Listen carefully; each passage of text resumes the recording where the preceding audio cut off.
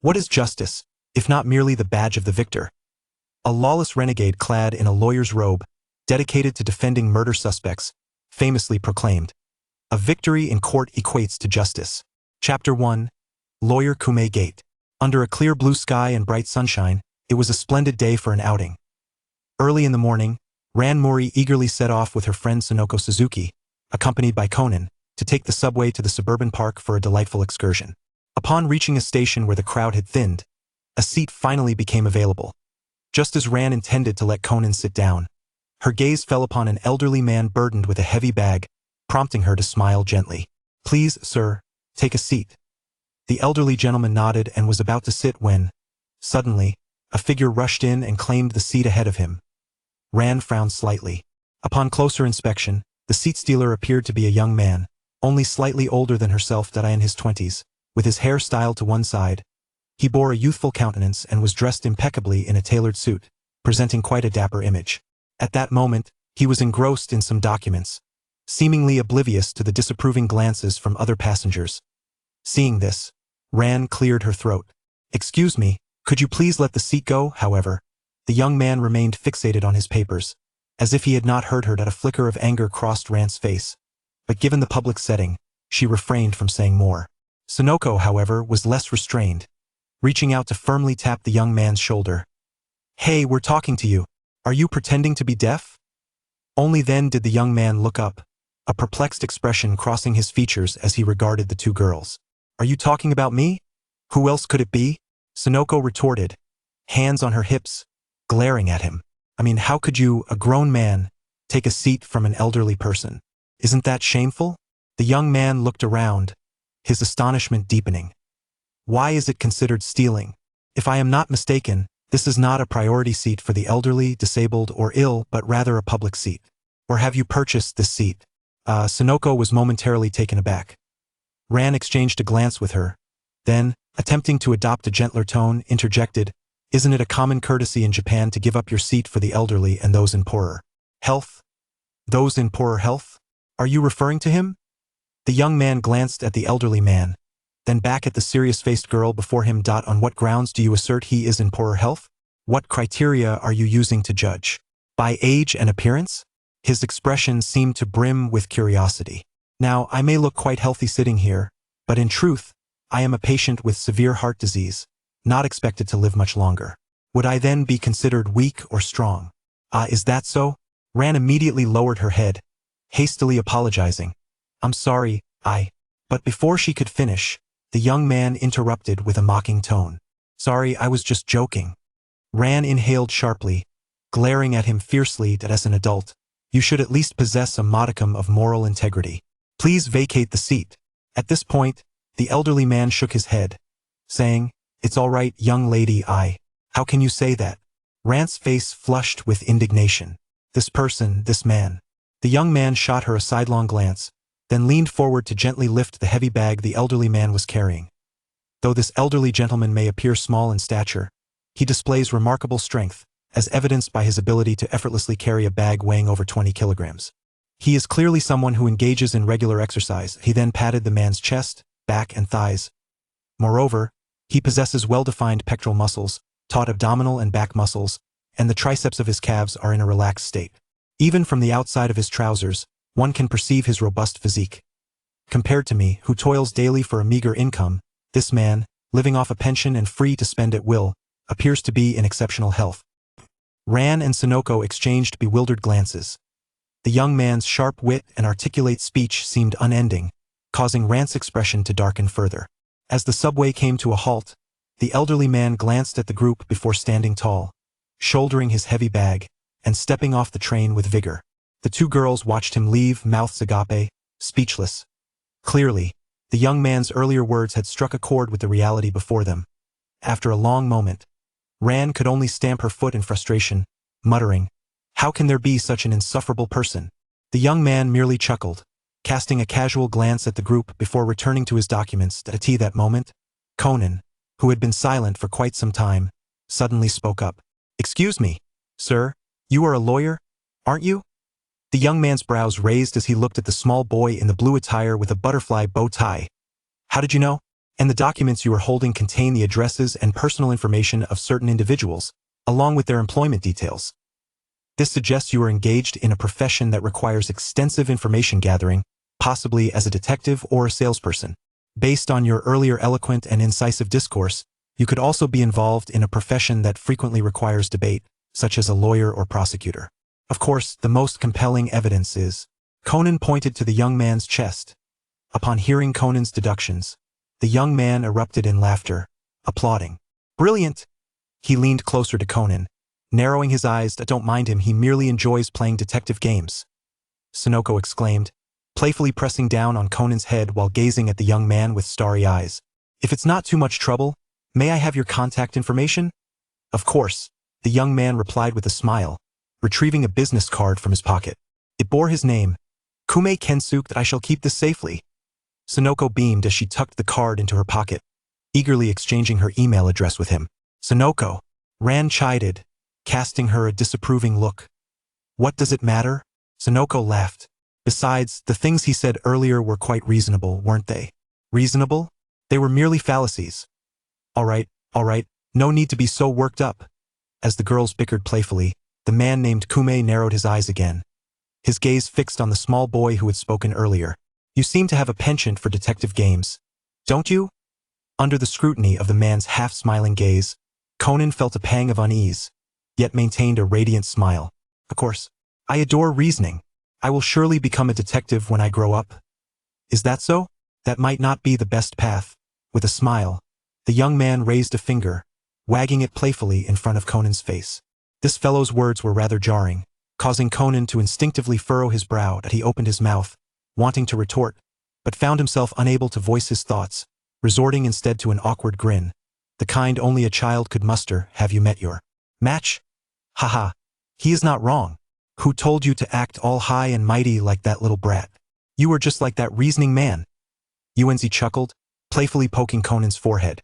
Conan, with a slight twitch of his lips, cast a discontented glance at the man. He could not comprehend why this man would utter such words after all. He was merely a child, and the remarks were rather uncomfortable to hear. Before long, the subway came to a halt once again. Ran, fuming, took Conan's hand and descended the train alongside Yuenzi. Hey, Lawyer Gumaman, don't forget to contact me. Yuenzi waved cheerfully at the man as they departed. The man raised an eyebrow, glancing through the window at the figures of the trio, his eyes shimmering with an unknown thought. Chapter 2. The Apparent Mismatch of Skills. Gumaman Kensuke was not a native of this world but rather a traveler from another realm. Upon awakening one fateful day, he found himself in an environment where everyone spoke Japanese. Realizing he might have traversed dimensions, his first course of action was to gather information and resources, subsequently reaching out to his former social circles. However, these efforts proved futile as he quickly discerned that this was a parallel world, and his past connections had long since faded away.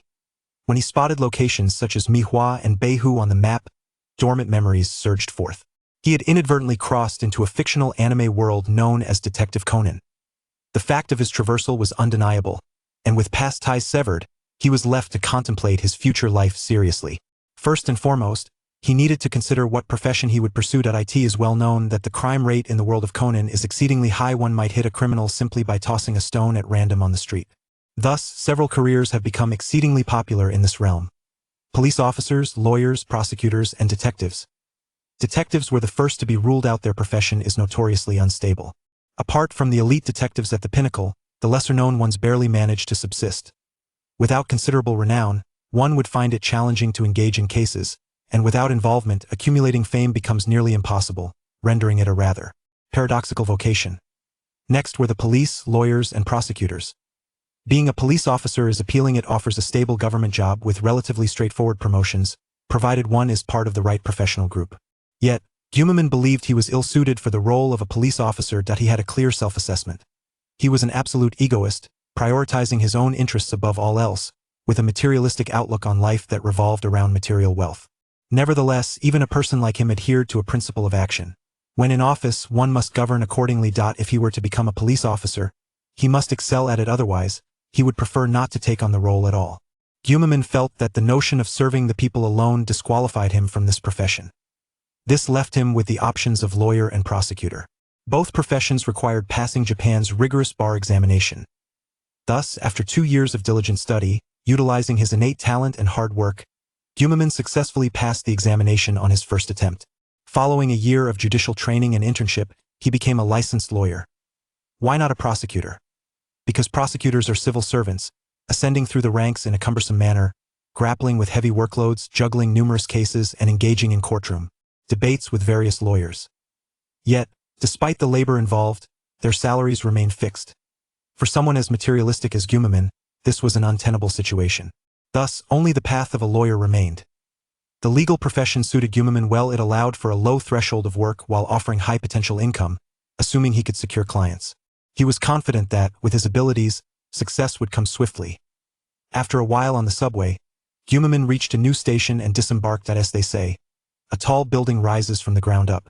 Gumiman had just secured his first client and was en route to meet them. During the Golden Week holiday, the streets were bustling with people, especially in the prime area of Tokyo, where tourists flocked annually from various regions to explore. Thud! As he walked, a large young man inadvertently bumped into Gumiman's shoulder. "Hey, kid, are you blind?" The burly fellow glared at Gumiman, blocking his path. Gumiman looked up, noticing 2 progress bars above the man's head, one of which displayed a negative value. This was a unique ability bestowed upon Gumiman upon his arrival in this world, visible solely to him. This ability was not particularly powerful. The upper progress bar indicated the man's fondness for him, while the lower bar showed his level of agreement. Beyond that, it bore no additional functionalities. To be frank, had he not confirmed that this was the world of Conan, Gumiman might have initially thought he had landed in some otome game, given its seemingly incongruous nature. However, despite its unassuming appearance, this ability held significant practical value. I apologize, I was lost in thought. Are you all right? Gumiman spoke in a warm and amicable tone, addressing the large man. No harm done. Just be more careful next time. Noticing Gumiman's amiable demeanor, the large man's tone softened considerably, and he waved Gumiman off to leave. Gumiman observed the fondness progress bar above the man's head shift from a negative value to a positive one. Typically, individuals without any connection would have a positive fondness value, while the agreement level remained at 0. Incidentally, among the trio he encountered earlier, only Suzuki Unz had a positive fondness value, while both Muriran and Conan were at a notably low negative value. However, Gumiman's actions on the subway were intentional. Truth be told, he had no desire for any positive social interactions with the protagonists of the Conan world, as it would entangle him in troublesome events involving the conflicts between the red and black factions, which he preferred to avoid.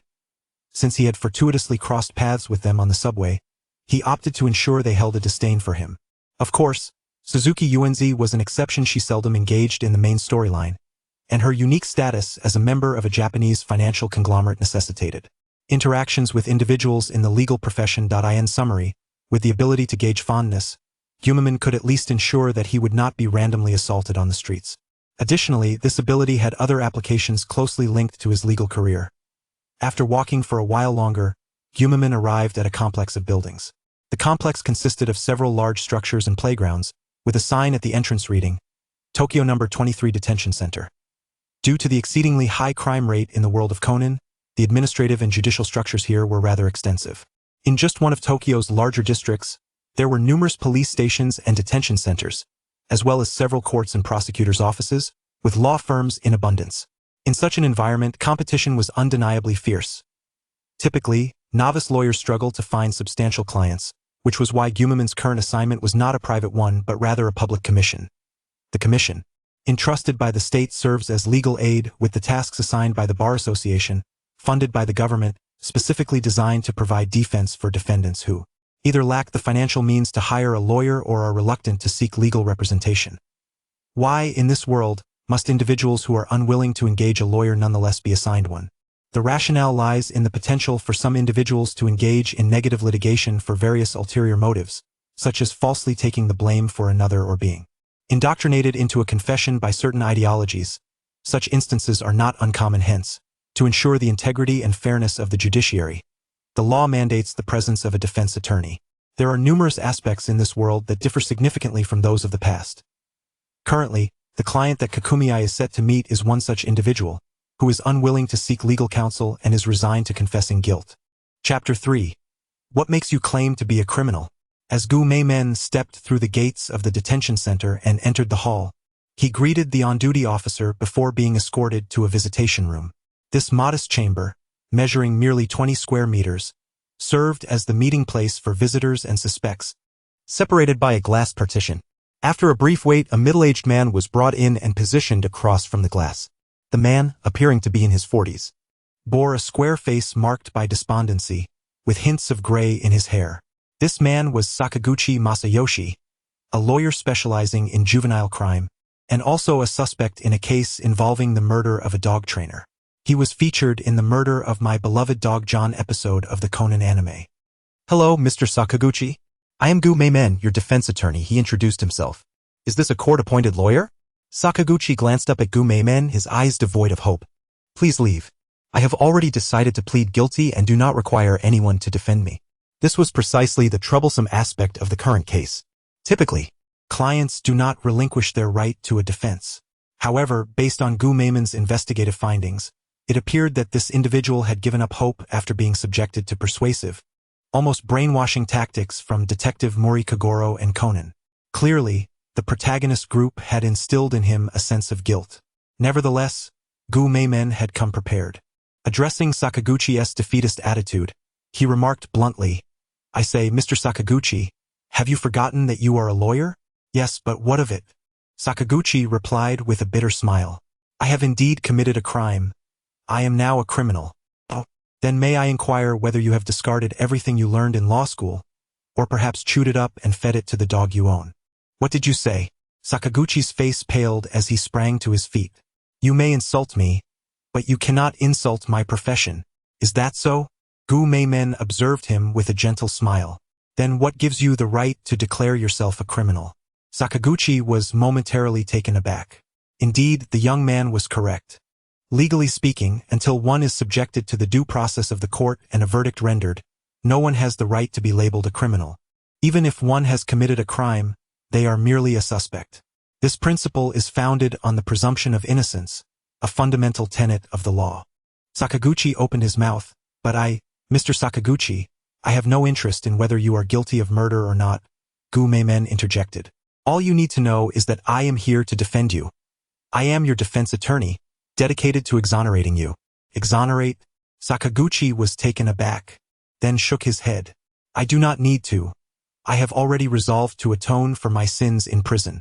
"Oh, then you are truly a fool," Gu Meimen scoffed, his tone laced with derision. "Regardless of whether you are guilty or innocent, serving time will impose consequences upon you. Let me think first. You will lose your license to practice law, and you will never receive any work again, nor enjoy the high income associated with being an attorney. Secondly, the victim's family will demand a hefty compensation from you. They will undoubtedly make unreasonable demands, claiming that the victim was their only son, and so forth. I estimate that selling your house will barely cover this significant debt." Thirdly, before Gu Meimen could finish, Sakaguchi's eyes widened, and he roared, "What nonsense! Their son drove my son to death. I never asked them for compensation." "Ah, but they will not see it that way," Gu Meimen replied with a light chuckle. "To them, you are the one who killed their child. In their eyes, they are the victims and are justified in seeking reparations from you." Sakaguchi's complexion darkened, and he slumped back into his seat. After a moment, he raised his head once more. However, before he could speak, Gu Meimen's relentless words pierced the air again. "It seems you have not only fed your legal knowledge to your dog, but also the biology you learned in high school. Animals are devoid of notions of kindness. All values are ascribed to them by humans. They understand nothing. They have no thoughts, only instincts.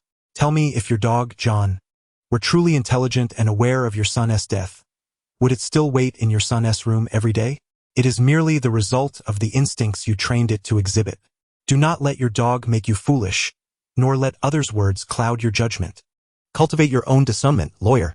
After hearing Gu Meimen's words, Sakaguchi appeared as if struck by a heavy blow, staring blankly at him.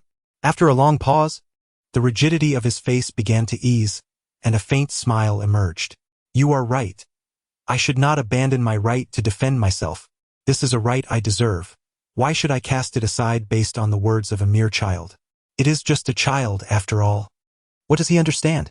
Sakaguchi suddenly regained his vigor, rising to his feet once more, filled with renewed determination. Observing this transformation, Gumeimen narrowed his eyes and allowed a slight smile to grace his lips.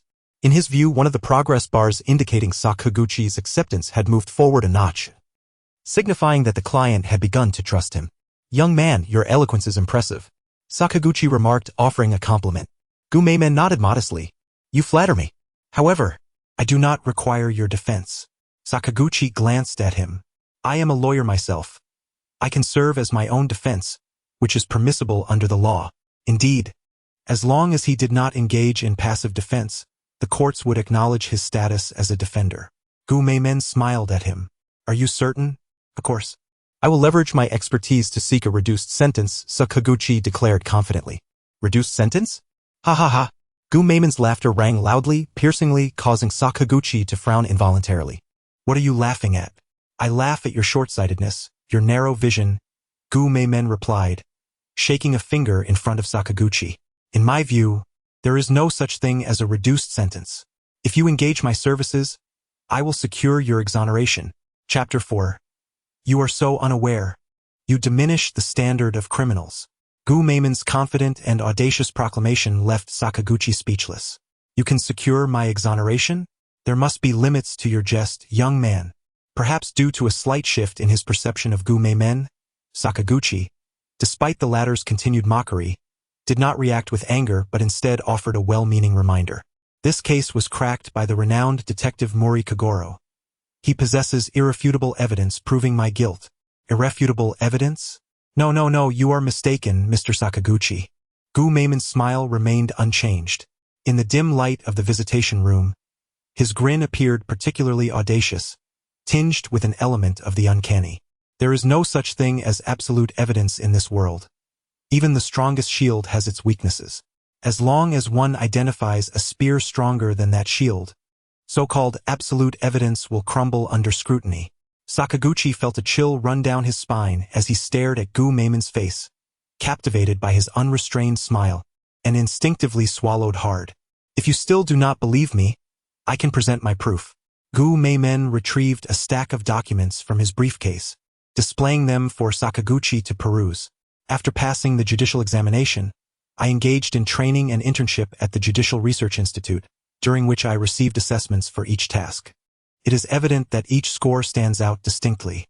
Sakaguchi widened his eyes and gasped. "The rigor of the Japanese legal system is well recognized by the world. Generally, achieving such scores is already a remarkable feat, akin to being the top student in an elite class." "You are truly an intimidating individual," Sakaguchi sincerely remarked. "This young lawyer may not gain public recognition in the future, but his potential is undoubtedly limitless." After much contemplation, Sakaguchi finally nodded. "Very well. I agree to have you as my defense attorney." Gumamoto's smile widened as he noted that Sakaguchi's level of acceptance had risen again, now reaching 2 notches. "Excellent. Then let's proceed to sign the contract." He retrieved a sheet of paper from his bag and presented it to Sakaguchi. The document outlined the transfer of the public commission to a private one, along with the attorney fees for this engagement. 1 million yen.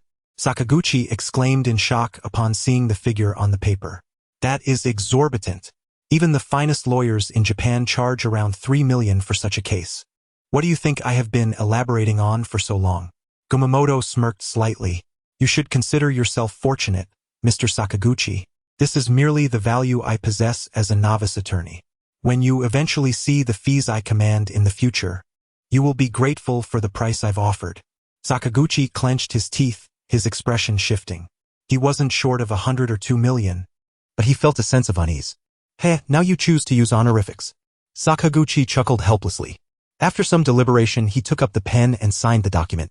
As he looked at the name inscribed on the contract, Gumamoto's grin spread wide, his smile reminiscent of a devil completing a transaction. "Of course, I only converse in this manner with the astute. Fools are never included."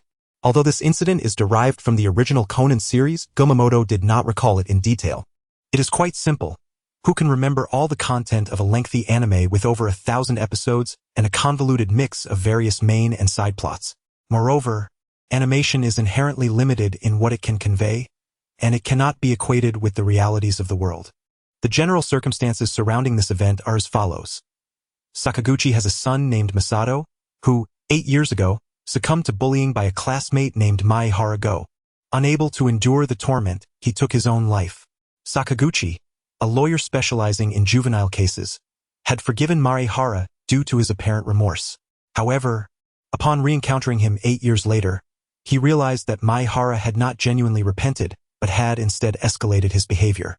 Sakaguchi trained his dog, John, using a series of commands and one day invited Maihara to his home.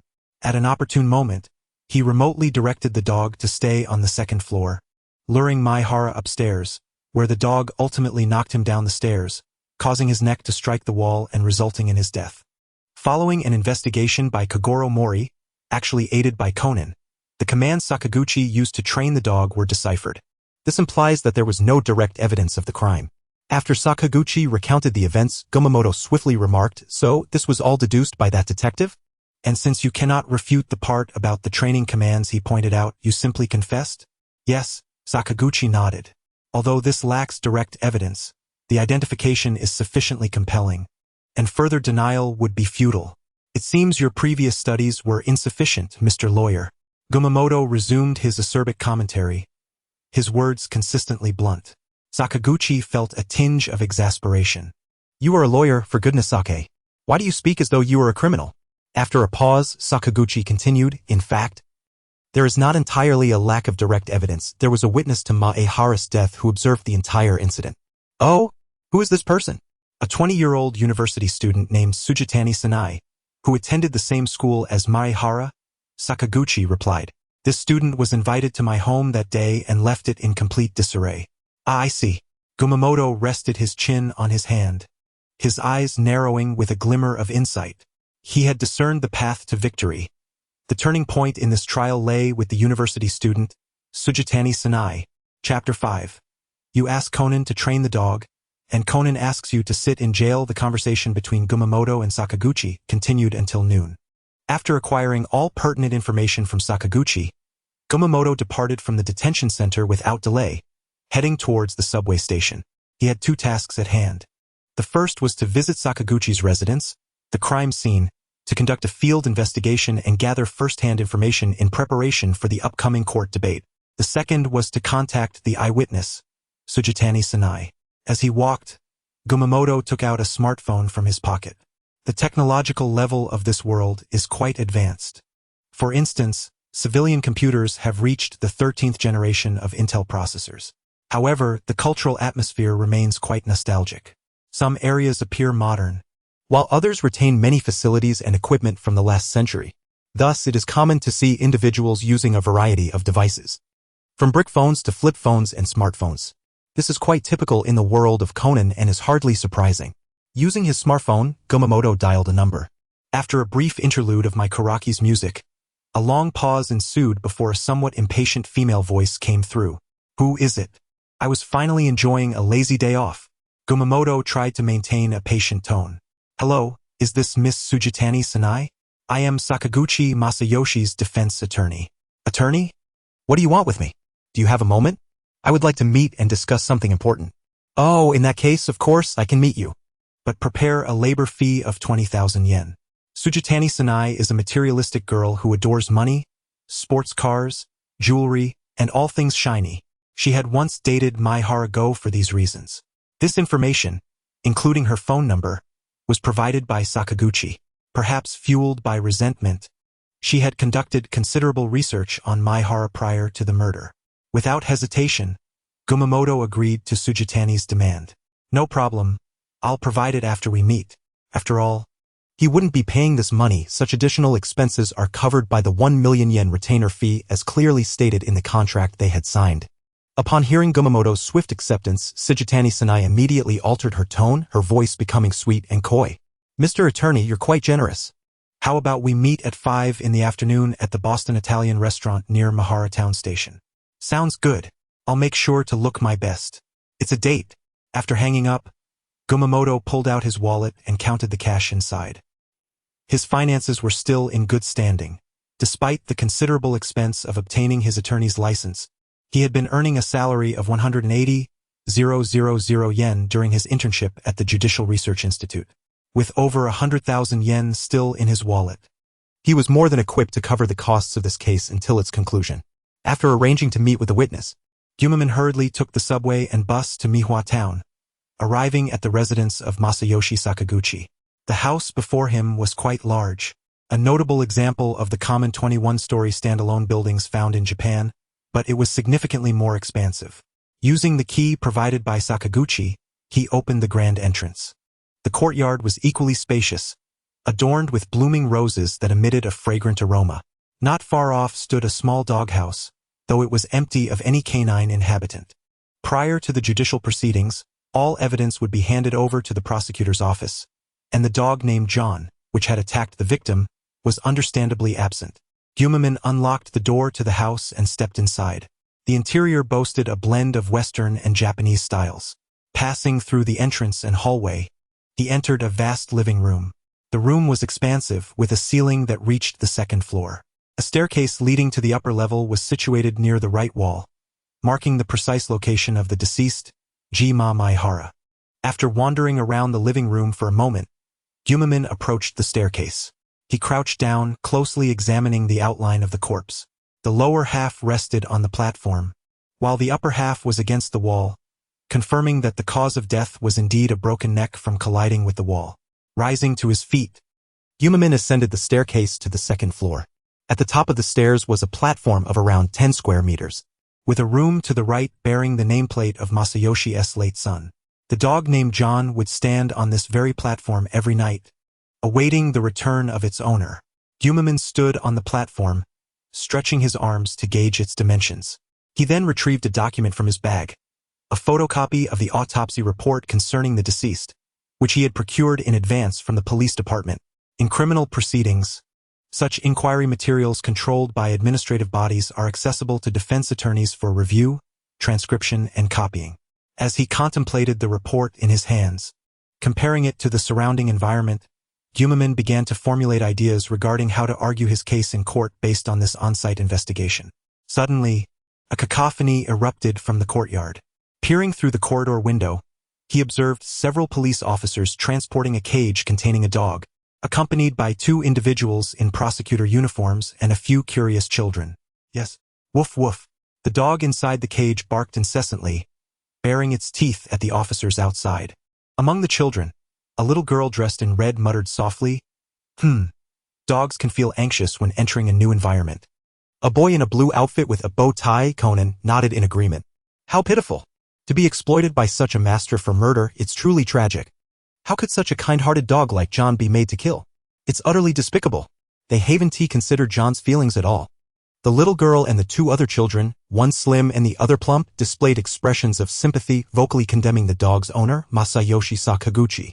At that moment, a sharp and mocking voice pierced through the air, imposing your cheap sense of justice upon thoughtless animals and elevating their status undeservedly, only to criticize your own kind.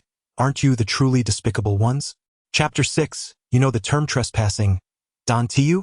A young man leaned against the doorway of the house. It was Gumaman, having descended from the upper floor upon hearing the commotion. To strictly critique your own kind while being so lenient towards other lesser beings, has anti-intellectualism begun to flourish again? Is that you? Conan furrowed his brow, recalling an incident from the morning subway. What does that mean? The other children looked puzzled, glancing back and forth between Gumaman and Conan. It doesn't bode well. Don't dwell on it, Conan replied gravely. Perhaps it was the aura of the lawyer that instilled considerable pressure upon him from the moment they laid eyes on him.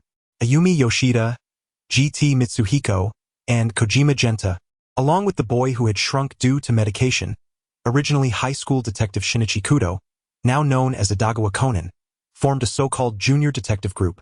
Isn't it quite embarrassing to bicker with a bunch of kids? A mature, slightly frosty female voice interjected. Gumaman, you remain unchanged as ever. The speaker was one of the two prosecutors, a woman with sleek, straight black hair, an exquisite face and figure, and piercing eagle-like eyes. Clad in a crisp prosecutor's uniform, she exuded both elegance and authority. Reiko Kujo, 33 years old, a first-class prosecutor at the Tokyo District Prosecutor's Office, often referred to as the Madonna of the Prosecutor's Office. Oh, if it isn't my dear teacher Kujo, Gumaman exclaimed, turning to her, appraising her with exaggerated flair. You've become even more beautiful since we last met. Although that waistline hasn't changed at all, alas, middle age brings its own set of undesirable circumstances. You insufferable brat. Reiko's forehead twitched with irritation. Despite months apart, he remained as intolerable as ever. Taking a deep breath, she attempted to regain her composure. I heard you've taken on the case of the dog-related homicide. I advise you to abandon it soon. There's clear evidence pointing to Masayoshi Sakaguchi as the murderer. This is your first case since entering the profession. So for your own sake, don't let your debut end in defeat. Oh, the prosecutor's office seems quite well informed. Gumaman raised an eyebrow. So, you're the one handling this case and will be my opponent? Not at all, I will. A male prosecutor interjected. Gumaman, this time. I won't let you be so arrogant. I will take the place of Prosecutor Kujo and defeat you soundly. Masanori Risu, a second-class deputy prosecutor at the Tokyo District Prosecutor's Office, had taken the same bar exam as Gumaman. He was characterized by his square glasses, which, when removed, made his eyes squint. Oh, it's you. Gumaman couldn't be bothered to even glance at him. Just don't embarrass yourself trying to assert your presence. Perhaps try attaching an antenna to your head to gauge your position. You. Masanori gritted his teeth, realizing he was outmatched in verbal sparring, and simply huffed in annoyance.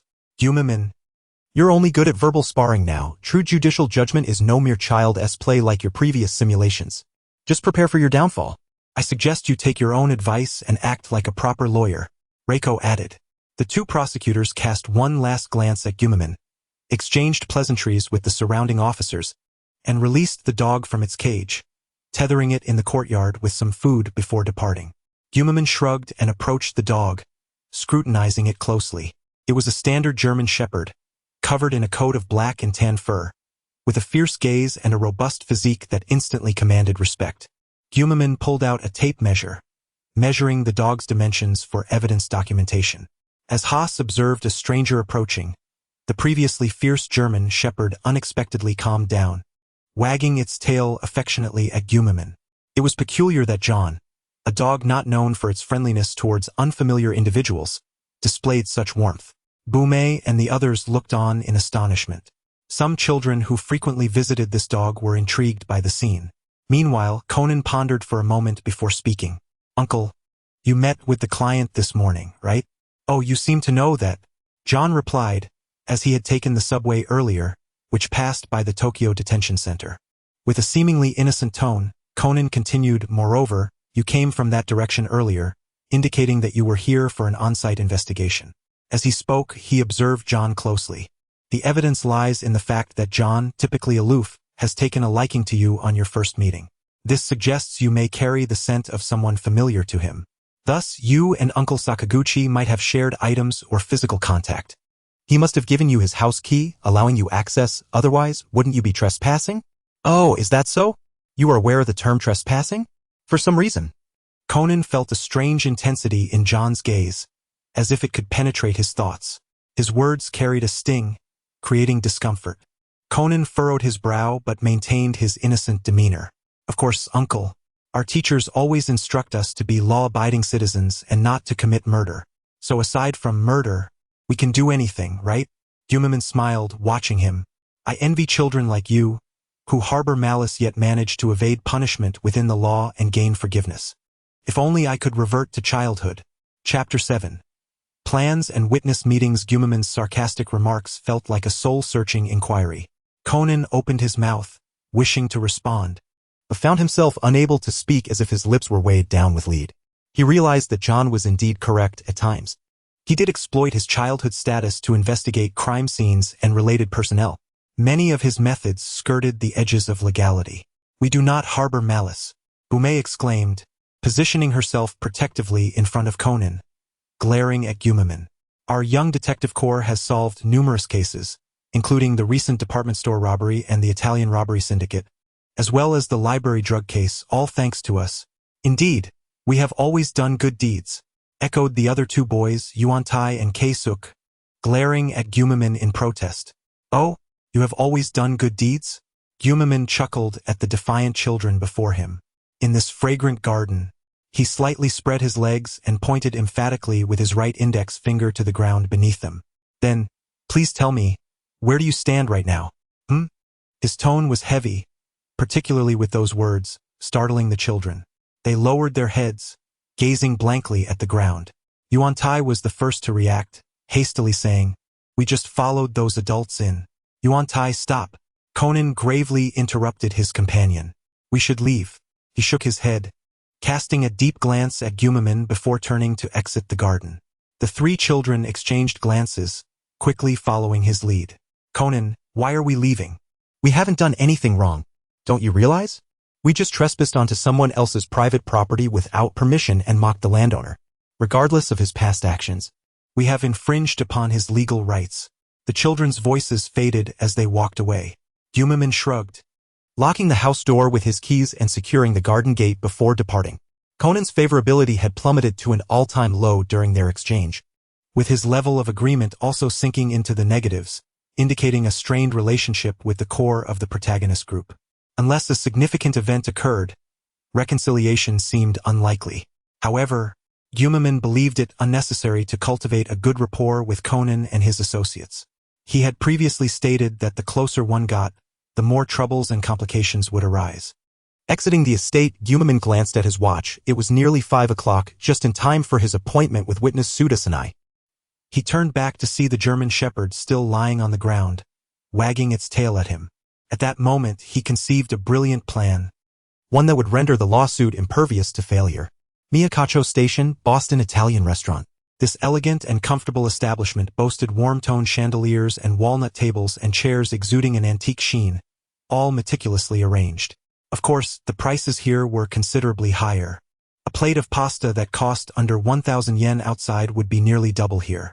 "Please order freely. This meal is on me." Gumaman waved his hand nonchalantly, knowing full well he wouldn't be footing the bill. "Really? Then I won't hold back." The girl across from him brightened, quickly selecting several expensive dishes and even ordering a bottle of champagne. "Order as you please. Anything left can be packed to go." Gumaman smiled at her. The girl was striking, adorned in an off-shoulder outfit and an exceedingly short skirt that revealed her underwear, complemented by manicured nails, a necklace, and pearl earrings, all radiating materialism. Such a girl could toss a stack of bills into the street and attract a swarm like ants. "Mr. Gumaman, are all lawyers like you so handsome and wealthy?" While waiting for their food, Sudasanai cast a flirtatious glance at Gumaman, her eyes sparkling with allure. Gumaman pretended not to notice, raising his champagne glass for a sip.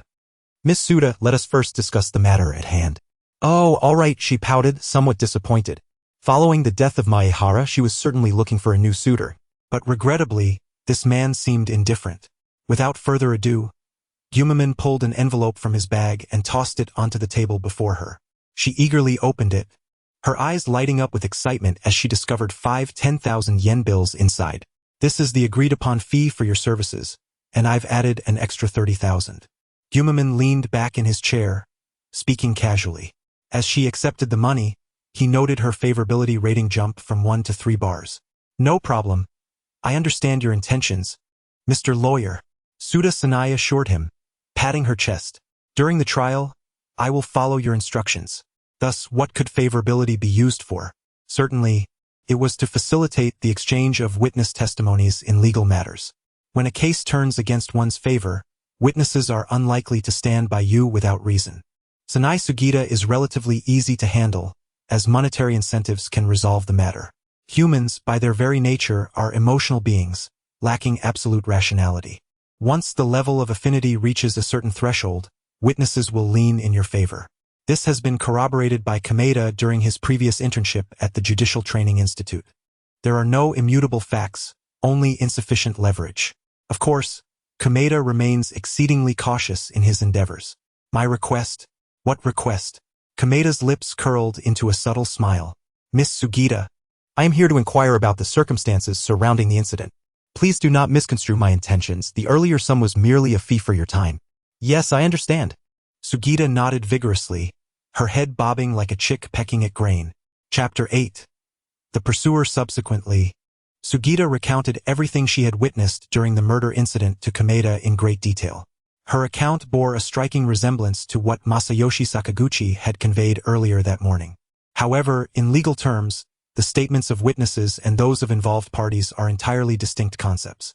Upon receiving a call from Mr. Sakaguchi, Takashi Maehara ascended the staircase, activating the speakerphone so that the large dog squatting on the second floor could hear.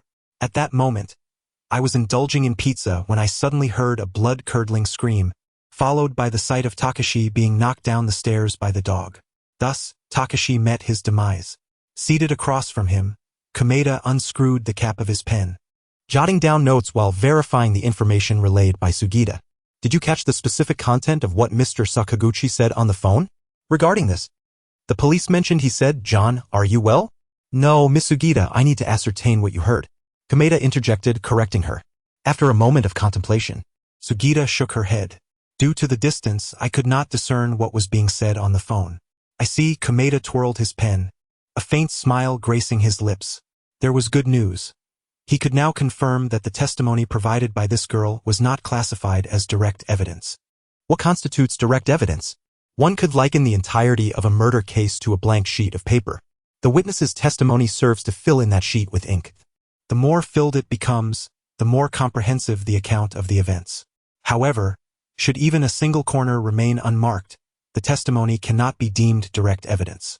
Sugita's admission of not hearing the phone conversation excluded a portion of the case's truth, rendering her statements mere indirect evidence. Such is the law. Even the slightest deviation can lead to a wholly different outcome. Yet, even indirect evidence proves insufficient, leaving the situation unfavorable for their side. It was imperative to reverse the entire narrative. With a smile, Kameda rose from his seat and sauntered towards Sugita. "Do you know, Miss Sugita?" Kameda leaned in closer, whispering softly in her ear, "The human brain is a remarkable entity. What one believes to have not been heard or forgotten lies dormant in the depths of the mind, arranged like rows upon rows of books. When stirred by certain triggers, those memories can awaken, causing the books to leap from their shelves." The gentle breath against her ear made the university studentess' cheeks warm. Even though her personal life had been tumultuous, having shared beds with countless men, at that moment, she felt a flutter of excitement and her heart raced. "What do you expect me to do, Mr. Lawyer?" Sugita's gaze turned dreamy. "You must be aware of Mr. Sakaguchi's character, correct? He is a lawyer who specializes in juvenile cases, having guided countless troubled youths back to the right path. He is widely regarded as a paragon of virtue, yet now this good man is being wrongfully accused of murder. Miss Sugita, you alone possess the power to save him with your testimony. A single word from you could clear his name." "Oh, Mr. Lawyer." Sugita instinctively extended her arms, wishing to embrace the approaching handsome youth. However, Kameda quickly stepped aside, evading her embrace. Realizing this, Sugita cleared her throat and composed herself. "Mr. Lawyer, my memory has suddenly returned. I believe I did hear something," the university student declared with newfound certainty. "And it was not the words, 'Are you well, John?' as the police suggested, but rather a different, commonplace greeting. Oh, you truly are a kind-hearted girl. Even the heavens would be moved by your goodness." Kameda nodded in satisfaction. "Miss Sugita, I hear you are troubled about finding work after your graduation next year. Given the current economic downturn and widespread layoffs, fret not. My client will introduce you to a well-paying job." Upon hearing this, Sugita joyfully leapt to her feet. "Really? Thank you, Mr. Lawyer." "Think nothing of it. It is but a trifling act of assistance for a girl with a sense of justice." Kameda smiled, raising his glass in a toast. With the witnesses' issues resolved, the wind was at their backs.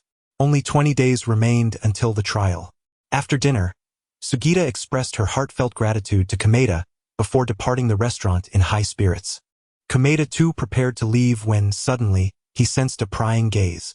There, beneath the adjacent table, crouched a small boy dressed in a blue children's outfit, complete with a bow tie and glasses, peering suspiciously. "Ah, so it is you, young one," Kameda squinted. "Have you been following me? Since when?" "Oh, I was just passing by." Conan feigned innocence, chuckling nervously. In truth, he had excused himself from the detective boys group to follow Kameda ever since he departed from Sakaguchi's residence.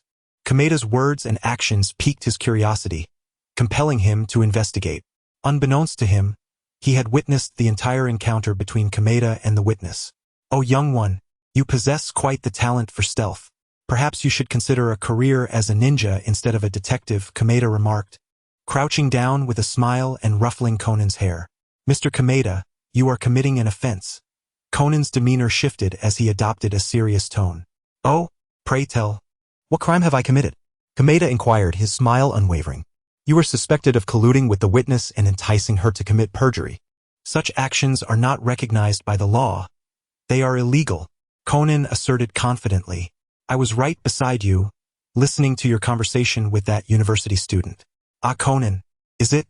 Kameda leaned in closer, his face mere inches from the boy's, prompting Conan to instinctively step back. "You claim I have engaged in illegal activities. Therefore, do you possess any evidence?" Conan's hands tightened within his pockets, concealing a recording device that had captured Kameda's dialogue with the girl. "I surmise you are quite the clever child," Kameda mused, resting his chin on his hand, his eyes glinting as they settled on Conan's pocket.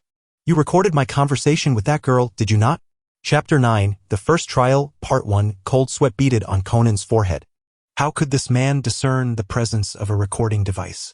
It seemed impossible. To onlookers, he was merely a child. What kind of insight did this individual possess? "Do not worry.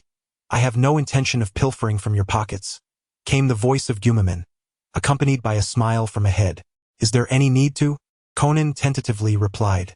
In such circumstances, the recorded audio would be considered illegal evidence and would not be accepted by the judicial authorities. Hence your lack of concern. "It appeared that you possess a modicum of understanding of the law, young lad."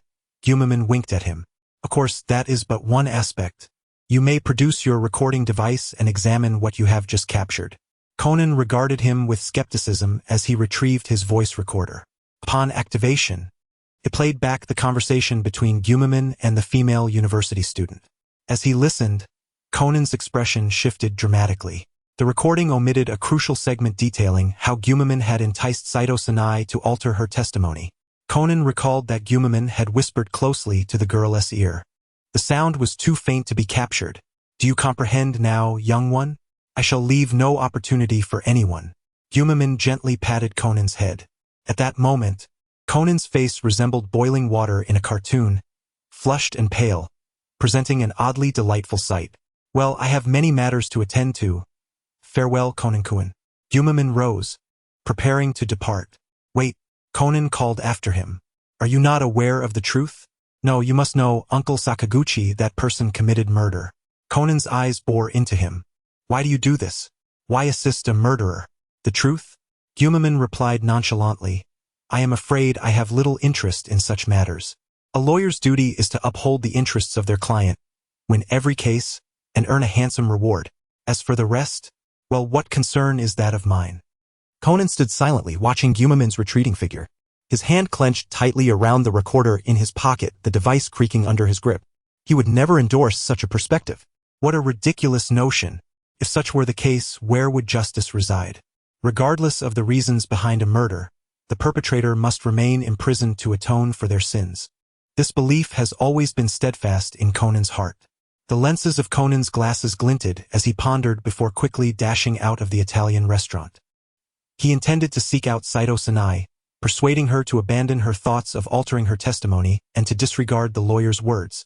Outside the restaurant, Gumaman, concealed behind a car on the roadside, watched Conan's departing silhouette with a cold smirk. How futile, he mused. From Gumaman's perspective, the young detective was undoubtedly heading to find Saito Sanai. However, it would be in vain. When she departed, her favor towards him had reached 5 points. Humanity is a capricious species, swayed by shifting interests and never steadfast. Witnesses, once leaning towards a side, do not remain there indefinitely. They may defect for various reasons, whether lured by a higher price or threatened with cherished items. Such occurrences are all too common within courtrooms. Based on Gumaman's experience, when a witness's favor reaches 5 points, altering their stance becomes exceedingly difficult. He had already employed dual incentives on Saito Sanai. In this context, Conan's mere rhetoric would be a delusion. Humming along to the latest tune by Yoshiko Kunihiro, Gumaman made his way back to his apartment in Edogawa, Tokyo. Edogawa lies in the easternmost part of Tokyo. Though not a bustling center, it retains some old shopping streets and is one of the more densely populated areas among Tokyo's 23 wards. After disembarking from the subway in Edogawa and walking for a bit, he arrived at the entrance of a single-room apartment. Producing his key, he unlocked room 204, revealing a modest 30-square-meter space, sparsely furnished with a few tables, chairs, and cabinets, devoid of a bathroom. Why, you ask? Because a murder had occurred here. In this world, renting a place is rather advantageous. Haunted houses abound, and the rent is exceptionally cheap. Naturally, Gumimin would not reside here indefinitely. Once he earns sufficient funds, he intends to relocate to a house far grander than that of Sakaguchi Masayuki. After a quick wash-up, Gumimin indulged in some Nintendo gaming, organized the documents he had acquired that day, and then retired for the night. The subsequent 20 days leading up to the trial were relatively uncomplicated for Gumimin, following a routine of 3 points: work, eat, and sleep. Time passed swiftly, and soon the day of the trial arrived. Japan's judicial system operates under a 4-tier, 3-instance framework. Courts are categorized hierarchically into 4 levels: the Supreme Court, High Court, District Court, Family Court, and Summary Court. The latter 2 courts share the same level, primarily handling civil, minor criminal, and family cases.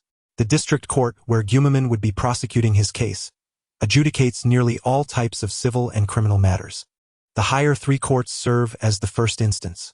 The High Court reviews appeals from the aforementioned courts during the second instance, while the Supreme Court serves as the ultimate tribunal addressing appeals from second-instance verdicts and significant cases with far-reaching implications. Given that the recent dog murder case is a relatively common type of homicide in this world, it was only processed by the District Court. In this realm, Japan's district courts exist in every municipality, with Miho Town, notorious for frequent homicides, hosting 3 such courts. Too many suspects. The case cannot be heard. On that morning, Gumimin rose early, completed his morning routine, dressed neatly, and boarded the subway bound for the Miho Town 3rd District Court. Soon he arrived at the scene. Chapter 10. The Initial Court Session, Part 2. Inside the courthouse, a scattering of individuals occupied the benches in the lobby, including members from the prosecution, police, and various media reporters. Although merely a common homicide case in Miho Town, the competitive nature of modern media spurred several journalists to eagerly await any newsworthy developments. Mr. Gumimin, as a rookie lawyer, this marks your first trial. What are your thoughts on it? Your inaugural case is a criminal homicide, facing off against a subordinate of Prosecutor Kujo. Do you feel confident? What do you wish to convey to the parties involved in this criminal case? As soon as Gumimin entered the lobby, he was besieged by reporters, cameras flashing incessantly in his direction, nearly shoving microphones into his mouth. Gumimin cleared his throat softly, smiling as he raised his hands to signal for silence. The law is absolutely just. It will not spare a wicked individual nor wrongfully accuse an innocent one. Though I am a novice attorney, I cannot abide injustice in this world. With a steadfast belief in upholding justice, I shall exert every effort to prove my client's innocence. His words rang with conviction, sounding as genuine as they were impassioned, nearly emblazoning the word justice across his countenance. Among the reporters, a keen individual promptly posed a question. Mr. Gumimin, are you suggesting that the suspect in this case is wrongfully accused? Absolutely. My client is entirely innocent. The reporter's eyes sparkled with intrigue, immediately jotting down notes in their pads, clearly sensing a promising story ahead. Although the homicide rate in Tokyo is renowned both nationally and globally, it is rare for suspects to be declared completely innocent following judicial proceedings. Most defense attorneys aim merely for reduced sentences. Why is this the case? The presence of esteemed detectives and the prosecutor's office's resolute efficiency have stabilized Japan's prosecution success rate at over 95. In reality, it is even higher at 99.9. Notable figures capable of turning the tide in difficult cases include only a select few, such as the illustrious Amiri from the Amiri law firm, who has earned a legendary status in the legal community. Now, however, a newcomer lawyer claiming to secure a victory has emerged, promising to generate considerable buzz in tomorrow's headlines. Is this a case of youthful bravado or genuine talent? We shall wait and see. the journalists reported with palpable excitement. After concluding the interview, Kamikado surveyed the crowd in the hall and soon spotted several familiar figures, including his opponent in the upcoming debate, Deputy Prosecutor Masanori Ryakusa, his superior, Reiko Kujo, and a little boy dressed in a blue outfit with a bow tie. "Are you prepared to face your first defeat in your career?" Ryakusa provocatively taunted as they made their way to the judge's chamber. Kamikado merely rolled his eyes at such a minor annoyance, too indifferent to respond. In turn, Ryakusa, feeling ignored, adopted a stern expression and let out a cold snort. Kujo, maintaining her usual icy demeanor, remained silent, likely aware that any attempt to counsel Kamikado would be futile at this juncture. Behind them, Conan cast a contemplative glance at Kamikado but chose not to speak. Upon entering the judge's chamber, both parties took their respective seats. The audience began to fill the spectator area, primarily comprising journalists and a few curious onlookers. With the suspect, Masayoshi Sakaguchi, brought to the defendant's stand by judicial police, the judicial proceedings officially commenced. Japan's court trials operate under a jury system, with the tribunal composed of either 3 judges and 6 jurors or 1 judge and 3 jurors to deliberate and rule on cases. Judges are legal professionals, while jurors are randomly selected from the general populace, typically comprising individuals without legal backgrounds, ensuring that their judgments rely solely on their innate sense of justice and morality. Thus, their positions and sentencing decisions can be easily swayed by various factors, such as emotion. As the judge declared the court in session, the prosecution began to read the indictment. On the evening of April 30th, the defendant, Masayoshi Sakaguchi, invited the victim, Takashi Maehara, to his residence. At 9 p.m. that evening, he instructed his dog via telephone from the 2nd floor to attack the victim, leading to the latter's death. This act constitutes indirect culpability for intentional homicide under Article 199 of the Japanese Penal Code, and the prosecution requests the court to impose a sentence accordingly.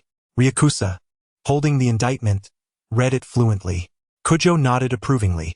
Although Ryakusa had only recently joined her team, he was performing commendably. "Does the defendant acknowledge this charge?" the judge inquired after the prosecution's reading. "I objection." Sakaguchi barely uttered a word before being interrupted by Kamikado's voice. With a glance, Kamikado signaled him to remain silent, assuring him that he would handle all matters as his defense attorney. "Defense counsel, please proceed," the judge prompted. "I oppose this prosecution. My client is completely innocent," Kamikado declared, slamming his hand on the table and rising dramatically. "This is a miscarriage of justice. The police and prosecution lack the capability to gather credible evidence and have wrongfully accused my client." A murmur of astonishment spread among all present, the judges, the prosecution, and the spectators. While some anticipated a claim of innocence from the lawyer, none expected his vehement condemnation of the police and prosecution. At this moment, the jurors exchanged puzzled glances toward the prosecution. Excellent, even before formal debate began. Some have already begun to waver, Kamikado thought to himself, inwardly satisfied. This is one of the exploitable aspects of Japan's jury system. Since jurors are composed of citizens devoid of legal knowledge and formal judicial education, they rely on their basic sense of justice and morality to discern right from wrong. Thus, their stance or the severity of their sentencing can easily be influenced by emotional factors. Kamikado's deliberate display of intense conviction was intended to sway the jurors' emotions and plant a seed for future deliberations. In this world, while the law is equitable, its execution remains human. Therefore, true fairness ultimately hinges upon the hearts of individuals. Chapter 11. The first battle begins, Part 3, that insufferable fellow. Ryakusa gritted his teeth from the prosecution's side. He was not a fool and recognized Kamikado's ploy, having encountered it during his own internship simulations. Yet, the prosecution found itself at a loss. This exemplifies the loophole in the judicial system. Jurors are replaced for each trial, lacking experience and thus susceptible to manipulation. "Silence," the judge proclaimed, and the raucous courtroom fell silent. "The defendant and his counsel assert innocence. We shall now commence the examination of evidence. First, the cause of death of the deceased was to be addressed." Ryakusa inserted a stack of photographs into the projector and displayed them on the courtroom's large screen. A series of images depicting different angles of Takashi Maihara's demise flowed by like a conveyor belt. These photographs had been captured by the forensic department of one of the 9 divisions within the Tokyo Metropolitan Police. They revealed the gruesome scene of Maihara's death. His head hung at an unnatural angle, his neck completely severed, and his eyes wide with terror. Nearby, a German shepherd bared its teeth. The cause of death was determined to be asphyxiation due to injuries sustained to the neck. Ryakusa pointed at the images on the screen, asserting that the victim had been attacked and knocked down the stairs by the dog, resulting in fatal injuries when his neck struck the wall at the staircase's turn. Objection. Kamikado interjected once more. The prosecution claims that Takashi Maihara's cause of death was due to an attack by the dog. I argue that the term attack is inappropriate. The jurors exchanged glances, bewildered by the distinction. Kamikado calmly stepped from his seat, approaching the large screen to point at Maihara's body. As you can see, aside from the injuries to the neck, the rest of the body appears pristine, as if freshly bathed, with no signs of tearing on the clothing. He produced a photocopy of the coroner's report, inviting the judge and jurors to review it. The report confirmed that only neck injuries were noted, with no abnormalities elsewhere on the body. Even if the deceased had encountered a canine assault, it was merely a push, not a bite. Hence, the term attack is unfounded. The judge glanced at the jurors, who were permitted to voice their opinions. Although unsure of the relevance of Kamikado's statement, the jurors nodded in agreement, acknowledging his argument. The judge then struck the gavel. The statements made by the defendant's representative hold validity. The prosecution should voice their opinion on this matter.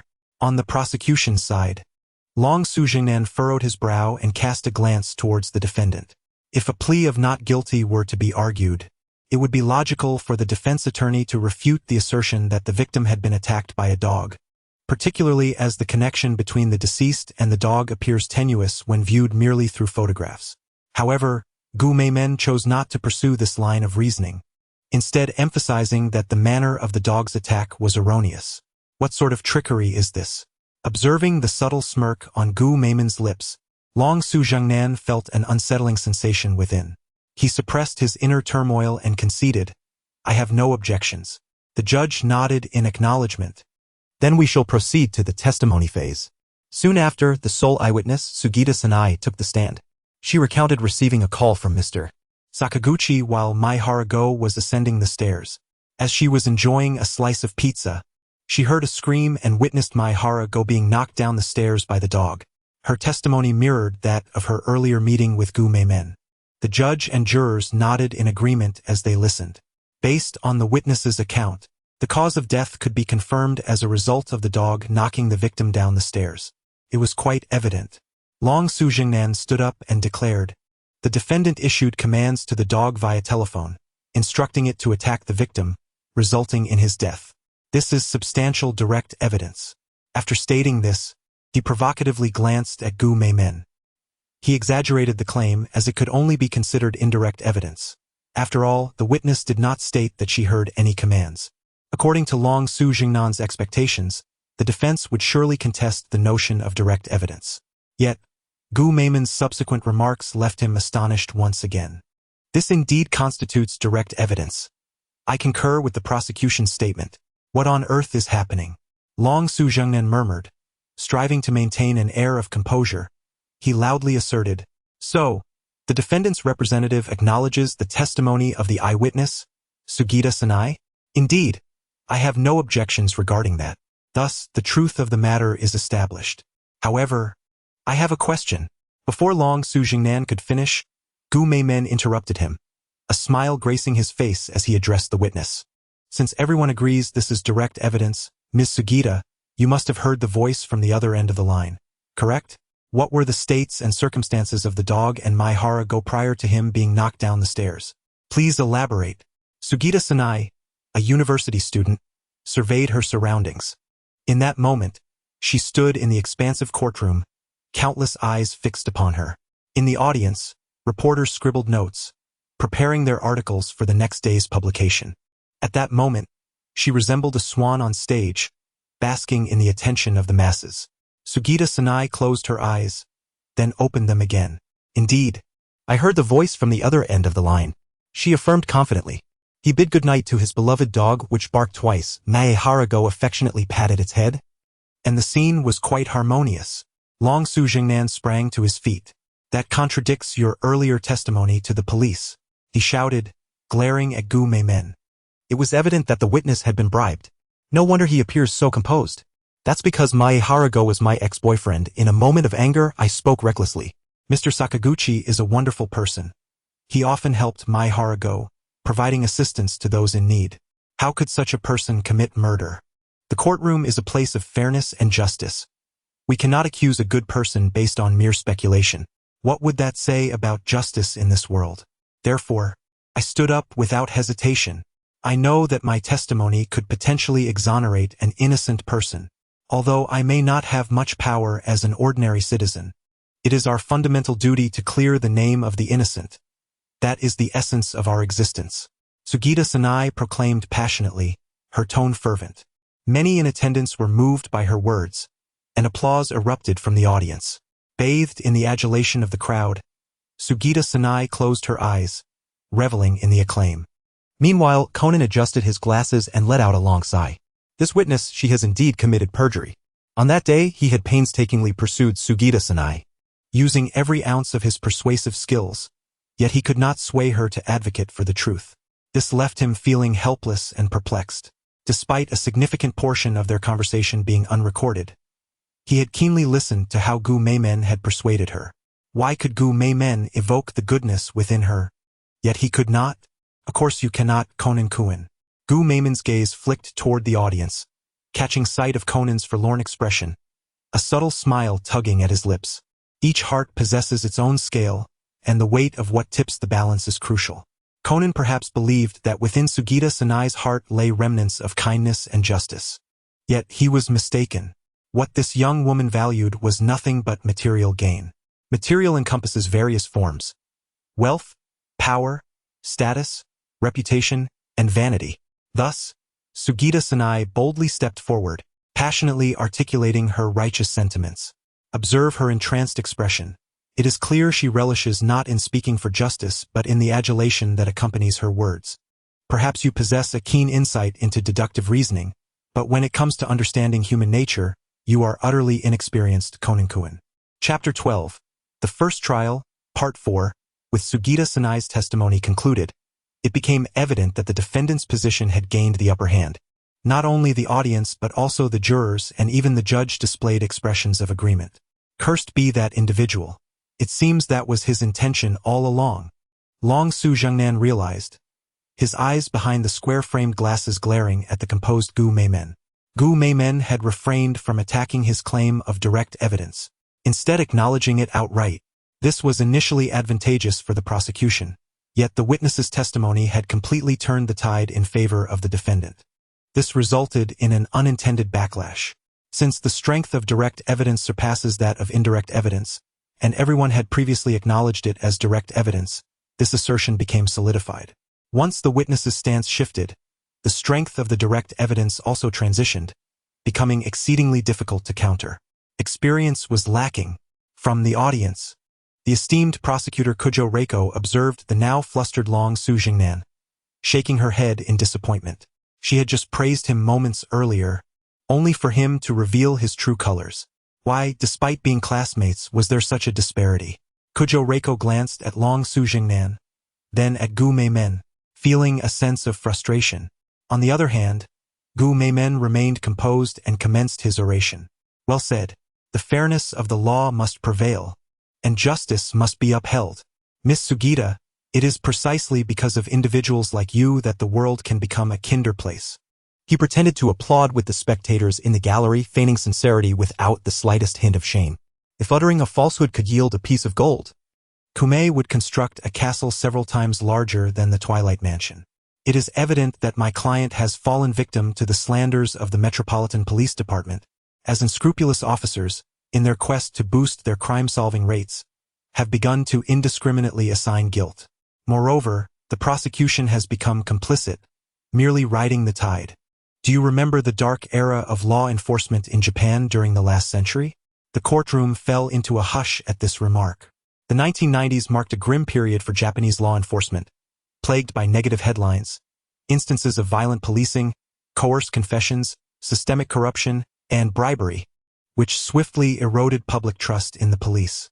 It wasn't until the turn of the millennium when the police agency, not the Metropolitan Police, but an oversight body formulated the police reform outline that the image of Japanese police began to improve. Kumei's words prompted profound reflection among those present. The judges and jurors nodded in agreement. A significant portion of the audience had lived through that era and resonated deeply with his sentiments. Objection. Sensing the tension in the atmosphere, Ryuju Seinen stood up in haste.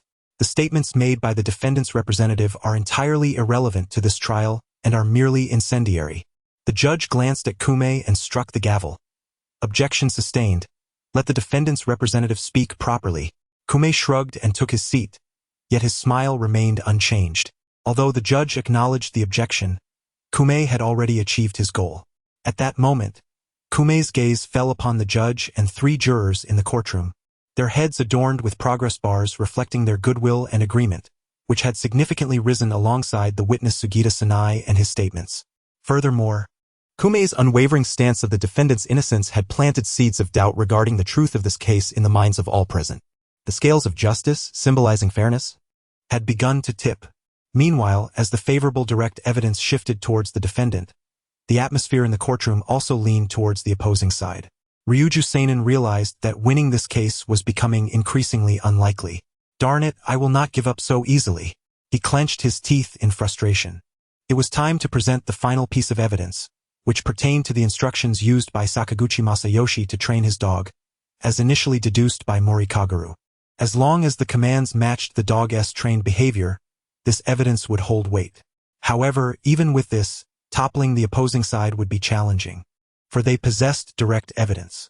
Even if the dog training commands aligned, it would only serve as indirect evidence, lacking the strength to counter the opposing claims, risking a ruling of insufficient evidence. Thus, the only recourse was to seek a recess in the trial, delaying proceedings to gather further evidence to overturn the opposing side. After contemplating this, Ryuju Seinen stood up. Your Honor, I request the introduction of new evidence.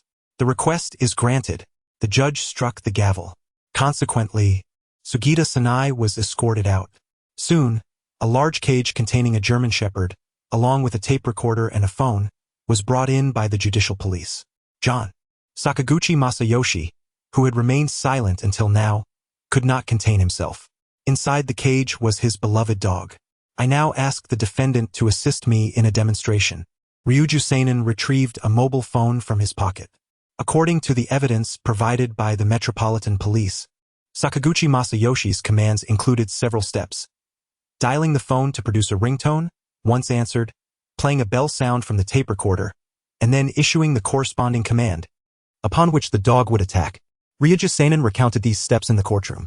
Should the defendant's commands indeed trigger the dog to act aggressively, it would substantiate the possibility of the defendant having the motive to train the dog to kill and the opportunity to execute such an act. At the very least, it would establish a motive for the crime, allowing the trial to be prolonged. The defendant and their representative have no objections to this request. Correct? Ryuju Seinen turned to Kumei. Of course, no objections. After all, we are innocent. Kumei maintained his calm demeanor, gesturing invitingly. Ryuju Seinen furrowed his brow. The opposing side's attitude remained unchanged from before. Does this fellow have a hidden card? Suppressing his unease, Ryuju Seinen handed the phone to Sakaguchi Masayoshi. Sakaguchi glanced at Kumei, his eyes betraying a hint of concern. Regardless of Kumei's prior eloquence or how he may have influenced witnesses, the fact that he trained the dog using commands still stood. If demonstrated in court, it would be exposed. Be brave, Mr. Sakaguchi. Justice and truth will not be distorted by the slanders of the opposing side. Kumei asserted with conviction, giving him an encouraging nod. Thus, Sakaguchi Masayoshi had no choice but to comply with the prosecution's request and dial his own number on his phone. Bring. The ringtone of Sakaguchi's phone rang out. His phone was rather vintage, resembling a brick-sized mobile phone from the previous century, its ringtone distinctly recognizable. Upon hearing the ringtone, the German shepherd stood alert in its cage, its hind legs bending back, mimicking an aggressive pre-attack posture. Here it comes. Ryuju Seinen's eyes sparkled with excitement. The dog's behavior mirrored that demonstrated by the Metropolitan Police earlier. Therefore, as long as the subsequent dog training commands aligned, this evidence would be deemed valid, and the defendant would have nowhere to escape. Chapter 13. The first hearing, finale. It is evident that the defendant harbors a certain motive for murder. Before the demonstration of commands could be completed, Ryuju Seinen eagerly proclaimed. He retrieved a stack of documents prepared in advance from his folder and presented them to the assembly. This pertains to the defendant's son, Sakaguchi Masato, from 8 years ago, including photographs, school records, and social connections. Due to prolonged bullying at school, Sakaguchi Masato ultimately chose to take his own life, with the perpetrator being the victim of this case. Thus, this court has ample reason to suspect that the defendant employed commands to train the dog to commit murder. Ryuju Seinen spoke rapidly, his excitement growing. In the audience, Reiko Kyuju shook her head in disbelief. He is far too impatient. This exemplifies the disparity between the two students. The case was already difficult to win. One should at least wait for the indirect evidence to be conclusive before asserting a motive for murder. Otherwise, if the evidence fails to materialize, it would only play into the hands of the opposing side. Objection. As anticipated, Kume raised his hand. Is the prosecution merely indulging in baseless speculation? When did our judicial system descend to this level? Has it been overrun by incompetent tax thieves? Kume launched into a scathing critique, asserting that to accuse an innocent person based solely on suspicion was an affront to justice and fairness. Courtrooms must rely on evidence. If the prosecution insists on my client's guilt, they ought to present compelling evidence. At the very least, it should be worthy of the taxes paid by our citizens. We must not allow the impression that you are a group of loafers who merely eat and do nothing. The judge and jurors nodded in agreement, and the judge struck the gavel. Objection sustained. The prosecution is urged to expedite the presentation of evidence. This unrelenting critique left Ryuju Seinen's face darkened, struggling to catch his breath. As a fellow student, he certainly understood the intricacies of Kamaman. This individual possessed a unique talent for cursing without resorting to vulgarities, always employing a myriad of indirect methods. The most infuriating aspect was that he consistently held the moral high ground. This duality elicited both disdain and exasperation. All right, you want evidence? It's coming right up. Long Su Zhengnan spat through gritted teeth, snatching Sakaguchi Masayoshi's mobile phone and pressing the answer button with a fierce determination. Simultaneously, he activated the recording device, allowing the rhythmic tolling of bells to resonate through the air. Having executed these preliminary actions, he observed the German shepherd in the cage, its body arching, teeth bared, exuding an imminent threat as if ready to pounce. Let us see how you meet your demise now. Long Su Zhengnan seethed internally, shouting at Sakaguchi Masayoshi. Now, reveal your command. Sakaguchi hesitated momentarily. This was the pivotal moment. He inhaled deeply, addressing the German shepherd. John, how are you? Are you well, John? He then awaited the dog's response, anticipating the shift in the gazes of those around him. However, a surprising turn of events unfolded. Hass, hass, woof, woof.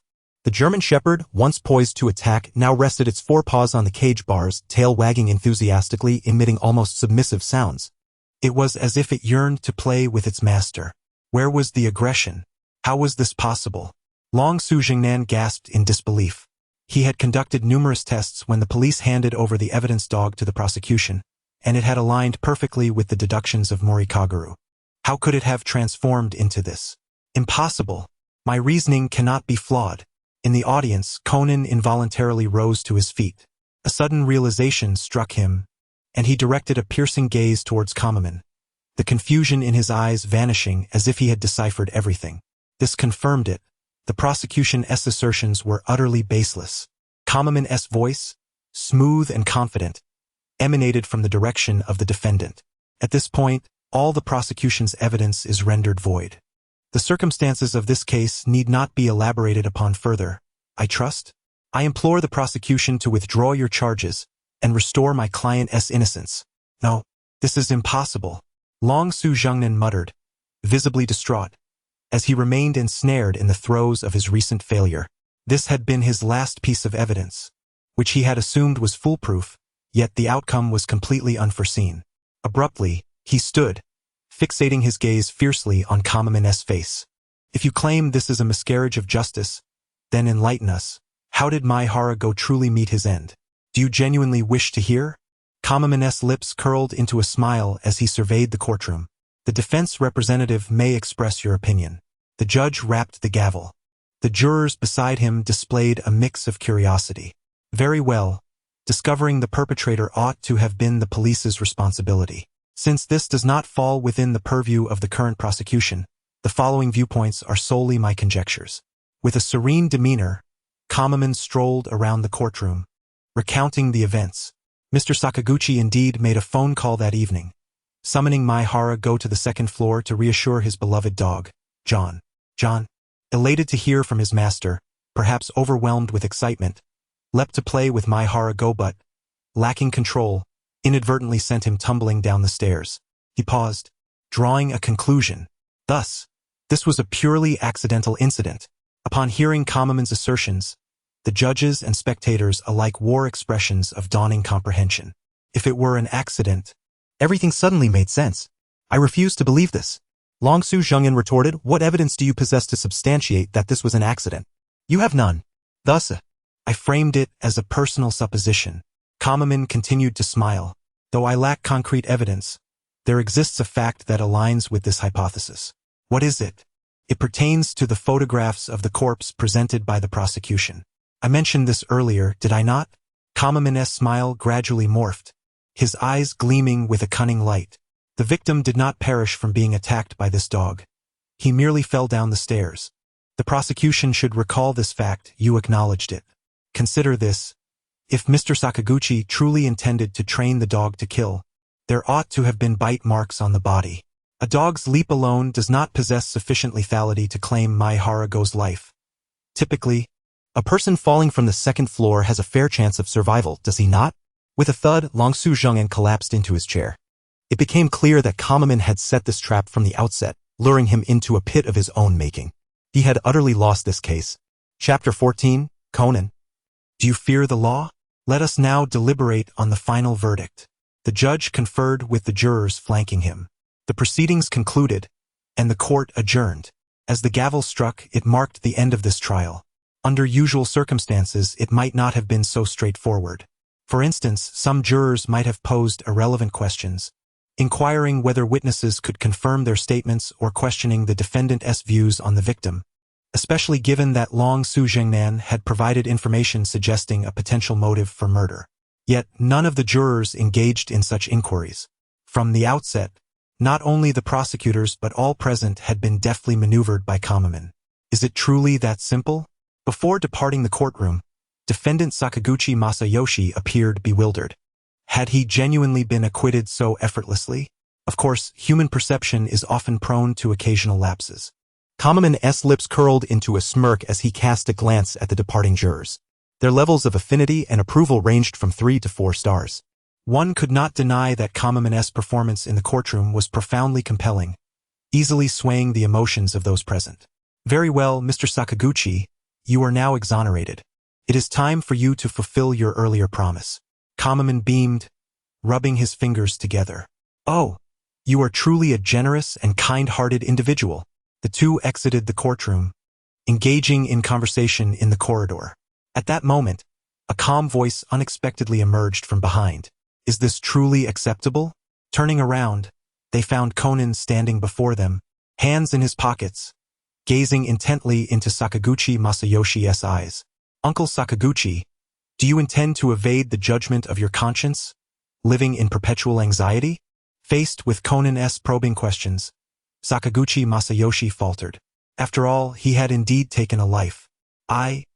Kamaman raised an eyebrow, interrupting Sakaguchi's words, and waved his hand as if shooing away a dog, eager to escort Sakaguchi Masayoshi away. The command for John was your doing, wasn't it? Conan's voice resonated once more from behind, imbued with earnestness. For the past 20 days you have traversed a path of 3 points. Each morning, you visited Uncle Sakaguchi's detention center, absorbing his scent. In the afternoon, you arrived at Uncle Sakaguchi's home, training John to erase his commands. Because John recognized your scent, he was compliant, rendering the training effortless. Although the time span was merely 20 days, eliminating the final instruction would cause the entire logical chain to collapse, rendering the evidence invalid, and Uncle Sakaguchi would evade the murder charge due to your defense. Kumamoto halted his steps, speaking as though he had witnessed the events firsthand. Do you possess any evidence, little one? Or perhaps you are secretly recording others' private moments? Rest assured, I carry no recording device, nor any evidence, Conan replied, withdrawing his hands from his pockets and turning them inside out. He gazed intently into Kumamoto's eyes. I merely wish to ask you one thing. Do you not fear that one day your misdeeds will be exposed, leading to prosecution by the law? Do you hold the law in contempt? Kumamoto chuckled, suddenly interjecting, Conan, I too have a question for you. Do detectives such as yourselves fear the law? Conan furrowed his brow. What do you mean? Some matters can only be understood through profound study, Kumamoto replied. Before delving into the study of law, I believed its purpose was to uphold justice, punish the wicked, and bring offenders to justice. This is the common perception. However, upon truly studying law, I came to grasp its deeper intention. Do you know what that is? After a moment of contemplation, Conan responded, it is fairness. The law must protect the rights of all, including those of the offenders. It seems you possess some intellect, yet this is merely one facet. Kumamoto snapped his fingers. He paused momentarily before maintaining fairness. The law serves a greater purpose, deterrence. Enforcement must be strict and violations must face consequences. When an individual refrains from committing a prohibited act out of fear of punishment, that is deterrence, the true expression of law. This is the essence of the law's deterrent effect. Its goal is achieved. Although criminals may still commit murder, they fear capture and imprisonment. They dread the law, thus they tread cautiously, as if walking on thin ice. Now, let us shift this perspective to you detectives. I ask you, Conan, do you fear the law? Conan fell silent. Kumamoto continued, you do not. Detectives have never feared the law. You can commit unlawful acts without any psychological burden. As long as you justify it with cries of I do this for justice, I do this to catch the criminal, I represent the law. Just as you did last time, Conan. When you used a recording device, did you ever think, what I am doing is illegal? I could get caught? As a lawyer, I, like any ordinary person, fear the law. I understand what the law represents. Therefore, regarding your assertion, I will find ways to ensure no one can incriminate me. But you do not. None of you detectives do. None of you contemplate the consequences of your actions. The law's deterrent effect does not extend to you. You unashamedly infringe upon the rights of others in various ways, even flaunting your transgressions. So, who truly holds the law in contempt, if not you? Conan bowed his head, lost in thought, the lenses of his glasses glinting. Indeed, Kumamoto's words felt like a profound spiritual inquiry. After a moment, he suddenly lifted his head. Despite all this, it does not change the fact that you fabricated evidence to aid a true criminal in evading justice. Oh, I am a respectable lawyer. I have never engaged in any unlawful conduct, Kumamoto retorted with a grin, as if his previous serious remarks had been uttered by another person. He patted Sakaguchi Masayoshi on the shoulder. Now, let us disregard this little detective's game. It is time for adults, Mr. Sakaguchi. I have done so much for you. You must treat me to a meal. Sakaguchi Masayoshi opened his mouth as if to speak but ultimately remained silent.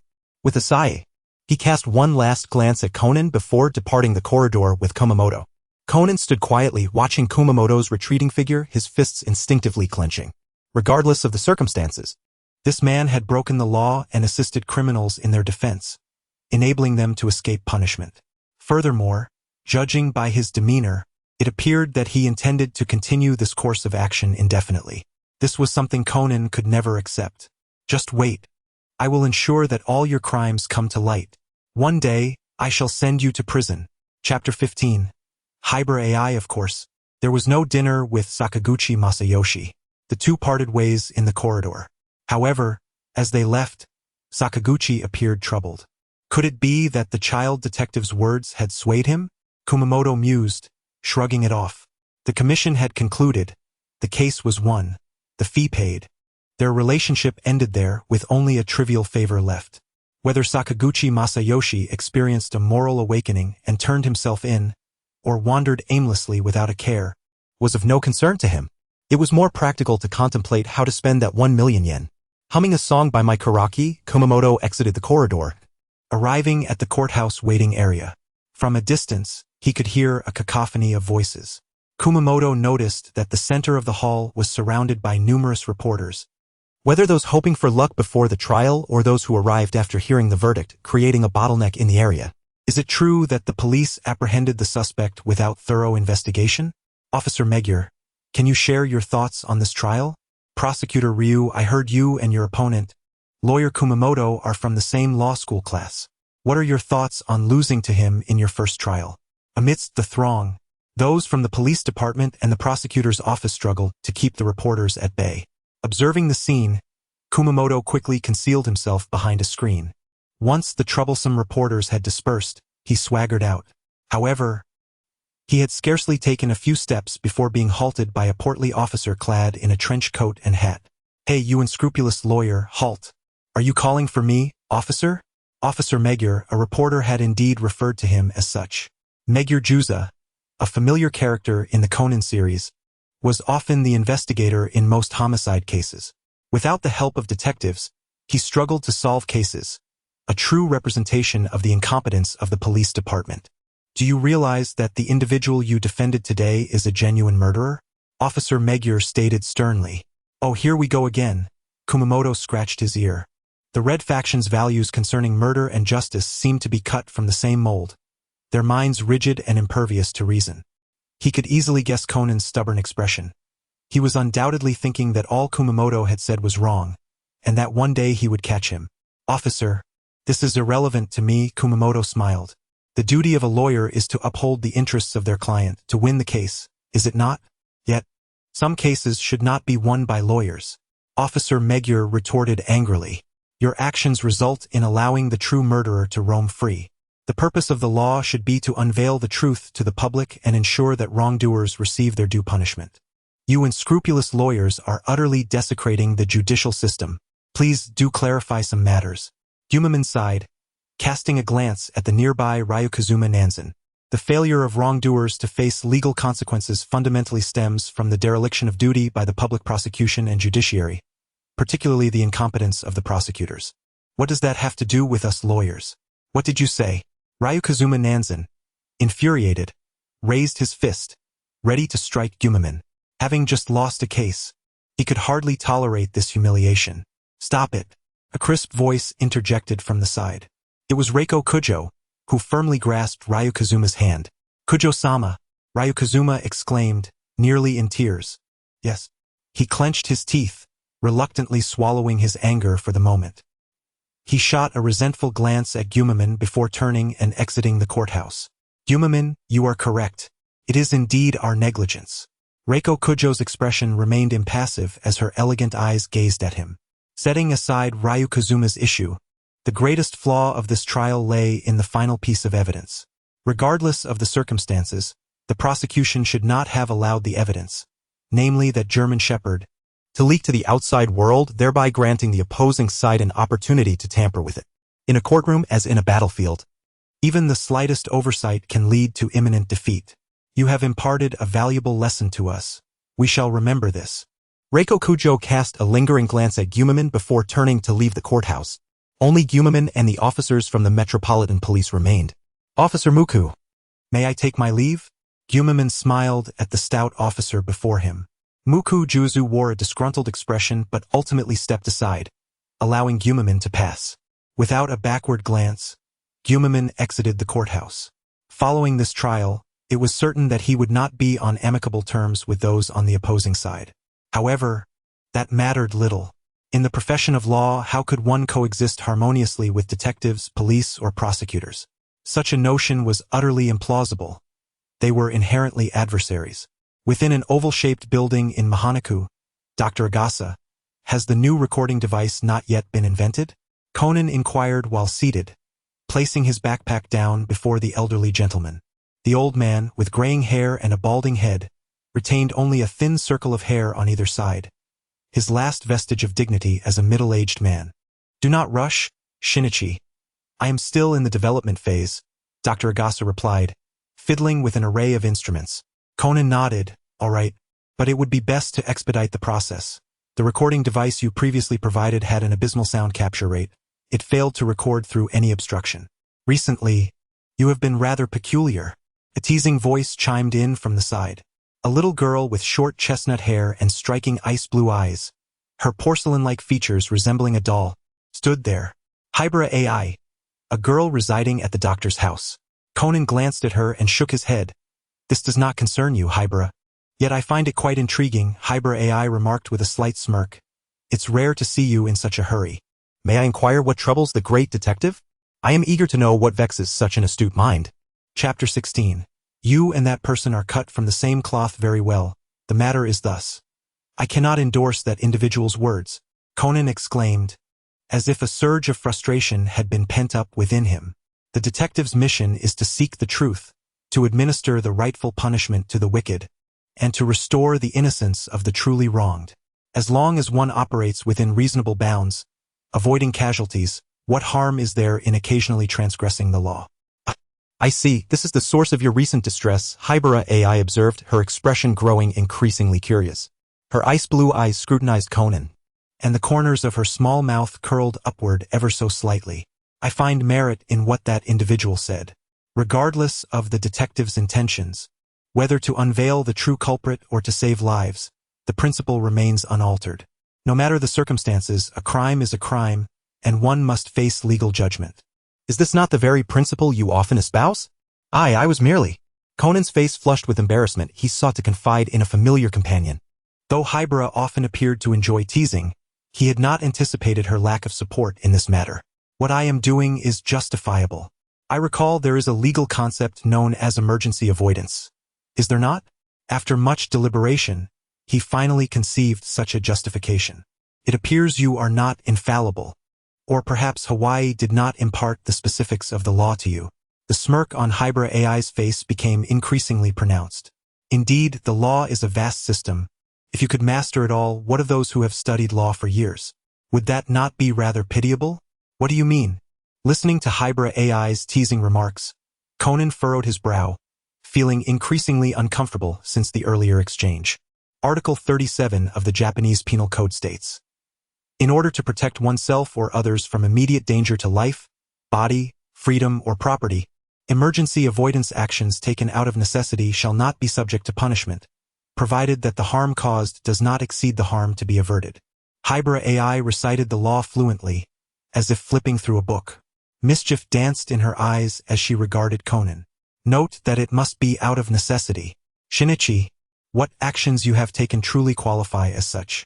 Gazing into Hybra AI's eyes and hearing her words, which seemed to mock him, Conan suddenly understood where his discomfort lay. Hybra, it seems you and that individual are of the same ilk. Conan stood abruptly, sweeping his hand dismissively. Enough, my affairs are none of your concern. With a frustrated huff, Conan sprang from his chair, storming toward the door and slamming it shut. Shinichi, the child. He shook his head and sighed. Despite his mental age being 17, he still acted like a child in certain matters. AI, do not take offense. He is simply this way, lacking common sense regarding certain issues. Meanwhile, Hybra AI stared blankly in the direction Conan had departed. Her intention had merely been to tease him initially, followed by a comforting remark. After all, it was rare to see Conan in such a state, and this was her usual style of communication. She had not anticipated his sensitivity. Her subsequent words of comfort remained unvoiced, trapped within her. After a moment, Hybra AI shook her head. Little AI, observing the fleeting disappointment in Hybra AI's gaze, Dr. Agasa parted his lips, ultimately exhaling a long sigh. One could not deny that Gumaman had been somewhat impatient these past few days. Each morning upon rising, he would first check his phone for his bank account, then immediately step outside to check the mailbox. After breakfast, he would once again check his bank account and mailbox. At lunch, he would repeat the cycle, and in the afternoon it was the same once more.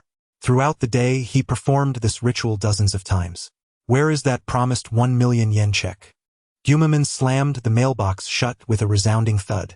Over the past several days, he had repeatedly checked, but there were no checks, and the bank had not processed any transfers. The commission fee that Sakaguchi Masayoshi had previously assured him seemed to have vanished without a trace. Thus, after nearly a week, Yumamin could wait no longer. The wallet has become painfully tight, and with no funds coming in, it seems he may not be able to pay this month's rent, let alone afford the new game Tears of the Kingdom from Nintendo that he has eagerly anticipated for a long time. Is he truly considering turning himself in, or is he merely attempting to evade his debts? Regardless of the reason, Kamikado has resolved to return to Mihua Town and confront Sakaguchi Masayoshi directly. After a ride on the train for several minutes, Kamikado disembarks and walks a short distance to Sakaguchi's residence. From afar, he notices a commotion at the entrance, where several workers are bustling about, moving furniture in and out, while Sakaguchi appears to be directing the activity. Upon reaching the gate, Kamikado scans the surroundings. When Sakaguchi sees him approach, he momentarily looks taken aback, then smiles, saying, "Ah, it is you, Lawyer Kamikado. As you can see, I am in the process of moving. Are you planning to flee and avoid your debts?" Kamikado retorts bluntly, "I have the contract you signed, and if I were to pursue legal action, I believe you would end up paying far more." "That is not the case, Lawyer Kamikado. I assure you I have no intention of shirking my obligations." Sakaguchi responds with a wry smile. "I have simply been overwhelmed with matters lately and regrettably delayed your payment. Rest assured, I will fulfill my financial obligation to you today, down to the last yen." Kamikado nods. "I thought so. Given your stature, how could the esteemed Sakaguchi be unable to pay a mere sum of over 1,000,000 yen? He pauses, then inquires, "So what exactly has transpired?" Glancing at the moving workers, Kamikado questions, "Are you selling this grand house? Have you encountered financial difficulties? Have you been sued? If anyone approaches you with legal matters, do not hesitate to contact me. I offer a generous discount for loyal clients." "No, it is not that." Sakaguchi shakes his head, hesitating for a moment. "I intend to sell this house and provide part of the proceeds to the family of my Harago as compensation for the loss of their son." Stepping back, Kamikado scrutinizes Sakaguchi for a while before letting out a long sigh. "How can there be such a fool as you in this world? Has the allure of money diminished? Or have you once again been swayed by that little demon, stirring your pitiful empathy? After all, he is the one responsible for your son's death." Chapter 17. The great Buddha of Mihua Temple should be you. Facing the incredulity of Kamikado, Sakaguchi smiles with an air of serenity. "My Harago indeed caused me to lose my son, but he too was a child with parents. As a lawyer specializing in juvenile cases, I can empathize with the sorrow of parents who are separated from their children.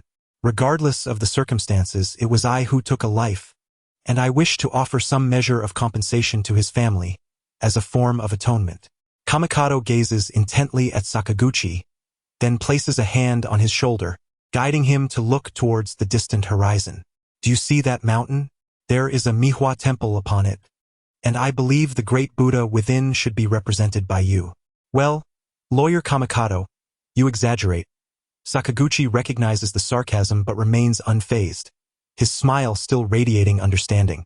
Shaking his head, Kamikado muses, "This world is rife with contradictions. Although violent crimes are rampant and anyone could potentially be a criminal, most people still possess a fundamental kindness within them. This is evident in the fact that, despite having no personal ties to the matter, many individuals still hold positive sentiments towards him, rather than remaining indifferent or hostile. This leads to a curious phenomenon where, after committing a crime, as soon as a detective provides a hint, even in the absence of solid evidence, culprits often kneel down and confess. Is this what they call a conscience that remains intact? Indeed, human nature is inscrutable." Kamikado scoffs. "In my view, they are simply a bunch of fools. Actually, I did not initially resolve to sell the house." Sakaguchi interjects at this point. "A few days ago, I saw a little girl with chestnut-colored hair squatting outside my yard, crying. When I asked her what was wrong, she said her sister had been murdered, and now she was homeless, with no relatives left. Seeing her pitiable expression stirred something deep within me. I thought, after all, my Harago was still a person." Enough, I understand your sentiment," Kamikado interrupts, unwilling to hear more of Sakaguchi's sentimental confessions. "So what of that little girl? With your kindness, are you considering adopting her as your goddaughter?" "Not quite, but she is currently staying at my home," Sakaguchi replies. Kamikado nearly bites his tongue in shock. He stares at Sakaguchi, observing his benevolent demeanor. "You truly are extraordinary. he exclaims with a long sigh. He cannot comprehend such seemingly noble ideals. While he may admire such individuals, he would never act in such a manner himself. Now, let us cut the nonsense and settle my payment. Kamikato extends his hand towards Sakaguchi. His purpose for visiting today was to collect his due, not to engage in discussions of altruism. Nodding, Sakaguchi retrieves a checkbook from his pocket, tears off a slip, and promptly fills in the amount and his name before endorsing it. Upon receiving the check, Kamikato notices the sum of 1,500,000 yen written on it. The extra 500,000 shall be considered my late fee, he remarks. Very well, a pleasure doing business. Kamikato smiles as he carefully stows the check away.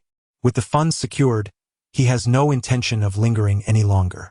After exchanging a few casual remarks with Sakaguchi, he prepares to take his leave.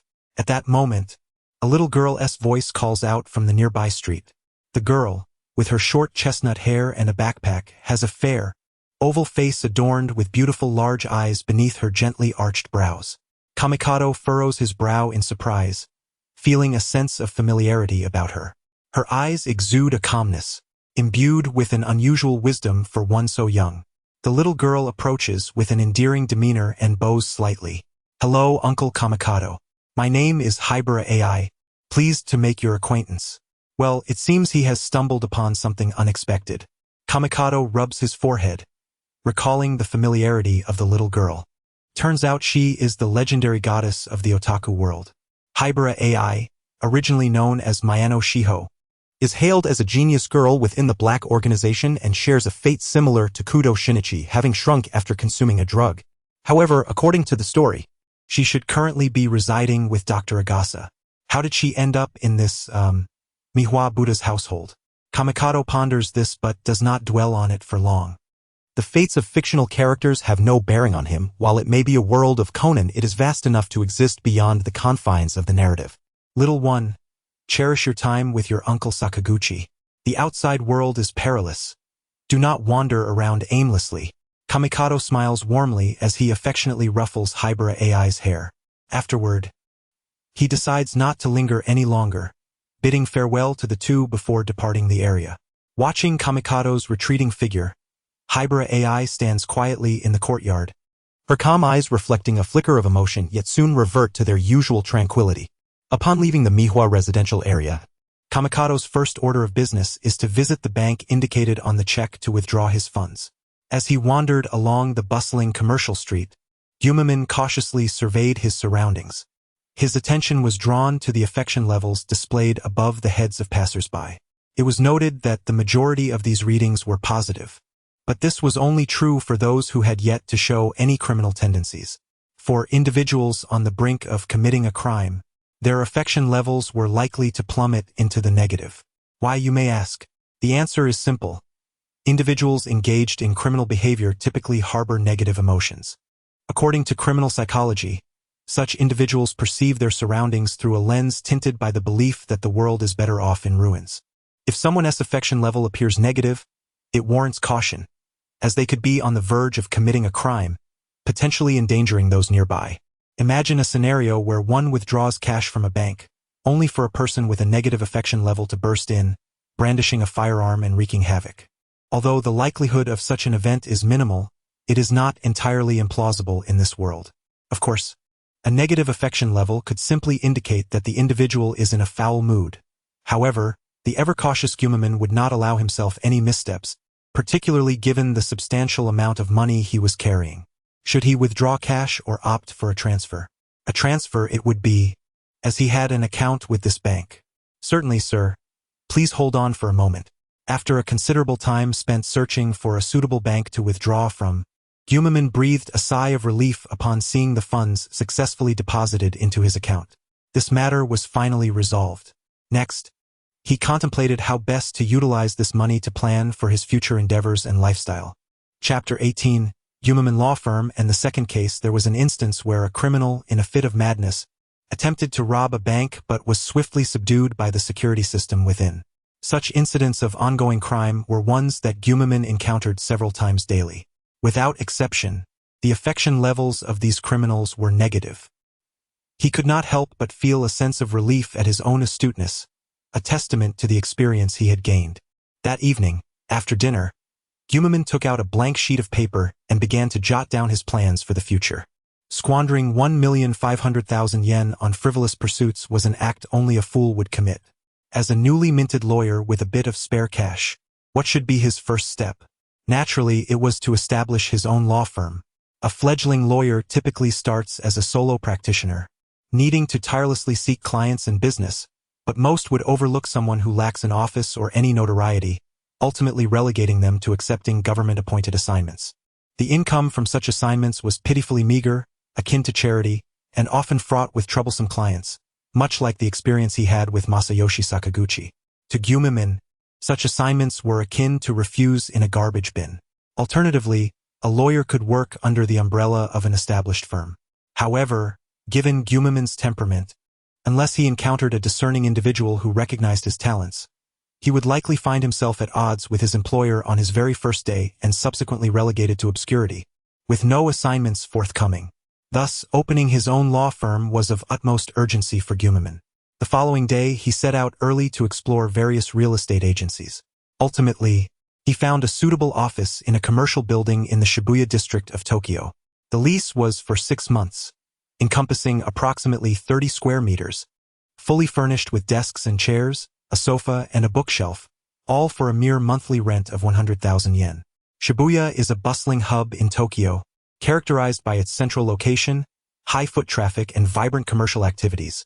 With an abundance of department stores, fashion boutiques, dining establishments, entertainment venues, and various amenities, earning its place alongside Shinjuku as a sleepless district.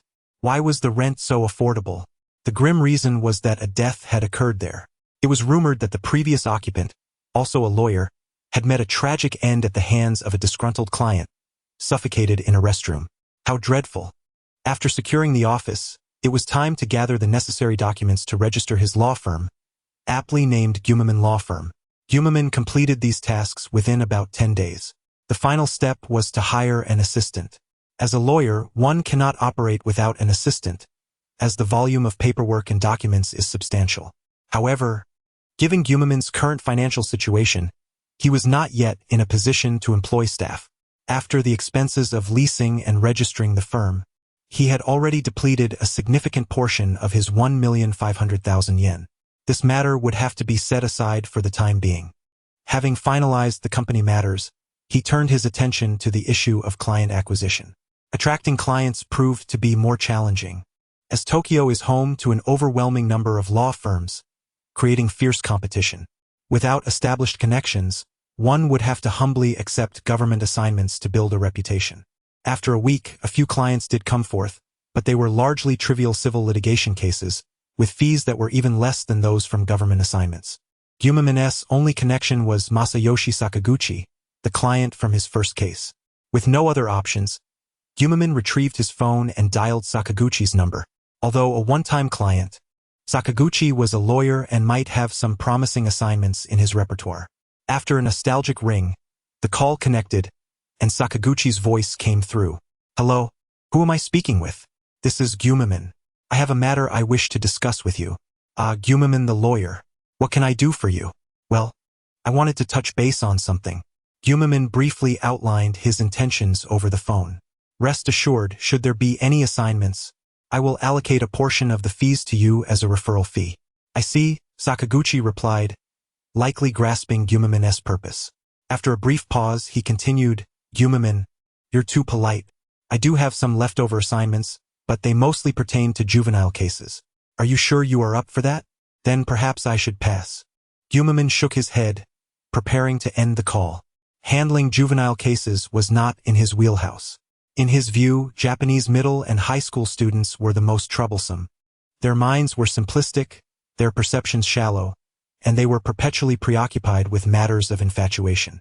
Encountering the opposite sex turned them into frenzied fools, leading Gumimin to perceive them as a collective of dimwits. Representing them in court could potentially backfire, resulting in them inadvertently siding with the opposition. "Wait, Gumimin." Just as he was about to hang up, Sakaguchi called out to him. "While most of my cases involve juveniles, I did have an old friend who recently asked me to represent him in a lawsuit, although I turned him down." "Oh, What kind of lawsuit? Let us discuss this in person. Very well. Shall we set a meeting place? How about the Baro CAF in Mihanacho 5 Chom? Gumaman furrowed his brow. The name sounded familiar. However, eager to secure work, he dismissed his reservations and agreed. After hanging up, Gumaman prepared himself and set off immediately. After a short train ride, he found himself back in Mihanacho. Having visited numerous times for his previous case, he was somewhat familiar with the area and, after a brief inquiry, easily located the CAF. The building was 3 stories high, with the CAF's name prominently displayed on the first floor. As Gumaman wiped his eyes, he was taken aback. Wait, the Muri Detective Agency. Rarely one to curse, Gumaman could not contain his astonishment. It dawned on him that the CAF was situated directly beneath the Muri Detective Agency. So it's you. A girl's astonished voice reached his ears. Gumaman, devoid of expression, turned his head. He saw a girl in uniform, sporting an unusual protrusion on her head, covering her mouth, gazing at him in disbelief. Mao Lilan, the only daughter of Mori Kagoro, recognized him from their previous encounter on the subway. Chapter 19. The murder case of Kagoro's class reunion. Are you Gumaman, the lawyer? Have you come to consult my father? The incident had left a deep impression on her. She had never encountered anyone so loathsome before. Leave me alone. You're not welcome here. As she spoke, she attempted to shove Gumaman out of the shop. Without hesitation, Gumaman slapped her hand away. Little girl, don't get it twisted. I am here to dine. Who would seek your services in a place that screams third-rate detective agency? What did you say? Mao Lilan retorted angrily.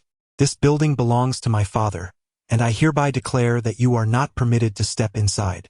If you wish to eat, go elsewhere. Hey, little girl. Haven't you studied law? Gumaman sighed, extending a finger to gently shake his head. This floor is rented out by your family, correct? According to the Japanese Civil Code, once a property is leased, the right of use is transferred.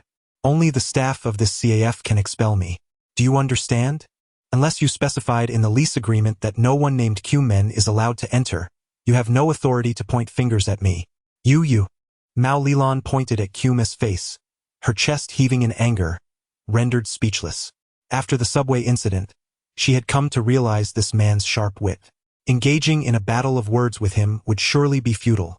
As the daughter of a lawyer, she understood that arguing with someone versed in law was akin to throwing eggs against a stone. Physical confrontation was even less advisable. Given Gumaman's character, he might retaliate with a counterclaim. Please step aside. Thank you. The loathsome voice of the opposing lawyer reached her ears again. With no other option, Mao Lilan shot him a furious glare and stepped aside, allowing him to enter the CAF on the first floor. Sister Lilan, this guy is no good. A sudden voice came from the side. Conan emerged from behind a tree. I see it now. Mao Lilan nodded, angrily saying, Conan, you should avoid associating with such people in the future. They're utterly despicable. Conan observed Gumaman's figure in the CAF, his brow furrowing. He knew that this lawyer was not a resident of the Miho town area and had deliberately come to dine here. With that thought, he slipped quietly inside. Meanwhile, Gumaman entered the CAF, glanced around, and not seeing anyone from Sakaguchi, chose a random seat and ordered some desserts. After about 10 minutes, Sakaguchi arrived, looking slightly flustered. Gumaman raised an eyebrow, noticing another familiar figure beside Sakaguchi. Hybrid AI, the little girl he had seen just recently. My apologies for the delay. AI insisted on coming along, Sakaguchi said apologetically. At that moment, Hybrid AI piped up, Uncle Sakaguchi, I want a parfait and some ice cream. Don't be so rude, AI. Hurry and greet Uncle Gumaman. Alright, hello Uncle Gumaman, Hybrid AI said reluctantly, pouting. Gumaman cast a glance at Hybrid AI's seemingly innocent face, suspecting she had fallen out with Conan and the others. Soon, the desserts and coffee sets they had ordered arrived. Upon seeing the food, Hybrid AI quietly sat aside, devouring her delicious ice cream. Gumaman's gaze did not linger on her. Now let's get straight to the point. Regarding the matter you mentioned on the phone, let us see the details of the commission, Gumaman stated directly. Sakaguchi nodded and retrieved a document from his briefcase. This pertains to a case in Chiba Prefecture, involving a police officer who was arrested for suspected murder. Gumaman took the file and read it meticulously. As he scanned the lines, he suddenly furrowed his brow. Is this the case that Mori Kagoro solved? Sakaguchi nodded. Yes. I heard the suspect is a former classmate of Mori's from university. I see. This case was indeed discussed in the original animation and is quite classic. Titled The Murder Case of Kagoro's Class Reunion. How intriguing. Hume's furrowed brow gradually relaxed, a smirk forming at the corners of his mouth. Then why didn't you take on this case? The commission fee offered is quite substantial, 2 million yen. Because this case was solved by the esteemed Detective Kagoro, and there is ample evidence that the officer indeed committed the murder, Sakaguchi replied. My conscience tells me I cannot defend a murderer, hence I refuse the case. Huh? What nonsense are you spouting? Hume chuckled, as if he had heard the funniest joke of the year. A murderer refusing to associate with another murderer? That's the best joke I've heard all year. If you truly wish to be a good lawyer, stop parading your conscience around. The law never speaks of conscience, you understand? Sakaguchi gave a wry smile. Although Hume's words were harsh, he found himself unable to counter them. I will take this case. Have you thought this through? As I mentioned earlier, this case was solved by Mori Kagoro and there is evidence. Doesn't your case also have evidence? Wasn't it solved by him too? Hume replied dismissively. Sakaguchi looked at him deeply. A person like you, as long as the price is right, will take on any case, regardless of which side justice stands with.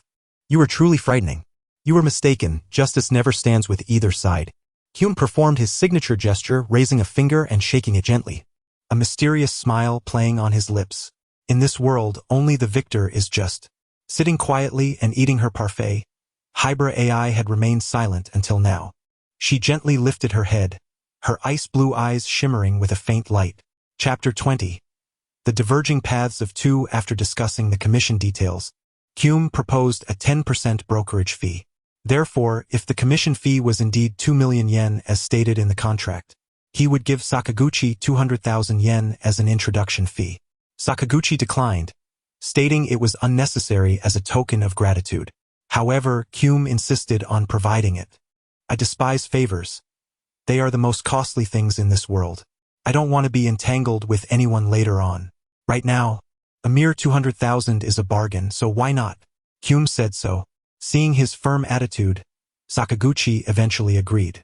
All right, AI, let us go. After concluding the business, Sakaguchi stood up, ready to call Hybrid AI. No, Uncle Sakaguchi, I still want another cup of milk tea, Hybrid AI said sweetly, adopting a charming demeanor. All right, I'll wait for you in the car outside. Hurry up, Sakaguchi smiled, ruffling Hybrid AI's hair before leaving the CAF.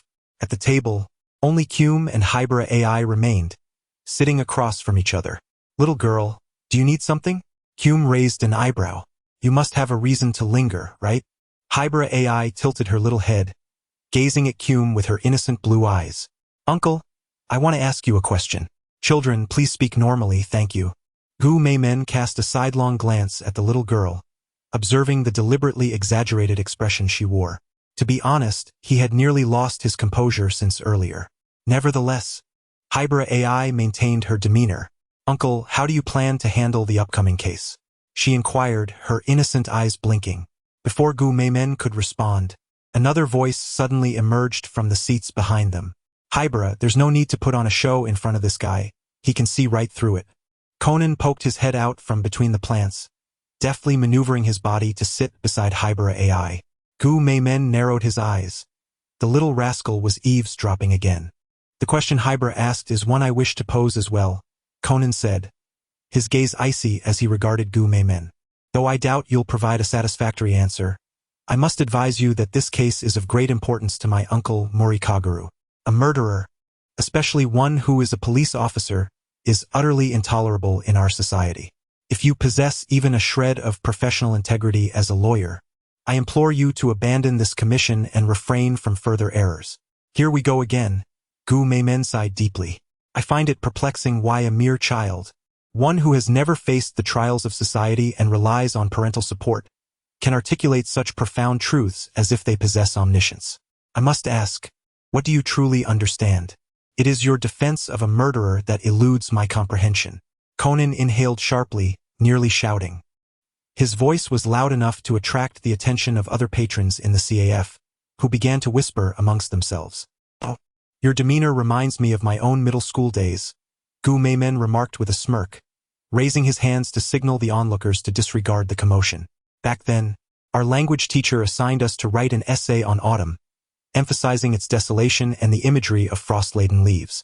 Pondered, with my early mornings dedicated to study and late nights extending until 11 or 12, how could I possibly grasp the essence of autumn's melancholy?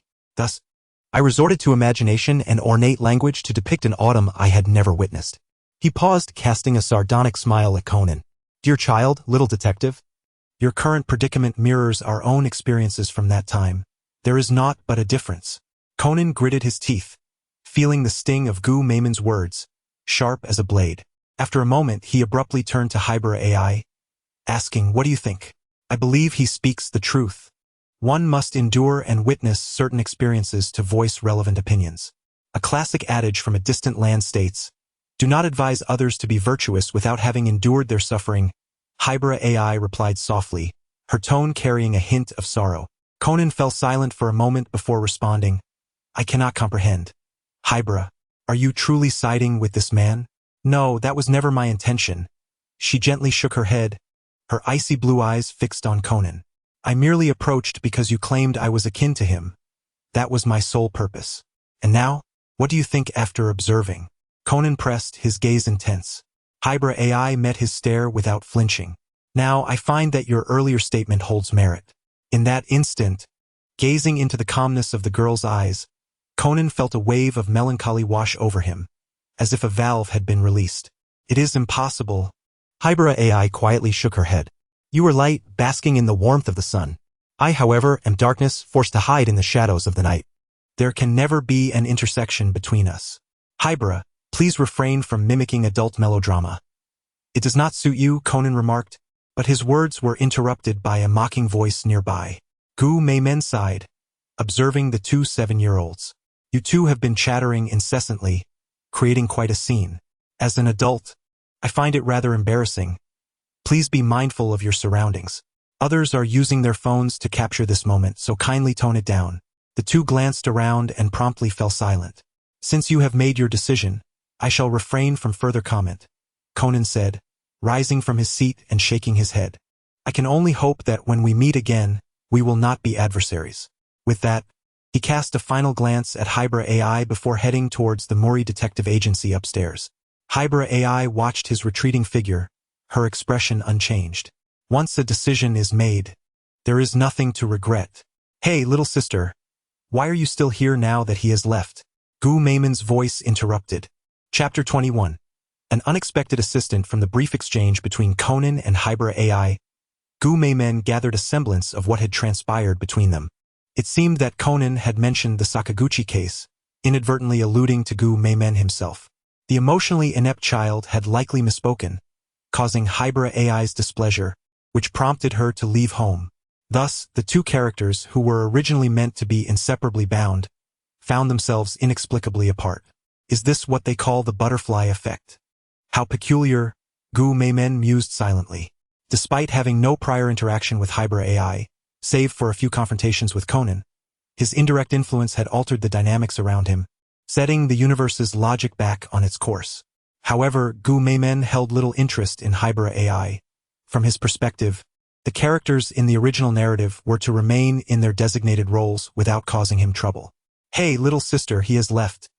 What are you still doing here?" he reiterated. "Is this how you treat potential employees?" Hybera AI replied, her tone laced with sarcasm. "It seems your so-called law firm is destined to become a nefarious enterprise." Upon hearing this, Gu Meimen narrowed his eyes. "Child, I fail to grasp the meaning of your words. I have done my research on your blog, your Twitter, and all your social media accounts, as well as the personal website you recently created for your firm," Hybera AI stated matter-of-factly. "As a newly established law firm with only you as the sole proprietor and a severely depleted staff, you are in dire need of junior talent. While I believe your small firm lacks potential, I am willing to give it a shot, holding on to the hope that even a dead horse may become a live one. So what do you say? Am I unwelcome? This is troubling. I see a similar substitute." Gu Meimen frowned, scrutinizing Hybera AI's composed demeanor. Beneath her porcelain-like facade lay a sharp tongue that could rival his own. Why should I hire you? What qualifications do you possess to become my employee? Gu Meimen challenged, locking eyes with Hybrid AI. She gazed back steadily before suddenly speaking. She began reciting the Japanese penal code from memory, flawlessly and without hesitation, as if reading from an invisible book. Impressive. To achieve what others cannot at your age is remarkable, Gu Meimen exclaimed, though he quickly shifted his tone. I can forgo salary. Very well, you're hired. AI Hybrid seemed momentarily taken aback, gazing at the man before her, whose attitude had shifted so abruptly. What are you staring at? Kume asked, raising an eyebrow. In this era, where calls for an 8-hour workday abound, where can one find capable employees who work for free? Kume mused aloud. He then pulled a sheet of white paper from his bag and swiftly wrote down several lines. Sign here, he instructed. Hybrid cast a casual glance at the document, which outlined employment details, job responsibilities, and most crucially, the salary written as free. This holds no legal validity, she remarked coolly, tearing the paper to shreds and tossing it into the nearby trash bin. Well, Kume observed her, resting his chin on his hand. He was fully aware that what he had just written was futile. The other party was a child, and should it come to court, he would merely be accused of child labor exploitation. His earlier attempt had merely been an experiment. After all, there is a significant difference between rote learning and practical application. It appeared that Hybrid's reputation as a prodigious young talent was well-deserved. An employee willing to work for free was an opportunity not to be missed. After all, such chances are fleeting. As for the shadowy organization pursuing Hybrid, he thought dismissively, who cared? The undeniable truth was that free labor was paramount. Everything else was mere nonsense. The distillery was filled with charlatans, with only gin and a few lunatics doing any work. Pack your things. Report to my office tomorrow, Kume instructed, handing Hybrid a freshly printed business card featuring the address of his new law firm in Shibuya. Hybrid did not even glance at it, shaking her head firmly. Are you certain? Kume scrutinized her petite frame, noting her childlike stature, a smirk playing at the corners of his mouth. Aren't you afraid I might be a twisted individual who could ambush you in the dead of night? The likelihood of that is almost non-existent, Hybrid replied, meeting his gaze with an air of calm. Based on my analysis, you possess a wholly egocentric personality. Your eyes only reflect material wealth and money, with little regard for anything else. Engaging in such actions would ultimately result in the loss of a free employee, and in the long term, the disadvantages would far outweigh any benefits. Someone of your disposition would never permit such a situation. Kume couldn't help but marvel. Were it not for Hybrid's actual age exceeding 18, one might think such words too profound to emerge from the lips of a child. Thus, an agreement was reached. Hybrid would temporarily reside in Kume's home as an employee of his law firm, without a salary, but with provisions for food and lodging. Afterward, Hybrid stepped outside the CAF to discuss the matter with Masayoshi Sakaguchi, who was waiting in the car. Naturally, she concealed the employment aspect, merely stating her need for a new place to stay, citing typical childish reasoning about liking Uncle Kume and weaving a web of fibs. Initially, Sakaguchi was somewhat astonished. After all, Kume hardly seemed the nurturing type. However, with Kume's assurance and Hybrid's resolute insistence, he ultimately acquiesced. The next order of business involved preparing for their upcoming trial. Chapter 22. Work hard, and life will become sweeter. 2 sofas, one for each. As night fell, Kume tossed a blanket to Hybrid. She surveyed the office with a glance, finding it rather shabby. Enough chatter. Sleep early. We need to catch a train to Chiba tomorrow. Hybrid glanced at the worn, tattered sofa, quietly curling up under the covers, her small form snugly enveloped, eyes closed. Good night. That night, silence reigned. The following day, Kume closed the office and accompanied Hybrid to the train station. Just before boarding, he handed her a white, breathable mask. Are you severing ties with the past? He inquired. Hybrid, or rather Kume AI, accepted the mask. Her icy blue eyes momentarily clouded with memories of her parents' fiery demise and her sister's death. Please refrain from wearing such a melancholic expression, it's quite bothersome. There's no need for a primary school student to feign such gloom. If anyone discovers that I've employed a minor, it would be disastrous. We must proceed with utmost caution. Understood? I understand. She offered no further words, simply nodding in acknowledgement. Mask in place, concealing her identity, AI followed Kume onto the train, heading towards Chiba to meet their client. The notion of concealing her employment status was merely a superficial excuse. The real concern lay with the clandestine organization. Kume had no desire to entangle himself with such deranged individuals. After all, Jin had an unsettling habit of trailing behind, incessantly calling out for Sherry, a behavior bordering on madness. With a rumble, the train began to chug along. Inside, Kume and AI sat across from each other. After some thought, Kume retrieved a stack of documents from his briefcase and handed them to her, scrutinizing her with the gaze of a supervisor. These are materials pertinent to our current case.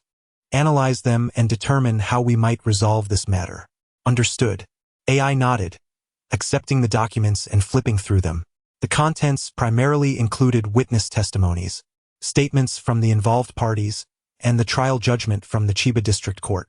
Indeed, the case had already undergone a first trial.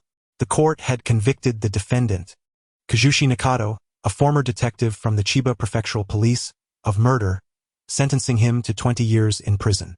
Such a lengthy sentence was unacceptable to Nakato's family, prompting them to seek another lawyer to appeal the decision in the Tokyo High Court, hoping for a reversal. After perusing the documents, AI looked up and stated, "This case is quite convoluted. An appeal necessitates the submission of grounds for the accusation. However, during the first trial, numerous witnesses, including Kagoro Muri and 4 of his university classmates, identified him as the perpetrator. Additionally, there is physical evidence in the form of a handgun, along with various conflicts of interest between him and the victim, which provide ample motive for murder. So, what do you propose as a means to overturn the verdict?" Kume inquired, observing AI's earnest analysis with keen interest. After a brief pause, AI replied nonchalantly, "Simply reverse the facts." Observing AI's unflinching demeanor, Kume chuckled, reminiscent of a heartless employer who forces employees to toil without pay, only to collapse from exhaustion, devoid of any compensation. He patted AI on the shoulder, speaking with a weighty tone, "Work diligently, and life will surely become sweeter." AI shot him a sidelong glance. "Are you referring to the sweetness of not having a proper employee dormitory, or even a bed, and having to sleep on a tattered sofa instead? Don't be so cynical. After hardship comes sweetness. Once we disembark, I'll treat you to a sugary milk tea. That would indeed be sweet. Thank you." Though Chiba is situated outside of Tokyo, it is intrinsically linked to the Tokyo area, with various connections spanning administrative, economic, law enforcement, and judicial domains, such as the Tokyo Metropolitan Police overseeing matters in Chiba. Within less than an hour, the train arrived at their destination. Kume led AI off the train, following his phone's navigation towards their client's residence. After switching subways twice and taking a bus, they finally arrived at a rural area surrounded by fields. After inquiring for directions from a passerby, they found themselves standing before a guest house bearing the Nakato nameplate. Kazushi Nakato, the brother of the defendant Kazushi Nakato, was also their client. Kume knocked on the door, and soon after, a man in his 40s with graying hair opened the door and welcomed them inside. "I am Kume, the defense attorney referred by Sakaguchi." Once seated, Kume wasted no time and directly stated his purpose. Nakamichi and the others nodded slightly.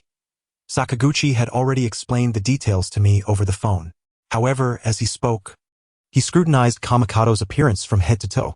To his surprise, the young lawyer was strikingly youthful, truly a formidable talent. Yet, despite this observation, his tone bore a hint of disappointment. Kamikado was acutely aware of Nakamichi's thoughts. In the legal profession, while advancement does not solely depend on seniority and experience as it does for public servants in the prosecutor's office, age often signifies certain attributes, such as courtroom experience. This sentiment holds true across various fields. As the saying goes, one without facial hair is unreliable in matters of importance. This was a principle I had encountered during my internship and training at the Judicial Research Institute. In a manner consistent with his previous approach, Kamikado presented a stack of meticulously prepared documents to Nakamichi. Upon reviewing them, Nakamichi's expression softened somewhat, though he remained hesitant. "Isn't Kamikado a novice lawyer? I worry about your lack of experience. You may not be up to the task. Here are the relevant materials for the case I assisted Sakaguchi with." With a swift motion, another pile of documents landed on Nakamichi's desk, which included the judgment from Sakaguchi's trial along with related local news articles. As Nakamichi perused these materials, his gaze towards Kamikado shifted to one of uncertainty. The media coverage had elevated this rookie lawyer to great heights. Were these reports truly credible? Do you doubt the power of the media? Kamikado inquired, a slight smirk playing on his lips. Rest assured, while there may be some embellishments, my abilities are indeed genuine. Chapter 23. The fee must be increased. The substance of the newspaper articles was undoubtedly valid. After all, Kamikado had triumphed in his very first case, defeating the Tokyo District Prosecutor's Office, which boasted a success rate of over 95%. Remarkably, this victory was achieved without any recess. The initial hearing resulted in a complete triumph, a rare feat in Japan. Regrettably, the fervor surrounding this news had waned within a day or two, for Japan was rife with homicides daily. Nevertheless, this information proved useful in persuading the client. After a period of internal deliberation, Nakamichi finally resolved, "Very well. I agree to have you as my brother's defense attorney." Kamikado beamed with delight, noting that Nakamichi's approval had risen to 2 notches. The effort to convince the client was far more effortless this time than during the last occasion. Such is humanity. No amount of eloquence or proof of capability outweighs the impact of a few pieces of paper thrust before someone's face. Excellent. Now, let us proceed to sign the contract. Kamikado signaled to the calm figure beside him, the ever-quiet AI, who had preferred to remain silent. AI nodded and retrieved the newly revised contract, presenting it to Nakamichi. Upon receiving it, Nakamichi gasped in astonishment. 3 million. Kamikado raised an eyebrow. Of course. This is the most favorable price I can offer. But the best lawyers in Japan charge only 3 million. Nakamichi's expression twisted with conflict. Even the attorney referred to by the undefeated queen of the legal realm, Higurashi Airi, who had represented them in the first trial, charged merely 1 million. Nakamichi-san, they are they and I am I, Kamikado replied with a smile. Moreover, what of Higurashi Airi?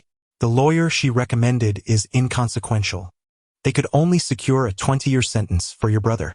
Rather than squander money on incompetent lawyers, why not place your bet on someone worthy? Pausing for effect, he added, I can secure your brother's acquittal. What? Nakamichi was genuinely taken aback. Truth be told, he had never encountered such, audacious a lawyer.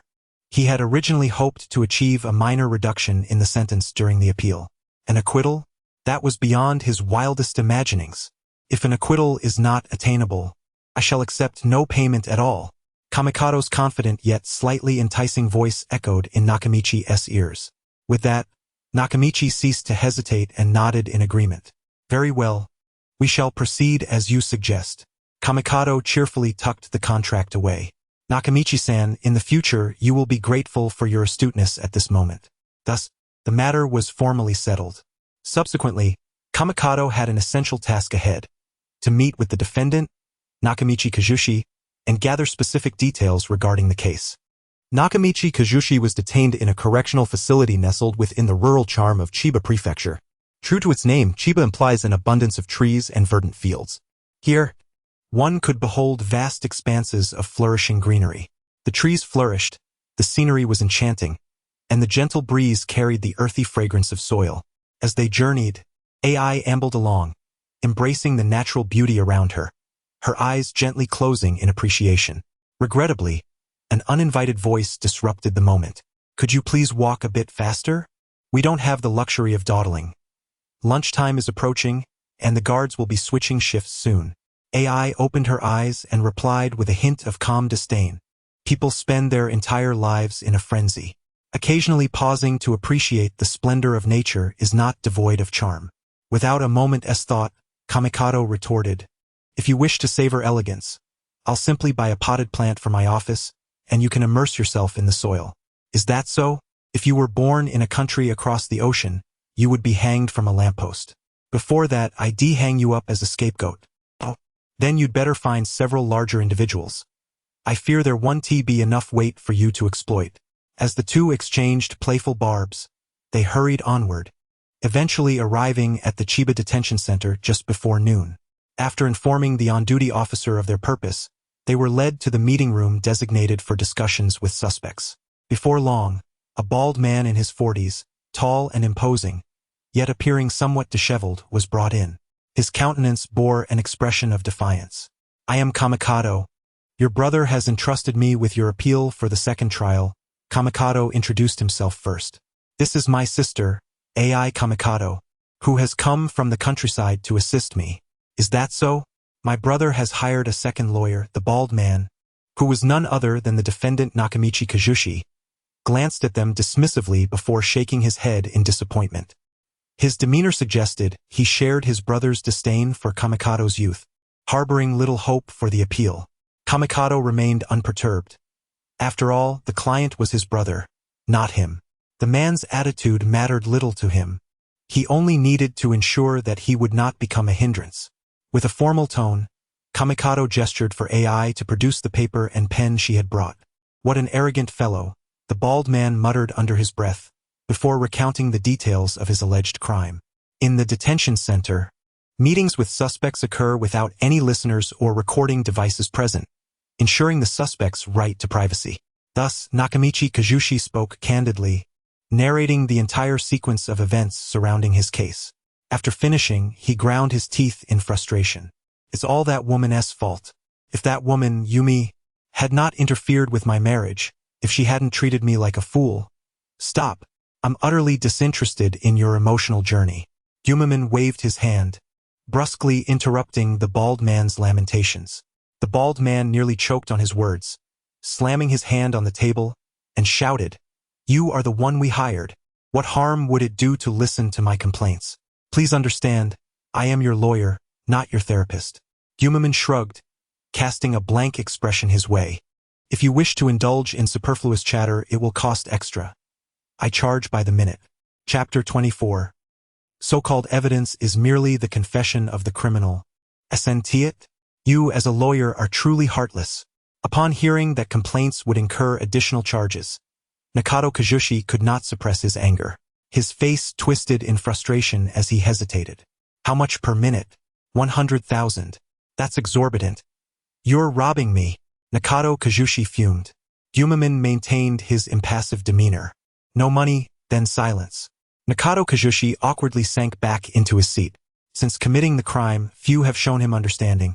His classmates didn't, Kagoro Mori didn't, and the judicial police certainly wouldn't. As a police officer, he did not believe that murder was justified. However, he longed to express his grievances, to articulate why he resorted to murder. He simply needed someone who could comprehend him. Finally, a lawyer had arrived, yet the other party offered him no opportunity to do so. "Is that all there is to the situation?" Yumaman glanced at Nakado Kazushi, who seemed lost in thought. Yumaman, too, was disinclined to engage further, casually picking up a notebook belonging to Shiho.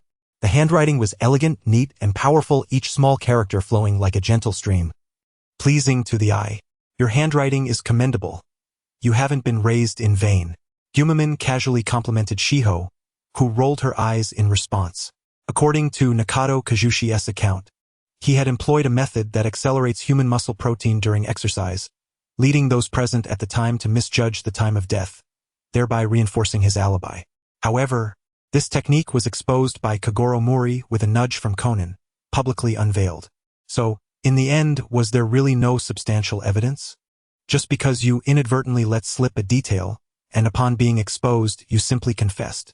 Yumaman pondered the sequence of events, sighing as he regarded the bald man with a look of incredulity. "I had thought Sakaguchi was the worst. Yet here you are, an even more foolish criminal." "Don't say that. If there were more like him, lawyers wouldn't starve," Shiho interjected. Yumaman nodded in agreement. "That is indeed true."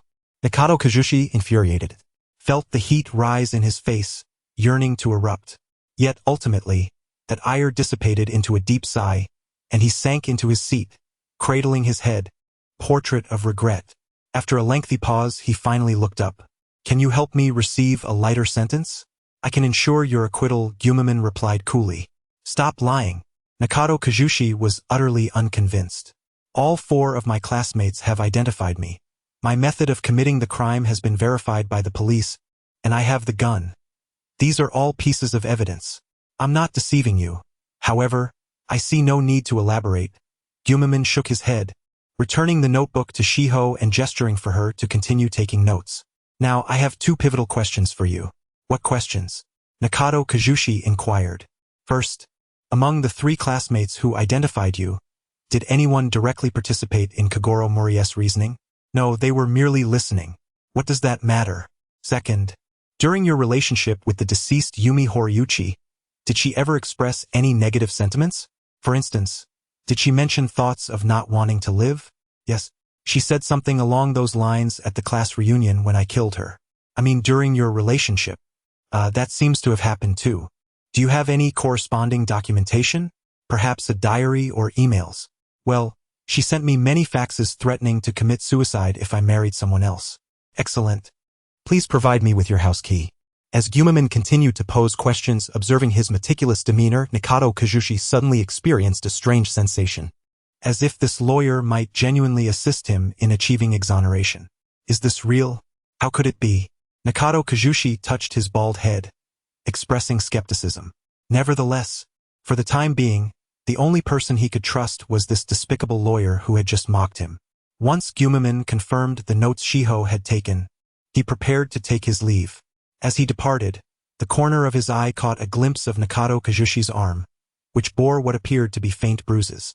Although the marks had nearly faded, the signs of past injury were still discernible. What about this? It was caused by the police officers who interrogated me. Upon mentioning it, Nakato Kazushi ignited like a powder keg. Those bastards!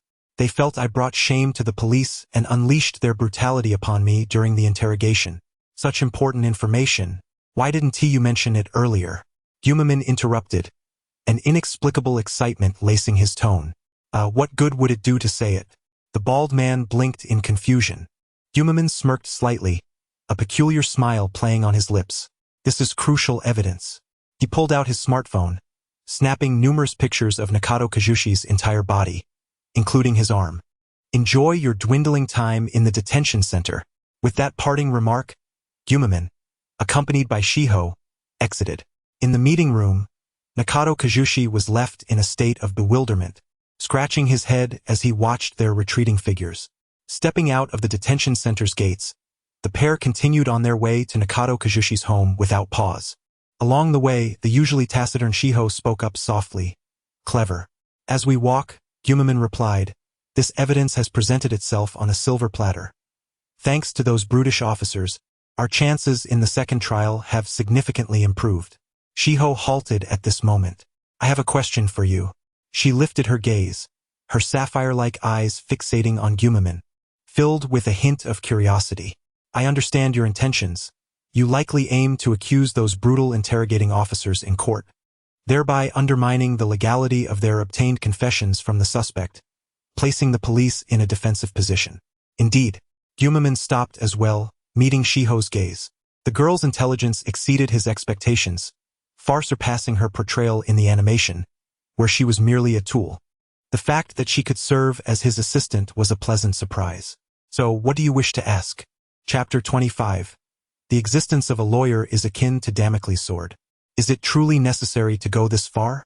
Shiho inquired. Based on Nakato Kazushi's earlier words, those officers who interrogated him might have been exemplary detectives. By accusing them in court, you risk causing them disciplinary action or even losing their jobs. Can this truly be justified? Gumaman regarded her with amusement. What you're saying now is entirely different from what you expressed during your farewell to Conan. How is it that hormones influence the mind, evoking empathy?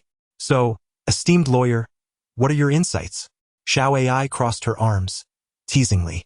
Gu Meimen reined in his smile, his expression turning serious. Xiao Ai, what do you believe is the purpose of a lawyer's existence? To safeguard the interests of clients and uphold the fairness of the law. Gu Meimen shook his head. That has already been stated. Let's narrow it down further. He paused, gazing into Xiao Ai's eyes. What does the existence of a lawyer represent to the judiciary? The little girl tilted her head. An adversary? Lawyers and the judiciary, including police and prosecutors, have always been adversarial as they defend those accused of crimes. Half correct, Gu Meimen chuckled. Try again. Xiao Ai lowered her head, deep in thought. After a moment, she shook her head. I don't know. Ultimately, she was merely a novice. Although she could recite legal principles with ease, she had never practiced law. To the judiciary, A lawyer serves as a supervisor, a Damocles sword. Gu Mei Men articulated. In the gleaming copper filigree, a scale was etched. With the passage of time and numerous reforms within the police department, Japan's judicial system has become quite refined. Gu Mei Men spoke slowly. Nevertheless, within the realm of justice, there will always be some loopholes, whether due to legal stipulations or issues with enforcement. The judiciary has self-regulatory mechanisms to correct its flaws, yet inevitably, some offenders slip through the cracks. The role of a lawyer is to identify these outliers, ensuring the legal scale remains stable and orderly. The powers held by the judiciary must correspond to their responsibilities. Should there be a failure to fulfill these responsibilities, the lawyer, this Damocles sword, will descend, stripping away the corresponding powers. This encapsulates the significance of lawyers within the entire judicial framework. At this juncture, Gu Mei Men smiled gently, observing the contemplative Xiao AI, and reached out to pat her head. Do you understand now? Why I must accuse those police officers, not merely for their violent interrogations of suspects, but because they must receive the lessons they deserve. Yes, I understand, Xiao AI nodded, lifting her head. Her calm eyes regarded Gu Mei Men. It seems you can wield various lofty justifications to mask your sordid actions, although it sounds rather plausible. Not merely plausible. It is indeed so. It all hinges on your eloquence, does it not?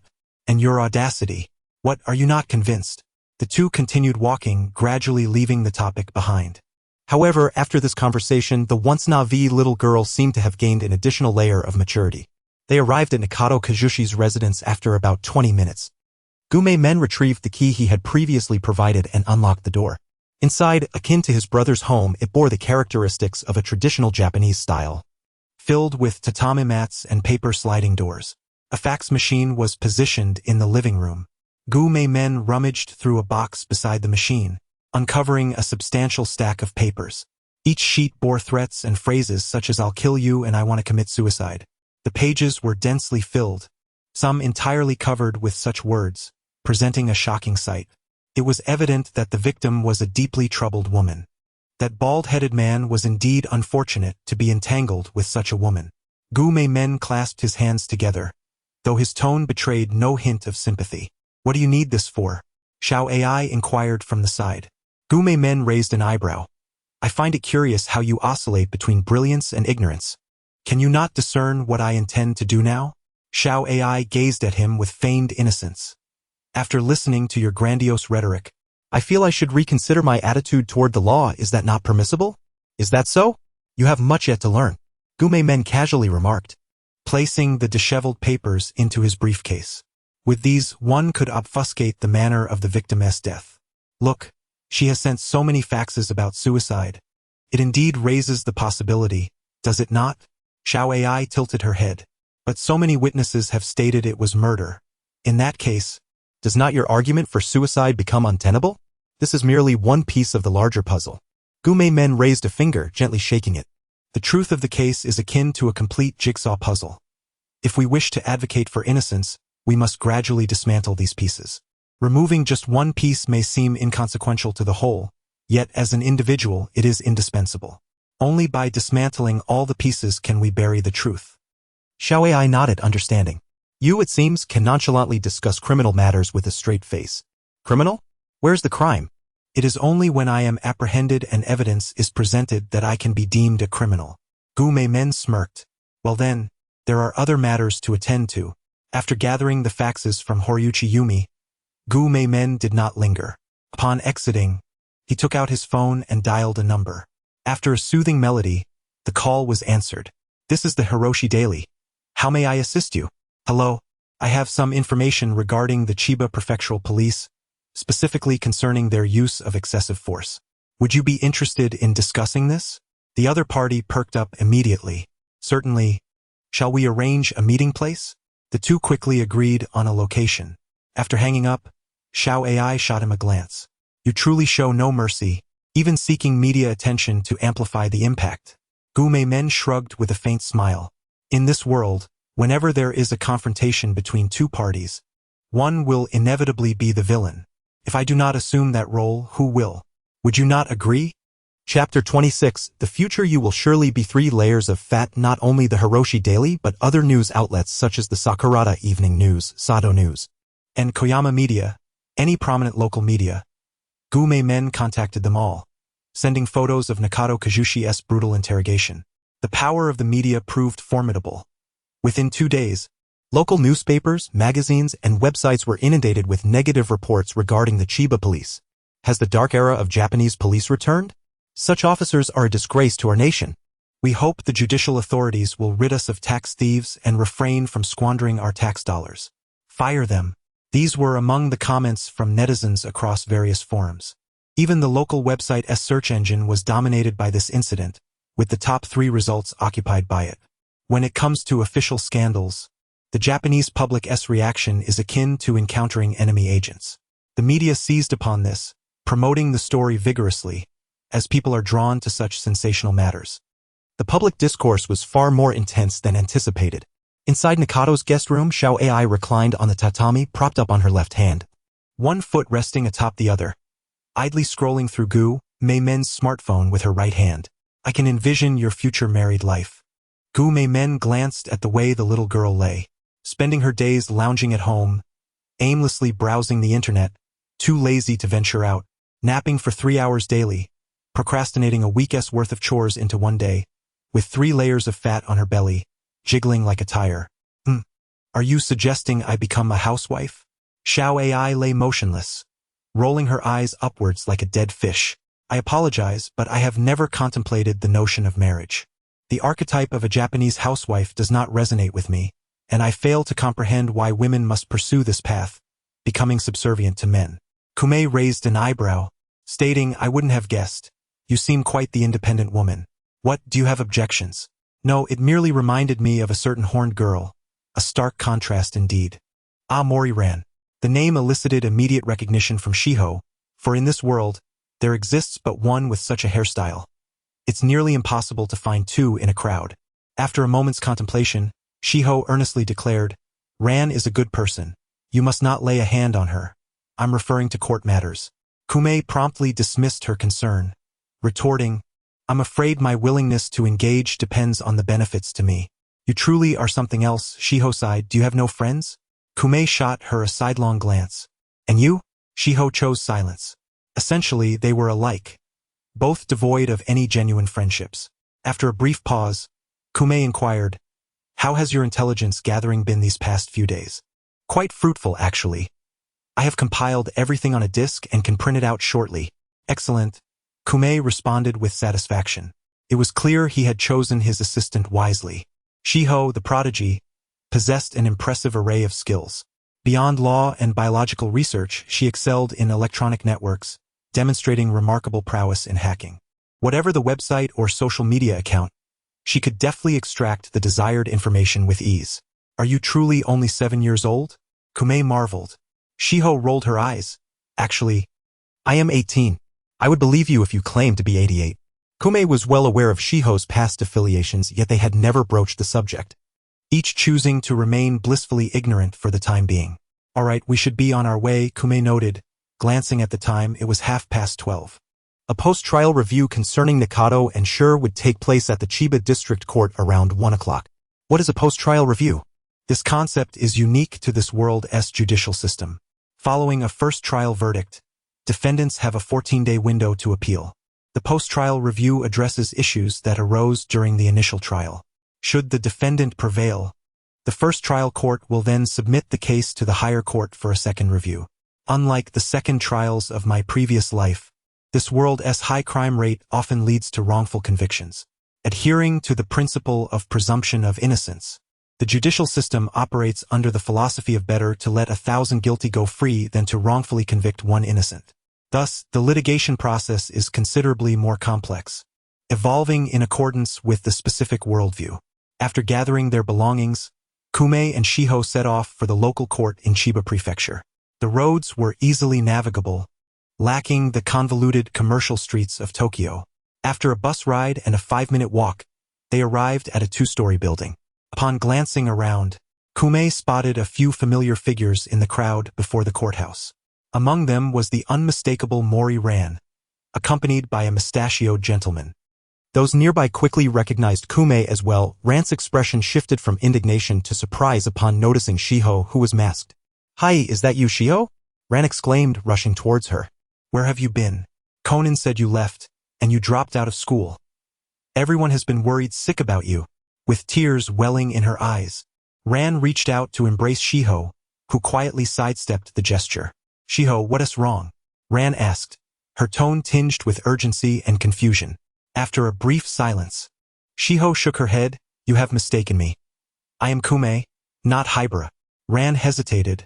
The voice she heard was similar yet distinctly different. Moreover, the girl's hair and eyes bore less resemblance than she had anticipated. Stepping back, Ran scrutinized Shiho's appearance. "This cannot be. You must be Shiho," she murmured. At that moment, an impolite voice interrupted. "Pray tell, horned girl, what intentions do you harbor towards my dear sister?" Kume interjected, positioning himself protectively before Shiho, akin to a hen shielding her chick. "Horned girl?"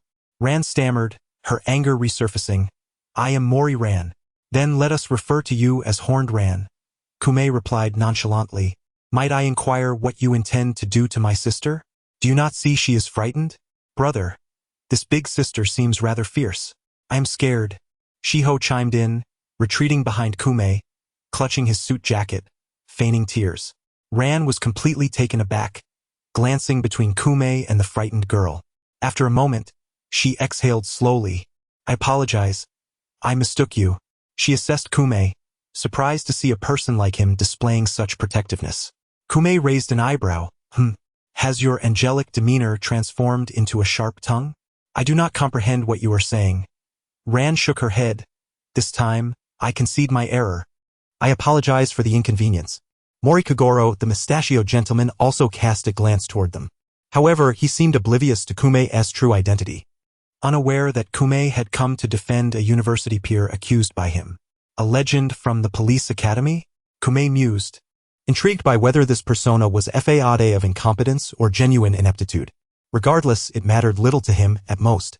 He might encounter him in court opposing his wife, Eri Kasaki, a mere collision of paths. Once the two departed, Shiho's demeanor returned to calm. Her grip on Kume's suit loosened. "You played your part convincingly. You possess a talent for performance," Kume remarked with a smirk. "From your expression, it seems you feel no remorse. How heartless." "I merely wish to shield the girl from my entanglements," Shiho replied, shaking her head, unusually devoid of her usual sharp retorts. The child pretends to be profound again." Kume feigned ignorance. In the preceding days, to circumvent potential complications, Kume had taken the initiative to alter Shiho's appearance. First, they adjusted her hairstyle. While she could not change her short hair immediately, they dyed it black. She would refrain from cutting it, allowing it to grow into the commonly seen shoulder-length style, enhancing her beauty. Additionally, they practiced makeup. Renowned for its artistry, Japanese makeup could transform one's appearance dramatically. With simple strokes, Shiho created a phoenix eye, altering her original appearance significantly. Next came voice modulation practice, as she adapted her vocal tone. It was remarkable how adept she was. She had mastered enough techniques in just 2 days to slightly alter her voice. With time, she could become an entirely different figure, unlike a certain character who relied on a voice changer. Thus, even without her mask, it would be challenging for acquaintances to recognize her true identity. To Kume's surprise, however, Mori Ran had seen through her disguise. Kume rested his chin on his hand, contemplating. "She is just like that." Xiaoai spoke softly, her tone tinged with a hint of melancholy. Whenever someone around her faced a situation, she would be the first to notice and rush to their aid. Such is her nature as a quintessential Good Samaritan. Indeed, anyone could see it, except perhaps for that little bow-tied rascal. "What? Nothing." Gu Meimen waved his hand dismissively. "All right, dear sister, it is time for us to head to court." Without a moment's hesitation, they entered the courthouse and proceeded to the courtroom at the appointed time. Being just a child, Xiaoai could not stand at the attorney's bench alongside Gu Meimen. She could only take a seat at the back to observe. As this was a post-trial hearing, the courtroom was sparsely populated. Soon enough, the specified time arrived, and the judge, jurors, and opposing prosecutor made their entrance, accompanied by the defendant, Nakato Kazushi. Gu Meimen casually glanced across the room. The prosecutor was a middle-aged man in his 30s or 40s. He was unfamiliar to Gu Meimen, belonging to that category of individuals who lack notoriety. However, it mattered little. He was not even qualified to play a supporting role in today's proceedings, which would soon conclude. Court is now in session, the judge proclaimed, striking his gavel. In light of the defendant's appeal, there are allegations of police brutality during the interrogation, leading to the acquisition of an unlawful confession. Prosecutor, please provide your perspective on this matter. Thus, the prosecutor was the first to speak. This assertion is utterly unfounded. He vehemently denied. Our evidence collection adhered to legal protocols. Do not heed the rumors circulating outside, for they are mere slander against our judicial system. His words were eloquent, yet his confidence appeared shaky, beads of perspiration forming on his brow. For the prosecution, this post-trial hearing was decidedly unfavorable, akin to sailing against the wind. Do you have any comments on this, counsel for the defendant? The judge inquired, turning his gaze toward Gu Meimen. Here, Gu Meimen wasted no time. I request that the involved parties and relevant personnel be brought forth for confrontation. In short order, a uniformed police officer was summoned. He was a stout, middle-aged man, distinguished by a tuft of facial hair on his chin. Teraoka Shiji, Chiba Prefectural Criminal Police, he introduced himself, having previously appeared in the anime Dangerous Summer Tales of the Garden. Gu Meimen rose with a smile, descending from the defendant's bench to circle around the portly officer. As a criminal investigator from Chiba, may I inquire how you perceive our defendant?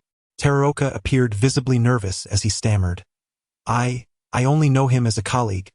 We merely share casual drinks and conversations. Surely that cannot be the case? Gu Meimen grinned, retrieving a document from the table and read aloud with vigor. On February 3rd, Nakado hosted a drinking session for everyone, yet I was not invited. I truly wished to give him a good thrashing. On February 5th, Nakado mocked me, claiming I was too overweight. How outrageous. I merely have a bit of a paunch. On February 16th, Nakado remarked on my lack of a girlfriend. Damn it. As if those with partners are so remarkable. I hope you all break up soon. As Gu Meimen's powerful recitation continued, Teraoka's expression grew increasingly rigid. These were excerpts from his personal blog, which he had assumed was scarcely visited. Yet here they were, laid bare before the public eye by this lawyer. Chapter 28. Once? The law is merciless. Not even once. Gu Meimen paused after reading only a few lines of the material. Mr. Teraoka, these entries from your blog clearly reflect your sentiments toward our client, suggesting that your relationship is not as amicable as you would have us believe. Teraoka's face flushed crimson, and after a long pause, he managed to stammer.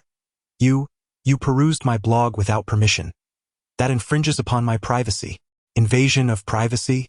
Gu Meimen retorted with a bemused smile. If I were to enter a public restroom and witness someone attending to their business, would that not be considered an infringement upon their privacy? Teraoka's face shifted from red to pale. The man's words were sharp. He had likened Teraoka's blog to a public toilet. I merely vent occasionally in my space, he murmured, his voice dwindling. He sought to argue but found himself at a loss for words, as the means of evidence collection had not violated any laws. Gu Meimen turned toward the judge, his expression still cheerful. It is apparent that this officer harbors resentment toward our client, seizing the opportunity during interrogation to exercise extrajudicial punishment through violent enforcement. The media reports and these photographs serve as evidence. As he spoke, Gu Meimen unfurled a substantial stack of pre-cut newspapers for all present to behold. The judge and jurors nodded slightly. In truth, even before the trial commenced, the prosecution had already lost points in the minds of those present. As the saying goes, where there is smoke, there is fire. What does the media represent? The media is a puppet controlling the masses. Humanity is subjective and emotional, easily swayed by their exaggerated narratives. Observing the unfolding events, the prosecutor realized the precariousness of the situation and immediately stood up to protest. Objection. The judge glanced at him and replied, then please, share your perspective. Here are Mr. Teraoka's attendance records from last year and this year, as well as his assessment records.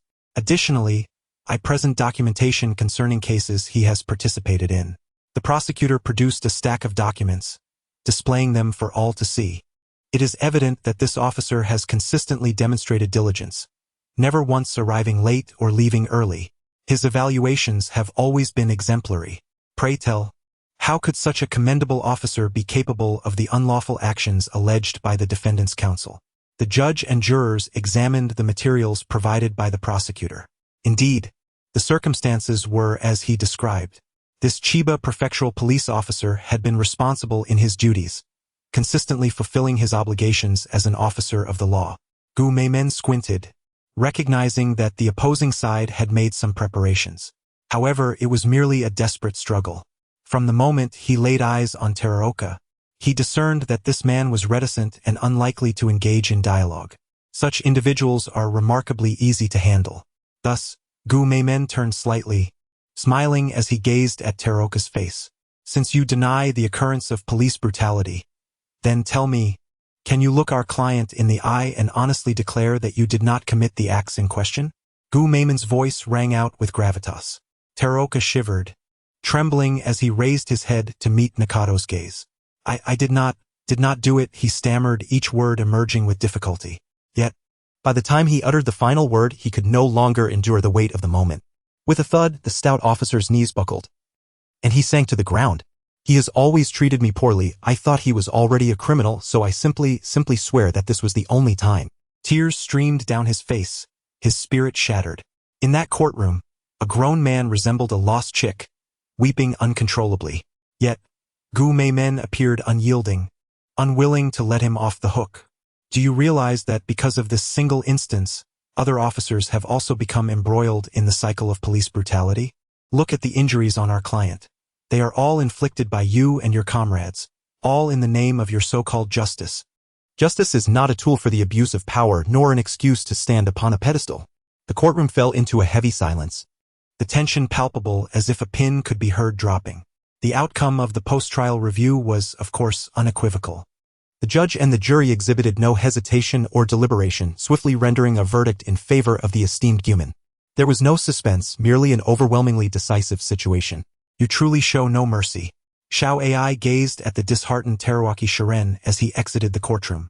Following this incident, this officer would find it impossible to continue in his profession, facing nothing but dismissal or resignation. Is this truly acceptable? At least this officer had been diligent in his duties, having erred only this once. Guman raised an eyebrow. What, are you beginning to feel sympathy again? Did you not hear what I articulated in court? Xiao Ai narrowed her eyes. Oh, those grandiloquent declarations? I presumed they were fabrications, mere falsehoods. Guman regarded her. Do you consider them falsehoods? Or would you speak the truth? Xiao Ai tilted her head in retort. Guman shrugged, noncommittal. Yet, truth or falsehood mattered little. Our objective has been achieved, Xiao Ai stated lightly. In this world, the line between truth and deception is often blurred, with the former capable of transforming into the latter, while the outcome remains unchanged. Enough of your cryptic musings, you are but a child. Guman affectionately ruffled her hair before striding towards the courtroom exit. Come with me. To do what? What else? To meet with our client. What about the preparations for the appeal? Did you not notice his peculiar demeanor earlier? Guman sighed, muttering to himself. You murderers, must you constantly complicate matters and burden me with your troubles? Chapter 29. Can you suspects not be more resolute in your stance? Upon exiting the courthouse, Guman wasted no time and proceeded directly to the detention center housing Nakado and Yoshikazu. Chiba Prefecture is not like Tokyo. It is a small locale. The proximity of these two places meant that Guman arrived at the detention center in approximately 5 minutes. After exchanging pleasantries with the on-duty officer, he was escorted to the visitation room, where he found the taciturn Nakado. The latter lowered his head, resembling a sealed jar. Speak. What is troubling you? Guman tapped the glass partition with his pen. Are you contemplating withdrawing your appeal? At this, Nakado, who had remained silent, looked up in astonishment. How did you know? Did you think my role as your lawyer was a mere charade? Guman rolled his eyes. Your foolish demeanor reveals your lack of clarity. I deduce that someone met with you in the waiting room half an hour before your court appearance. Correct? You've deduced correctly. Nakado sighed. My university classmate, Kagoro Mori, visited today. Visited? More like he came to fill your head with nonsense. Guman retorted bluntly. Did he attempt to persuade you, rambling on about how to atone for your crime in prison and the like? You are spot on. Your prowess as a lawyer is indeed remarkable. Nakado sighed heavily, cradling his head in distress. He spoke extensively, urging me to abandon the appeal and serve my 20-year sentence to atone for my sin. I may have been swayed, as I now find myself hesitating about whether to withdraw the appeal. As I suspected, Guman shook his head. Prior to arriving at the courthouse, he had encountered Ran Mori and Kagoro Mori. He had sensed something amiss. Kagoro, being from Tokyo, would not have ventured to this rural area without cause. I implore you, can you suspects not maintain a firm stance? Must you be so easily influenced by a few words that you flip allegiance? This is most disheartening for us lawyers. Guman's tone was one of frustration. We are here to advocate for your interests, not to lead you astray. Would it not be a beautiful thing to lessen your sentence or avoid prison altogether? You should be grateful, not acting like a traitor. Upon hearing Guman's words, Nakado fell silent for a moment. Then he recalled something, chuckling bitterly. But Kagoro is genuinely kind to me. He listened to my grievances. Furthermore, I can't forget the image of Teruaki Shiren, my former colleague, weeping in court. He thought of the contents of Teruaki's diary. Perhaps, in some intangible manner, he had also harmed others. If this is a means of atonement, are you truly so foolish? Guman's sharp voice interrupted his thoughts. Your psychiatrist seems to treat you well. Perhaps you should marry her instead. She merely speaks, yet seeks to prolong your imprisonment. How is that not detrimental? As for that officer, he reaped what he sowed, deserving of his fate for his transgressions. Why should you be concerned with his issues? Nakado blinked, feeling a sense of confusion wash over him. He couldn't help but think of the attorney who had defended him in the first trial. That lawyer had been diplomatic and concerned about losing his job, while here was Guman, who had begun to berate his client. Let me clarify, withdrawing your appeal will also incur a fee, Guman stated, cutting to the chase. He produced the contract signed with Nakado and placed it before him on the glass surface. Take note, it states a retainer fee of 3 million. Should you breach this agreement, you will owe double the penalty, in addition to my service fees, lost wages and miscellaneous expenses, totaling 8 million.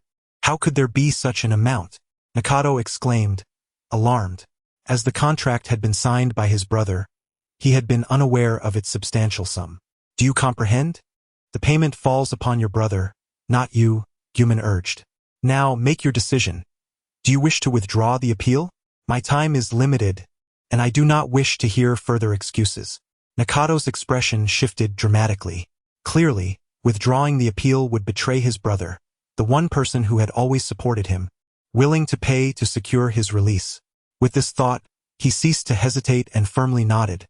I have decided to continue with the appeal. Let Kagoro's empty rhetoric be cast aside. Guman sighed with relief, nodding in satisfaction.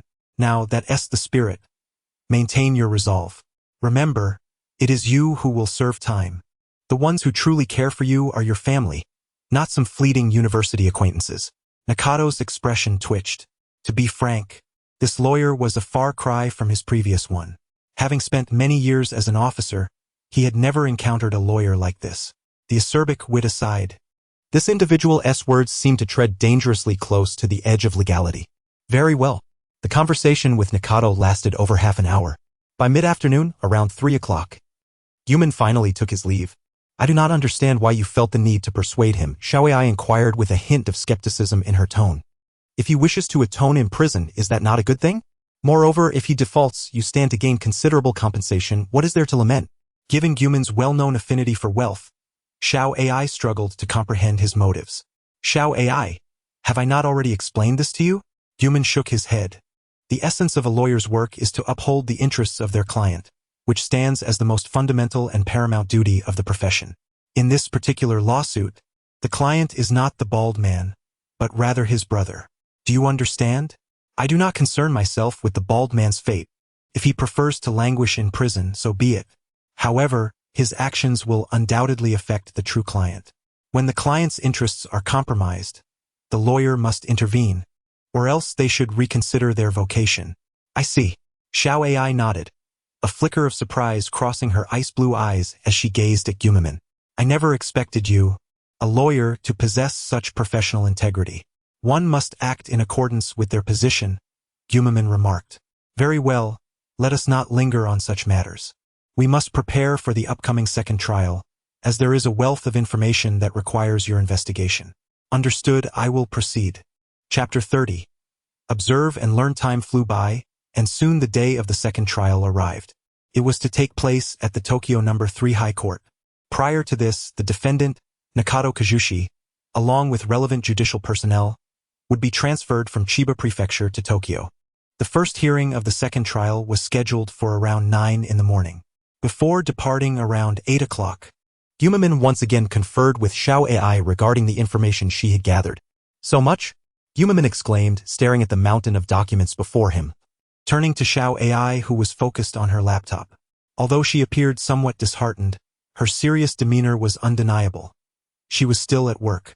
To enhance her role as an assistant, Gumaman had allocated some of his remaining funds to provide her with a new laptop, an octa-core smartphone, a printer, and a variety of storage devices. These documents pertained to Nakado Kazushi and his classmates, including familial, professional, and social connections, as well as details about relatives and friends. Given their status as key witnesses, I believe this information may prove useful. Xiao Ai adjusted her clear glasses, exuding an air of intelligence as she worked. No, this is all rubbish. However, Gumaman shook his head, promptly discarding the documents into the nearby trash bin. Are these not of use? Xiao Ai raised her head slightly, surprised. I assumed you would find them necessary considering your unscrupulous nature. Engaging in dubious activities with witnesses and those surrounding them seems quite probable for you. Thank you for the compliment. It is rare for someone to hold me in such regard, Gumaman admitted generously. Xiao Ai rolled her eyes in response. Gumaman then clarified, in other cases your gathered materials might hold some value, but in this instance they are of no use whatsoever. Why is that? Xiao Ai inquired. Gumaman smiled enigmatically because one cannot employ the same tactic against a Saint Seiya twice. What do you mean? Just observe and learn and you will understand. Meanwhile, at the Tokyo District Prosecutor's office, Prosecutor Reiko Kujo was organizing the materials needed for the upcoming court session, assisted by her aide, Simon Ryusuke. Indeed, today's case concerning Nakado Kazushi would see her pitted against Gumaman. Kujo, according to the rotation, this case should not fall to you, Ryusuke expressed his confusion. Why are you so insistent on taking this on? Because you do not comprehend Gumaman's character, Kujo replied, shaking her head. I have interacted with him for a time, and he operates in a thoroughly unscrupulous manner. He will stop at nothing to secure victory, lacking any moral boundaries. Tampering with evidence is as simple for him as eating and drinking. Indeed, he is a despicable scoundrel. Ryusuke nodded in agreement, recalling his own recent loss in court due to Gumaman's manipulations. After that defeat, he faced considerable repercussions. I know him well. Therefore, only I can defeat him, Kujo asserted, adjusting her appearance in the mirror before confidently stepping out with her case files. Ryusuke followed closely behind, his admiration evident. Apart from the undefeated legal queen, Irie Mori, Kujo had never lost a case, which was why he devoted himself to her. Help! Someone has been robbed. Catch that thief. The streets of Tokyo were bustling with activity. A constant flow of people. On the way to the high court, as was customary, Gumaman encountered several criminal incidents. The notorious city of Tokyo lived up to its reputation. Xiao Ai glanced at the chaotic crowd in the distance. Today's victims were particularly unfortunate, with some having been stabbed by robbers and were now en route to the hospital for emergency care. After a moment's contemplation, Xiao Ai suddenly spoke. I have a question I have been meaning to ask you. Go ahead. Well, you often engage in such perilous activities. Are you not afraid that one day you might end up like those victims, inexplicably killed? A thought-provoking question. Gumaman regarded her thoughtfully. Though her expression remained neutral, the concern evident in her eyes was unmistakable. Over time, they had grown somewhat familiar, and Xiao Ai understood Gumaman's character, which could easily lead to unwittingly acquiring enemies. Xiao Ai's concerns were indeed valid. However, she was perhaps overthinking the matter. While the world has a high crime rate, most offenses, be they vendettas, crimes of passion, or plagiarism, are typically committed by ordinary individuals much like himself. Gumaman possessed an acute awareness of other sentiments. Should anyone harbor hostile intentions toward him, he would instantly recognize and guard against it. There was, however, one scenario he could not anticipate. Hired assassins, gangsters, or nefarious organizations might employ specialized tools, such as sniper rifles, to take his life without warning. Yet, the cost of hiring such individuals is exorbitant and requires certain connections. Generally, Those who can afford such services are either affluent or powerful. Given Gumaman's current situation, he was not in danger of attracting such attention. I believe you should consider hiring a bodyguard in the future, Xiao AI suggested, her voice laced with her usual sharp wit. After all, someone like you could meet an untimely end at any moment, and it would be wise to have someone to collect your remains. True enough. Perhaps I will do so when I have the means, Gumaman replied, nodding thoughtfully as he regarded her with a sigh. Doryman, you are utterly useless. You cannot produce impressive gadgets, nor can you tear apart a mecha, catch bullets with your bare hands, and you cannot undertake the task of protecting me. I shall have to expend additional funds in the future. What do you mean, Doryman? Xiao AI retorted, rolling her eyes. You, a grown man, lack any abilities and yet wish for the protection of a 7-year-old girl. How absurd. Did I not mention? I have always regarded you as 88 years old. I have never encountered someone as shameless as you. You are truly redefining the limits of impropriety. I have never seen a child as aged as you. Are you perhaps a creature conjured from Japanese mythology? You are the one who is ancient. You are becoming flustered. The sight of an elementary schoolgirl in a rage is quite rare and rather unbecoming. You are far less remarkable than a mere ape, 100 times less beautiful. Chapter 31. The courtroom is a battleground, where gender holds no relevance as the two continued their banter while walking. Despite the frequent criminal incidents along the way, they remained unharmed. At 8:30, precisely 30 minutes before the court session commenced, I arrived punctually at the Tokyo High Court. Upon entering the hall, I was met with a considerable crowd. The fervor of the second trial far exceeded that of the first. Countless journalists were already poised, many of whom had previously covered cases involving the esteemed lawyer Gume. Upon spotting him, they swarmed towards him like bees. Gume, as always, recited his iconic line, "My client is absolutely innocent. This is a miscarriage of justice."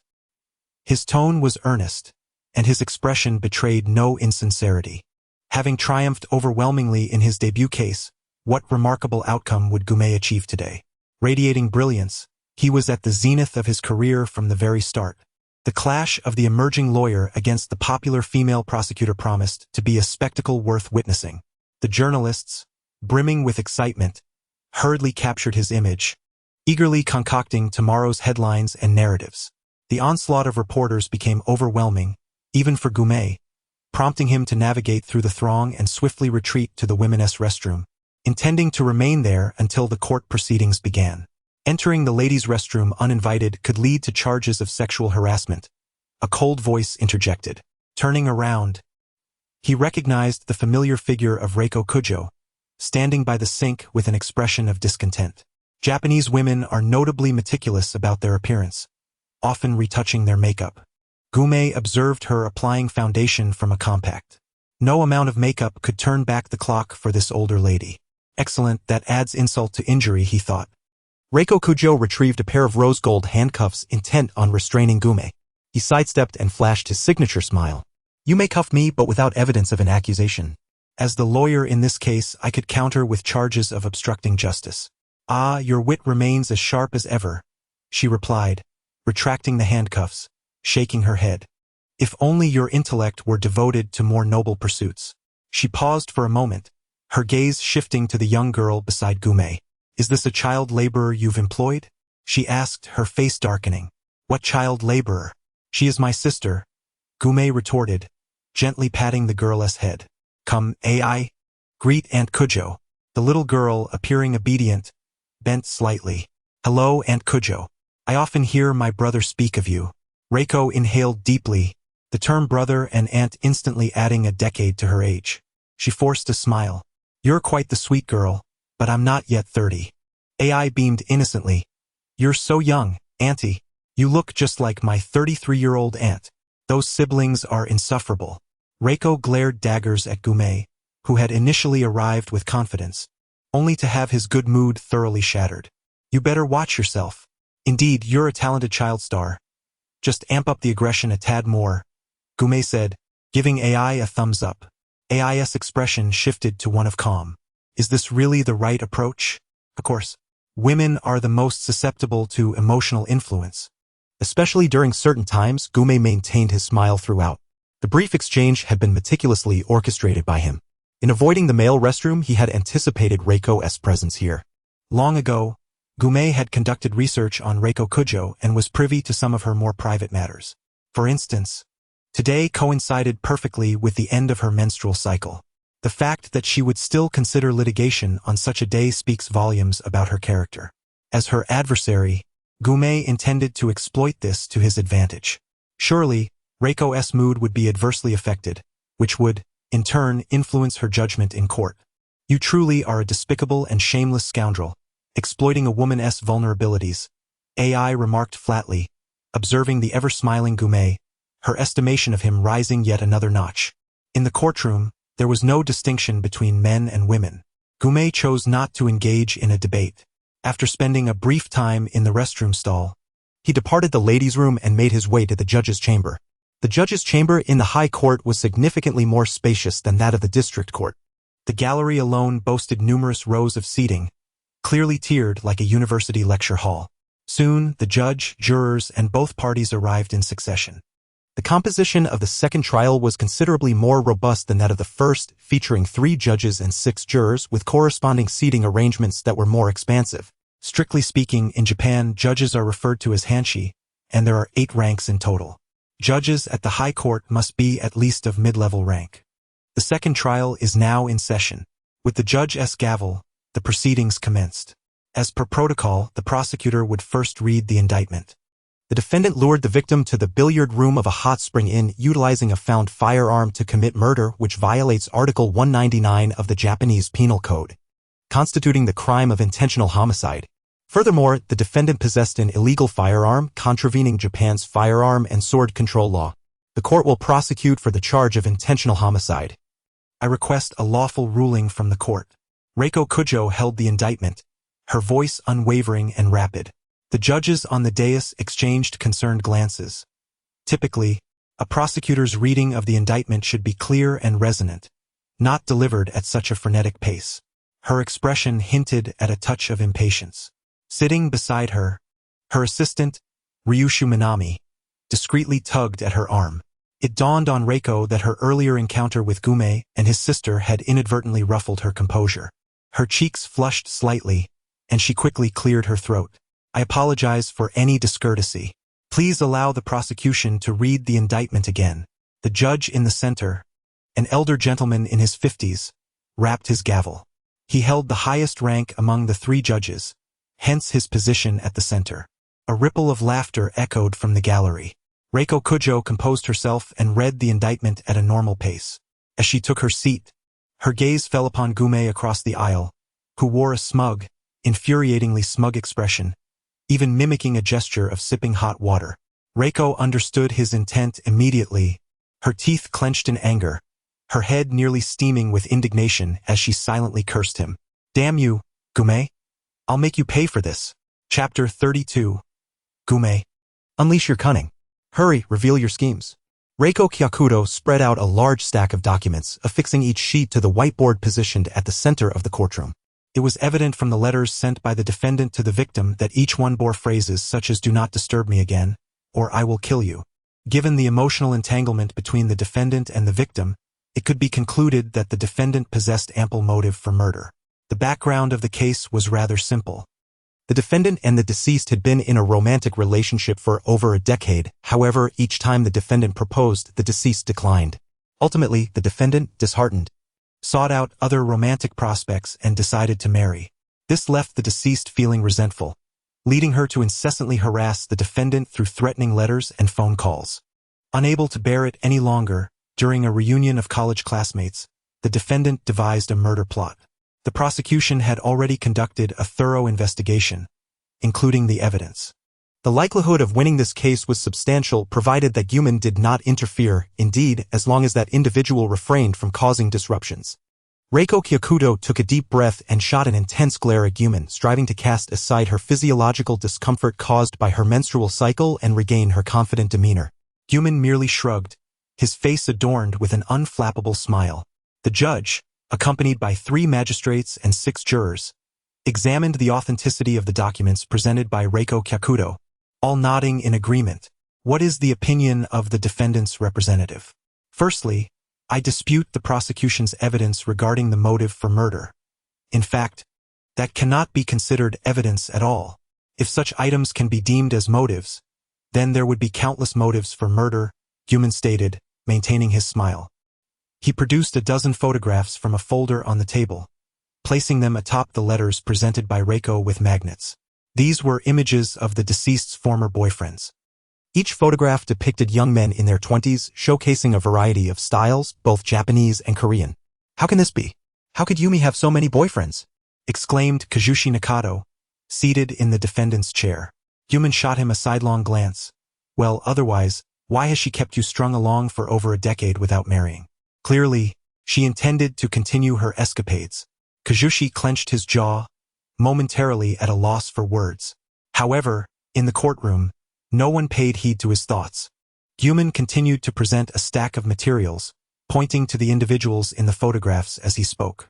This is Yamada from the Shuji Host Club. The deceased once owed him a significant sum and was threatened by him through calls and letters. This is Chojima from the Hashimoto Loan Company, along with his invoices. The deceased, burdened by a high-interest debt, was coerced into repaying with her body. And this is Sarazawa from Suzuki High School. As Guman enumerated the details, Reiko Kyakudo furrowed her brow, but then her expression brightened as she decisively stood up. Objection. This pertains to the privacy of others. Defense attorney. Did you obtain consent from these individuals during your investigation? If not, then this is illegal evidence. Furthermore, how can you prove these are not forgeries? Indeed, this was a cunning tactic employed by Guman. He had always favored illicit evidence and tampering with proof. This time was no exception. Before arriving, Reiko had mentally rehearsed numerous scenarios, anticipating how Guman might attack, and had concocted various countermeasures. As long as she identified a weakness, she would face his onslaught without trepidation. Reiko Kyakudo thought to herself with confidence. However, the next words from Guman shattered her thoughts. All this evidence is genuine. You may call to verify. I secured consent from all these individuals beforehand. Guman winked at Reiko. She observed him repeat the gesture of sipping hot water, his face still wearing that irritatingly smug smile. Reiko felt a surge of rage, nearly compelled to confront him physically. Patience, patience. She stifled the impulse and patted her face. Nevertheless, Guman's actions left her perplexed. They did not align with his usual conduct. Yet, regardless of the circumstances, his supplementary evidence regarding the defendant's motive for murder diminished the prosecution's claims, rendering them temporarily unprovable and thus set aside. Next, the prosecution needed to present additional evidence. I request the summoning of witnesses. Reiko Kyakudo addressed the judge. Soon, for witnesses ascended to the witness stand, they were all college classmates of Kazushi Nakato, including a married couple, a short and stout man, and Kagoro Mori. Kazushi, you should appeal, Kagoro Mori said, casting a disappointed glance at Nakato in the defendant's seat. Kazushi remained silent for a moment before responding. Kagoro, do you truly wish for me to be imprisoned? I do not wish for you to be imprisoned. I wish for you to atone for your sins while incarcerated. Kagoro replied, shaking his head. What is the difference? Kazushi asked, gazing into Kagoro's eyes. Do you understand what imprisonment signifies for a person? And what does murder mean for an individual? Kagoro Mori did not flinch, maintaining eye contact. That woman committed numerous despicable acts outside, Kazushi began, but was abruptly silenced by a stern voice from the side. It was Guman, his expression grave. What do you think this sacred courtroom is? We are still in the midst of a trial. If you wish to discuss brotherhood, save it for after we exit the courtroom. The two exchanged glances and promptly closed their mouths. Something felt amiss. Reiko Kyakudo frowned, observing Guman's seemingly earnest demeanor. Since earlier, she had sensed something was off, although his attitude remained infuriating, and he continued to provoke her with his actions. His behavior in court appeared entirely normal. How to describe it? He resembled a conventional attorney. Chapter 33. Guman. Unleash your cunning. Reiko Kyakudo found herself momentarily flustered. She was regarded as the Madonna of the prosecutor's office due to her diligence and the care she took with each case. For instance, prior to trials, she would mentally simulate various strategies of her opponents. Yet now, Guman's actions surpassed her expectations, falling outside the scope of her prior simulations. coupled with the effects of her menstrual cycle, she momentarily lost her discernment. Please, witnesses, share your opinions. The judge struck the gavel, and the judicial proceedings continued. Thus, Kogoro Mori commenced. His gaze steady, he spoke clearly, recounting the reasoning process he had personally undertaken, asserting its accuracy. At that time, Kazushi Nakato had concurred. When it involved classmates, Kogoro Mori was particularly earnest. He hoped for Kazushi to promptly confess and serve his time in prison for redemption. This method has been validated by the prosecution as viable. Reiko Kyakudo seized upon Kogoro's statement, organizing her scattered thoughts as she rose to her feet and declared, "Now we have 4 witnesses all identifying the perpetrator as Kazushi Nakato. This number constitutes ample evidence." Upon concluding, she cast a hopeful glance at Gyumin. "Come on, Gyumin. Reveal your trickery. There are still 3 witnesses to go. You must have done something to them, right? Perhaps bribing them to alter their testimonies? Unleash all your cunning. I shall gradually tear apart the facade you have constructed," Reiko Kyakudo fervently urged within herself. Yet, in response to Kogoro Mori's testimony, Gyumin appeared unperturbed. His face still bore a smile as he gestured for the remaining 3 witnesses to proceed with their testimonies. Thus, the witnesses began to recount their statements, which appeared to be entirely unaltered. What was happening? What was the situation? Were the witnesses not bribed? Kujo Reiko stared blankly at the face of Gyumimin. At this moment, she was utterly confounded by his tactics. "Please allow the defendant's representative to express his viewpoint," the judge's voice echoed from above. "I have a question." Gyumimin, still smiling, descended from the lawyer's bench and approached the 4 witnesses. His gaze lightly traversed the couple and the stout man. "May I inquire if these accusatory testimonies were witnessed by your own eyes?" The 3 witnesses, apart from Mori Kogoro's, exchanged glances and shook their heads. "Although we did not witness it ourselves, it is what I deduced." Mori Kogoro furrowed his brow, scrutinizing Gyumimin's face. They had not interacted directly before, but Conan had mentioned that the defense attorney would advocate for an acquittal. Mori Kogoro's daughter, Ran, had previously remarked that he was a despicable lawyer with a notoriously poor character. Additionally, Inspector Magyar, who was well acquainted with him, also disapproved of this man. "Regardless of who you are, if you wish to defend the accused, you must first pass through our scrutiny. Kazuhisa has committed murder, and he must atone for it," Mori Kogoro declared, his voice resonant and imbued with a sense of justice. The other 3 witnesses were swayed by his fervor and nodded in agreement. Such camaraderie among classmates. The sentiment of wishing to send a friend to prison was truly poignant. Gyumimin smiled and clapped his hands lightly. Mori Kogoro could not help but frown. He held a strong aversion to this man, finding his manner of speaking and his smile exceedingly distasteful. Gyumimin did not regard Mori Kogoro but instead turned his attention to the other 3 witnesses. "You mentioned that these accusatory testimonies were not witnessed by your eyes. Then, may I ask where they originated?" "I already stated it is my deduction," Mori Kogoro interjected from the side. "Ah, so they are hearsay." Gyumimin feigned realization, speaking to himself. "Then this is not primary evidence but rather secondary evidence. What does that mean?" Mori Kogoro frowned, not understanding the legal implications as this was his wife Ari's domain. However, Kujo Reiko's expression tightened in concern. Primary evidence refers to first-hand, unmediated evidence, such as direct observations or original documents. In contrast, secondary evidence pertains to indirect or non-original sources, such as accounts relayed by others, copies, or transcripts. The weight of secondary evidence is significantly less than that of primary evidence due to the potential for alteration. Technically, all these witnesses provided secondary or indirect evidence. Moreover, apart from Mori Kogoro's own deductions, the testimonies of the other 3 witnesses were all derived from his reasoning, possessing even less weight and closely mirroring his statements, rendering this evidence nearly negligible. This was infuriating. After realizing this, Kujo Reiko gazed at Gyumimin's smiling face, completely flustered. Despite her meticulous calculations, she had not anticipated that Gyumimin would employ straightforward legal concepts to counter her arguments without resorting to underhanded tactics. The unfortunate reality was that she had not considered how to handle such a situation beforehand.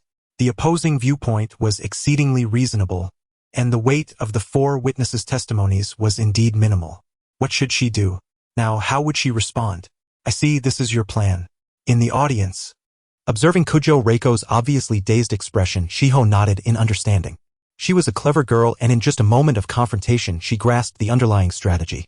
Kujo Reiko understood Gumimin, but equally, Gumimin understood her. Therefore, engaging in a straightforward battle of legal knowledge was the best approach. Yet, they both overlooked the fact that Gumimin's legal acumen was quite proficient. His numerous qualifications already attested to his capabilities in the field of law. Much like Picasso, whose abstract works gave the impression of solely being abstract, but whose foundational painting skills were equally formidable. Gumimin exploited Kujo Reiko's misjudgment and caught her off guard. Shiho remained silent, observing the smile on Gumimin's face, which bore the unmistakable expression of a schemer who had succeeded in his machinations. In the realm of manipulating hearts and minds, this man truly possessed a deft hand. The trial had already tipped in their favor. Chapter 34. You must work for me for a lifetime without pay. Upon realizing Gumimin's tactics, Shiho lost interest in the ensuing proceedings of the trial. She slowly rose from her seat in the audience and exited the courtroom. Feeling slightly parched, she approached a vending machine at the end of the corridor. Producing a 500 yen coin from her pocket, she inserted it. Although she felt as though she was working for Gumimin without compensation, she deeply sensed that this man was a supercilious rogue, thoroughly tainted by capitalism. Nevertheless, at least this employer had some semblance of humanity, providing her with a small allowance each month to purchase snacks. Pressing the button, a can of coffee tumbled down with a chime. Coffee had been Shiho's beverage of choice during late-night research sessions, becoming her sole companion in those hours, an attachment akin to nicotine. She cradled the coffee, about to open it when a faint, familiar footstep echoed in her ears. Conan emerged from around the corner, hands in his pockets, gazing in Shiho's direction. "Hibara, it's been a while. I trust you are well." "You remain as aloof as ever," she replied.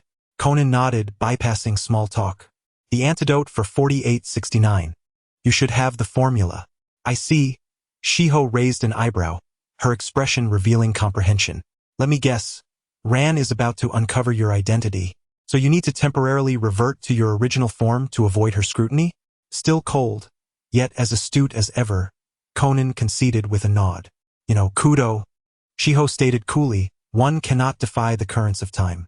If one attempts to forcibly alter them, they will ultimately face consequences." "Such as death?" Conan ventured cautiously. Shiho remained silent, yet her expression conveyed everything. After a moment of contemplation, Conan shook his head. "I can't concern myself with that. I simply do not want Ran to know, nor do I want to involve her in my troubles." "Oh, is that so?" Shiho chuckled lightly. "Then you should leave instead of clinging to her like a stubborn gum." The familiar sharp-tongued retort rendered Conan momentarily speechless. After a brief pause, he lifted his head. "Give it to me, Hibara. The formula and the materials. I will contact my parents to have them assist with the research." "How selfish of you," Shiho remarked coolly. "In Dr. Agasa's basement, the third drawer contains a disk with some of my restored research materials." "Is that so? Thank you." Conan, pocketing his hands, was about to leave but hesitated momentarily before stopping again. Shiho watched him, smiling slightly. "My name is Gumimin, not Hibara. Is that so?" Conan cast a deep glance at Hibara. "If the antidote is successfully developed, I shall bring you a share."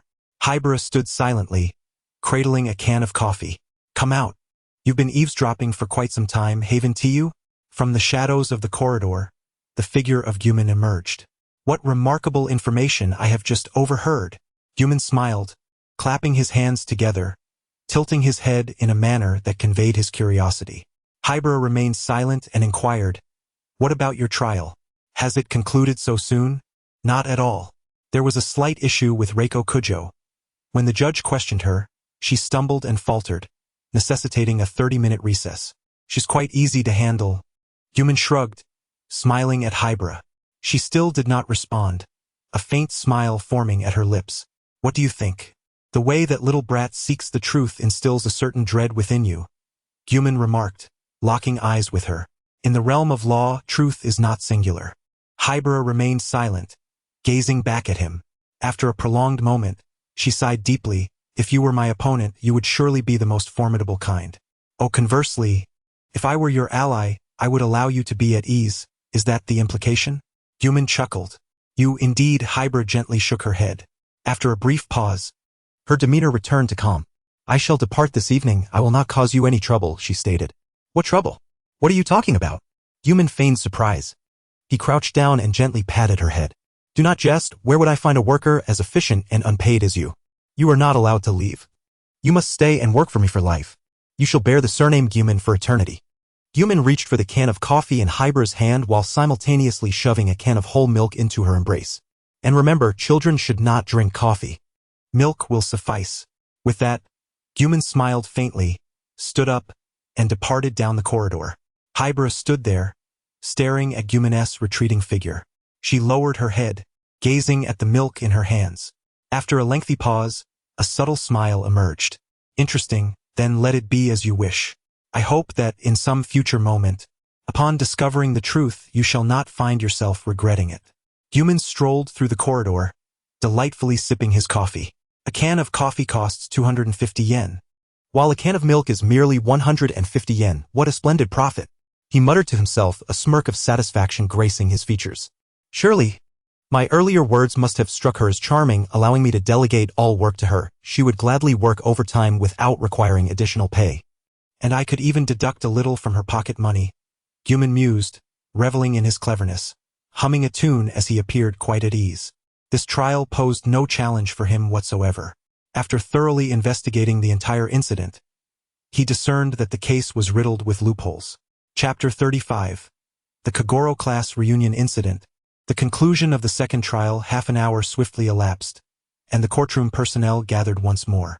Reiko Kujo adjusted her attire and settled into her seat, patting her face to maintain composure. Ms. Kujo, Dragonbeard Season, seated beside her, attempted to offer consolation but was met with a fierce glare from his superior, causing him to retract his head like a startled quail. Realizing her own lapse, Reiko inhaled deeply, striving to regain her poise. "Stay calm. Do not fall for Guman's trick," she repeatedly murmured to herself, psyching herself up. However, the disadvantages from the first half had already drained her of nearly all her vigor. As a woman, her mindset was especially susceptible to fluctuations due to her menstrual cycle. The signs of defeat had already become evident. With everyone present, the presiding judge rapped the gavel. "We shall reconvene. Prosecutor, please present your opinion regarding the defense's stance on the witness testimonies." The court acknowledged the opposing viewpoint. Reiko Kujo rose, striving to articulate her thoughts clearly. "The testimonies of the 4 witnesses fall under hearsay. Based on their credibility, they do not suffice to convict the defendant." After a brief pause, she continued, "However, the defendant's methods upon repeated verification by the police and the prosecutor's office have indeed proven feasible. Thus, we cannot dismiss the possibility of the defendant's involvement in the murder." Objection. Before Reiko could finish, Guman immediately stood. If mere deductive reasoning could secure a conviction, there would be an abundance of wrongful convictions in this world. "Wouldn't you agree, Mr. Kagoro Mori, who sleeps?" Guman's lips curled into a sardonic smile as he cast a glance at Kagoro. You scoundrel! What are you saying?" Kagoro, furious, nearly erupted, ready to rush the witness stand to unleash a flurry of judo moves on Guman. Naturally, his intentions were promptly thwarted by the judicial officers. Guman paid him no mind, maintaining a slight smile and directing his gaze towards the judge's bench. The 3 judges and jurors whispered among themselves. Subsequently, the presiding judge rapped the gavel. "The objection is upheld. The defense's argument stands valid. Prosecutor, present more compelling evidence." "What? How can this possibly be valid?" Kagoro shouted in disbelief. The judges exchanged glances, each letting out a sigh. Had it been any other witness or detective, they might have considered their words with care. However, this was Kagoro Mori. Before earning the title of the Sleeping Kagoro, he had collaborated with the police numerous times, yet his reputation, especially in the eyes of Officer Magyar, was far from favorable. His frequent misdirection had led to countless wrongful convictions. Thanks to him, the High Court had been burdened with a plethora of appeals witnessing many released suspects. To adjudicate this man's case was a sheer waste of effort. Thus, Kagoro Mori's name had long since become tarnished in the judges' minds. Below, observing the judge's expressions, Reiko Kujo sensed the gravity of the situation. Although Japan's courtroom debates operated on an adversarial system, the ultimate interpretative authority still lay with the judges. If they deemed the objection valid, it was so, and if they ruled it invalid, no amount of protest would alter that. Hence, the judge's impressions were exceedingly significant in judicial debates. Damn it! Reiko Kujo gritted her teeth, forced to present her final piece of evidence. This court requests the summoning of physical evidence. Shortly, a handgun was produced. A Smith Wesson .439, a semi-automatic pistol once utilized by the U.S. military, now obsolete, though some had found their way into the market through dubious channels. After forensic examination, employing polymerase chain reaction techniques, we discovered a substantial amount of the defendant's DNA on the handgun, particularly on the trigger, thus implicating the defendant in the murder. Reiko Kujo brandished a stack of forensic reports before the assembly. However, her voice lacked the conviction it once had. This physical evidence was considerably weak, for prior to its submission, the handgun had. Indeed, as expected, Guman interjected. Is it solely the defendant's? I fear not. Is your report incomplete? He displayed that classic smug smile. Like Reiko, he produced a set of forensic data. This is the appraisal report I obtained from the police department, and it is the same as the one from Prosecutor Kujo. Guman placed the report on the central whiteboard in the courtroom.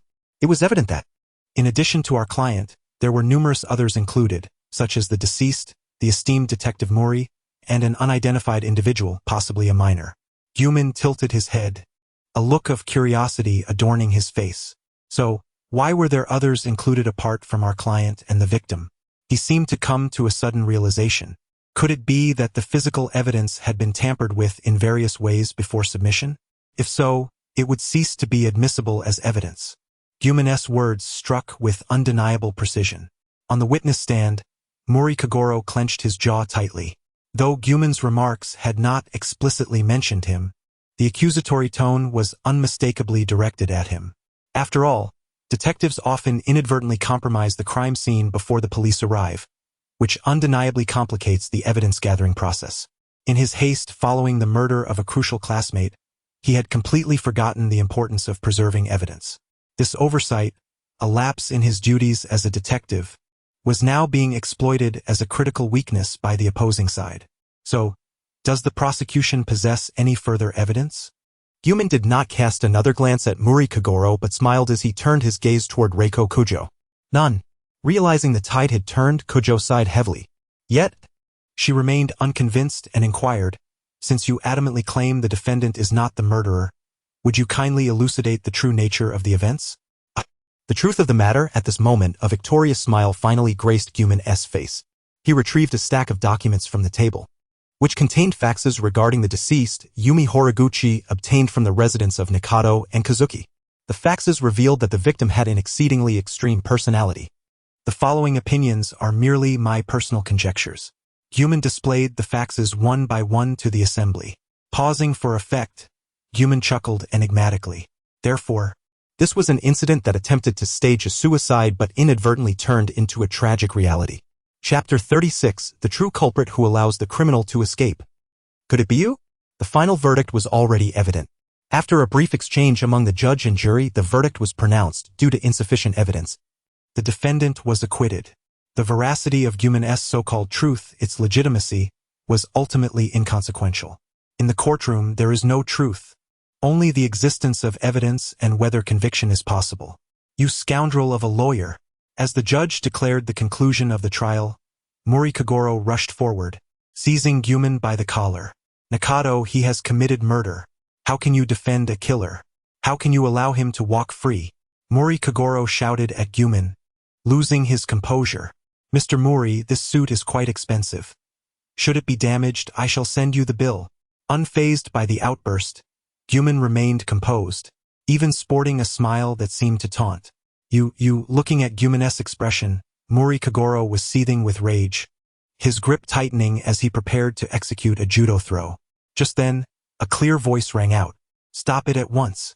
Turning around, he saw a woman of similar age to Reiko Kujo hastily standing behind them, intervening. Hi Eri, the first female lawyer known as the undefeated queen of the Japanese legal world. She was also Mori Kagoro's longtime wife. But Eri, this guy, upon hearing his wife's command, Mori Kagoro hesitated. Hi Eri shot him a glare.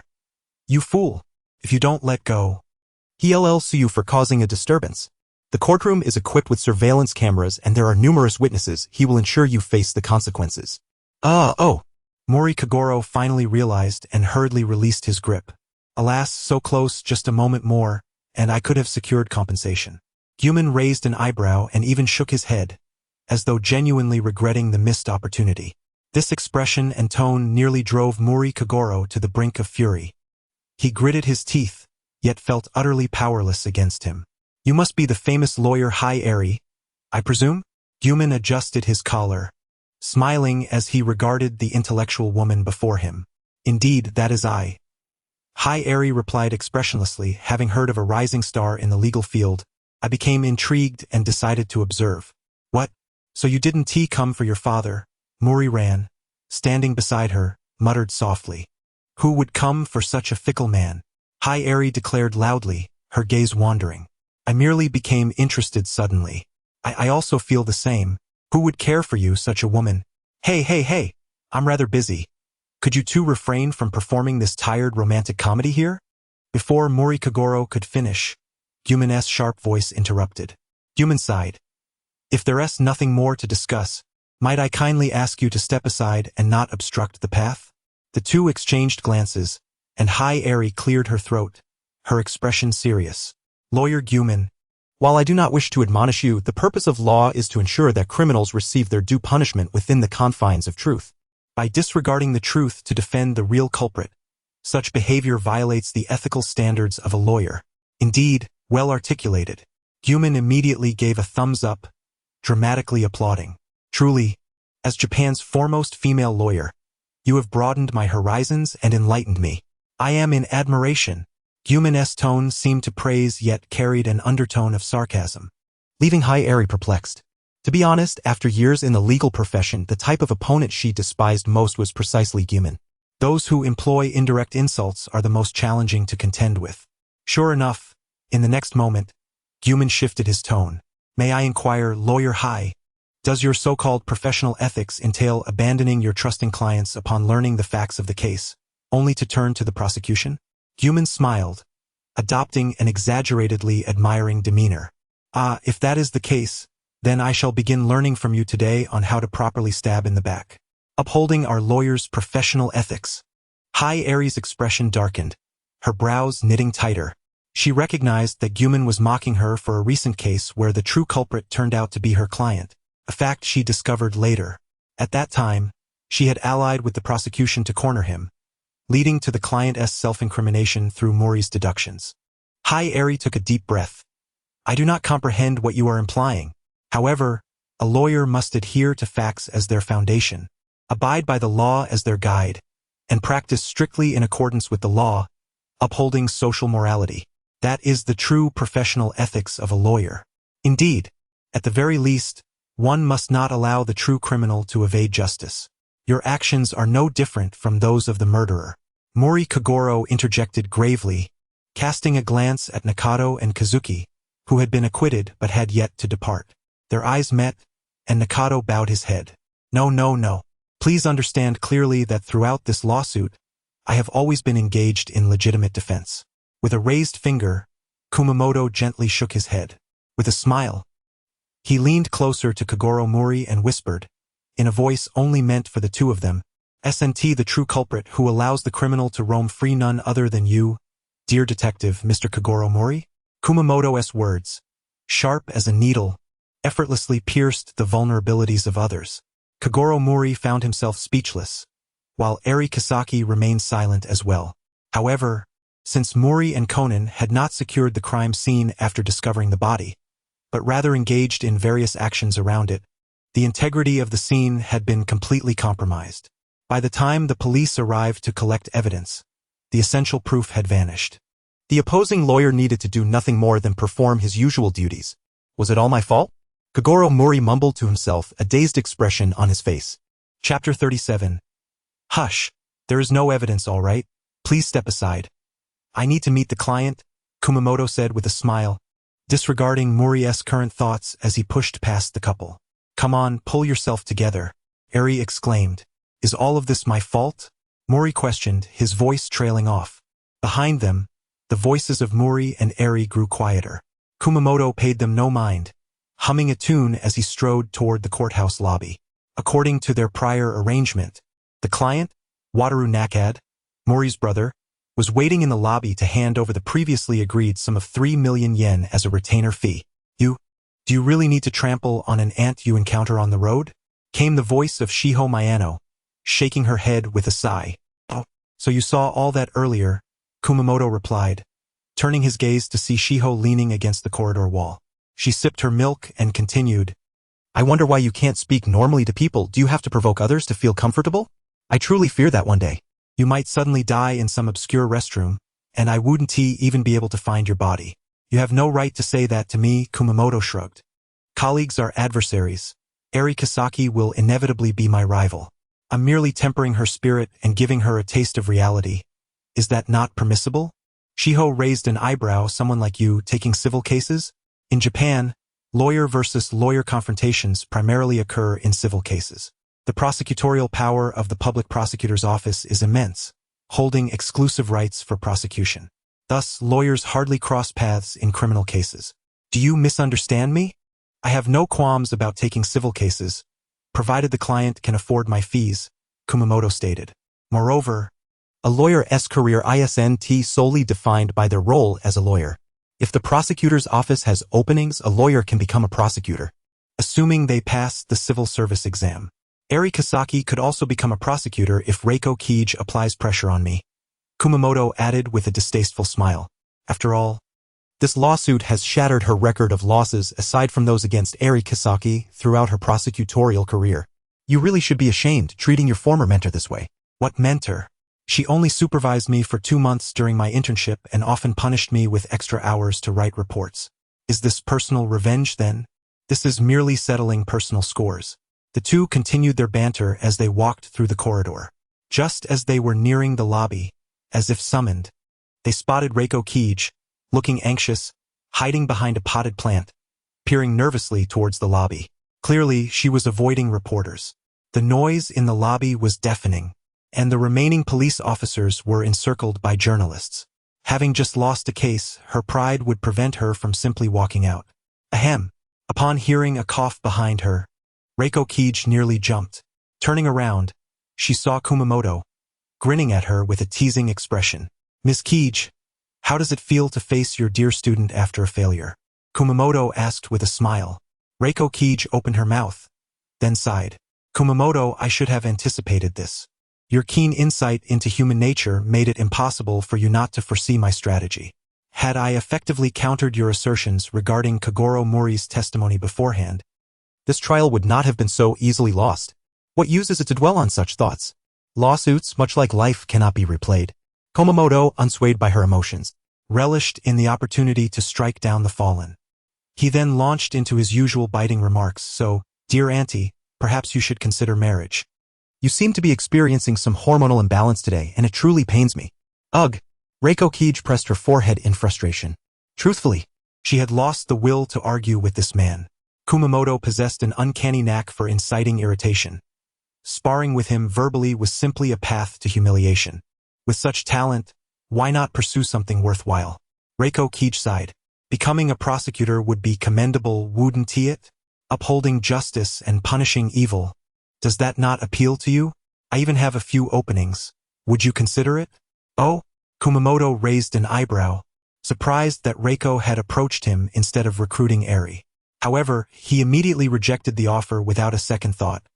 I'm sorry, but I have no interest in upholding justice. You can find someone else. Reiko Kij scrutinized him. Is it because the salary is too low? Kumamoto smiled, remaining silent, as his expression revealed everything. Well then, take care of yourself. One Eri Kasaki is already challenging enough. Adding another Kumamoto would drive me to resign, she muttered under her breath. The crowd in the lobby gradually thinned out. Journalists, unable to find anyone worth interviewing, began to disperse. Reiko Kij was the first to leave. Once no reporters remained, Kumamoto and Shiho finally emerged from the corridor. The client, Wataru Nakad, had been waiting outside. Here's the agreed sum of 3 million yen. Lawyer, I truly appreciate your efforts. I never imagined you could secure my brother's acquittal. With the case won and her brother freed, Wataru Nakad appeared elated. He hurriedly handed 3 bundles of cash wrapped in rubber bands to Kumamoto, thanking him profusely. It was a pleasure collaborating with you. Kumamoto, smiling, accepted the money and placed it into his bag. With the funds secured, they exchanged a few casual remarks before parting ways. On the way back, Shiho, who had remained silent until then, suddenly spoke. Actually, I have been pondering a question since this engagement began. Speak. Shu. Kumamoto raised a finger gently against Shiho's lips. With a smile, he pulled the folded contract from his pocket. Simultaneously, he produced a lighter and set the contract ablaze. The flames flickered, and the paper danced like a moth caught in fire. Soon, it reduced to ashes. Now, the evidence is gone. Kumamoto gently blew, scattering the ashes onto the road, where they danced with the wind. Shiho looked at Kumamoto, her eyes narrowing. Didn't you say a lawyer's duty is to protect the interests of their client? I've truly bought into your ruse. I wasn't wrong, Kumamoto winked.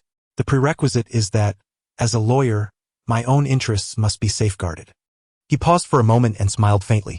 Moreover, did we not ultimately win the lawsuit? You, my dear, Xiaoai shook her head. Throughout the entire trial, Gu Meimen indeed committed a genuine violation of the law at least once. Yet, as he stated, the lawsuit was ultimately victorious. Perhaps this is simply Gu Meimen's style. Chapter 38. Rising Fame, Civil Litigation. The Wolf Incident of Mihua. The aftermath of the lawsuit concerning the Kogoro Mori incident lingered for several days. Particularly, the media went into a frenzy. Major newspapers in Tokyo, online media, and official outlets all featured headlines discussing the matter. In a world where cases arise incessantly and lawsuits are commonplace, merely defeating the so-called Madonna of the prosecution, Reiko Kujo, was enough to keep the media buzzing for days. A rising star in the legal field, achieving peak success from the outset. With eloquence, he cut through the courtroom with his incisive arguments. Prosecutor Kujo faced immense pressure and is rumored to resign soon. The detectives tampering with evidence may lead to accusations against Koigoro Mori. In Shibuya, at Gu Meimen's law office, Xiaoai lay on the couch idly scrolling through the smartphone Gu Meimen had gifted her. It froze again. With a sigh, she expressionlessly set down the device and lifted her gaze to Gu Meimen, who was engrossed in playing on his Nintendo console. With your wealth to buy such childish gadgets, could you not procure me a better phone? What childish gadgets? Gu Meimen did not even glance up, insisting that life itself is a game, that existence is a game, and gaming is life. Do you understand? I do not comprehend your words. Xiaoai retorted, her eyes narrowing. Your current expression mirrors that of the otaku in Akihabara. Ah! It froze again. It's your incessant chatter to blame, Gu Meimen lamented, setting aside his handheld console. Xiaoai rolled her eyes, dismissing him. After a moment, she remarked, the media is currently portraying you as a sensation. With such heightened interest, many may seek your legal counsel. What are your plans? I have no plans. I intend to focus on my work, Gu Meimen replied. Most of what the media reports is exaggerated. People will momentarily revel in this false frenzy, gossiping or expressing cynicism. Once the excitement subsides, life will return to normal. Office workers will remain office workers and housewives will continue their duties. Very well, Xiaoai nodded. Gu Meimen was not wrong. Much of the news was indeed fabricated. For instance, the claims about Reiko Kujo's resignation under pressure or the accusations against Koigoro Mori. The truth, however, seemed to go unnoticed. In the end, people only recognized that one party won and the other lost. The specifics of who prevailed were inconsequential. Xiaoai rose from the couch and approached Gu Meimen, extending her hand toward him. Gu Meimen glanced at her delicate hand, noting its potential for prosperity. The money for a new phone, Xiaoai retorted, ignoring him. Is it not still functional? It merely froze once. With a thud, Xiaoai forcefully slammed the phone onto the ground. It shattered into pieces, the screen flickering out. It is no longer usable, she stated nonchalantly. You are quite ruthless. Raising a child indeed costs money. Gu Meimen sighed, trembling as he retrieved a small stack of bills from his bag. Unfortunately, she requires a phone for work. As Gu Meimen fumbled to count the cash, Xiaoai snatched it from his hands without a second thought. The remaining funds shall serve as my allowance, you miser. Gu Meimen nearly leapt in surprise, exclaiming, you are truly a demon. A demon accusing a demon, this is the most absurd thing I have ever witnessed. Xiaoai rolled her eyes and proceeded toward the door, intent on purchasing her new phone. However, upon opening the door, She was startled to find a young woman standing there, looking hesitant as if she were about to knock. The sudden opening of the door startled the woman as well. "I apologize for the intrusion." She quickly stepped back, bowing repeatedly. Xiao Ai shook her head. "It's no trouble. You are here to seek legal representation, are you not? Welcome." With a visitor arriving, Xiao Ai, as Gu Meimen's legal assistant, momentarily set aside her plans to leave and invited the woman into the office. Gu Meimen also put down his console, gesturing for Xiao Ai to prepare tea from the cabinet. Once the tea was brewed and served, the two parties began their discussion. "My name is Miho Nishitani, and I work at a pastry shop near Mihua Station," the woman introduced herself. She had chestnut-colored hair that fell to her shoulders and was quite beautiful, the sort one might find themselves following. Her request, indeed, concerned a matter of stalking. Gu Meimen soon grasped the situation. "So, Miss Nishitani, you wish to commission me to initiate civil proceedings against that man, warning him to cease his unwelcome advances?" "Yes. To be honest, I can hardly endure it any longer," she said, covering her cheeks as tears began to flow. Her demeanor appeared haggard, her expression troubled. It seemed this issue had tormented her for quite some time. "The Mihua wolf," Xiao Ai muttered under her breath. Gu Meimen turned to her. "How so?" Xiao Ai explained. "Recently, there has been a lecherous stalker in the Mihua area, causing significant distress to the women nearby. The locals have dubbed him the Mihua wolf." "I see." Gu Meimen rested his chin on his hand. The term Mihua wolf sounds familiar. It must have appeared in an anime episode. Generally, such cases in anime involve fatalities. From his deductions, this woman, Miho Nishitani, might formulate a plan to eliminate the Mihua wolf using a particular method. However, the current circumstances are different. Because of his presence, a butterfly effect had altered certain outcomes, leading perhaps to Miho Nishitani reconsidering her thoughts of murder and opting for litigation instead. This is intriguing. Gu Meimen displayed a glimmer of interest. "In that case, Miss Nishitani, you should report this to the authorities. I recall that women's rights in Japan are quite significant, and the police should take appropriate action." Upon hearing this, Miho Nishitani began to cry even more. "No, I have already reported it once." The police questioned him, but due to insufficient evidence, they could not apprehend him. Moreover, he has only become more brazen since then, sobbing. "I see."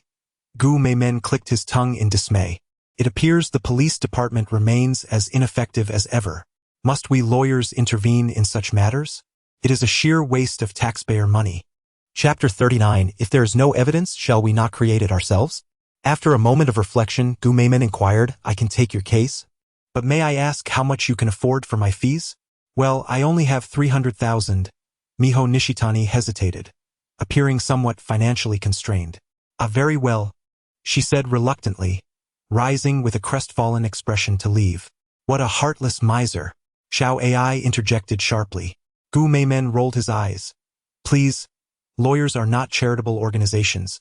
For matters of such triviality, one should seek out a worthless attorney who is equally ineffectual. Do not continually trouble me with your issues." Miho Nishitani trembled slightly, lowering her head in disappointment. However, just as she was about to depart, Gu Meimen suddenly spoke again. "Please wait a moment." Miho Nishitani blinked, looking at him with confusion. Human inquired, "Are you aware of the individual you intend to sue, as well as their background and family situation?"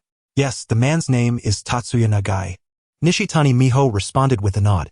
"The police informed me that he is a judicial preparatory student and his family appears to be quite well off." "Excellent, let us proceed," Human declared promptly. "Oh, have you turned over a new leaf, miser?" Xiao Ai interjected with a smirk. "Hey, Doryman, why have you suddenly become foolish? Your intelligence oscillates so unpredictably. As your boss? Oh no, as your elder brother. I find it quite perplexing." Human sighed, then spoke earnestly. "If he is wealthy, and we win the case, our fee can be proportionately deducted from the compensation. That transforms it from mere refuse into pure gold." "I see." Xiao Ai nodded in understanding. What Human was proposing was indeed a risk-based contingency fee, albeit distinct from criminal litigation, as civil suits are entirely lawful. "Stop calling me Doryman, or I shall bite you." "Go ahead, howl and bite. I sometimes fail to comprehend why you, with such a personality, always bicker like a child." "Am I a child? More like an ancient monster. Get lost. Go die." Nishitani Miho was taken aback, observing the two in the office, one large and one small, wielding their teacups at each other. She had come with the hope of trying her luck after reading about Gumanes law firm in the newspaper. Yet, She couldn't shake the feeling that she might have arrived in the wrong place. Was this establishment even reliable? Miss Nishitani, you need not concern yourself with those trivialities. If you entrust me with your case, victory is assured. Is that so? Of course, you can place your trust in me. Guman replied confidently, adjusting his attire. Being perceptive, he quickly discerned the woman's unease, though he was indifferent to it. As long as a client approached him, regardless of their demeanor, once a contract was signed, he would exert his utmost effort. Thus, Guman ceased his banter and retrieved a pre-printed contract from his drawer. The advantage of fame was evident. He noticed that the approval level above the girl's head had already reached 2 bars upon her arrival, allowing them to engage in negotiations directly. Nishitani Miho took the contract, glanced at it and was momentarily taken aback. 30% of the compensation? Such a hefty sum, she exclaimed. This means if we demand 10 million in damages, you would receive 3 million. It could be even more. Guman continued, as if he were considering the other party's interests. Xiao Ai rolled her eyes at his antics. Typically, the lawyer's share in civil suits hovers around 10 to 20%, with the legal cap on risk-based fees not exceeding 30%, excluding miscellaneous expenses. Achieving this percentage would place him among Japan's elite lawyers. Guman was indeed setting a trap for his clients. However, that seems excessive. Nishitani Miho appeared hesitant. Guman immediately embellished the situation. Miss Nishitani, what are you still pondering? If we lose, you owe nothing. If we win, you merely pay me a small fee. Where else can you find such a deal? Moreover, according to your description, the police have no evidence, correct? Other lawyers might easily falter, but... He paused, smiling confidently. Only I can ensure your triumph in this lawsuit. His words seemed to possess an enchanting quality, luring her into an abyss of uncertainty. Nishitani Miho raised her head. In her vision, he momentarily resembled a devil with horns. Very well, Mr. Guman. She nodded emphatically, almost entranced. Splendid, let us seal the contract. Guman took the paper and pen, and both parties inscribed their names upon the document. With all discussions concluded, he remarked, Miss Nishitani, you will be grateful for your decision today. Guman, beaming, accepted the contract, a line that had nearly become his catchphrase. He then proceeded to ask her several essential questions, such as the man's residential address, frequently visited locations, and times of appearance. Nishitani Miho shared all the information she possessed. After listening, Guman nodded and smiled. Excellent. I entrust everything to you, Mr. Lawyer. Nishitani Miho stood and exited the office. As she left, a look of relief adorned her face. The tears of distress had vanished, replaced by a sense of calm that had been absent upon her arrival. It must be said that despite Guman's often acerbic remarks, his demeanor after accepting a case had a way of assuaging concerns, instilling a sense of trust that everything would be handled competently. Was this truly acceptable? After the client departed, Xiao Ai turned to Guman, observing him intently.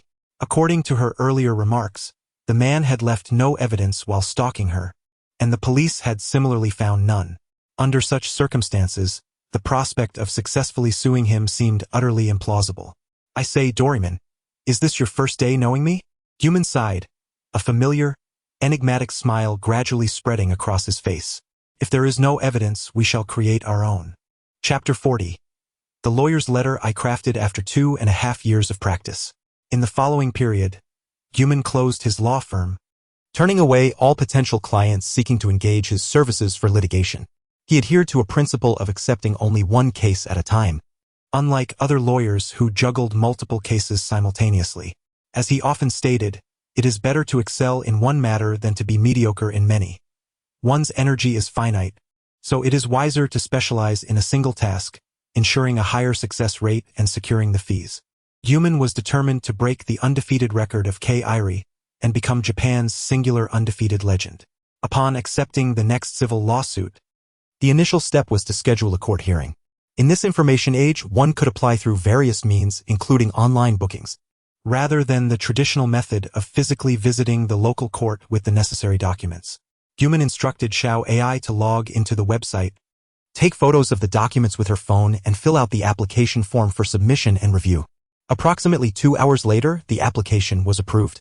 Fortuitously, we have a slot next week, Guman noted, nodding at his phone screen. Since this was a civil lawsuit, the court would not be the Tokyo District Court, but rather a summary court in Mikahanko. This world differed significantly from his previous life. Their judicial processes were exceedingly protracted, with cases potentially dragging on for months or even years. However, here, the efficiency in handling cases was remarkable. With the sheer volume of cases daily, delays were not feasible. A civil lawsuit would typically conclude within a fortnight at most. After successfully applying for the court hearing, another crucial step awaited. Human opened his computer, accessed a document, and began typing away furiously. "What are you doing?" Xiao AI peered over. "Can't you see? I'm drafting a lawyer's letter to send to the defendant. But won't there be a court summons later?" Upon hearing this, Human sighed. "Thus, Doraemon, you still lack experience. How could you not know this? Oh, what wisdom do you have to impart, esteemed lawyer?" Xiao AI crossed her arms, her tone dripping with sarcasm. Human paused his typing and spoke earnestly. "Although court summonses serve their purpose of notification, there exists a crucial aspect that only a lawyer's letter can achieve: deterrence and warning. In the name of the law, we convey our client's intentions to the opposing party, highlighting the numerous rights they have infringed upon, informing them of the repercussions, thereby instilling a sense of fear. As a result, when litigation ensues, the opposing party's confidence is diminished, granting us a certain advantage." Upon hearing this, Xiao AI nodded and succinctly defined it. "I understand. This is essentially a legal intimidation letter." Indeed, Gu Meimen replied, satisfied with her insight. Though Xiao AI had recently entered the legal field, her ability to grasp the essence of matters was remarkable. For the next hour, Gu Meimen passionately composed several thousand words in the lawyer's letter. Xiao AI leaned in to take a look.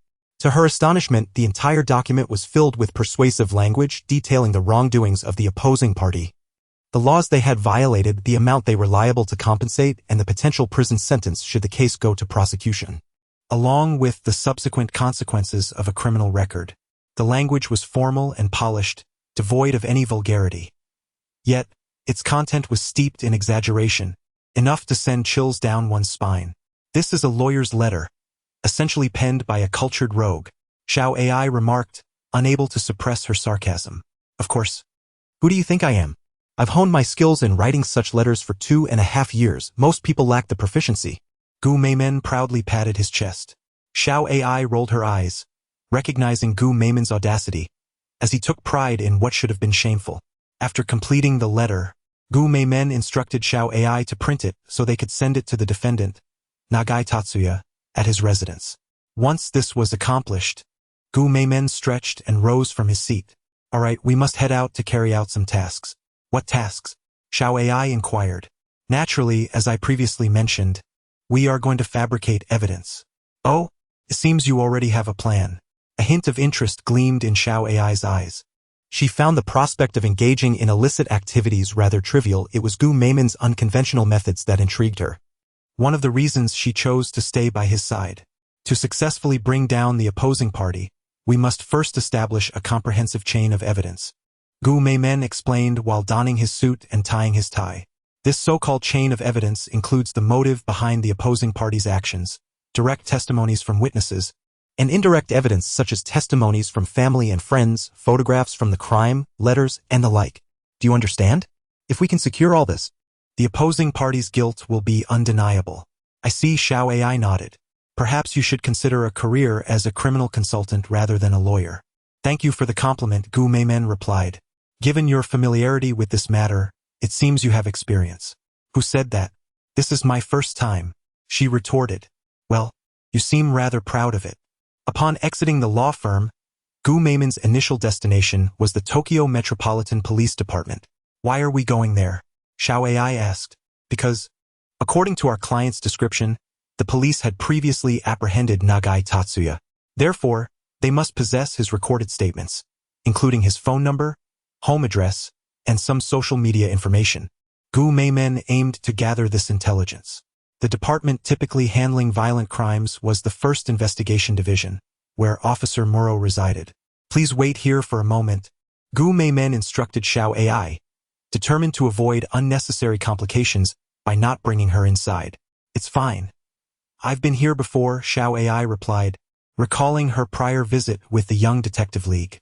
Precisely because of that, I cannot take you in, understood? Gu Meimen shook his head.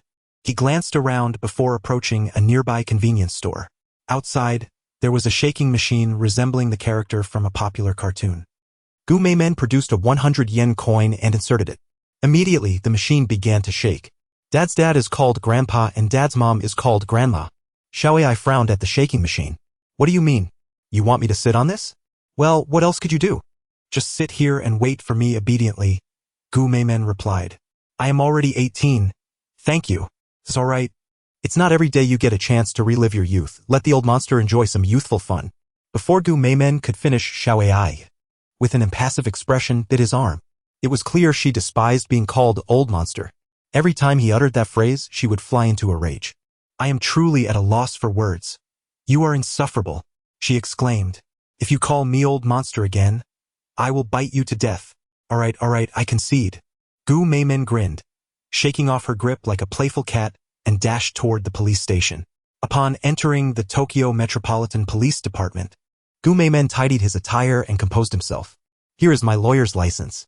Approaching the front desk, he directly stated his purpose, presenting his credentials along with a pre-printed court application form. Lawyers possess the right to investigate and gather evidence. If the information is held by an administrative body, they have the right to request access. The desk officer verified the authenticity of his documents, nodded, and requested Gu Meimen to wait while he informed his colleagues. Suddenly, a voice filled with suspicion and anger erupted from behind him. It's you. Gu Meimen turned to find Officer Muro, a familiar face he hadn't seen in a while. What brings you here? The police station isn't welcoming to you. If you intend to cause trouble, please go elsewhere. Officer Muro signaled to his colleagues, Takagi and Chiba, to approach and escort Gu Meimen out. Gu Meimen deftly evaded their grasp. Hey, get it straight. I am here for legitimate business, and you have no authority to arrest me. He waved the court application form in front of them, appearing quite audacious in the eyes of the other officers. How infuriating! Officer Muro gritted his teeth. He recognized that lawyers indeed had the right to investigate and gather evidence. If he forced Gu Meimen out at this moment, it could backfire, leading to countercharges against him. As a low-ranking officer, Muro understood the risks of provoking a lawyer, who was well-versed in the law. What do you want? Officer Muro demanded angrily. Last time you let a genuine criminal escape, and you defended that murderous classmate. Are you here to vindicate another perpetrator? What perpetrator? Don't confuse right and wrong. He is clearly the victim. Gu Meimen retorted, clicking his tongue as he retrieved a photograph from his briefcase. This is from Miho Nishitani, who came to our firm. Do you recognize this girl? I remember her, Chiba interjected. She came here to report that someone was stalking her. We apprehended the man, but due to insufficient evidence, we had to release him. Ah, I see. Officer Muger glanced at Gomen. So, you are here to represent this girl in court? Not at all, Gomen replied with a smile. This girl is in dire straits. She can rely on no one but me now. Do you understand? I am here to uphold justice. Upon hearing Gomen's words, Officer Muger's expression softened slightly. But there is no evidence in this case. How can you assist her? Gomen raised an eyebrow. The lack of evidence is precisely due to your police department's ineptitude. Isn't it? Wasting taxpayers' money without doing your job? What did you say? Repeat that if you dare. At this outburst, Officer Muger's previously softened demeanor darkened once more. The other officers, Chiba and Takagi, also felt their tempers rise. Gomen's words were indeed harsh, bordering on outright insult. Am I wrong? Gomen held his head high, unafraid of the furious glances from the surrounding officers. You ineffectual officers, shouting about justice, claiming to protect the public, vowing to capture every murderer. Yet you cannot even safeguard a vulnerable woman?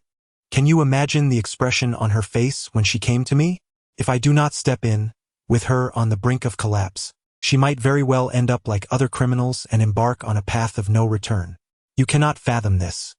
You merely sit in your offices, passively waiting for cases to occur, relying on those so-called detectives to catch the alleged criminals, all under the guise of justice. What gives you the right to sit here and collect a government paycheck? The hall fell into a profound silence. The sound of a pin dropping could be heard. Gomen's words were sharp, each one striking deeply into the hearts of every officer present. Chiba and Takagi, once impulsive, fell silent. Officer Muger lowered his head, remaining speechless. After a long pause, he raised his head. We understand what you are saying, however, there is little we can do. We can only act within the scope of our duties. As police officers, There are boundaries we cannot cross. He shook his head, his tone grave, tinged with a profound sense of helplessness, unlike the earlier display of emotion and anger. Goman looked at him, a contemptuous smile forming. If this is what you call duty, then it is a duty too cheap and too easily dismissed. He paused, his gaze sweeping arrogantly across the assembled officers. If you cannot fulfill your responsibilities, then it falls to us lawyers to do so, protecting our clients, safeguarding the interests of a poor girl. This trivial matter is also my duty as an attorney. Chapter 42. Even the most docile sheep have teeth. As Goman walked out of the police station with the relevant documents in hand, the evening was approaching. He scanned the area and spotted little AI, who was riding a rocking horse outside the convenience store. Grandfather is grandpa, and grandma is grandma. Oh, didn't you say you were already 18? Aren't you too old to be riding that? Goman appraised little AI, who held a skewer of Japanese dumplings, her mouth smeared with sugar. You seem to be having quite a good time. Mind your own business, AI retorted, rolling her eyes as she took a bite of her dumpling. Where did you get that? Goman inquired. I remember only tossing in a single coin. You haven't squandered your allowance on this, have you? The old lady from the convenience store gave it to me. AI waved at the elderly woman inside, who smiled and nodded in acknowledgement. Goman glanced inside the store again, then looked at the dumpling in AI's hand and clicked his tongue. I say, are you foolish? Accepting food from strangers? Who knows what their intentions are? Are you not afraid they might have slipped something in there to sell you off? Why are you so vile? Always thinking the worst of others? AI pouted. I know that old lady. I've met her at the police station before. She kindly offered me food and let me ride the rocking horse. How did it turn into her being a calculated villain in your words? I think you've been bitten by a dog. No, you are the one who has been blinded by foolishness. Living like a dog at 18, Goman shot back without hesitation. Remember, do not idealize others too much.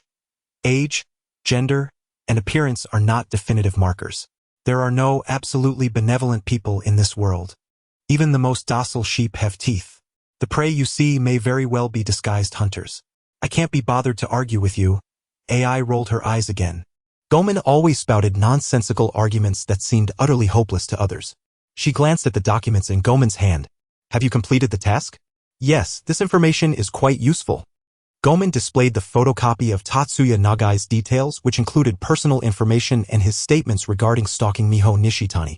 It contained his phone number and social media accounts afterward. You should investigate to see if you can gather any useful information. All right, AI nodded, accepting the documents. She scrutinized Goman's face, a slight smile forming at the corners of her mouth. Given your character, you must have berated those officers at the police station, right? Goman raised an eyebrow. You understand me quite well. No, those people would never do that. A smile appeared on Goman's face. This smile only emerged when he discerned the hearts of others. From what he had encountered thus far, Ranmori, Kagoro Mori, Officer Mugier, Conan, and so forth, they would not react in such a manner. Why? AI inquired. Because they have all previously expressed anger towards me, whether through shouting or attempting to hit me. This indicates that their blood is still warm, still boiling, and they themselves revel in that fervent feeling, Goman explained. As long as they continue to feel this way towards me, they will not act against their own expectations, engaging in actions that would cause their blood to boil. Do you understand? All right, AI nodded. Goman's explanation was quite abstract, but she grasped the gist. This was why he dared to be so unrestrained, confronting those in authority. You truly deserve condemnation, exploiting the justice and goodwill of others. What justice? It is merely self-satisfaction. Do you not see that when others break the law, it is for the greater good while your violations are deemed wrong? Is there really a fundamental difference? Before the law, there is no distinction between right and wrong. Educated rogues can craft legal intimidation letters, and scrupulous lawyers. And this unscrupulous lawyer is currently providing you with food and lodging. You should be thanking me. Thank you for not paying me? AI retorted, determined to investigate Tatsuya Nagai's information before bedtime. However, that evening, the matter was set aside as she suffered from an upset stomach, making 5 or 6 trips to the restroom. I told you not to eat other people's food. Goman sighed, knocking on the restroom door. Now I can't even go to the bathroom. Stop nagging, came AI's weak voice from inside. How was I supposed to know that dumpling was about to expire? Obviously, if it weren't expired, would she be giving it away for free? Do you think others run their stores as a charity? Ugh. AI was too preoccupied with her discomfort to continue arguing with Gomen. The sounds of her distress echoed from within the restroom. Upon her emergence, she bore an ashen visage. The once rosy hue of her cheeks now resembled that of a victim drained by a vampire's bite. It is said that the treasures bestowed by beautiful maidens are fragrant, yet what she has produced is more odorous than that of a donkey. Unable to resist, Gumimin teased her. Little AI shot him a fierce glare, disregarding his words, and stumbled to the sofa, collapsing with a thud, clutching a blanket, turning toward the side of the couch and falling into a sulky slumber. The night passed in silence. The following afternoon, Gumimin instructed little AI to complete her designated tasks. Subsequently, he adorned himself in a blue worker's uniform, equipped with a toolbox, and boarded an electric tram, arriving at Green Stage No. 3 Street. This location was near Mihua Town, and guided by the information at hand, he arrived at the apartment of Nagai Tatsuya. Upon knocking, a man soon opened the door.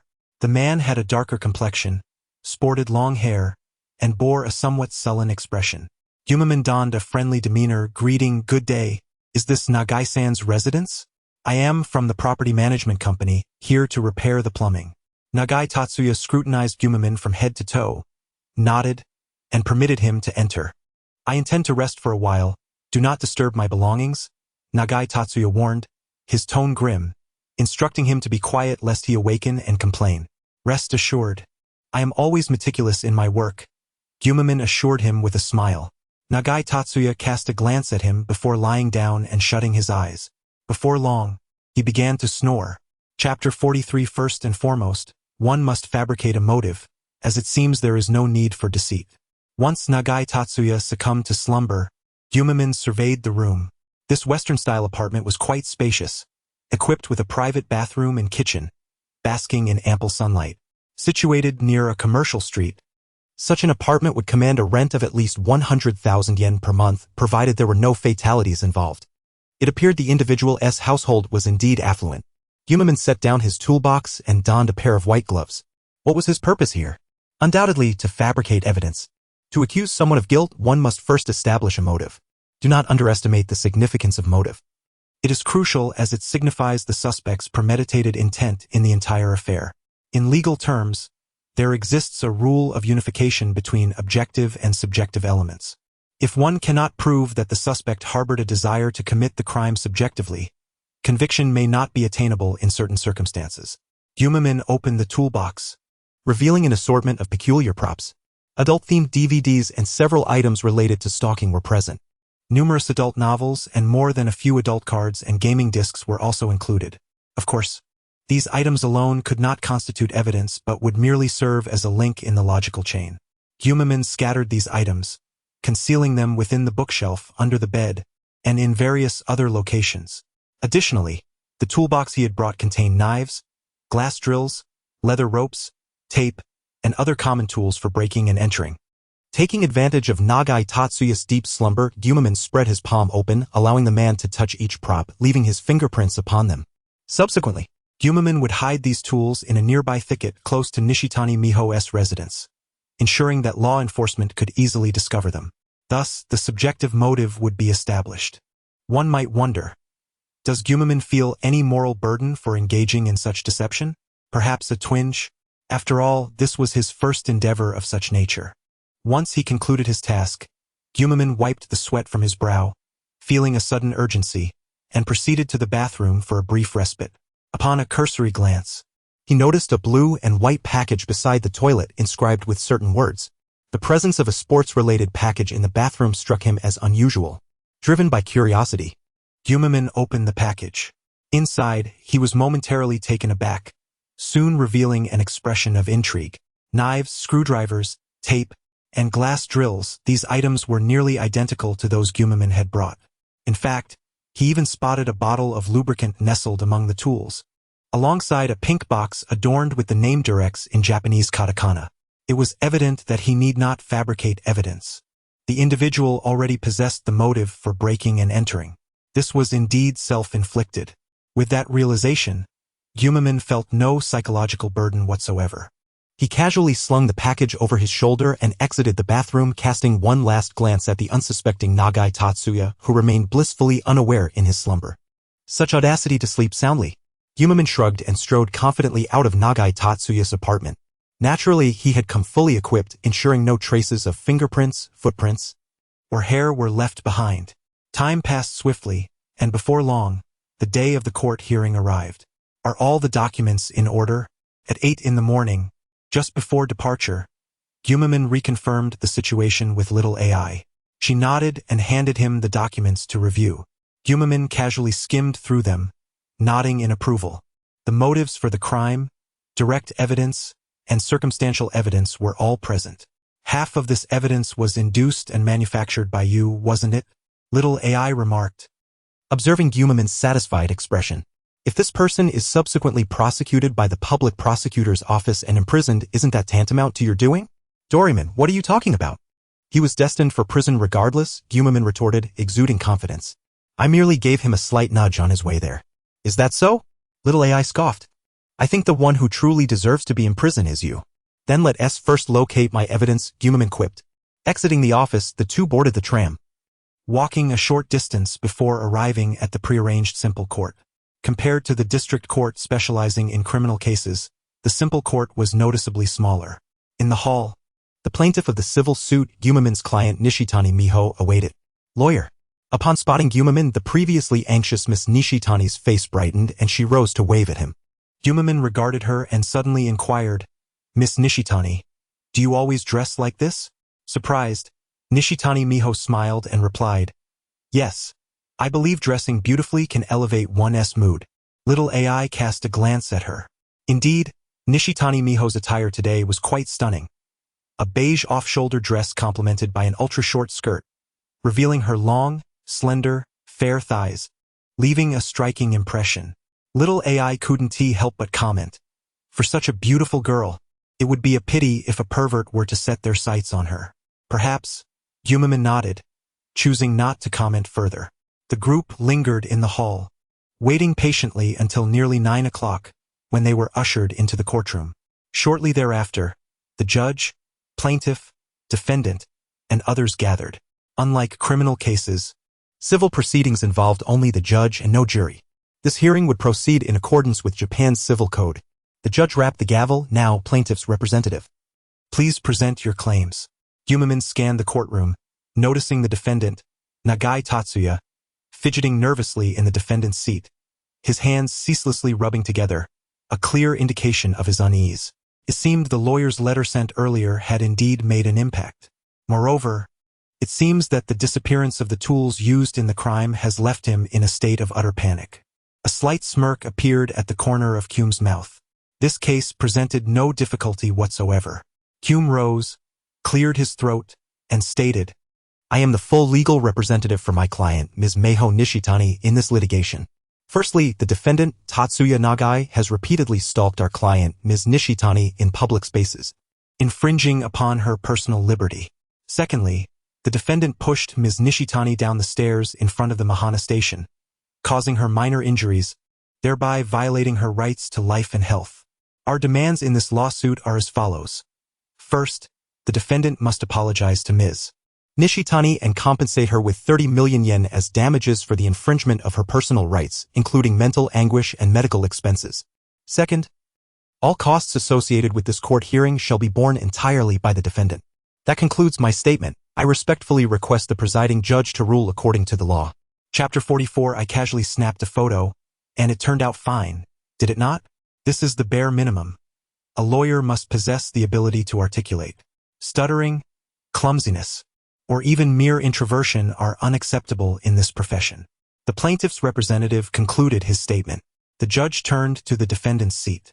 Now, I invite the defendant and their counsel to present their opinions regarding the plaintiff's claims. Tatsuya Nagai appeared somewhat anxious, though he endeavored to maintain a calm faade. For reasons unknown to him, he found the opposing lawyer somewhat familiar, as if he had seen him before, but the recollection eluded him. Of course, he could not remember, as Kume had disguised himself with the help of AI, altering his hairstyle, makeup, and even lowering his voice. Discerning the true identity of a person through Japanese makeup techniques is no simple task. We vehemently opposed the plaintiff's claims. Nagai's defense attorney, a middle-aged man with a tuft of facial hair, stood up. Hume recognized him vaguely. Sakuta Hashiji, the defense attorney from Nagai's previous case, a friend of lawyer Hiyori, who represented another defendant. Hume assessed that in Japan, a person who could receive a mere 20-year sentence for murder was hardly worthy of consideration. Facing such an opponent was akin to receiving an easy question. We hold a differing opinion regarding the first and second claims of the plaintiff. Sakuta Hashiji began his rebuttal. Secondly, the plaintiff asserts that the defendant pushed her down the stairs, resulting in minor injuries. We request tangible evidence or else it shall be considered slander. That is all. Sakuta Hashiji exchanged a reassuring glance with Tatsuya Nagai. After all, such matters require evidence, particularly regarding the second claim. If one asserts that another pushed them down the stairs, there should be proof, should there not? Eyewitnesses? Surveillance footage? According to Sakuta Hashiji's investigation, the surveillance cameras near Mahana Station had been malfunctioning for quite some time, making it impossible to gather evidence. Even if there were witnesses, one could easily claim a misidentification, as they were mere passers-by with no prior interaction. Some degree of face blindness is quite normal, is it not? Tatsuya Nagai understood his lawyer's implication and felt a sense of relief. He glanced at Ms. Nishitani seated at the plaintiff's table, licked his lips, and allowed a hint of a sinister smile to cross his face. Ms. Nishitani trembled, lowering her head in fear.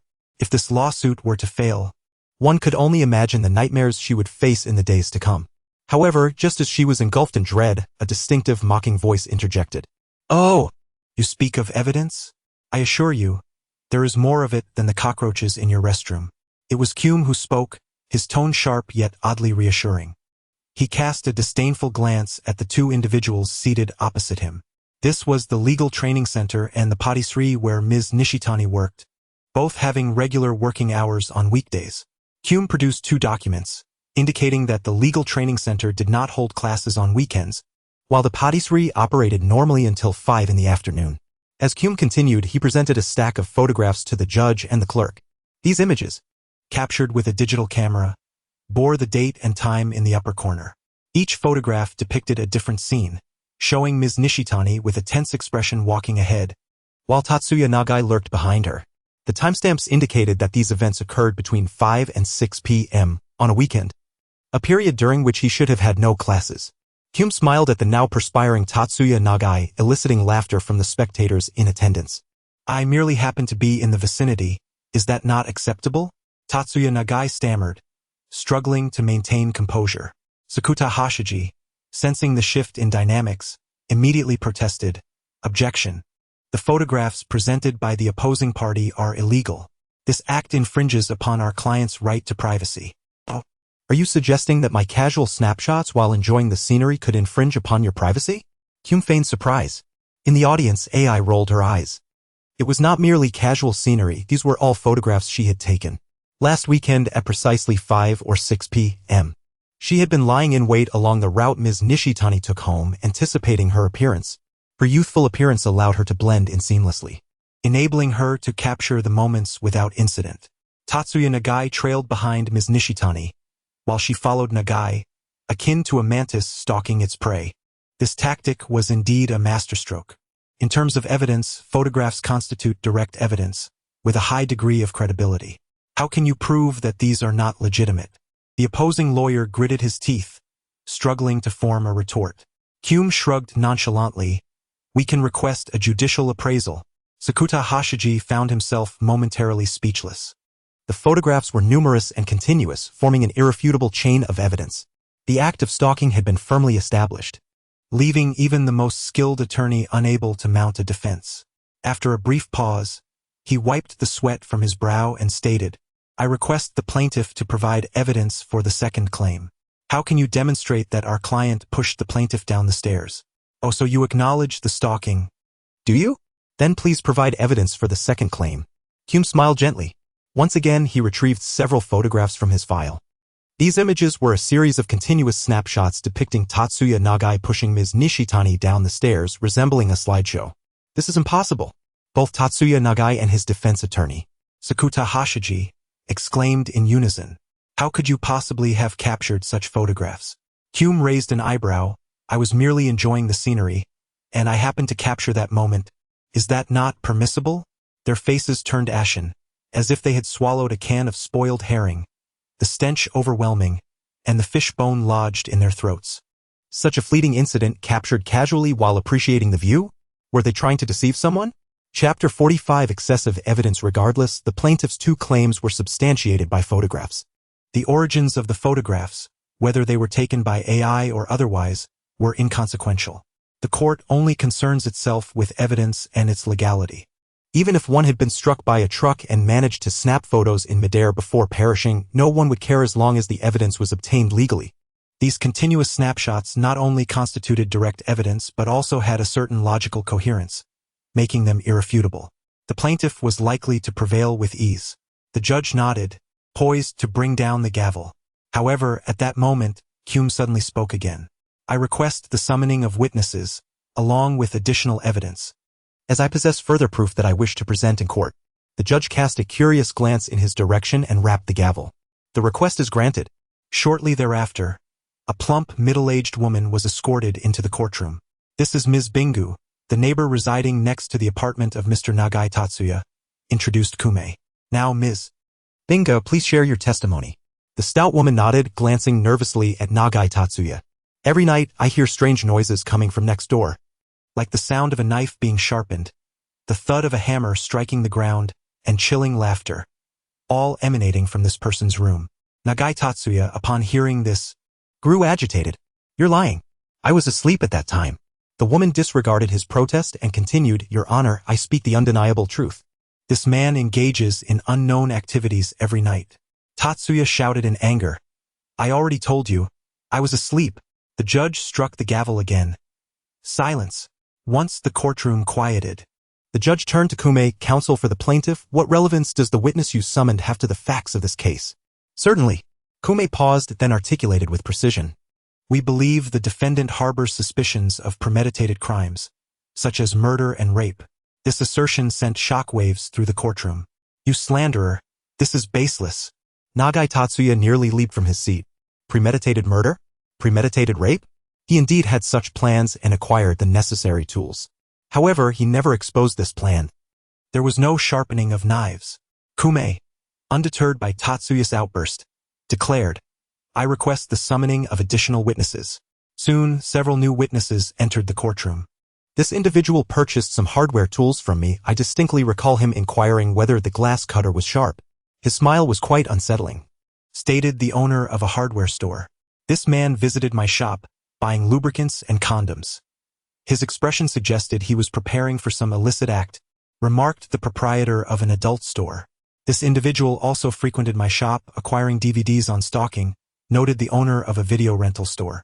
He also purchased books on stalking, added the bookstore owner. As Tatsuya listened, beads of sweat trickled down his forehead. Some of the testimonies were indeed true, like those from the hardware and adult shops, but the latter two were entirely fabricated. We possess surveillance evidence from both the hardware and adult stores confirming the defendant's visits. Additionally, for several consecutive days, the defendant has been observed lurking beneath my client's apartment building. Here are the photographs. Kume presented a disc along with several images. A barrage of evidence left the courtroom in a state of confusion. All eyes turned towards the defendant, Nagai Tatsuya. Whispers of doubt and incredulity filled the air, as Tatsuya, drenched in sweat, felt his composure unravel. He realized then that his adversaries had come prepared. The evidence, a blend of truth and forgery, was meticulously crafted to accuse him, aiming not only for civil compensation but also to subject him to criminal prosecution and imprisonment. I object. Tatsuya's defense attorney, Saku H. Shur, sprang to his feet. The plaintiff's assertions are irrelevant to this civil case and should be pursued separately. The judge shot him a glance and rapped the gavel. Objection overruled. The plaintiff may continue presenting evidence. Saku H. Shur begrudgingly retook his seat. Typically, in such circumstances, a judge would not allow the plaintiff to continue. As this involved two distinct cases, one civil and one criminal, which should be initiated separately, with criminal proceedings reserved for the prosecution. However, this particular judge, no, she should be referred to as she, was a woman. Legally, she was impartial, yet emotionally, she might lean towards her own gender, especially given the nature of the case involving premeditated rape and murder. The power of explanation remained with the judge, leaving the defense with little recourse. Thus, Kume continued. He unveiled the final and most crucial piece of evidence. Here is a photograph of a blue and white sports bag, partially opened, located near the bushes at the base of Ms. Nishitani Miho's apartment building. This position is exceedingly discreet. From the partially opened flap, one can discern various tools, such as a glass drill and a screwdriver, which could be utilized for breaking and entering. As this is a significant piece of evidence, we have refrained from disturbing the bag. We can request the prosecutor's office to retrieve it later. Kume inhaled deeply and asserted with confidence. Coupled with the witness testimonies, the logical coherence of our argument provides ample reason to suspect that this is indeed the defendant's tool for committing crimes. He possesses sufficient suspicion to be charged with premeditated murder and rape. At that moment, the courtroom erupted in uproar. No one had anticipated that a mere civil lawsuit would evolve into the realm of a criminal case. Nagai Tatsuya, drenched in sweat, underwent a rapid change of expression. Suddenly, he leaped to his feet, fleeing towards the exit. The judicial police, swift as lightning, seized him with a deft maneuver. "Let me go. I haven't committed any crime. You cannot arrest me." Tatsuya struggled vehemently, but his strength was no match for the trained officers who held him firmly against the table. In the audience, the observer, Xiao Ai, watched the scene unfold. Her expression remained as composed as ever, though a flicker of confusion danced in her eyes. She had been pondering a particular point since her arrival. If this were indeed a civil lawsuit based on the initial two claims, then the photographs she had captured earlier should have sufficed for a victorious outcome. Strictly speaking, those images could not be classified as fabricated evidence, merely as evidence creation, which did not transgress legal boundaries. Thus, why was Kume insistent on fabricating evidence, concocting motives, and even coaxing witnesses into making inappropriate statements, such as the neighborly woman, the video store, and the bookstore owners, all of whom were guided into providing false testimony? The client's demands were solely for a civil suit in strict terms. Sending the opposing party to prison was not within the client's aspirations. Why then did Kume undertake such extensive efforts, accumulating excessive evidence to ensure the case escalated to criminal proportions? Xiao Ai found herself perplexed, unable to comprehend the motives behind Kume's actions. She resolved to seek out Kume personally to inquire further. Chapter 46. The hunter can also disguise as prey. Additional update. The trial concluded, and the verdict was announced. First, the defendant, Nagai Tatsuya, has infringed upon the personal rights of the plaintiff and is required to compensate Ms. Nishitani Miho 30 million yen, along with issuing an apology. Second, all court costs will be borne by the defendant. The judgment is complete. Court is adjourned. Nagai Tatsuya collapsed onto the floor, his face ashen. The judge did not indict him for premeditated murder or rape, as this trial remains strictly within the confines of civil litigation. However, as a law student, he understood that his life was irrevocably altered. Soon, Nagai Tatsuya would be taken away by judicial police, subsequently transferred to the Metropolitan Police Department, and then to the prosecutor's office for criminal prosecution.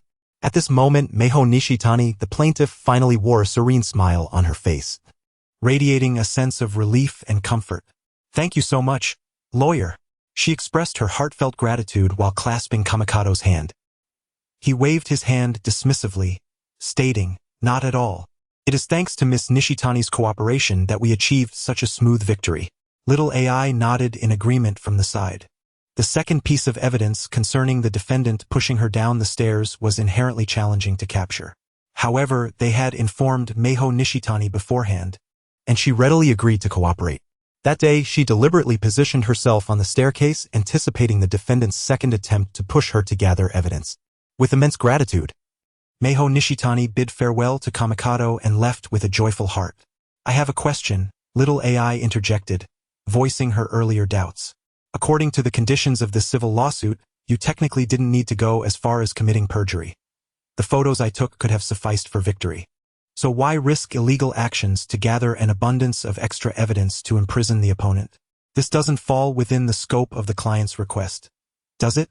"Oh, you're referring to that," Kamikado replied.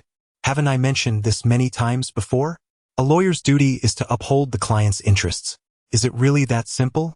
Little AI raised her head, her ice-blue eyes gazing intently into Kamikado's.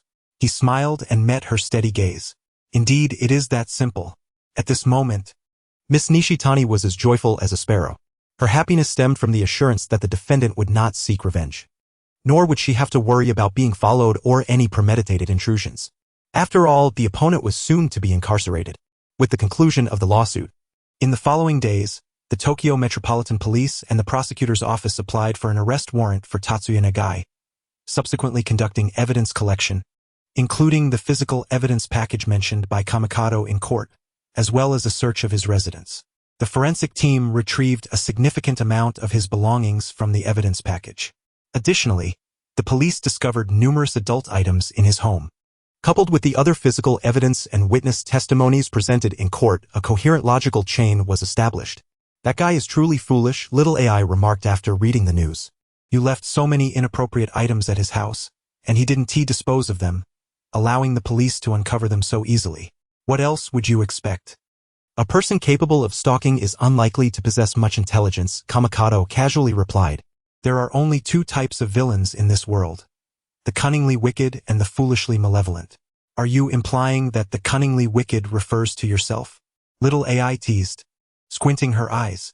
Ah, thank you for the compliment, he retorted, his thick skin unwavering. You wear a thick layer of foundation on your face now that you've grown up.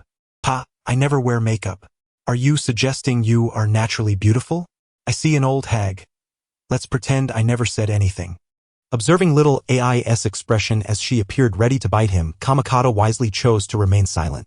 Checking the time, he declared, all right, we should be on our way. Following the verdict, Tatsuya Nagai was ordered to pay Meiho Nishitani 30 million yen in compensation, which she had already received.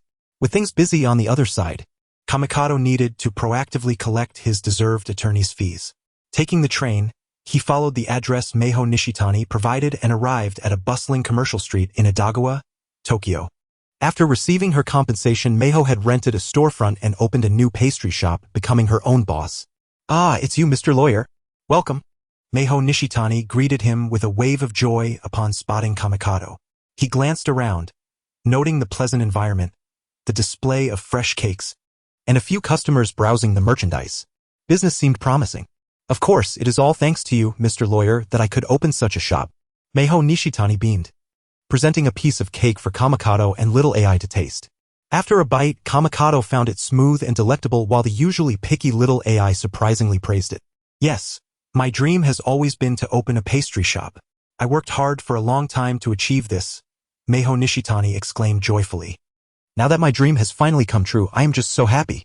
Well, I wish you a bright future, Kamikado casually conversed with his client. On their way, little AI reflected on the events and remarked, the outcome is quite favorable. Miss Nishitani can realize her dream and the stalker has been apprehended. Kamikado turned to her, wearing a meaningful expression. Indeed, it is quite favorable, but only if Miss Nishitani had no ulterior motives. Upon hearing this, little AI frowned. What do you mean? I found online that Miss Nishitani had complained on her blog about her desire to open a pastry shop but was hindered by a lack of funds.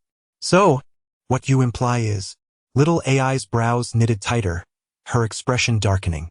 Did you not notice? When this woman first came to our office, Kamikado began slowly. First, during the contract signing, her reaction to the high commission I offered was one of shock and discomfort. This is peculiar if she merely aimed to warn off a stalker. Money should not have been her primary concern. Second, when I inquired about Tatsuya Nagai's information, she answered with remarkable fluency, indicating her familiarity with him.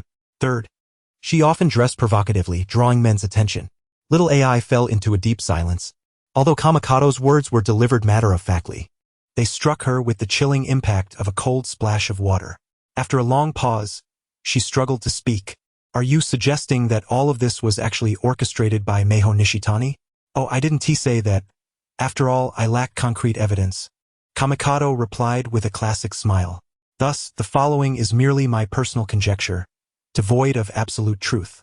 To procure the funds for her pastry shop, Meiho Nishitani devised a plan to deliberately wear revealing clothing during her commutes, walking the streets to attract the attention of lecherous men, intending to sue them for compensation afterwards. Eventually, she did attract the attention of a stalker, Tatsuya Nagai, whose obsession exceeded her expectations. culminating in an incident where he pushed her down the stairs at a train station. Fearing for her life, she reported the incident but failed to gather sufficient evidence in time. Desperate, she premeditatedly sought my services, knowing that my media portrayal suggested a strong capability, potentially increasing her chances of winning the lawsuit. The subsequent events unfolded as witnessed, culminating in our victory in court. Is that so? I can't believe it turned out this way. Little AI murmured in contemplation after hearing Kamikado's words. He gently ruffled her hair, smiling. Haven't I told you before? There are no absolutely benevolent individuals in this world. Even the gentlest sheep have teeth. The prey you encounter might just be a facade of the hunter. Little AI remained silent. Kamikado's assertion resonated deeply with her. She had never anticipated that the outcome would unfold in such a manner. However, little AI opened her mouth, seemingly wanting to say something more. There is nothing more to say. Yumaman shrugged and spoke thus. The criminal was sent to prison, and she received compensation to open a store, resulting in a joyful resolution for all. The outcome of the matter was inconsequential. The legal profession has always been indifferent to the truth. The law itself holds no truth. Yumaman's gaze was calm, his tone unperturbed, with a glimmer of insight shining in his eyes. Chapter 47, Client, Weshui Nanju. Unbeknownst to all, spring had drawn to a close. Time rushed forth and summer had arrived. The weather grew warmer, prompting passers-by to don lighter attire. Short sleeves, skirts, sun hats, and umbrellas appeared in succession. At the Gumaman law firm, Xiao AI knelt on the sofa, watching Gumaman, who sat in his chair, engrossed in a video game as per usual. She couldn't help but sigh. On such a fine day, you choose to remain in the office indulging in this? Don't you think it's a waste? If you say that, Link and Princess Zelda would be heartbroken. Gumaman replied without lifting his head, his fingers tapping rhythmically on the handheld console. He was engrossed in a game titled Tears of the Kingdom, a recent release by Nintendo, for which he had queued for half an hour in Akihabara to purchase. Damn it, it's starting to lag again. Midway through the game, it malfunctioned and Gumaman cursed vehemently, forcefully shutting down the device. Those vampire capitalists at Nintendo, can't they provide better hardware for their consoles? Selling us this electronic scrap. Their conscience must have been devoured by dogs. Xiao AI rolled her eyes. Do you even hear what you're saying? Am I wrong to call them vampire capitalists whose conscience has been consumed by dogs? Gumaman retorted defiantly. No, that is not something you should say. Xiao AI replied, exasperatedly rubbing her forehead. Gumaman had a particular fondness for video games. When it came to gaming matters, he transformed into an entirely different person, as if speaking to a wall. After a moment's contemplation, Xiao AI suggested, now that you've earned so much money, shouldn't you consider utilizing it wisely? Gumaman shot her a glance. Utilize it how? Investments? Stocks? Funds? Finance? Business? Making money from money? He had indeed pondered such matters. His love for wealth made him contemplate how to increase it. Yet it was an arduous endeavor. Engaging in finance was not merely a matter of risk. It was a realm manipulated by unseen hands. Gumaman had a clear understanding of himself. He was no prodigious jack of all trades.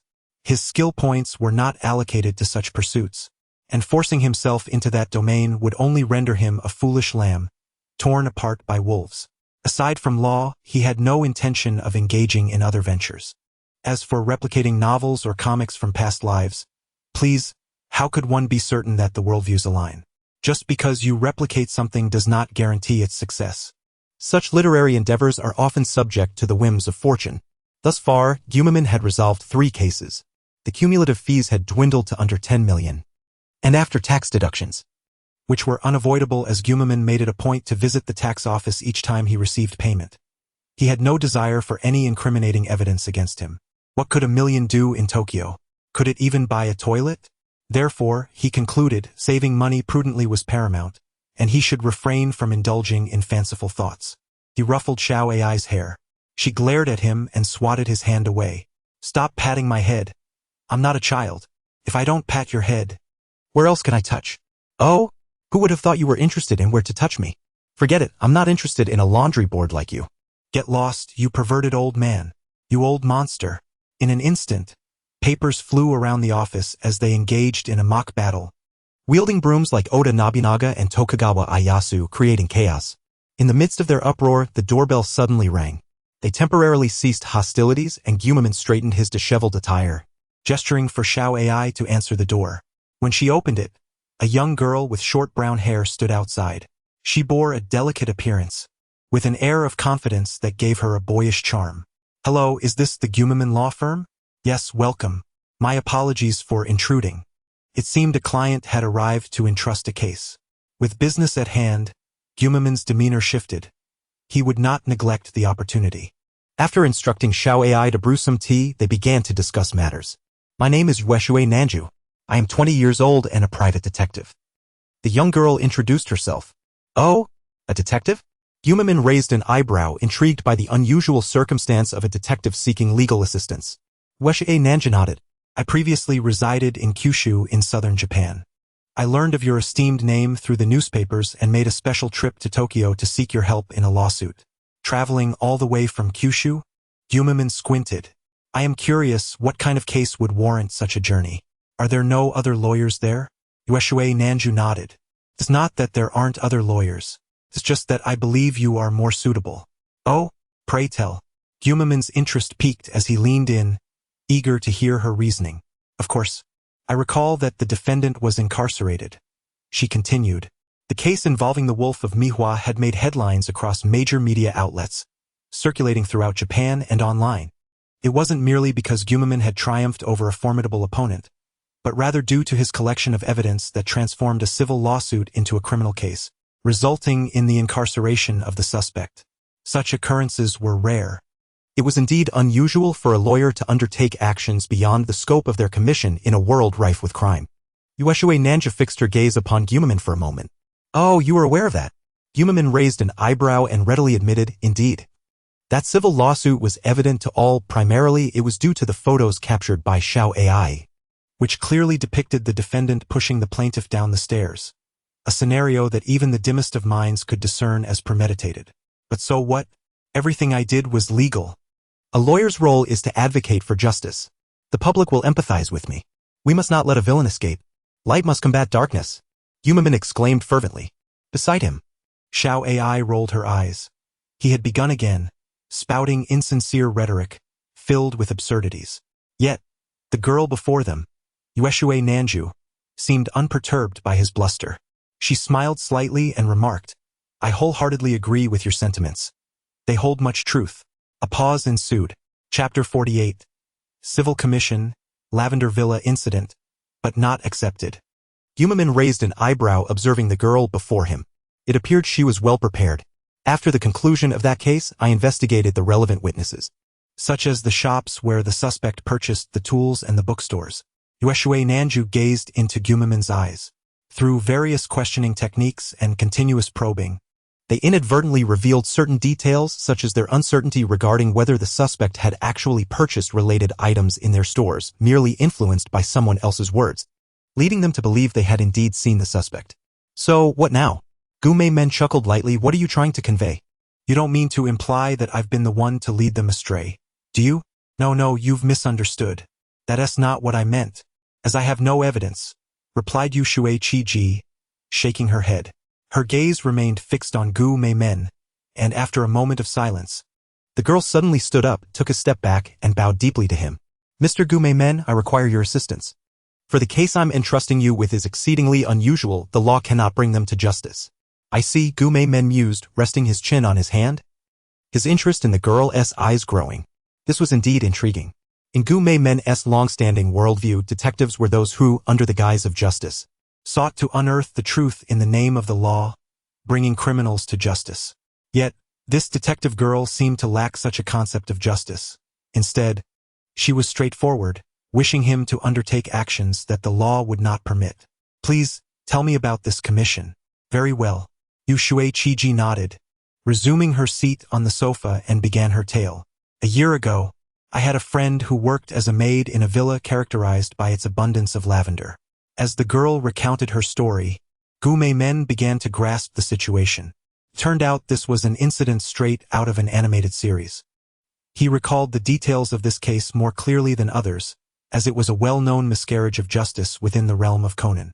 This girl, Yueshue Chiji, had a friend named Mizukuchi Kana who worked in a villa. A year ago, the young lady of that villa committed suicide, and the police were about to close the case. However, at that time, a high school detective, whose origins were unknown, barged into the police station and absurdly insisted that it was a murder case. Mizuguchi Kana was treated as a suspect and subjected to intense questioning by the police.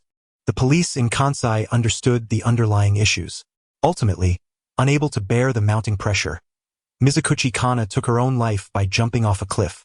After listening, Gumemen nodded. So, you wish for me to help you sue that high school detective who made those baseless allegations? Because your friend is deceased. The law is unable to penalize the true culprit. Yes, and also the butler of that villa, Kato Renzo, Yushue Chiji said with indignation. Kato Renzo knew that his mistress had committed suicide and was aware of the true cause, which was the consumption of a large quantity of illegal drugs. Yet, he claimed to protect her reputation and conspired with that detective, failing to disclose the truth to the police. He is also one of the main culprits in my friend's demise. Yushue Chiji's expression was fervent, her grip on the glass teacup tightening, the water inside swaying, her fingers nearly turning white from the pressure. Understood, Gumemen replied, nodding. He then stood up. Shall I please see our guest out? Yushue Chiji was momentarily taken aback. Aren't you going to accept my commission? Oh, I see now, she said, her face lighting up with realization. She then set her bag down and unzipped it. Inside was a stack of bills. Here is 5 million yen as a retainer. Upon successful completion, there will be an additional 5 million, totaling 10 million. Yushue Chiji's expression was earnest. Yet, the typically materialistic Gumemen didn't even glance at the money. Take it back. This isn't about money. Oh, has the miser changed his ways? Xiao Ai interjected, unable to help but comment. Why is that? Yushue Chiji asked, confused. From my investigation, you should be a very materialistic person, as you have charged quite hefty fees for the 3 commissions you've taken, all of which are recorded with the tax office. TSK? This is why I still dislike detectives. Gumemen sighed. Individuals like you would strip away every last shred of privacy. On that note, you hardly have the right to criticize others, Xiao Ai retorted. Gumemen rolled his eyes. Off you go, child. After a moment, he shook his head and scrutinized Yushue Chiji. Then, with a smirk, he asked, pray tell, in what capacity do you intend to sue them? As Mizuguchi Kana's long-lost sister? Or as her cross-dressing brother? Perhaps as a family member who transitioned? You see clearly that I am a woman. Yushue Chiji's face flushed as she sprang to her feet. Gumemen's words were indeed sharp, for her attire often led others to mistake her for a boy. That's not the point. What I mean is, in what capacity will you pursue this lawsuit against them? Can't I sue them? Of course not, as you are not her direct relative. Gumemen sighed, raising a finger and gently shaking it. His candid remarks cut through Yushue Chiji like a knife, leaving her feeling utterly defeated. Her complexion paled, and the confidence she had when entering the office had vanished. Is that so? She murmured, slumping back down, appearing despondent. After a while, she struggled to lift her head, managing to force a pained smile. I apologize for the intrusion. With that, she grabbed her bag and stumbled toward the door. Wait, just then, Gumemen's voice rang out behind her. Yushue Chiji turned her head silently. Mr. Lawyer, is there something else? The light in her eyes had dimmed entirely. Gumemen gazed into her eyes, a knowing smile gracing his lips. Yushue Chiji looked deeply at Gumemen and nodded. I understand now, I will. She bowed to him and exited the office. Chapter 49. Intermission. Bringing Conan to court after Yushue Chiji left, Xiao Ai turned to Gumemen. You're inciting crime, you know. Doryman, what are you saying? Gumemen feigned surprise. Which of your ears heard me inciting her to commit a crime? My previous words were merely an attempt to garner business. Xiao Ai sighed. But isn't that effectively encouraging her to commit a crime and then seek your defense? What if she actually goes and kills someone? Wouldn't that be on you? On me? She was already likely to commit a crime, Gumemen retorted, uninterested in explaining further. He certainly couldn't reveal to Xiao Ai that when the girl entered, her level of recognition towards him was above the positive threshold, while her fondness was below the negative threshold. Generally speaking, when 2 unrelated individuals have such disparate readings, it implies a strong negative perception on one side, suggesting that the other party might be on the verge of committing a crime. The girl merely sought to test the waters with a lawyer before taking such a step. Hopefully, Miss Yushui won't do anything foolish, Xiao Ai thought silently.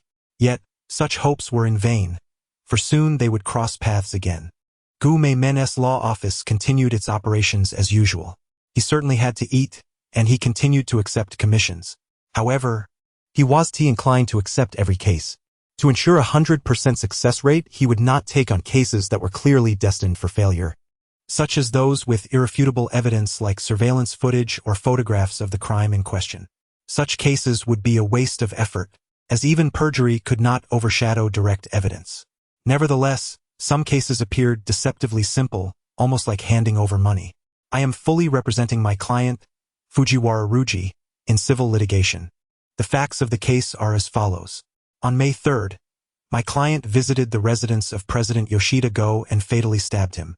During his escape, he was struck by a soccer ball kicked by a young boy, Edogawa Conan, resulting in a confirmed second-degree concussion as diagnosed by the hospital. This incident infringed upon my client's rights to life and health. The demands of the lawsuit are as follows. First, the defendant Edogawa Conan's guardian, Mori Kagoro, is required to compensate my client 10 million yen as medical and emotional damages, and to issue an apology. Second, the litigation costs for this court session shall be entirely borne by the defendant, Mori Kagoro. The statement is concluded. I respectfully request the presiding judge to render a verdict in accordance with the law. Kumamoto methodically finished reading the complaint. This case was rather intriguing, with the defendant being none other than the detective Mori Kagoro. The events leading to this were straightforward. His client, Fujiwara Ruji, was a laborer who encountered a ruthless employer. His situation was a common plight for workers. Rising before dawn, laboring excessively, consuming meager meals, and living in distress. Being late to work resulted in a fine of 1,000 yen for every second, and upon arrival, employees were compelled to participate in group exercises. Tasks were assigned just before clocking out, leading to unpaid overtime. And all expenses for business trips were out of pocket. With low wages and high expectations, the employer would often transform into a monstrous figure, publicly humiliating those whose performance was lacking. Eventually, the frustrations of the laborers reached a boiling point. Fujiwara Ruji went to his employer's residence and killed him with a knife. However, during his flight, he was spotted by Edogawa Conan, who, seeing Ruji covered in blood and wielding a knife, kicked a soccer ball at him, rendering him unconscious, and subsequently contacted the police to have him arrested. Initially, the matter seemed resolved, but Fujiwara Ruji's family was unwilling to accept this outcome. Despite his crime, they questioned why a mere child had the audacity to strike their son. His mother, feeling aggrieved, entrusted Kumamoto to pursue civil litigation on their behalf. The plaintiff has concluded their statement. I now invite the defendant and their representative to present their arguments. The judge tapped the gavel. The opposing counsel, a woman named Yuzui Ritsuko, a friend of Mori Kagoro's lawyer Eri Kasaki, immediately stood up. I object. I contest the facts as presented by the plaintiff. She began. My client's actions were purely an act of heroism. Faced with a fleeing murder suspect in a critical situation, he had no choice but to use the nearest available object to defend himself, which, under legal principles, constitutes an act of necessary self-defense. Indeed, it is self-defense, Mori Kagoro exclaimed, pounding the table from the defendant's seat. His gaze fixed on Kumamoto, filled with anger and dissatisfaction, alongside a myriad of negative emotions. Since the last class reunion trial, he had fallen gravely ill, unable to forgive himself for allowing a suspect to evade justice. The media had relentlessly criticized him, and now, just as he was starting to recover, he found himself in court once more. It was easy to imagine the turmoil within him. Kumamoto, however, disregarded Mori Kagoro's nearly murderous glare. After listening to the defendant's series of statements, his face displayed the familiar, cheerful expression. The term self-defense is rapidly becoming a catch-all for judicial oversights, he mused, retrieving a disc from the table. The disc contained surveillance footage from the scene, capturing Conan's initial sighting of the suspect and the subsequent kick that rendered him unconscious. He inserted the disc into the computer and projected it for all to see. Attendees witnessed the young boy, Edogawa Conan, upon first encountering my client, immediately brandish a soccer ball and launch an attack without any verification of the circumstances. This raised a critical question. What if my client had merely slaughtered a chicken at home? What if he was simply an actor returning from a rehearsal, yet to clean himself? The concept of self-defense necessitates the confirmation of a harmful act by the other party and can only be invoked as a last resort. In summary, Edogawa Conan's actions did not amount to self-defense but rather constituted intentional harm. Kuminoto articulated his argument with precision, each point clear and unwavering. The judge nodded in agreement, recognizing the legal soundness of the argument. I object. At that moment, Yuzui Ritsuko raised her hand once more, glancing at Edogawa Conan seated beside Mori Kagoro, and insisted, "My client is merely a child. Under normal circumstances, a kick from him could not possibly cause a concussion. I have reason to suspect that the opposing party is deliberately exaggerating the facts of this lawsuit." Chapter 50. Is he not naturally strong? The opposing counsel's assertion that Conan could not have caused a concussion with his kick, while reasonable from a layperson's perspective, was irrelevant in a courtroom. The law does not adjudicate based on simplistic assumptions. Kuminoto smirked, finding the opponent's arguments feeble. They were not of the caliber of Eri Kisaki or Kujo Reiko, and thus lacked any significant merit. This is the medical report regarding my client's injuries. Kuminoto presented a document to those present. The court clerk took it to the judge, who examined it and nodded in acknowledgement. The report was dated at the time Edogawa Conan struck the suspect's head with the soccer ball, confirming that the injuries were indeed a result of Conan's actions. The judge struck the gavel. The plaintiff's evidence is valid.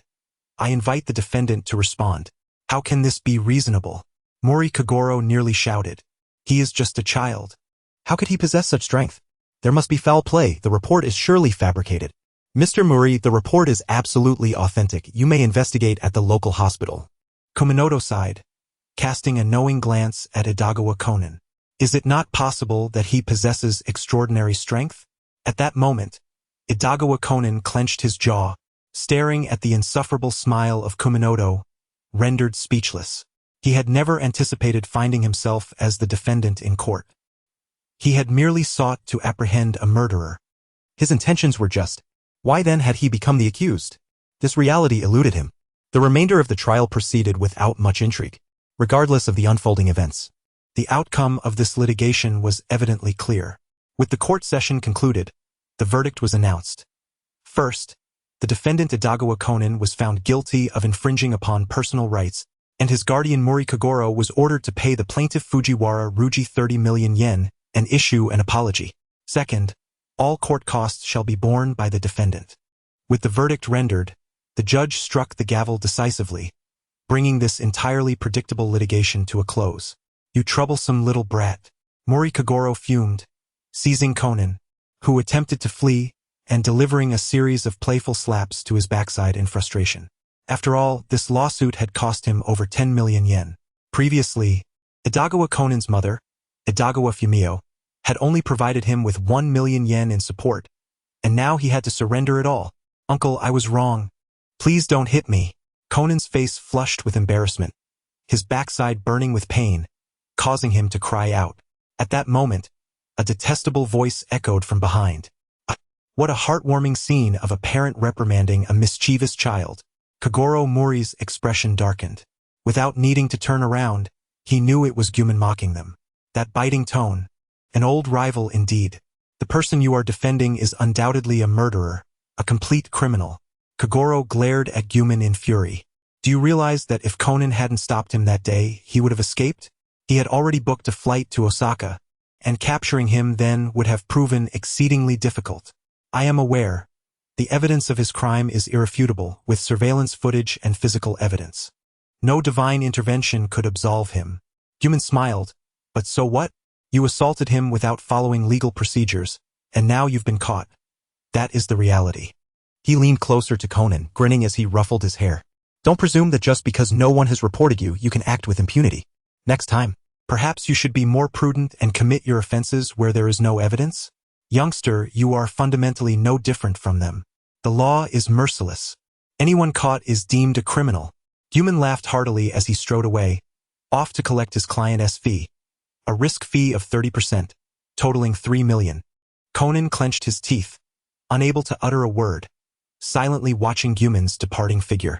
That day, he had not confirmed whether the individual had committed murder before launching his attack. His long-standing experience as a detective had led him to conclude after solving numerous cases that merely a glance was sufficient to discern a true murderer. He hadn't even considered whether there was evidence of his assault on site. He had always operated under the assumption that he was untouchable, and over time, it had become second nature. Little did he know this had become Guman's leverage in the case. Guman's previous remarks had hit him hard. He even wore an expression that suggested if only there were more simple cases like this, it would be akin to receiving free money. However, Conan found himself unable to counter this. The actions he had taken in the past, while technically illegal, had gone unreported.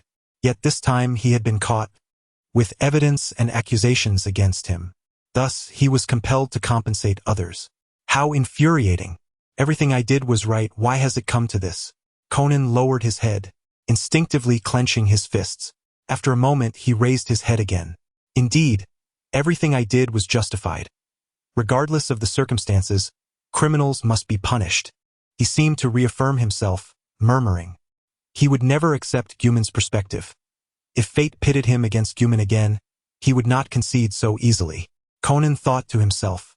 Of course, at that moment, he was unaware that soon this resolve would manifest into reality. This 3 million came too easily.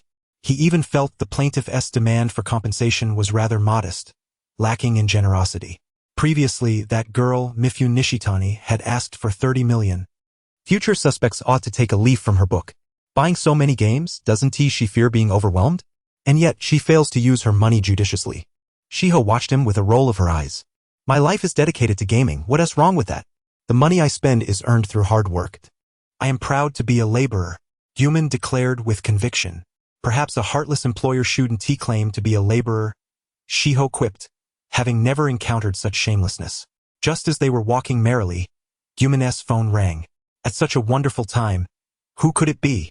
Guman's expression instantly soured as he had to hand a bag to Shiho, freeing a hand to answer the call. Upon connecting, a voice came through.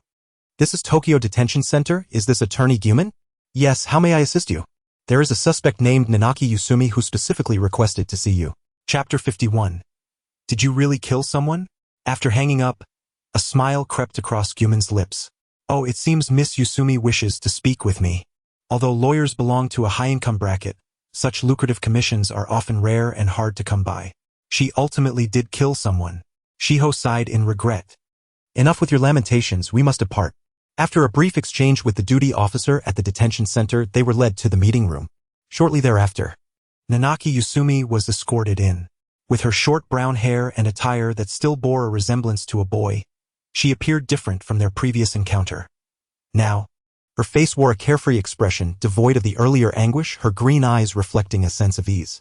Attorney Guman, as per our agreement, I have summoned you to meet with me. Nanaki greeted him with a smile. Oh, you seem quite cheerful. Guman scrutinized her from head to toe. Does killing someone bring you comfort? Killing is not pleasant, but eliminating those who deserve it is gratifying. Nanaki rested her hands behind her head, embodying a sense of vindication. Guman nodded, retrieving a document from his briefcase. Excellent, then let us finalize the contract. The document detailed the various terms of the engagement, with a total fee of 10 million excluding miscellaneous expenses. Nanaki took the document, signed her name without a glance. Guman raised an eyebrow, quite decisive, are we? Aren't you concerned I might have hidden traps in the contract? The girl shrugged. It doesn't matter. If you can get me out, that's best. If not, then so be it. Very well. Guman replied with satisfaction. He appreciated clients like her who did not hesitate to pay when required, unlike previous ones who were indecisive. Very well then. Nanaki began to recount her tale. After leaving Guman's office that day, she began her planning. Under the pretense of holding a detective competition organized by a TV station, she invited detectives from across Japan, including Heiji Hattori, West, Shinichi Kudo, Winter, Junya Takitsu, North, and herself representing the South, along with a young student, Conan Edogawa. She lured several detectives to a deserted island, additionally inviting Hiroshi Tsukikawa and Renzo Katajiri as staff and caretakers, both of whom were connected to the Lavender Villa incident from years past. On the deserted island, through her cunning, she exposed the mastermind behind the earlier mischaracterization of suicide as homicide, the representative from the North, Junya Takitsu. Using a method that involved removing screws from the door frame to create a locked room scenario, she killed Junya with a hammer and subsequently fled the scene. Following analysis from the 3 detectives, each accused different culprits, but ultimately it was Conan Edogawa who accurately identified her.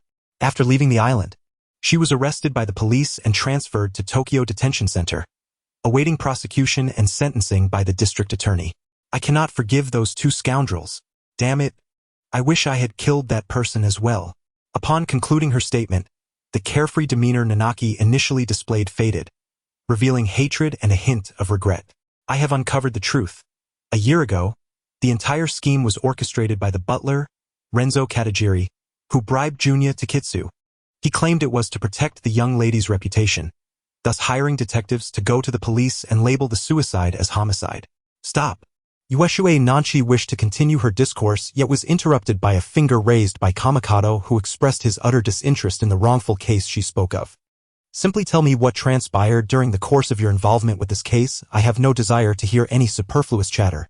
Oh, is that so? Ueshue Nanchi paused.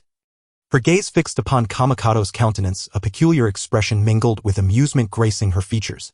Mr. Kamikato, you are indeed unlike anyone else, truth be told. This is the first time I have encountered a lawyer of your ilk. And I have never met a detective quite like you, Kamikato replied nonchalantly. After a moment's reflection, he continued, Miss Ueshue, I now have several crucial inquiries to pose to you. Ueshue Nanchi nodded in acquiescence. Very well. First, was there any surveillance equipment at your location? None. Secondly, among the detectives present, did anyone possess a recording device? That should not be the case. I had established regulations and conducted checks before we arrived. Thirdly, were there any smartphones or cameras capable of taking photographs? Did the phones have signal? None of those either. The deserted island had no signal. Excellent. Kamikato nodded in satisfaction. Beside them, Xiao Ai pondered momentarily before remarking. So, there are no direct pieces of evidence, only eyewitness testimonies. Astute. Kamikato smiled, gently ruffling her hair. Having been by my side for such a duration, Dora Ai Meng, you are showing signs of growth. Keep it up. Xiao Ai rolled her eyes and swatted Kamikato's hand away. Lawyer, seeing your confidence, you must have a good chance, right? Ueshue Nanchi smiled, an intelligent gleam in her eyes as she discerned the current situation from Kamikato's demeanor. Indeed, Kamikato's lips curled into a smile. In the absence of direct evidence, the difficulty of this case is akin to robbing a bank from a customer, quite simple for someone of my caliber. After a duration exceeding an hour, Kamikato declared, the information you have provided is invaluable, Miss Ueshue. You may rest here and savor the fleeting moments of your time in custody. He prepared to depart, yet suddenly recalled something and resumed his seat. For safety's sake, I wish to pose one more question. Go ahead. Are you truly certain you committed murder? What do you mean? Ueshue Nanchi furrowed her brow. My implication is that you might not have actually killed anyone. Perhaps you merely believe you did. Ah? She was taken aback. Do you not find it peculiar? Kamikato queried. Kakutani Renzo, the head steward of a villa, a man who cherishes your reputation above all, would abandon his post to engage in a detective game on a deserted island due to a mere letter from you? You mean? Ueshue Nanchi's expression shifted dramatically, as if a realization struck her. Of course, this is merely a hypothesis, Kamikato clarified. After all, we inhabit a realistic world. I am not well versed in animated plots. Perhaps in reality, the perpetrator is not necessarily the one depicted in the original narrative. For instance, the case involving Nishitani Miho might have been orchestrated by her. The real world is rife with uncertainties. Chapter 52. Dora Ai Meng. You must adopt Kudo's mindset. This method is unfeasible. Enough of the idle chatter. Kamikato stood. Before taking his leave, he recalled another matter and confirmed, Miss Ueshue, prior to my visit, did any other detectives come to see you? Ueshue Nanchi blinked and shook her head. No, you are the first to visit me. Excellent, Kamikato nodded with a smile. This case was exceedingly satisfactory from every aspect for him. He then adopted a more serious demeanor and stated, if any detectives come here later, attempting to persuade you to serve your sentence well or talk of atonement, heed my advice, simply spit in his face and send him away. Oh, very well. Ueshue Nanchi blinked, nodding in a manner that suggested partial understanding. As they exited the confines of the detention center, Xiao Ai glanced back, contemplating. Though this case lacks direct evidence, there are several eyewitnesses and material evidence. How do you intend to resolve this? Dora Ai Meng, have I not informed you? Kamakado raised an eyebrow. In any case, all indirect evidence is merely a collection of uncertainties akin to Schrodinger's cat until you open the box. You can never know its contents. Xiao AI squinted. In simpler terms, you plan to manipulate the evidence, correct? Manipulate the evidence? I am seeking verification. Do you not comprehend? Did you not hear my conversation with Ueshue Nanchi? The identity of the perpetrator in this case is uncertain. Kamakado rolled his eyes and continued to put it plainly. Whether a case leads to conviction or acquittal hinges solely on the tug-of-war over evidence. If the evidence favors the opposing side, do you still expect divine intervention to bestow upon you new legal loopholes to exploit? Thus, engaging in such actions does not evoke any sense of guilt in you? Guilt is merely self-deception. In this era, conscience holds little value. How dare you say such things, you scoundrel of a lawyer? A disgraceful gaming addict. The two bickered as they usually did. At that moment, Kamakado abruptly halted. He spotted a familiar figure approaching across the street from the detention center. A boy in a blue outfit with a bow tie, Edogawa Conan, accompanied by a dark-skinned individual who appeared to have just emerged from a coal mine, resembling a high school student. "Ah, Conan-kun," Kamakado greeted them with a smile, though his expression bore an undeniably sinister undertone. "You scoundrel! I've heard from Conan that you were that lawyer." The dark-skinned individual, known as Hattori Heiji, seethed with anger. His fists clenched, ready to deliver a blow to Kamakado. Yet, after taking a couple of steps, he was restrained by Conan. "Hattori!" Conan shot a serious glance at Kamakado, shaking his head. "What are you afraid of? My father is the head of the Osaka Prefectural Police. Let me go, I'll teach him a lesson." Hattori, or Hattori Heiji, broke free from Conan's grasp and advanced to grab Kamakado by the collar, shouting furiously. It seems you are a scion of authority." At that moment, Kamakado remained unfazed, scrutinizing Hattori with a bemused expression, his tone dripping with mockery. "What, is it permissible for a scion of authority to resort to violence? Is that how you wield your police status? Your bloodline theory is laughable. Are you not merely relying on your family's status to run amok? Without those connections, what remains of you? Those absurd detective deductions? If you wish to engage in combat, by all means, come forth. Utilize your status as a police offspring." Hattori's face flushed crimson, fury radiating from him as he clutched Kamakado's garment, his fingers turning pale. He yearned to strike, yet found himself unable to summon the strength, for Kamakado's words had struck a chord deep within him. In Kansai, particularly in Osaka, the populace was known for their tenacity, and the police upheld a similar reputation. Growing up in such an environment, Hattori had indeed become accustomed to misusing his police connections, just as Kamakado had pointed out. "You cannot proceed in this manner. You will fall into his trap." Beside him, Conan appeared significantly more composed than his counterpart from the coal mine.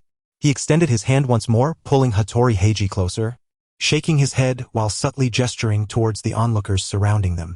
Hattori paused, glancing around. A crowd had gathered, with some eager spectators snapping pictures with their phones. "We have pressing matters to attend to. It would be prudent to leave quickly." Conan's expression was grave. This guy." Hattori's eyes reflected a hint of reluctance.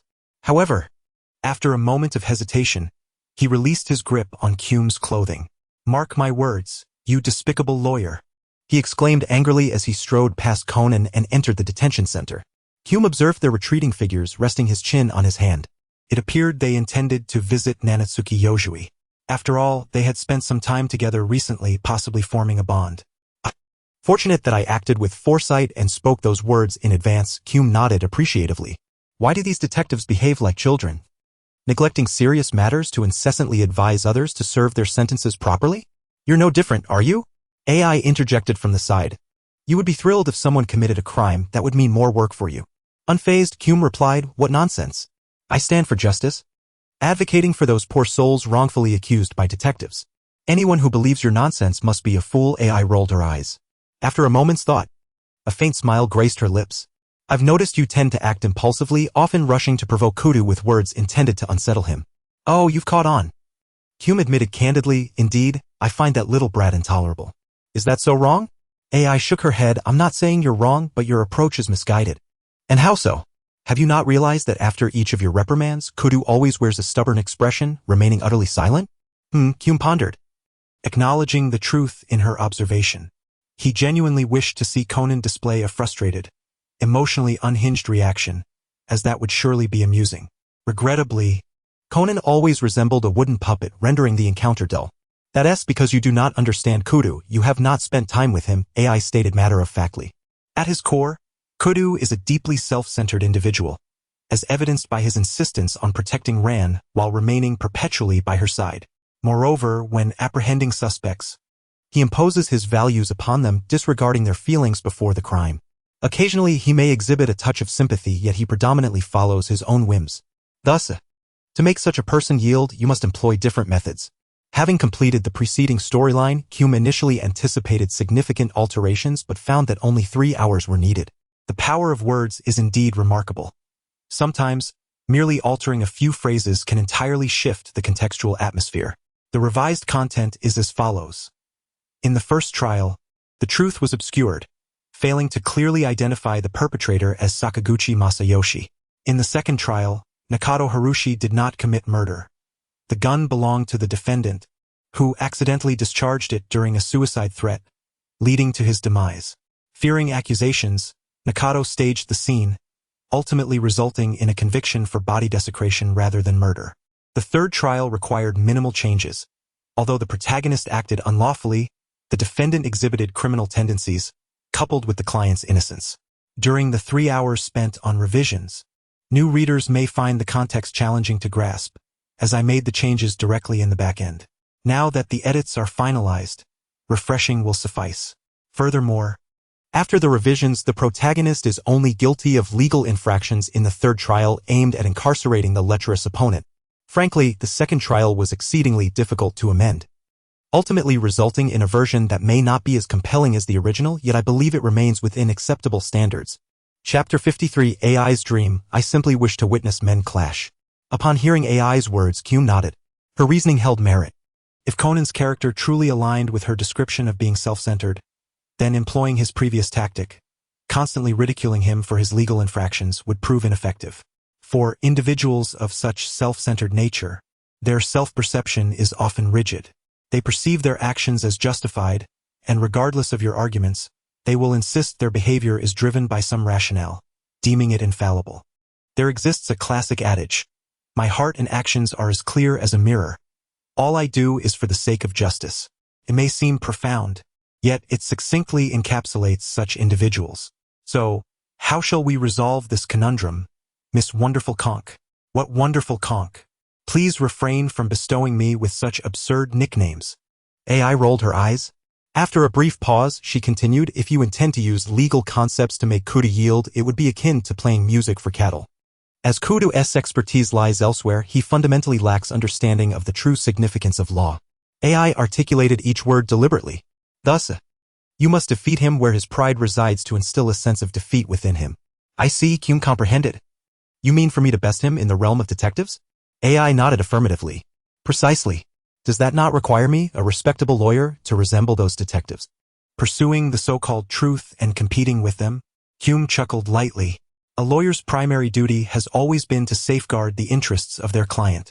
The law does not inherently possess truth, a fact I believe I've shared with you before.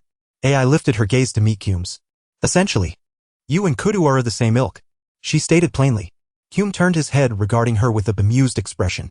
Oh, you consider me akin to him? Are you not? AI replied coolly, Kudu is self-centered, and so are you. Is that so? Hume's lips curled into a classic smile.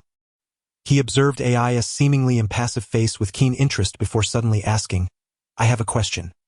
Why are you so eager to orchestrate a confrontation between Kudu and me? What benefits do you derive from this? None whatsoever. AI's demeanor shifted subtly. A delicate smile began to grace her exquisite features, reminiscent of a mischievous little devil. I merely find it entertaining to watch men fight. That is all. Hume gazed into her eyes. The two exchanged glances for a protracted moment, during which a deep, enigmatic smile emerged on Hume's face. Since you desire it so fervently, let it be as you wish. After all, is it not the truth? Hume had never cared for the truth, yet that did not imply he lacked the capacity to seek it. In truth, the professions of lawyer and detective overlap to a certain extent. However, Hume had never previously focused on this intersection during his legal pursuits. He had never discussed the true truth in court as a detective might. Now, however, it was a novel endeavor. Let us proceed. Hume turned and stated coolly. AI nodded and followed in his wake. Their first destination remained the police station, as all witness testimonies and personal details for this case were still housed there. According to the account provided by Ueshue Chi-Chi regarding the incident, aside from several detectives, there were 2 additional individuals involved. One was Tsukio Hiroki, an actor working for a theatrical troupe, and the other was Kagawa Renzo, the butler of the Lavender Villa.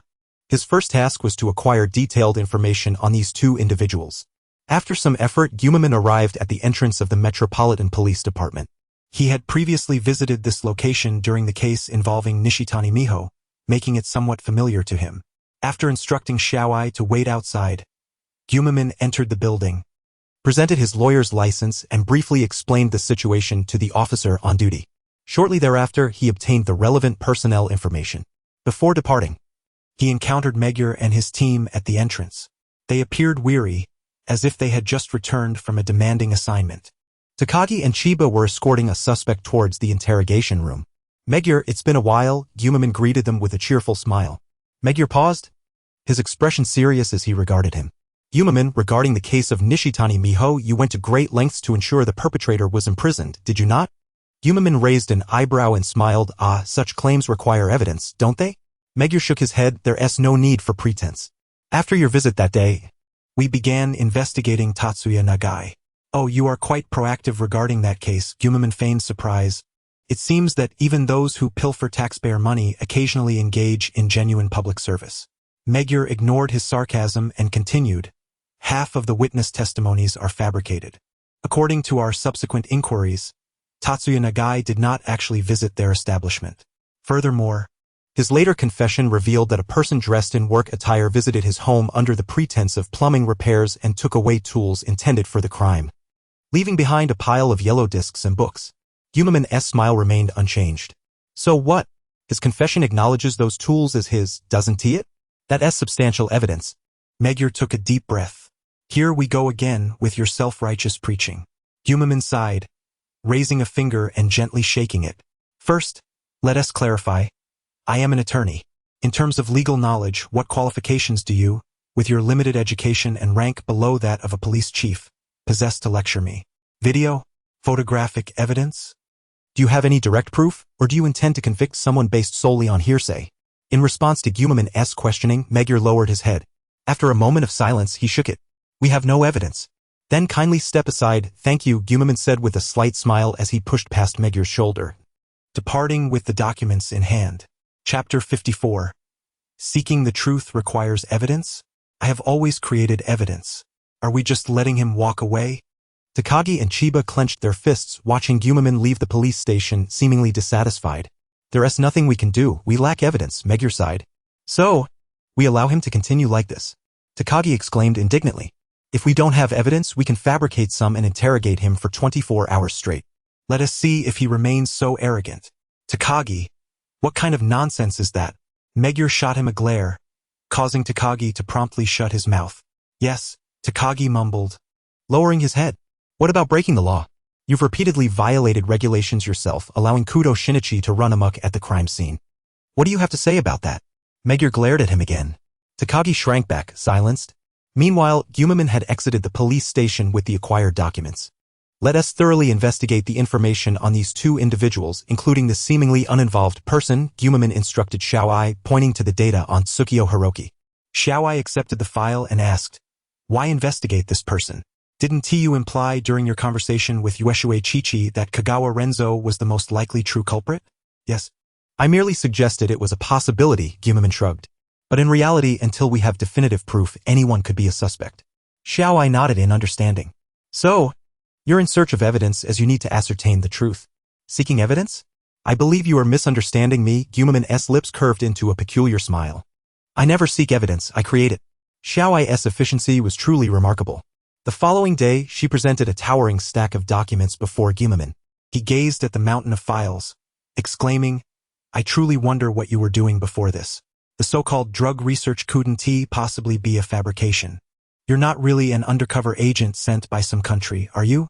Xiaoai rolled her eyes. An agent?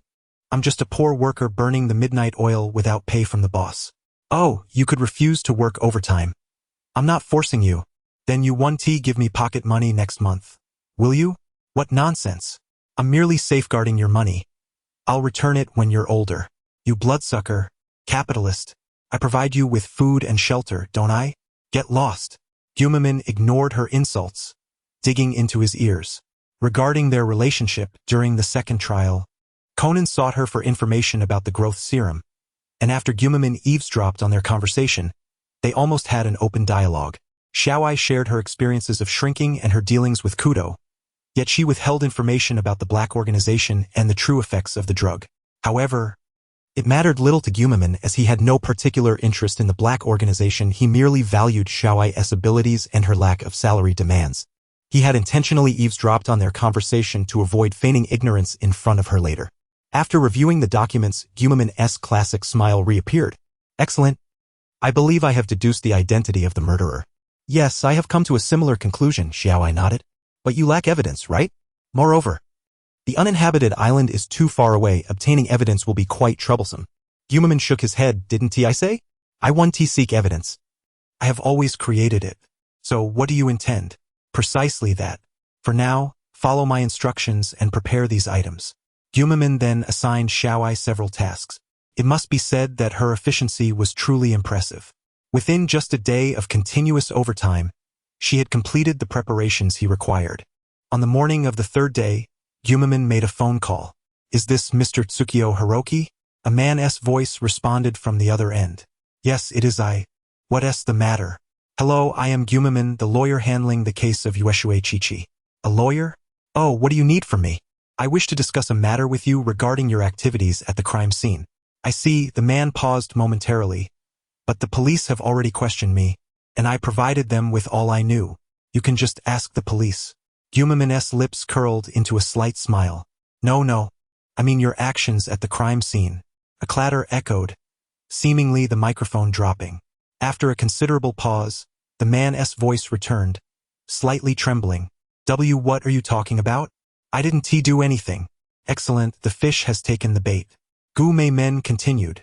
Discussing matters over the phone is rather inconvenient. Shall we arrange a time to meet in person? There was a moment of silence on the other end. All right, where shall we meet? How about a CAF near Shibuya Station? The two agreed upon the location and ended the call.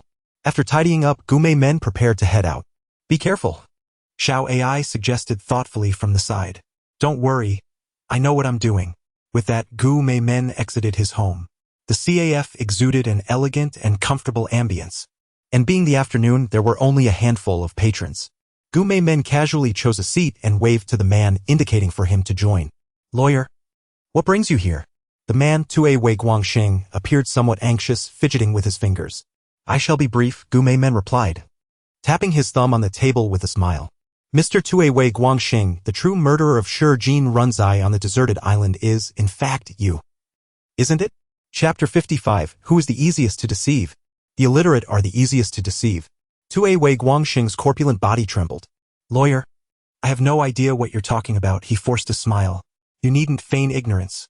Gu Mei Men gazed intently into his eyes. The one who intended to kill Shi Jin Runzai was indeed Ueshue Chichi.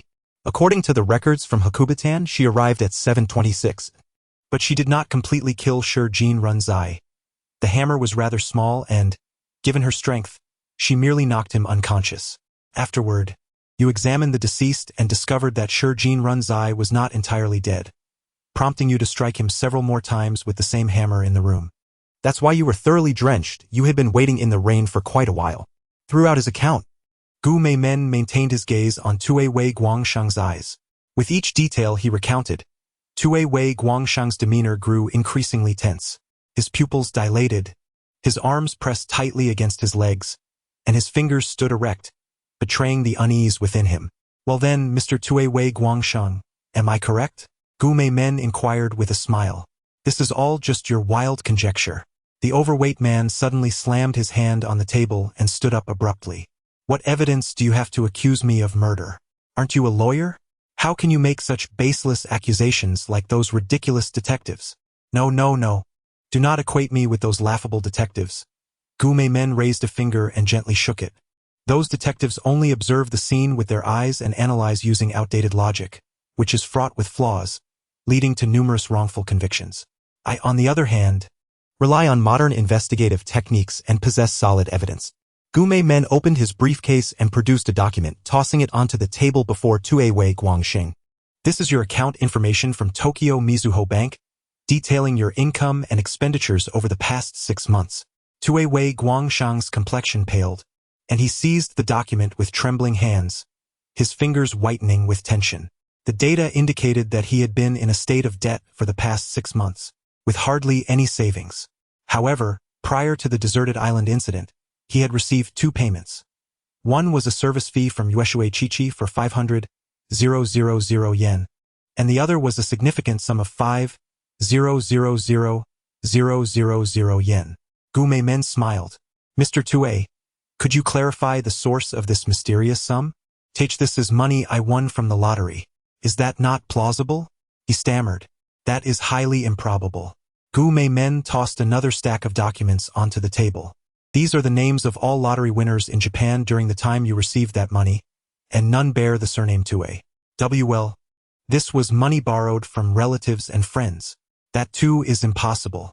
Here are the account details of everyone in your social circle, showing no significant changes in their savings. You've done quite a bit of investigation, haven't you?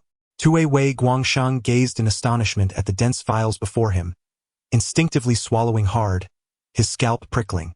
Gu Meimen smiled. Of course, I have a diligent and unpaid employee. Meanwhile, far away at the Gu Meimen law firm, Xiao Ai was lounging on the sofa, engrossed in her phone when she suddenly sneezed. Tuewei Guangxing looked down, clenching his teeth. Just then, a thought struck him and he raised his head. What do these prove? Is this your so-called evidence? Ha, this does not prove I killed anyone. He appeared as though he had found a lifeline, pointing at Gu Meimen and laughing maniacally. Indeed, this is not evidence, but merely a piece of the puzzle. Gu Meimen shrugged and placed yet another document in front of the rotund man. These are the forensic reports obtained from the Metropolitan Police Department's forensics section.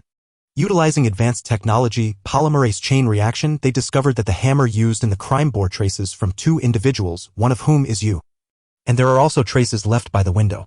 This is physical evidence. How do you explain that? This is impossible. Tuewei Guangxing slammed the table and leaped up. I clearly wore gloves that day and checked for hair and other items. How could this be? He abruptly realized his slip and quickly covered his mouth. His face was a mixture of terror and rage as he glared at Gu Meimen, his expression almost screaming. You dare to set me up? Do not be anxious, Mr. Tuei. Even if you misspoke, this is not a courtroom. Even if it were, your slip of the tongue would not matter. Gu Meimen maintained his smile, raising a finger to signal for silence. Tuewei Guangxing, filled with uncertainty, stared blankly at Gu Meimen. The latter's demeanor was not what he had anticipated, leaving him unsure of the true intent behind Gu Meimen's invitation. Are you suggesting that you committed the act while wearing gloves, thus leaving no evidence? Gu Meimen arched an eyebrow. Mr. Tuei, it seems you have not received a proper education. You may not grasp just how advanced modern criminal investigation technology is. Beyond fingerprints, any trace you leave can be detected. Gu Meimen's lips curled slightly. For instance, sweat technology can extract relevant personnel from sweat, which constitutes irrefutable physical evidence.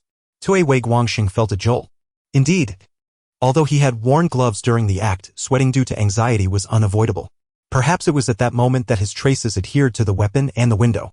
The forensic report before him was thus an undeniable piece of evidence. As he contemplated this, he clenched his teeth in frustration. This is infuriating. Meanwhile, observing the man's struggle and bowed head, Gu Meimen's smile widened, revealing a seemingly sinister grin. It appeared that the man was beginning to believe him. Yet in truth, Gu Meimen was deceiving him.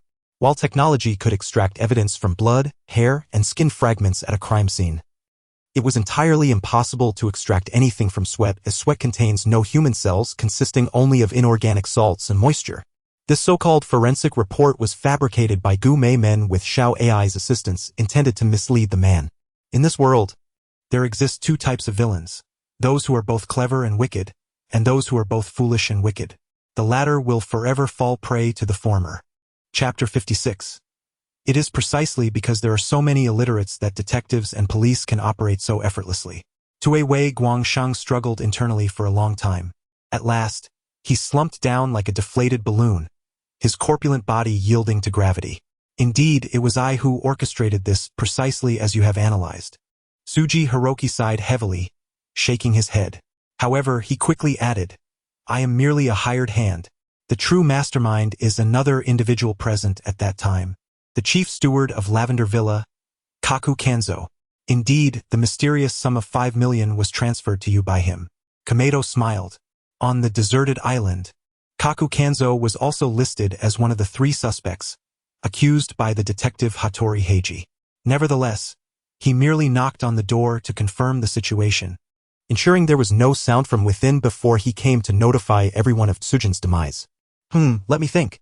He likely used the incident from a year ago, when a maid from Lavender Villa committed suicide, to coerce you into his service. Since you had removed that window at the time, he might have claimed that the maid's death was your doing, threatening to reveal this to those around you if you did not comply with his demands. It seems you have deduced everything, Tsuji Hiroki said with a bitter smile. He gazed deeply at Komedo. I truly wonder, are you a detective or a lawyer? I am curious how you can deduce the entire affair without even visiting the scene. Komedo smiled faintly, offering no response. It is quite simple. He does not employ the mindset of a detective.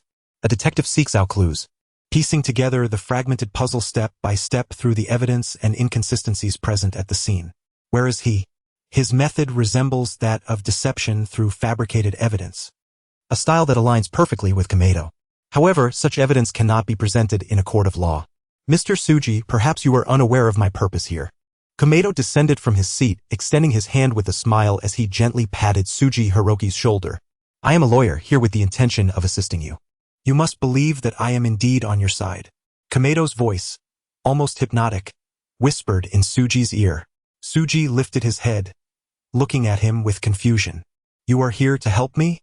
Of course. Do you understand the legal implications of your actions? Komedo spoke softly. You are merely an accomplice. Do you know what that means? You were coerced. Your act of killing was not born of your own volition. Everyone will understand. For the true murderer is not you at all. Tsuji's eyes suddenly brightened. He was indeed aware of the meaning of being an accomplice. Legally, the culpability of an accomplice is less than that of a principal offender. Lawyer, will you defend me? How many years will I be sentenced? He looked at Komedo with hopeful eyes. Komedo remained silent, signaling a number with his hand. 3 years. So long? Tsuji frowned slightly. This number exceeded his expectations. Ideally, he wished to serve no more than 1 or 2 years. By the way, the only person aware of this matter is this lawyer. As he pondered, Tsuji's expression gradually shifted, taking on a somewhat menacing demeanor as if he were concocting a plan. Yet at that moment, Komedo's voice reached him from across the table. Do not entertain thoughts of violence against me. Komedo smiled, stating that he had arranged for his subordinates to discreetly protect him from a distance within the CAF. What? Tsuji exclaimed, hastily glancing around. The CAF was sparsely populated. Some patrons were engaged in conversation while others were absorbed in their phones. It was impossible to discern who among them might be Komedo's associates. If you doubt me, you might consider a wager. Komedo rapped the table, exuding an air of confidence. Upon hearing Komedo's words, Tsuji's expression fluctuated, his inner turmoil evident. Ultimately, he sighed deeply and resignedly sat back down. I understand. I will follow your instructions, Mr. Lawyer. Excellent. Komedo nodded in satisfaction, a smile fully blossoming on his lips. Tsuji chuckled bitterly, feeling utterly powerless. In those brief minutes of confrontation, he was entirely ensnared by the lawyer before him. Every word he spoke struck at the heart of the matter, exploiting all of Tsuji's vulnerabilities. The gaze of this lawyer was akin to that of a cat, while he felt like a hapless mouse unable to escape. Their conversation continued until 5 in the afternoon. Have things been settled? A sleepy AI yawned and rubbed her eyes. Having worked excessively over the past few days, she too had taken a nap that afternoon. Komedo nodded. Yes, the individual was more accommodating than anticipated. Half of the information you gathered went unused. He briefly recounted the details of the conversation to AI. It seems this person is indeed foolish. After hearing this, AI remarked without mercy. He confessed entirely based on a forged report, despite your lack of direct evidence. Moreover, even if the report were genuine, it would not implicate him as he is illiterate. Komedo replied, many criminals are illiterate. It is precisely due to their numbers that detectives and police can operate so effortlessly. Oh, do you mean that if you were to commit a crime, No one could catch you? No, even the most astute can have lapses. Not even I can guarantee that I won't be apprehended, Komedo stated. Pausing, he revealed a slight smile. However, I can assure you that even if I am caught, there is no way to convict me. That statement, Zhang-san, truly exemplifies Zhang-san. AI looked at Komedo with a deep gaze. Such a person is indeed terrifying, someone who masters the law and manipulates the rules of reality with ease. AI couldn't help but recall her past organization. Even though its members were formidable, they could only live like mice in the dark sewers, unable to walk openly in the light. Yet Komedo, a figure so enshrouded in gray, could stride confidently beneath the sun. This is the most frightening aspect of our legal society. Chapter 57. Can you detectives refrain from advising people to serve their sentences dutifully? Time flew by, and soon it was the day of the trial for the Weijui Nanaki case. The hearing was scheduled for 1:30 in the afternoon. At 8 in the morning, Komedo visited the detention center once again, meeting with the involved party and informing her of the true perpetrator. Is that so? Weijui Nanaki expressed surprise upon hearing Komedo's words. Are you suggesting that Conan's reasoning was incorrect and the truth is that I did not kill Tsujin? I merely knocked him unconscious. And then Tsuji Hiroki entered through the window and finished the job? Precisely, Tsuji has already confessed. Komedo nodded. However, you are still guilty of attempted murder. If you wish to accuse the true culprit, you cannot evade this charge. But during the afternoon's trial, if you follow my instructions, you will certainly avoid imprisonment. I see, Weijui Nanaki murmured, seemingly pensive.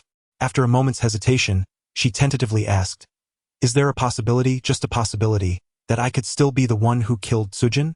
Even if Conan's puzzle is incomplete, could it be that he correctly identified the murderer? Huh? What are you saying? Komedo furrowed his brow, then scoffed. If you were referring to Conan's father or Hattori Heiji's father as potential accusers, I might consider it, but not these two fools. Two 16 or 17-year-olds who still rely on their parents for living expenses. Excuse me, who are you calling a child? Before Yushue Chi-Chi could finish her words, a voice filled with anger, tinged with a Kansai dialect, suddenly erupted from the direction of the door. Turning around, she saw Hattori Heiji, his expression fierce and intimidating, glaring at her. Beside him stood the familiar figure of Conan, his hands in his pockets, feigning calmness. They had been brought over by the duty officer from the detention center. Oh, it's you two again? Komedo raised an eyebrow, addressing the two young boys who were neglecting their studies to visit the detention center as if scouting their future home. You reckless lawyer. If you keep spouting nonsense, I'll make sure you regret it. Hattori Heiji's impulsive nature was on full display. Am I wrong in what I said? Komedo maintained his composure, looking directly at him. Aren't you just kids? Don't your parents provide for your living expenses? Have you ever earned a single yen? As detectives, all you do is cause trouble for your parents and make them clean up after you. It's only fitting that I call you neets. What did you say?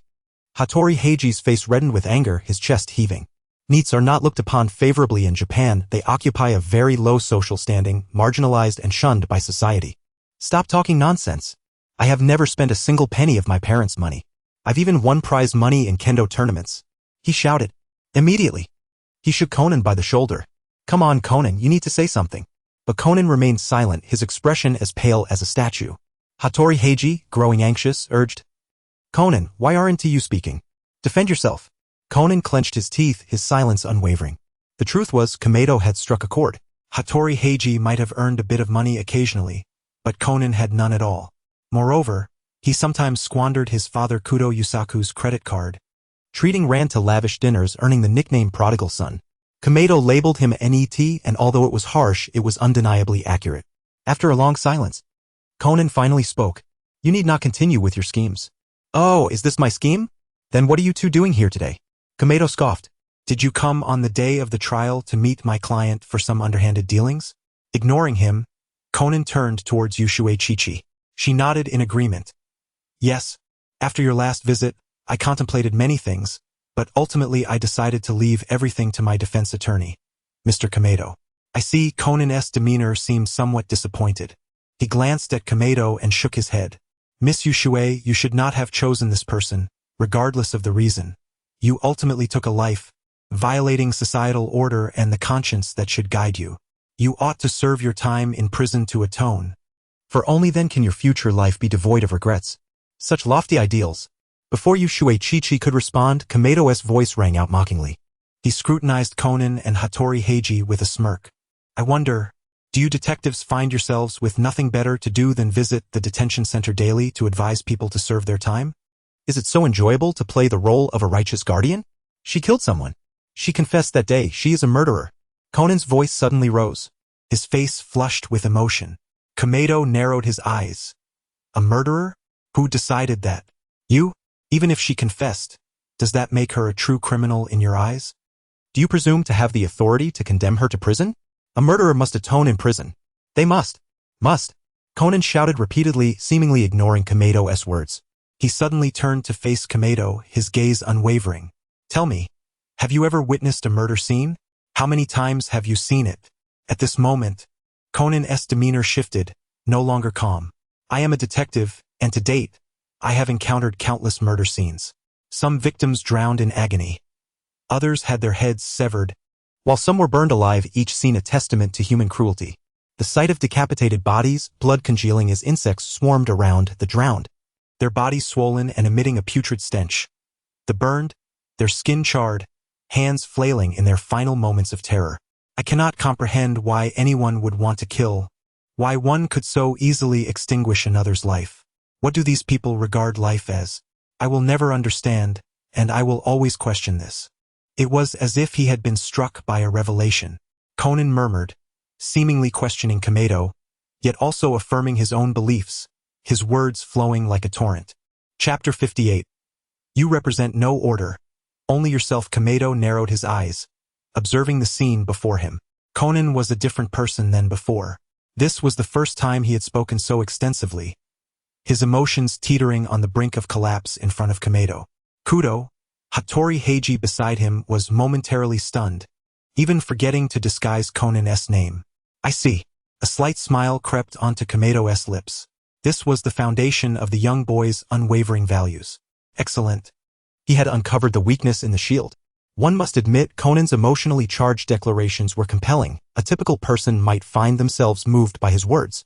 However, regrettably, such tactics would have no effect on someone like Kameto. Thus, he reverted to his usual tone of ridicule. So, you pity the slain and dedicate yourself to seeking their killers, using your self-righteous reasoning to determine who the true criminal is. Correct? Yes, is there a problem? Conan met Kameto's gaze directly. Kameto smirked. Have you ever considered that if your deduction is incorrect, you might wrongfully accuse an innocent person? What becomes of your so-called justice then? Conan was taken aback. Kameto's question was deceptively simple, yet it had never crossed his mind. That's impossible. My reasoning is infallible. Conan waved his hand defiantly. The truth is always singular. Ah, there's that classic line again. Kameto smiled at him. What a conceited and laughable little boy. He considers himself the embodiment of justice, professing to uphold order while placing his personal values above true order, stubbornly refusing to acknowledge his own faults. I can say with confidence you are among the most insufferable individuals I have ever encountered. You are the most detestable person I have ever met. Conan retorted coldly. To kill is to atone, not to evade responsibility. I will never understand someone who defends a murderer. A child ignorant of the law. Speaking of atonement, this is the finest joke I have heard in a while. Kameto chuckled lightly. Do you even know what a crime truly is? Before any judicial trial, all individuals are presumed innocent. Judgment should not rest with you, but rather with the court, represented by the judicial system that upholds order. Maimon gently wagged a finger in front of Conan. Remember, you do not represent any order. You can only represent yourself, and your truth holds no weight before the law.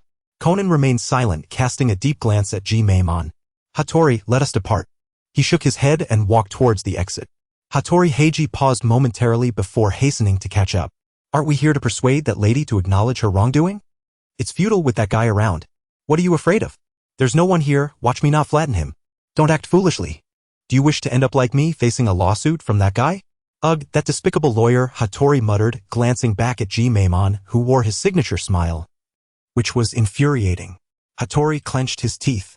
He could not afford to be like Conan. If he were truly summoned to court, his father, Hattori Heiji, would undoubtedly give him a severe reprimanding, as this matter, once publicized, could tarnish the reputation of the Osaka Prefectural Police. After the two departed, Maimon shrugged. Those two knuckleheads, I told you they never engage in serious matters. I fail to comprehend what sort of mind would persistently contemplate persuading others to accept their imprisonment. Well, I actually find what Conan just said rather insightful, remarked Ueshue Nanaki, who had been silent for a while. Ji-Maimon turned to her. Miss Ueshue, at this juncture, you wouldn't consider switching sides, would you? Not at all, Mr. Ji-Maimon, you worry too much, Ueshue replied with a smile. I merely concur with Conan's remarks about life. After all, I am also a detective, though I never claimed I would abandon my defense. That's good. Ji-Maimon nodded. Subsequently, they discussed the afternoon's court proceedings. Ji-Maimon instructed her to adhere to her own words, as this would maximally aid her in exoneration. Meanwhile, in the office, AI was still sprawled on the sofa, appearing as if she could not wake from slumber. Has being a child altered her sleep patterns to that of a child's? Ji-Maimon raised an eyebrow, approaching her to pull off the blanket. Give me back my blanket, she exclaimed. Isn't this all your fault? I work late into the night. What's wrong with sleeping in a little longer? Ji-Maimon rolled his eyes. What are you talking about? You haven't worked recently. You've been staying up late on your phone. That reasoning is rich coming from you. Ji-Maimon shook his head. Forget it. After all, AI cannot attend court. So I'll go alone. Moreover, she shouldn't be wandering outside, especially in places swarming with court reporters and various recording devices. If she were inadvertently captured on camera, it could attract the attention of the black organization. With that thought, Ji-Maimon ceased to concern himself with her and began organizing documents, preparing for the afternoon's hearing. Before long, noon arrived. After lunch, he checked the time, grabbed his briefcase, dressed neatly, and prepared to head to the Tokyo District Court for the defense. There's red bean bread and self-heating rice on the table. If you're hungry, feel free to eat, he instructed before leaving. AI remained on the sofa, silent, waving an arm to signal her acknowledgement. Honestly, I hired an employee and now I'm babysitting, Ji-Maimon grumbled as he exited the office. Chapter 59 Ji-Maimon, my client is undeniably guilty. During lunchtime, Ji-Maimon enjoyed a bowl of ramen at a whimsically named establishment, ramen so delicious it might kill you. It was rumored that a murder had once occurred there. Generally, such establishments would quickly decline.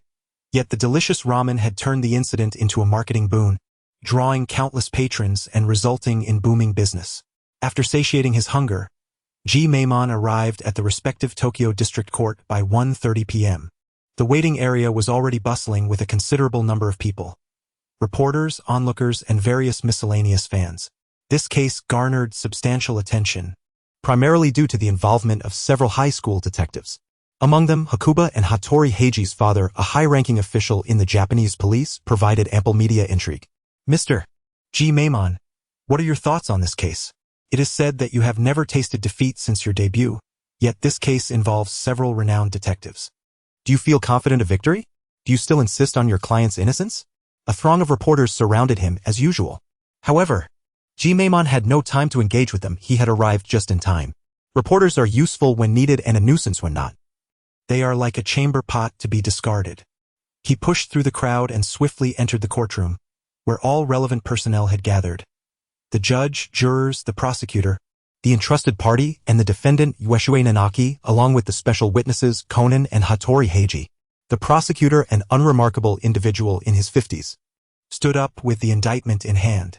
The defendant, Ueshue Nanaki, age 20, on the date, under the pretense of hosting the Detective Conan event, invited Hattori Heiji, Hakuba, Takitsu Junya, and others to an uninhabited island in Tokyo Bay, where, utilizing a locked room method, she murdered Takitsu Junya with a hammer from her toolbox. This act constitutes a direct violation of Article 199 of the Japanese Penal Code, qualifying as murder, and we hereby prosecute, asking the court to impose a legal sentence. The prosecutor completed the reading of the indictment. The judge nodded and turned to the defendant's seat. Do the defendant and her counsel acknowledge the facts of the crime as presented by the prosecution? At this, all eyes turned to Ji-Maimon. Conan's gaze was fixed firmly upon him. To evade the black organization, he would not have recklessly participated in court. However, Ji-Maimon's presence left him with no choice to consider other matters. Conan had anticipated this moment. He had reviewed Ji-Maimon's previous cases and understood his tactics. Knowing that Ji-Maimon would undoubtedly mount a defense of innocence, seeking to absolve the criminal suspect, no, the perpetrator. At that point, he would present irrefutable evidence to shatter this man's facade. Clear his throat. Under the watchful gaze of all, the esteemed lawyer Gumiman stood up, clearing his throat, his expression grave and burdened with sorrow. I deeply regret to say, as the prosecution has asserted, my client is unequivocally guilty. The words hung in the air, plunging the courtroom into a stunned silence. Journalists in the audience, previously busy scribbling notes, paused, their astonished gazes fixed upon him. This was a stark departure from Gumiman's usual courtroom demeanor, characterized by his energetic and seemingly invincible approach. Conan, taken aback, fixed an incredulous stare upon Gumiman's face. This was beyond his expectations. How could he not proclaim his client's innocence but instead concede guilt? Such a notion was unfathomable. Conan furrowed his brow, reminding himself to remain composed. Even if fate were to drop a pie from the sky, he firmly believed that Gumiman would not undergo a transformation of character. Something was amiss. Indeed, Gumiman swiftly altered his narrative. However, there is a reason for this. My client acted out of an emotional impulse, a desperate and instinctual reaction inherent to her identity as a woman. As he spoke, he subtly gestured to Yueshue Chichi, who immediately rose to her feet. I acknowledge my wrongdoing and am filled with remorse. I am a deeply flawed individual who should never have contemplated murder. If the divine were to grant me another chance, I would undoubtedly refrain from such actions, she lamented, tears cascading down her fair cheeks like pearls from a broken string. Her pitiable demeanor enhancing her delicate features, evoking sympathy from all present. What a wretched girl, surely burdened by some hidden sorrow. Her tears seemed genuine. Perhaps she truly was repenting. It was likely that desperation drove her to commit such an act. The audience whispered among themselves while in the jury box the three jurors exchanged glances. One elderly lady visibly moved to tears. Everyone in attendance was undeniably touched by Yueshue Chichi's heartfelt display. That lady spoke so eloquently, remarked Heiji Hattori from the witness stand. Observing the girl's tear-streaked face, it appears we may have misjudged her. Her grief seems genuine. But before he could finish, Conan's stern voice interrupted. Hattori, do not be deceived. This is a premeditated act on their part. At that moment, Conan's jaw clenched, his gaze fixed intently on Gumiman's direction. Gumiman maintained his somber facade, even feigning empathy as he supported Yueshue Chichi's weeping. This was unexpected.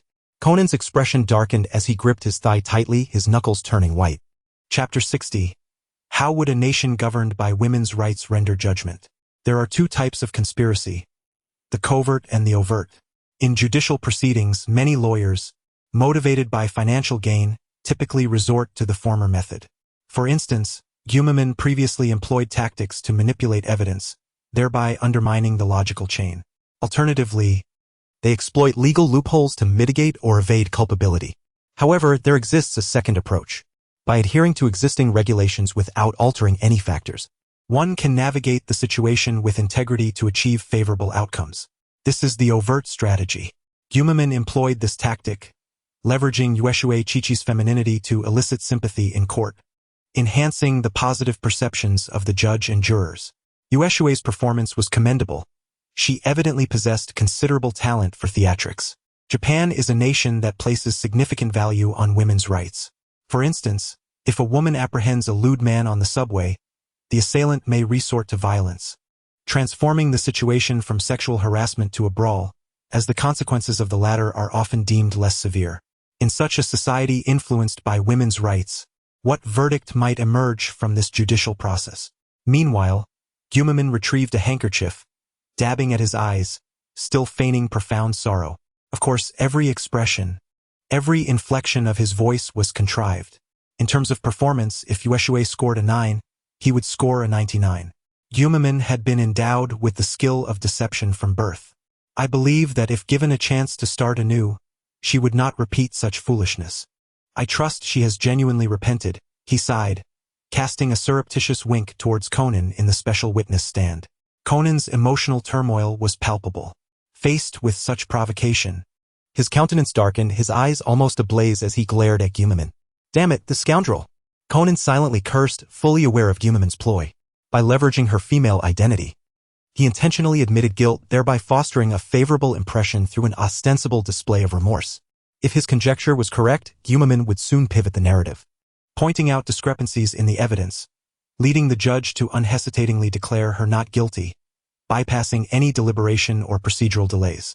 The intricate web of deception was evident to Conan, whose exceptional intellect allowed him to anticipate the courtroom's unfolding drama. The opposing counsel was indeed cunning, advancing step by step. Yet, despite this awareness, Conan found himself powerless. This was the overt strategy. One recognizes the machinations at play but remains helpless to intervene. Objection. Hattori, having grasped this situation, impulsively sprang to his feet. This man's statements are clearly inciting the emotions of the court. He pointed vehemently at Gumaman and Weshue Chichi. Do not be deceived, their expressions are all feigned. However, the judge promptly rapped the gavel, declaring, "Objection overruled. Special witness, please maintain decorum and adhere to judicial protocol."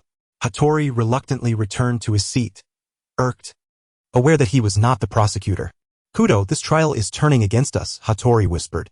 "Indeed, this fellow is quite adept at manipulating sentiments," Conan replied, his expression grim as he cast a cold glance at Gumaman. However, he quickly regained his composure, stating resolutely, "No matter, I possess incontrovertible evidence." Under Weshue Chichi's poignant performance, all present were moved by her emotional display. The scales of justice had tilted towards this unfortunate woman driven by impulsive vengeance. Gumaman observed the shifting sentiments with satisfaction. A faint smile crept across his lips. Excellent, as long as they adhered to the plan, the outcome of this trial remained predetermined. To convict an individual, one must have evidence. It is impossible for someone to simply confess at the police station and be immediately apprehended. The prosecutor presented a forensic report. This report, generated by the police department's forensic unit, confirms that relevant evidence was extracted from the murder weapon, a hammer. It has been verified to belong to the suspect, Weshue Chichi, and her fingerprints were also found on the weapon, proving that the defendant had indeed handled it. The prosecutor passed the report to the judge's clerk for examination. After a review, the judge nodded and turned to Gumaman. "Does the defendant and their counsel have any objections to this piece of evidence?"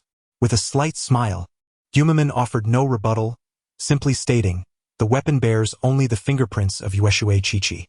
At the time of the incident, Weshue had not employed any gloves or tools while committing the crime.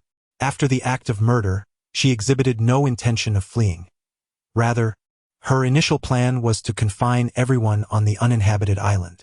To facilitate this, she had even sabotaged the sole radio communication device on the island.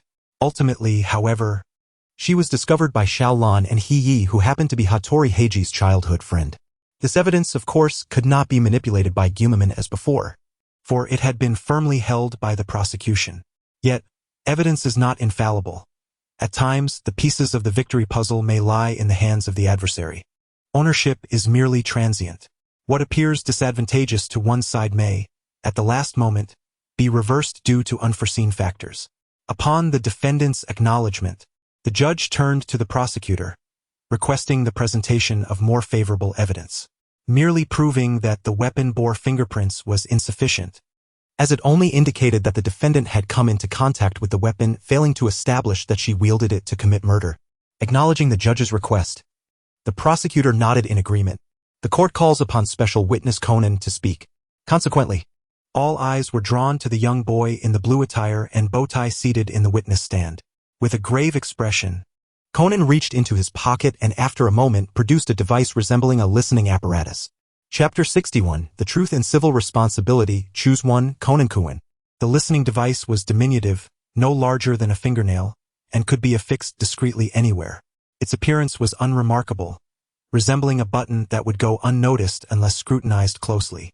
Your Honor, this device contains a recording of Miss Yueshue's self-incrimination while on the uninhabited island. Conan pressed a button, and the recording began to play, capturing the dialogue from the gathering on the island, including all those invited by Yueshue Nanaki.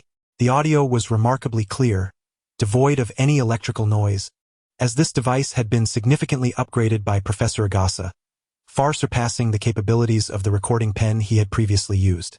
Within the recording, 3 detectives identified 3 suspects, but it was Conan who, upon arriving at the scene, identified Yueshue Nanaki. Following this, Hattori Heiji employed a ruse, inadvertently prompting Yueshue Nanaki to reveal critical evidence: the screws from the window.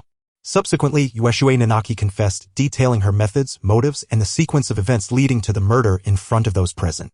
This evidence unequivocally established that Miss Yueshue was the perpetrator. Conan deactivated the recording device. Additionally, the critical evidence, the window screws, had been matched with Ueshue's fingerprints, rendering the evidence comprehensive. As he spoke, Conan's gaze shifted towards Gumimin at the defense table. At that moment, Conan shed all pretense. Thoughts of being a mere elementary student vanished, leaving only the resolve to unveil the truth before all.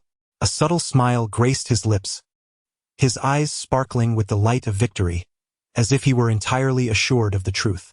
Gumimin narrowed his eyes. This brat had indeed pulled a fast one. During his initial visit to the detention center, he had inquired of Ueshue Nanaki whether anyone had brought a recording device to the uninhabited island. It was evident that she had overlooked Conan, considering him merely a child, as most would not focus their attention on him. Nevertheless, it mattered little. Such occurrences had been anticipated prior to the trial.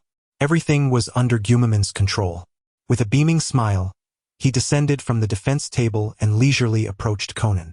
"Young one, are you certain that your recording can be admissible as evidence? Unauthorized recording is illegal after all." Gumimin smiled, his eyes narrowing like those of a cunning fox.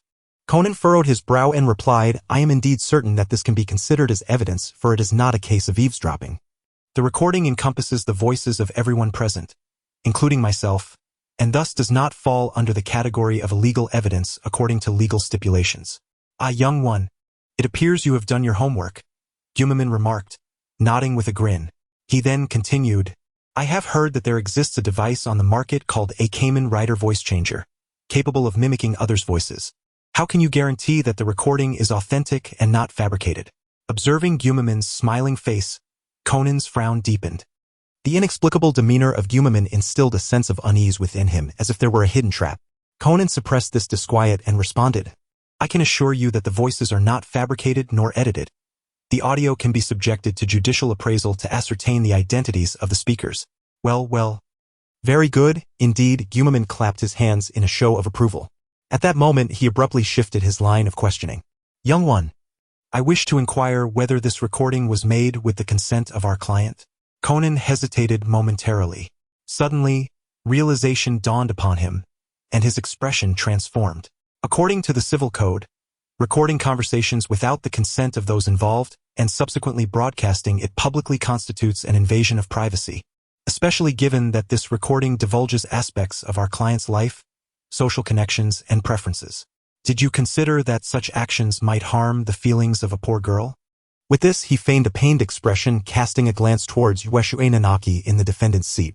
The girl immediately understood and, in response, began to cover her face, sobbing softly. Her pitiful demeanor was heart-wrenching, akin to a flower weeping in the rain. A chorus of hushed whispers erupted from the audience. "What kind of child is this? Which family's mischievous brat is this? The parents clearly do not discipline him. Learning to invade others' privacy at such a young age. What will he become when he grows up? He is nothing but a criminal, a little beast." Listening to the murmurs surrounding him, Gumimin's lips curled into a slight smile, though he quickly concealed it. "Young one, though I am reluctant to pursue this course of action," Gumimin feigned hesitation, letting out a sigh, "should my client wish it. I will send a letter of intent to your guardian regarding a potential civil lawsuit if you acknowledge the authenticity of this recording." At that moment, Conan was no longer the picture of composure he once was. He glanced around, realizing that both the judge and jurors, as well as the audience, cast him with looks of disdain and reproach. Conan clenched his teeth, beads of sweat forming on his forehead.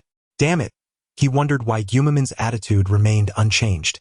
It became clear that this man had been waiting for him. Evidently, Gumimin's maneuver was a calculated ploy. If he admitted the recording was genuine, he would be subject to a civil lawsuit, facing court once more. Conversely, if he claimed the recording was fabricated, he would be unable to reveal the truth, allowing the criminal to evade punishment. The choice between truth and civil litigation lay before him. Regardless of his choice, he found himself ensnared in the adversary's trap. Conan lifted his head, gritting his teeth, and glared at Gumimin's insufferable smile. "You bastard," he thought, "this guy." Objection. At that moment, Hattori Heiji's urgent voice rang out.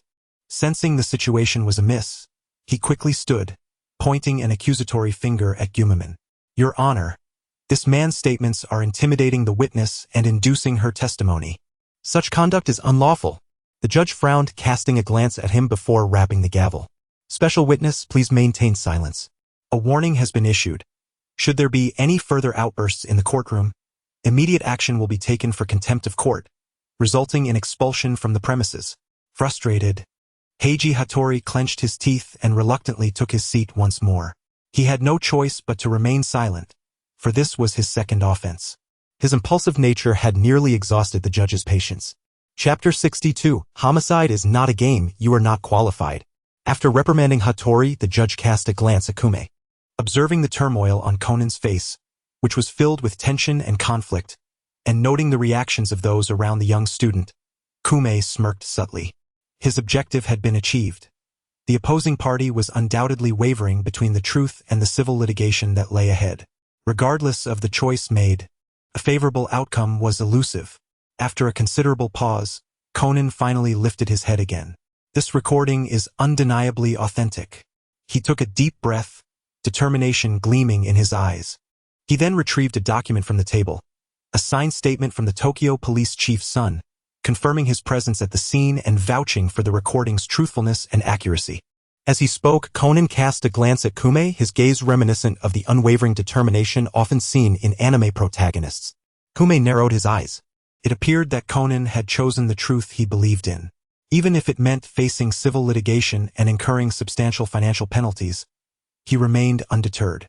He seemed oblivious to the trouble his actions might cause those around him, including his guardians, Kagoro Mori and Ran Mori. As AI had pointed out, Edogawa Conan, or rather, Shinichi Kudo, was an exceedingly self-centered individual. Kume chuckled contemptuously. Very well, the higher this boy climbs, the greater his fall will be. The court clerk presented Conan's signed document to the judge for examination. Upon confirming its authenticity, the judge nodded. The police chief's son's endorsement carried significant weight. With a resigned expression, the judge glanced at the defendant, Nanatsuki Uemozuki. The jurors sighed collectively, for now both direct and indirect evidence had been established. Even if they felt sympathy for the unfortunate girl, they were compelled to render a guilty verdict. The judge shook his head and prepared to bring down the gavel to announce the verdict. However, at that moment, Kume suddenly rose once more. Your Honor, I have some small queries regarding this case. I would like to request the summoning of new witnesses. The jurors exchanged confused glances. Conan furrowed his brow, sensing an ominous premonition at Kume's confident demeanor. He forcibly suppressed his unease, striving to maintain his composure. There was no way. The truth he had identified had to be correct, and the defendant had admitted to her guilt. The truth was, without question, singular. After some deliberation, the judge rapped his gavel, request approved. Please summon the new witnesses. Before long, a stout middle-aged man and an elderly gentleman with graying hair were brought into the courtroom. Mr. Tutsui Hiroshi, a staff member who had impersonated a director on the deserted island, and Mr. Kagatani Renzo, the butler of the Lavender Villa, who had also been invited to the island to oversee the detective's accommodations, were now present. Mr. Tutsui, please recount what you know about the events at that time, Kume said with a smile. The two men displayed contrasting states.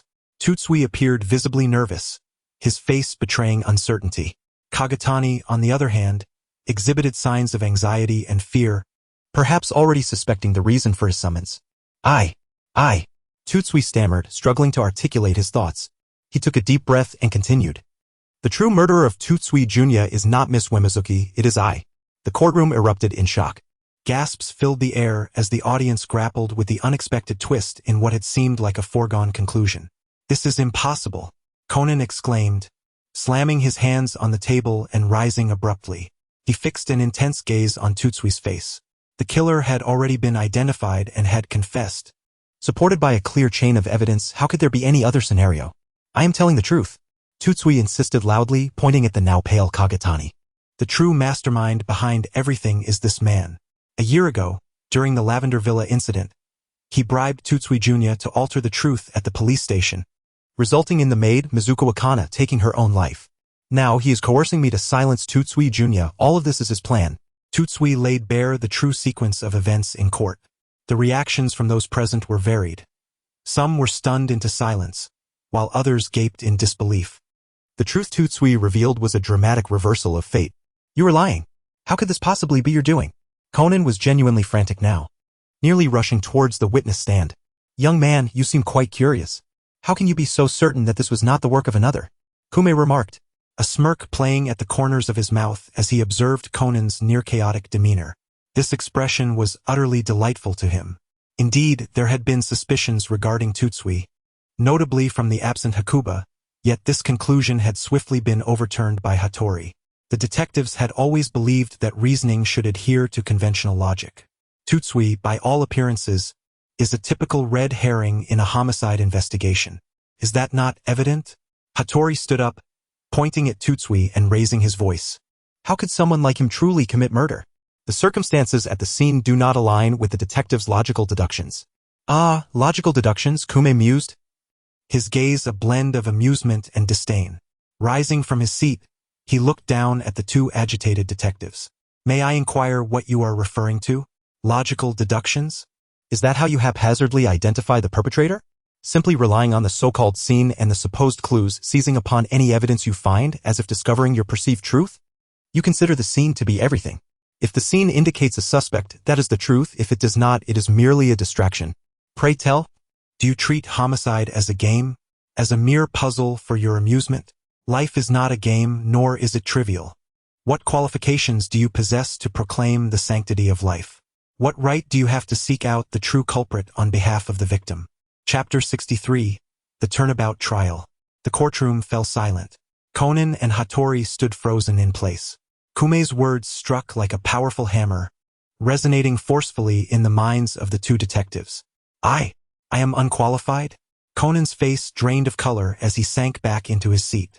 Kume's earlier emphasis on the word life mirrored his own thoughts from earlier that morning during his time at the detention center.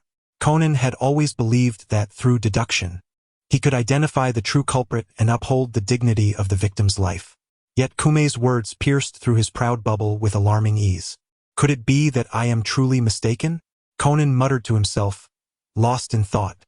He and Kume had clashed numerous times before.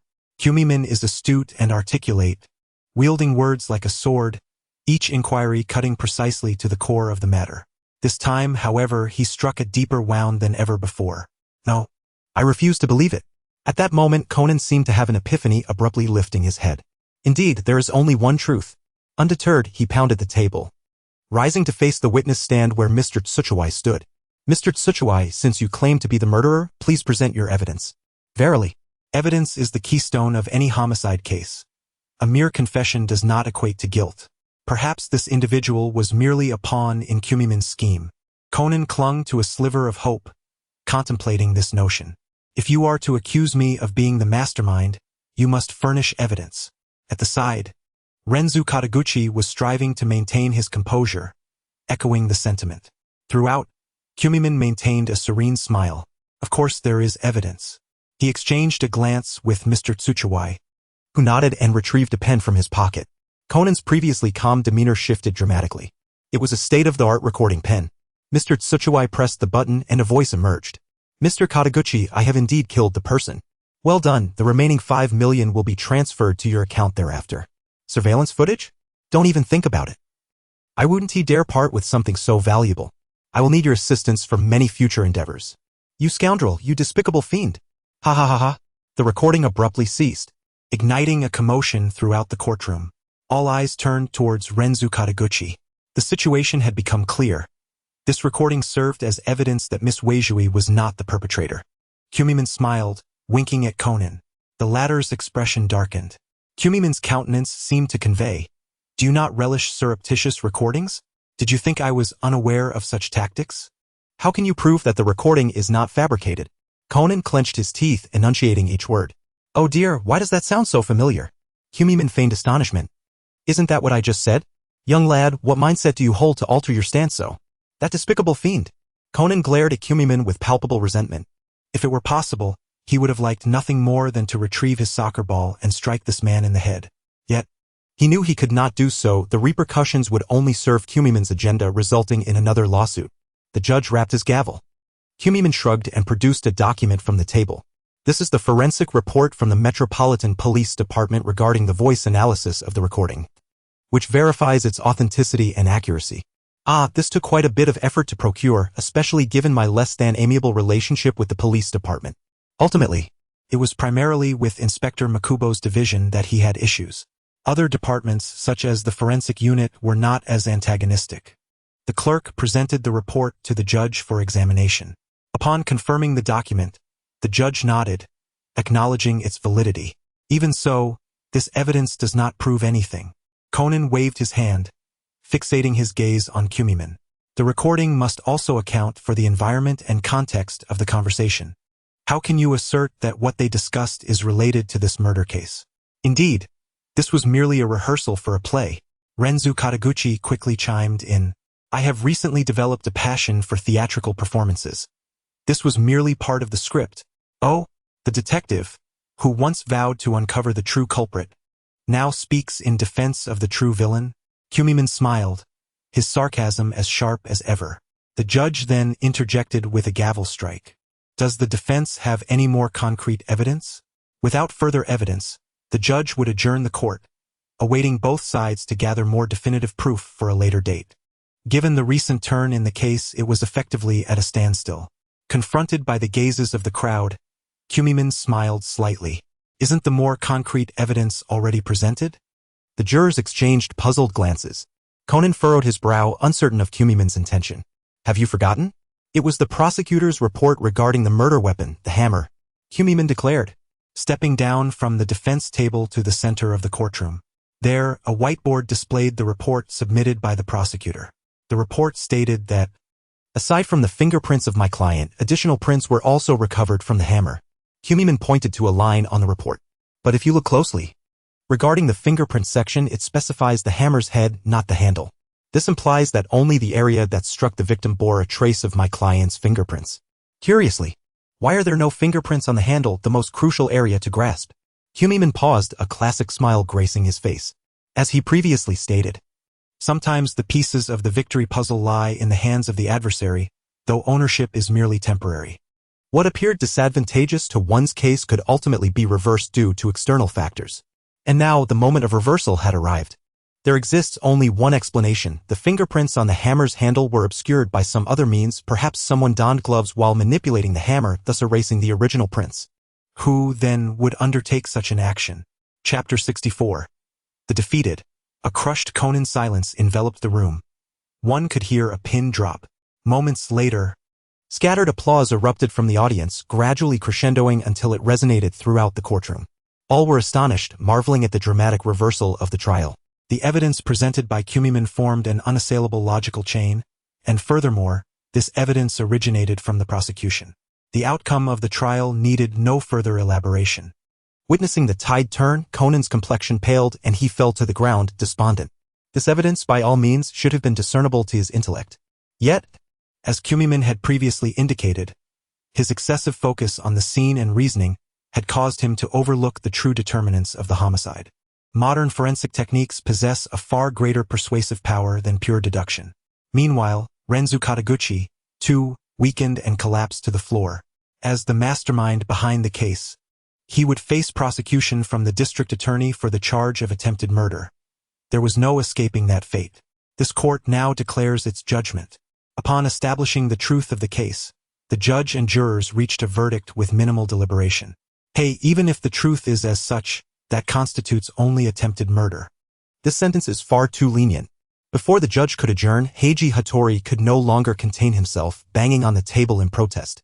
3 months of detention? 3 months probation? This punishment is virtually non-existent. And it's not even incarceration, it's probation. It's as if they won't serve any time at all. Unfortunately, no one paid heed to Heiji Hattori's outcry. The judge cast a sidelong glance at him and struck the gavel. The special witness has disrupted the court multiple times despite repeated warnings. He will now be held in contempt of court and expelled from the courtroom. Swiftly, the judicial police stepped forward, disregarding Heiji Hattori's protests, and escorted him out into the corridor. The Japanese judicial system, strictly speaking, is not entirely unified. It is rife with the power struggles characteristic of capitalist nations, marked by overt conflicts and covert machinations. Despite Heiji's formidable police officer father, the court was not swayed by such connections. One must adhere to the law regardless of status.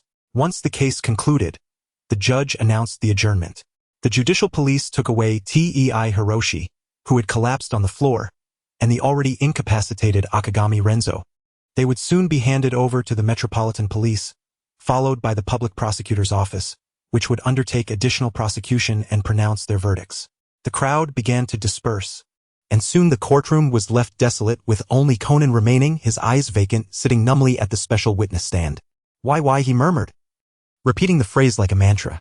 In that moment, he appeared shrouded in a pallid haze, devoid of the previous vigor that had once characterized his sleuthing endeavors. Only an overwhelming sense of despondency and lethargy remained. Was he regretting his misidentification of the culprit? A familiar, acerbic voice pierced through his thoughts. The figure of Kumajima loomed before Conan, a mocking smile on his face, looking down upon him with a sense of superiority. Oh, I misspoke. That can't be right. Can it? How could a child like you ever feel regret? The notion of misidentifying a culprit or falsely accusing an innocent person is surely beyond your comprehension, isn't it? Conan's body stiffened and he lifted his head, his gaze vacant as he stared at Kumajima's face. Did I truly err? Was the only question left to him? No. Whether you were right or wrong is of no consequence to me. Kumajima raised a finger and gently shook it before leaning closer, his face nearly brushing against Conan's ear. In this case, you are a complete failure. I simply revel in seeing that expression of a lost puppy on your face. Aren't you the one who prides himself on justice? Don't you love to expound upon your so-called great principles in front of others? Conan persist a bit longer. Endure a bit more and then fail just a little bit more. His laughter echoed through the courtroom as he stepped back, departing through the courtroom doors. Conan remained silent, akin to a forsaken statue, staring vacantly at Kumajima's retreating figure. He felt powerless to speak, for, as Kumajima had pointed out, he was indeed a total loser in this case. However, to his astonishment, Kumajima had employed no underhanded tactics. There were no tampered pieces of evidence, no coerced witnesses, no specious arguments. Throughout the ordeal, Kumajima's methods were entirely straightforward. He knew there were traps, yet he could only comply and fall into them, leaving him bereft of any countermeasures. Thus he had failed, he had lost. He was an unequivocal loser. As Kumajima exited the courtroom, his eyes caught sight of a familiar small figure in the corridor. Oh, aren't you the one who said you'd be sleeping in at the office and wouldn't come? He greeted her with a smile. How could I possibly miss such an entertaining trial? I watched your splendid performance and Kudo's bewildered expression from the spectators' area. AI raised an eyebrow, revealing a mischievous smile. Did I not mention? I do enjoy watching men bicker. Kumajima scrutinized AI for a moment, clicking his tongue. I didn't see that coming. You have quite the dark side, don't you? I never claimed to be a paragon of virtue, AI replied with a smile. Kumajima nodded, so, what did you think of my performance? To be honest, it made me want to laugh, AI responded bluntly. You speak of life not being a game. Yet you are the one clinging to it like a lifeline. I find that remark disconcerting. Can you truly compare Kudo to a game? Does he even comprehend the saga of Link and the princess? Their conversation continued as they walked side by side, their voices fading into the distance. Following the trial, Kumajima still needed to meet with Nanatsuki Yojui once more. Firstly, to collect the remaining fee, and secondly, during their earlier meeting that morning, she had left a statement unfinished, piquing his interest. Sanja's reflections, observing others share their thoughts, I too wish to contribute a few words. This book has genuinely exceeded my expectations, achieving remarkable success with only 2 category recommendations, and yet here we are. The editor informed me that this book has a high retention rate, and initially, I thought he was jesting. I am immensely grateful for his support in elevating my work. To be candid, this book began as a casual endeavor. As my pen name suggests, Shaji Irkshu, just whimsical scribbling, right? Of course, after signing the contract, I took it more seriously, as it would eventually become a paid work, necessitating a departure from my earlier casual style. The writing style evolved significantly from the pre-contract phase to the post-contract phase. A notable difference is seen in the first case compared to the subsequent ones. Readers will notice that I focused heavily on the protagonist's unique abilities in the beginning, but later on, I devoted my energy to crafting the plot and enriching the protagonist's character, leaving little room for elaborate discussions of those abilities. Fortunately, I've seen comments indicating that readers do not mind the lack of emphasis on such abilities, which is a relief. This book was contracted relatively late, at nearly 40,000 words. I faced some obstacles along the way, including a report that forced me to alter the earlier plot and revise the subsequent outline. Consequently, many of my intended themes became less apparent. The change resulted in the true culprit being misidentified, which is quite regrettable, as this was the first case I took seriously post-contract. Unfortunately, revisions were unavoidable. I lamented for quite some time and harbored resentment towards the informants who disrupted my labor of love. However, it didn't take long for me to come to terms with it, realizing that I would write even better stories in the future. I welcome any suggestions from readers, provided they do not contradict my writing vision. Thank you all for your support. The book will be available on the 1st of next month. Chapter 65. She committed no crime, for subjective and objective realities do not align. Yosui Nanatsuki was sentenced to 3 months detention with a 3-month probation period. What is probation? It is a deferral of the execution of a sentence. If the probation period coincides with the detention period, it effectively means no further imprisonment is required. However, during the probationary period, the individual must not commit any further crimes, otherwise, probation will be revoked and multiple offenses will be penalized concurrently. After leaving the courthouse, Komijima proceeded to the detention center where Nanatsuki had been held. Inside, she had just completed certain formalities and was about to depart when she spotted Komijima and greeted him with a smile.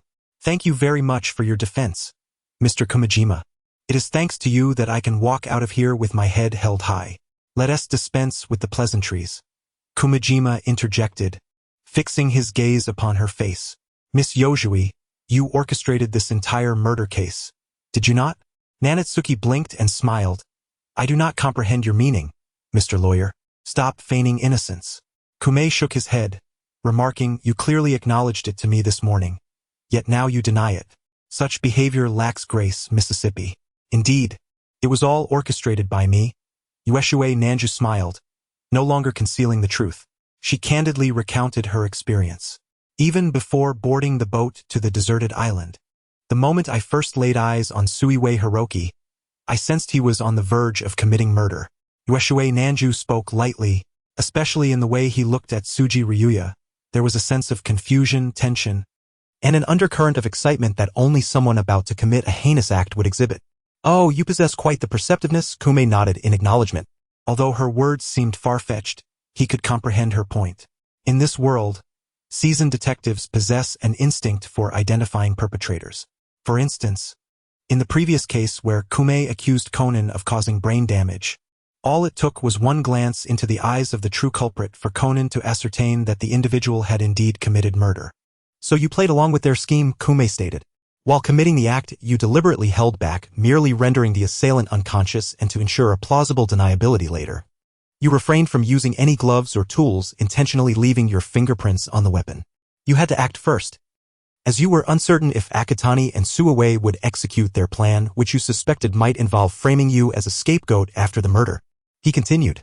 The entire affair was within your premeditated design. After you departed, Suiwei indeed followed suit, infiltrating Tsuji Ryuya's room to deliver the fatal blow. Am I correct, Miss Uesue? Kume concluded, gazing intently into her eyes. Uesue Nanju maintained her smile, and upon hearing his deductions, she applauded enthusiastically. You have truly deduced everything correctly, as expected of you. Attorney Kume, I never misjudged your capabilities.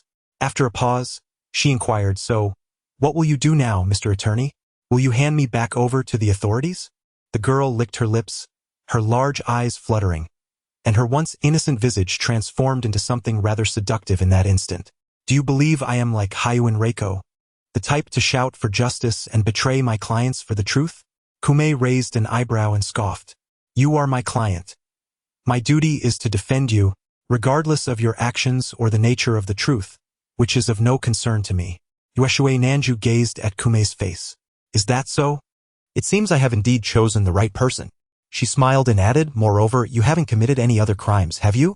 Kume replied with a smile, legally speaking. You are only guilty of attempted murder. Even if this was indeed your plan, it cannot lead to your imprisonment.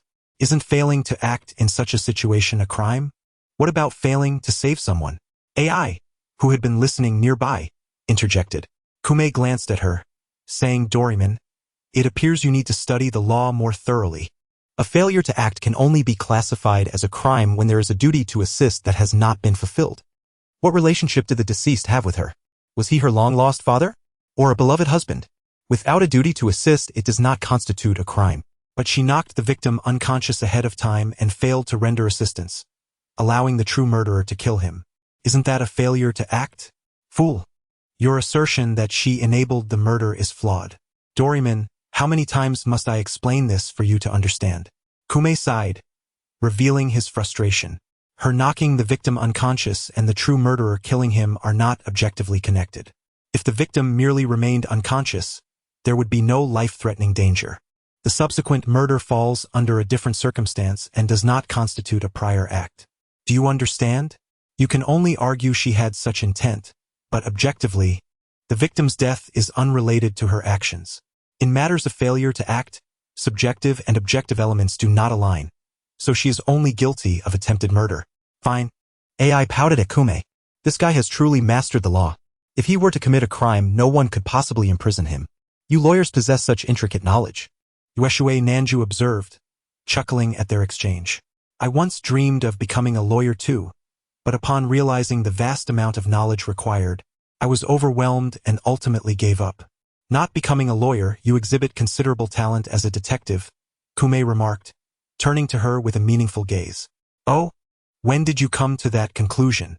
Uesue Nanju inquired, intrigued. In the courtroom, Kume replied, your performance was so convincing that nearly everyone was moved. A woman who can shed tears so easily must have something amiss. At that moment, I knew everything was part of your design. Chapter 66, No money? No payment? No escape. Kume has never been outmatched in understanding human nature. The moment his opponent reveals even the slightest flaw, he strikes with the precision of a serpent, delivering a fatal blow. Of course, this is contingent upon the opponent showing a weakness. Indeed, it seems that women are the most formidable adversaries in this world, Kume mused. The previous case with Nishitani Miho was similar. Women are undoubtedly the finest performers in this world. After a brief pause, he continued, enough idle chatter. I am not concerned about your circumstances. Kume extended a hand toward Uesue Nanju. The remaining fee is 5 million. This was the purpose of his visit. However, Uesue Nanju merely glanced at him and shrugged. What do you mean? Kume frowned. It means quite simply, I have no money, Uesue Nanju replied. No money. You dare say you have no money? Kume's eyes widened, akin to a cat whose tail has been stepped on, as he leapt to his feet. Hey, let us be clear. Who is assisting you in this matter? Who pulled you out of jail? It was I. After all this, you still wish to renege? Uesue Nanju shook her head. It's not that I wish to renege. I genuinely have no money. Don't be ridiculous. Weren't you the one who brought in 1 million last time? That was last time, Uesue Nanju blinked innocently. Later, I spent the remaining 5 million on organizing the Detective Gakuen event, so now I'm broke. Damn. Kume nearly lunged forward to grab Uesue Nanju by the collar. No money? Then go work at an escort service. Go solicit on the streets. Be a mistress. In any case, you won't escape without paying me today. Uesue Nanju glanced at him, then turned to AI. Is your brother always like this? Yes, he has always been this way, AI nodded. This guy is a hopeless miser. All right. Uesue Nanju turned back to Kume. Taking a deep breath, she tucked a strand of hair behind her ear. Her delicate oval face transformed in that moment into one of alluring charm, her rosy lips slightly parting. Lawyer, from the very first moment I laid eyes on you, I found myself enamored. As long as you don't demand repayment, I am willing to do anything for you. Get lost. Don't try that with me.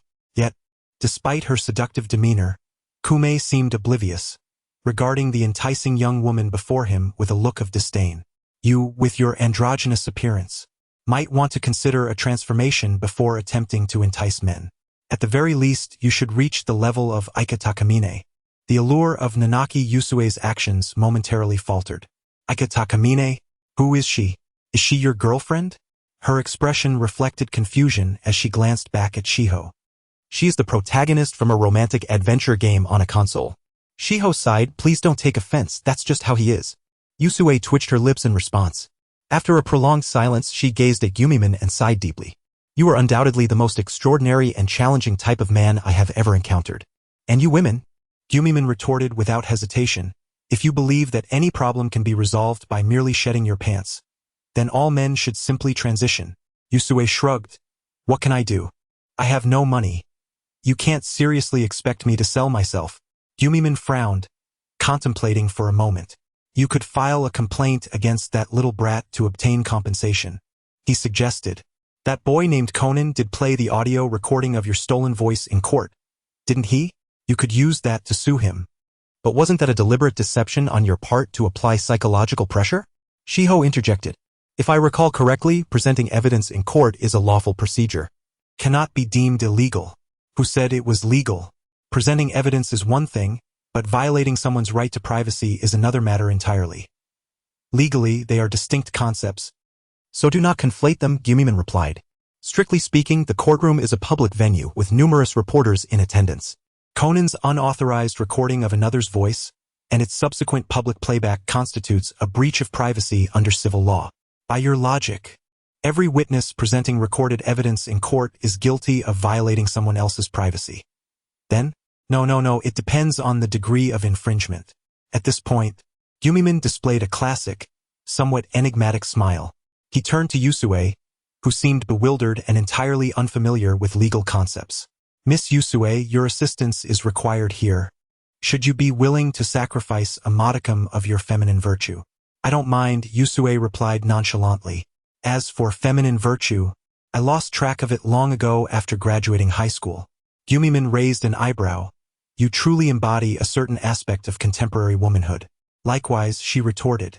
Following this, Gumiman and Yusue engaged in a discussion regarding civil litigation. As for Conan, soon to be a defendant who cared about him, the law is already sufficiently lenient, granting minors certain rights. If leniency were to be extended to these troublesome youths, the very existence of the law would become a farce. As dusk descended, the skyscrapers illuminated with a myriad of lights. In Tokyo, countless homes flickered to life, neon signs shimmering, creating an ambience as bright and lively as day. Conan walked down the street, his head bowed, lost in thought and feeling utterly alone. He remained oblivious to the bustling city around him, the vibrant chaos of life, and the anxious concerns of friends and family. Everything seemed irrelevant to him. Have I truly erred? He repetitively pondered, moving as if in a trance. Unknowingly, he found himself at a telephone booth. He fished out a coin and inserted it, an instinctive act driven by a subconscious desire to confide in someone about his inner turmoil. Yet, as he lifted the receiver to dial a number, a sudden realization struck him. Who could he possibly call? Hattori Heiji? They got along, but being from Osaka, they had rarely met. Moreover, given today's events, his family would certainly not overlook him. They would undoubtedly be reprimanding him fiercely. Kudo Yusaku? Kudo Yukiko? His parents lived abroad, their relationship strained, making it difficult to express anything meaningful over the phone. Should he call Muri Ran using Kudo's voice? She would not understand his feelings. After much contemplation, Conan realized that he had no one he could reach out to for solace. Chapter 67. Am I being played? How so? After a lengthy silence, Conan quietly extended his hand and dialed a series of numbers. After several beeps, a robust and amiable voice answered. Hello, this is Officer Magyar. How may I assist you?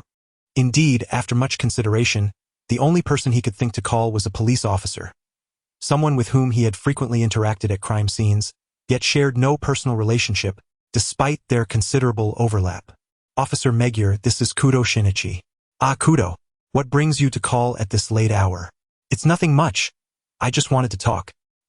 Kudo, your voice sounds rather somber. Have you encountered some trouble recently? Well, hypothetically speaking, if I were to come across a case and after much deduction, I identified the culprit with absolute certainty, only to later discover that the true perpetrator was someone else. I see, Magyar likely grasped the situation. Kudo. A couple of failures do not define you. He offered reassurance. In the past, you have assisted us in solving numerous cases. Your contributions have significantly increased our success rate. You are regarded as the savior of the Metropolitan Police Department. So, lift your spirits and strive again next time. Savior of the Metropolitan Police Department. Hearing those words made Conan's small frame tremble. His head, which had been bowed, slowly lifted. Yes, he was the savior of the Metropolitan Police Department. That title once shimmered with glory and prestige. But now, did he truly deserve such an honor?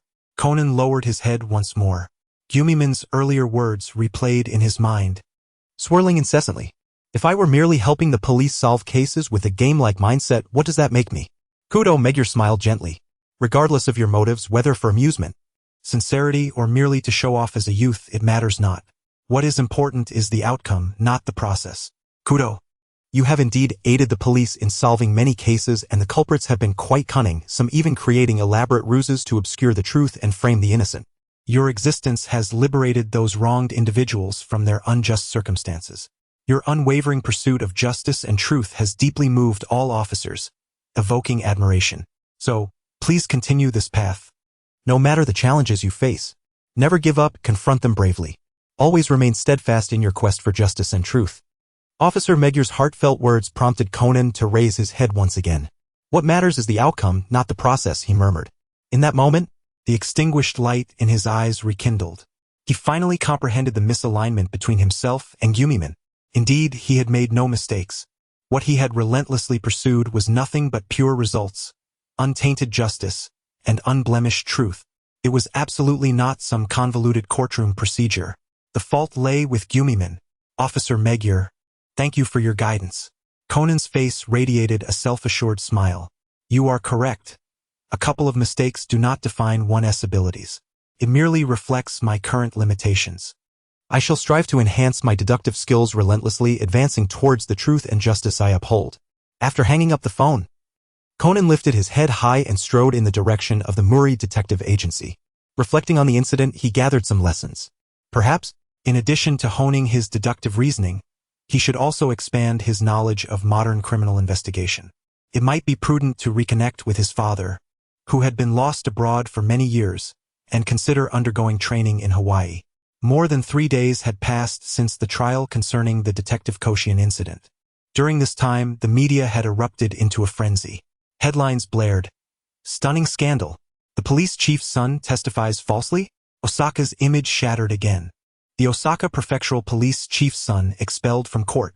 Detective wrongfully accuses innocent, nearly causes a miscarriage of justice. Should the court abolish the detective's seat? High school detective becomes a laughingstock. Major newspapers and news websites echoed similar sentiments, with public outcry growing increasingly fervent, vehemently condemning the situation. High school students should focus on their studies, not play detective. Look at that girl. She is clearly distraught, obviously wronged. These privileged offspring abuse their parents' influence. Remove their fathers. The police and prosecution were overwhelmed. In just a few short days, they received countless complaints from the public. Although they employed some official commentators, the outcry only intensified, becoming uncontrollable. At the Gokumen law firm, the situation grew more dire. Shiho lay languidly on the sofa, her legs together like a salted fish, engrossed in her smartphone. What will you do? This matter has escalated to the upper echelons of the Japanese police. She turned to Gokumen, who sat in his office chair, a gleeful expression on her face. What will I do? I'll continue as I have, Gokumen replied, as usual, engrossed in his Nintendo console and the game of Zelda. You were rather nonchalant, Shiho remarked, observing him with a sigh. Aren't you concerned about repercussions from above? Repercussions? What kind? Gokumen raised an eyebrow. Everything I do is above board. Who can find fault with me? Unless they send someone to monitor me day and night. But that would only result in me sending a few more legal letters. He paused, waving a finger dismissively. Moreover, this is Japan, not some other nation. If someone attempts to undermine me, there will certainly be others to protect me, understand? Fine. Shiho rolled her eyes. Indeed, Japan's circumstances are thus. The roots are rotten, with countless pests gnawing away. The worst part is, these pests attack each other for more sustenance. How disheartening. You speak so grandly yet may end up relying on others. She teased, never missing a chance to jibe at Gokumen. What does it matter? Life is tough enough, so one must find comfort in whatever way possible. Gokumen waved his hand dismissively. Chapter 68. I think you need an employee akin to a detective. You are quite magnanimous, chimed a girl's voice from the sofa opposite. Gokumen glanced over. Not nearly as much as you, the woman who orchestrated a vengeful murder, eliminating one enemy and imprisoning 2 others, yet sits here as if nothing has occurred. Didn't you say before, I haven't committed a crime? Yukimizu Nanaki smiled, retrieving a box of cheesecake from a nearby plastic bag. Opening the box revealed a creamy, fragrant dessert. I bought this from a newly opened cake shop across the street. Care to try? No thanks. Gokumen waved his hand without a second thought. I never eat anything offered by others. Who knows what they might contain? Perhaps something sinister like cyanide? What a remark. Do you think I would harm you? Yukimizu smiled slightly. You are my defense attorney, after all, and will help me sue that brat. Gokuman scoffed.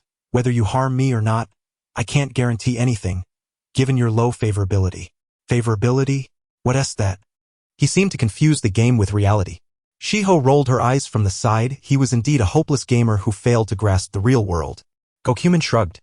He certainly wouldn't reveal to these two women that he could perceive others' favorability levels. Yukimizu's approval ratings were quite high, but her favorability was still abysmally low. Previously negative and still negative now. Gokuman didn't bother pondering the reasons. Perhaps Yukimizu was simply that way. A woman who could speak of a girl's innocence yet discarded such notions after high school, one couldn't expect her to have any fondness for men.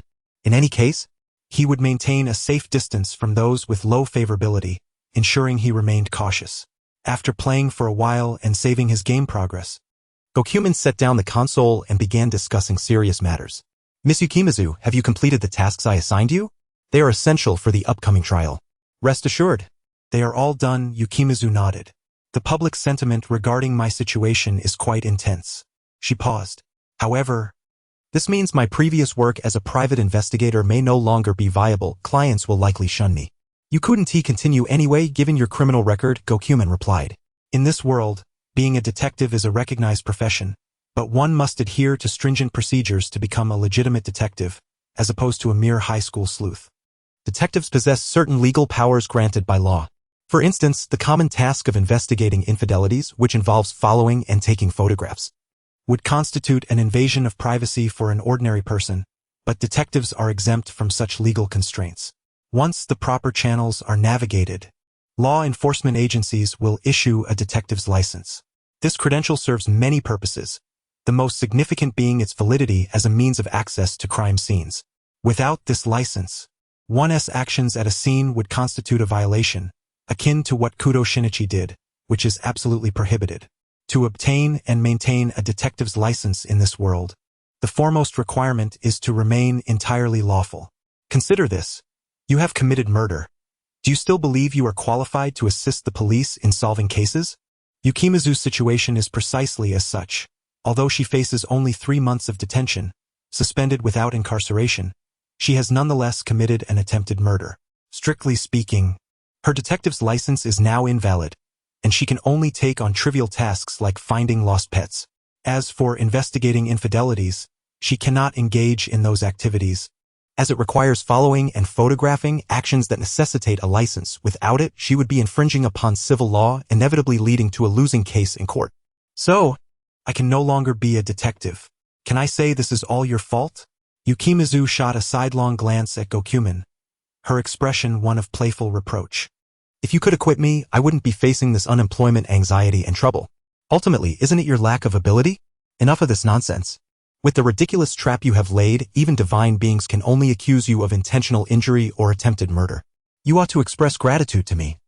Had another defended you, you might still be languishing in prison without any hope for probation. With this in mind, why not double my fee? If you desire compensation, you must first win the upcoming lawsuit. After a brief pause, Yushuei inquired, how much do you think we can demand in damages? Gumeiman estimated 5 million. Perhaps. So little? Yushuei frowned slightly, appearing dissatisfied. Of course. What do you think we could ask for? That amount is already considerable. In a civil suit, the sum demanded is not arbitrary. It must reflect the extent of harm suffered by the plaintiff. Take Nishitani Meiho's case, for instance. Although she was merely stalked, the perpetrator had motives for rape and murder, and even pushed her down the stairs, which severely compromised her life and mental well-being. In such circumstances, one could indeed demand a substantial sum. However, for your upcoming case, a claim for 7 figures in emotional damages would be quite commendable. Does that mean, once I pay you, I will have nothing left? That is not my concern. You should go wherever you belong. Yushuei expression was conflicted, as if she were contemplating something. After a moment, she lifted her head. I wonder if your esteemed company would consider hiring a diligent new employee? The girl blinked her large eyes, smiling cheerfully. Huh? Gu Meimen scrutinized her for a moment. Apologies, but we are not a brothel. Even if we were, Your caliber would rank among the lowest. I meant that I could be your assistant. I already have an assistant. My sister is hardworking, earnest, and does not require a salary. Gu Meimen gestured towards the side, where Xiao Ai stood, rolling her eyes. Is that so? But surely that is insufficient. Yushui Chiji glanced at Xiao Ai. After a moment, she added, I believe you could still use an employee akin to a detective to assist with information gathering. Chapter 69. She will not betray me in the manner you suggested, for that is contrary to her beliefs. Upon hearing Yu Shuichiji's words, Gu Meimen rested his chin on his hand and scrutinized her again, then revealed a playful expression. Pray tell, what specific skills do you possess? Simply crying does not qualify. I do not employ incompetence. What about makeup? No, does disguise count? Yu Shuichiji smiled as she retrieved a wig from her bag. She turned her back and busied herself for a moment. When she turned back, she had transformed her appearance entirely. With long brown hair styled in a lively ponytail, her oval face bore an innocent smile. Is this Kano Yoko? Xiao Ai exclaimed, her icy blue eyes widening in astonishment. To call it a disguise is an understatement. It is as though she has become a different person. Then Yu Shuichiji produced another wig and repeated the transformation. This time without fussing with it, merely applying a bit of makeup. Instantly, she assumed yet another entirely different appearance. Karakami Mai? Xiao Ai gasped in surprise. Typically unflappable. She was genuinely taken aback by this rapid metamorphosis into two distinct personas. What do you think? Does it resemble them? Yu Shuichiji tossed a flirtatious glance and twirled around. Even my voice is identical. I am almost indistinguishable from those two popular idols on television. No, not quite. There is still a significant difference, Gu Meimen remarked, glancing at the images of Kano Yoko and Karakami Mai, who did not resemble men at all. Yu Shuichiji paused, then retorted indignantly, what do you mean? I simply have not matured yet. Yu Shuichiji rubbed her forehead in exasperation. She had spent some time with Gu Meimen and had become accustomed to his sharp tongue. After a moment, she shook her head, fixing her gaze on Gu Meimen. So, am I qualified to join your firm now? Her tone brimmed with confidence.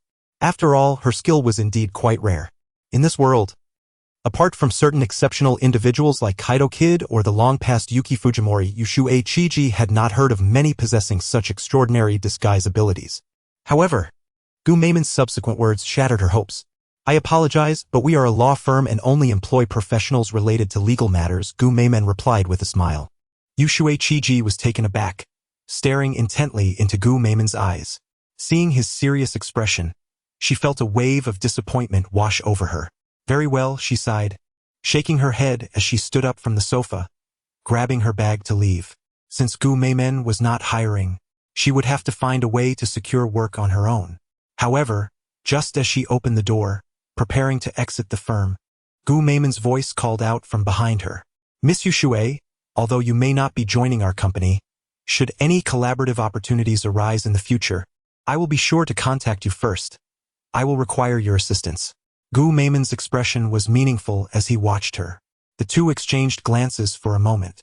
I understand your intentions. Yu Shuichiji smiled before departing the office. After she left, Xiao Ai turned her head, puzzled. Why go through such trouble? With the abilities she just showcased, wouldn't she be immensely beneficial for someone like you? Instead of seeking her help later, wouldn't it be more convenient to hire her directly? Indeed, you are correct, Gu Meimen nodded. As Yu Shuichiji had mentioned, he currently required an assistant akin to a detective. Although Xiao Ai could temporarily handle tasks such as gathering information, she was not particularly suited for that role. After all, her primary responsibilities involved online hacking, acquiring digital intelligence, and organizing documents. Engaging in physical tasks like surveillance was not something she could manage continuously as a child. Yu Shuichiji, on the other hand, possessed formidable skills. Her disguises could serve not only as a detective's tool for tracking and investigating but also for extracting information through assumed identities. She was akin to a traditional Japanese ninja. This woman's abilities are impressive. I am indeed fond of them, Gu Meimen acknowledged, yet he shook his head. However, I have also mentioned that her regard for me is quite low. I cannot afford to keep a ticking time bomb by my side. Who could endure the anxiety of sharing an office with someone who might attempt to harm them? So, what is this regard you speak of? Xiao Ai queried, perplexed. It is simply regard. You need not know or comprehend it, Gu Meimen replied casually. Just know that I cannot fully trust her. I see. Xiao Ai nodded, beginning to grasp Gu Meimen's sentiment. He could not completely trust Yu Shuiqiji, which was why he had not hired her.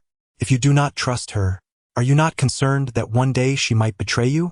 Or provide you with misleading information? No, that is not the case. For her level of recognition towards me is exceedingly high, Gu Meimen said, extending a finger and gently shaking it. In psychology, recognition refers to an individual's acknowledgement of someone of higher status or achievement in a specific domain. Yu Shui secretly acknowledges me, believing that my approach to matters closely mirrors her own style. She perceives us as kindred spirits, which brings her a sense of satisfaction derived from seeking validation from one of her own kind. This sentiment embodies a classic admiration for strength.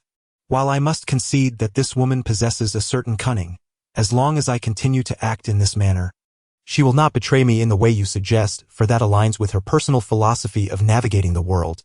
Unless, of course, I were to transform into someone akin to the foolish heroines of morning dramas, naively shouting platitudes about justice.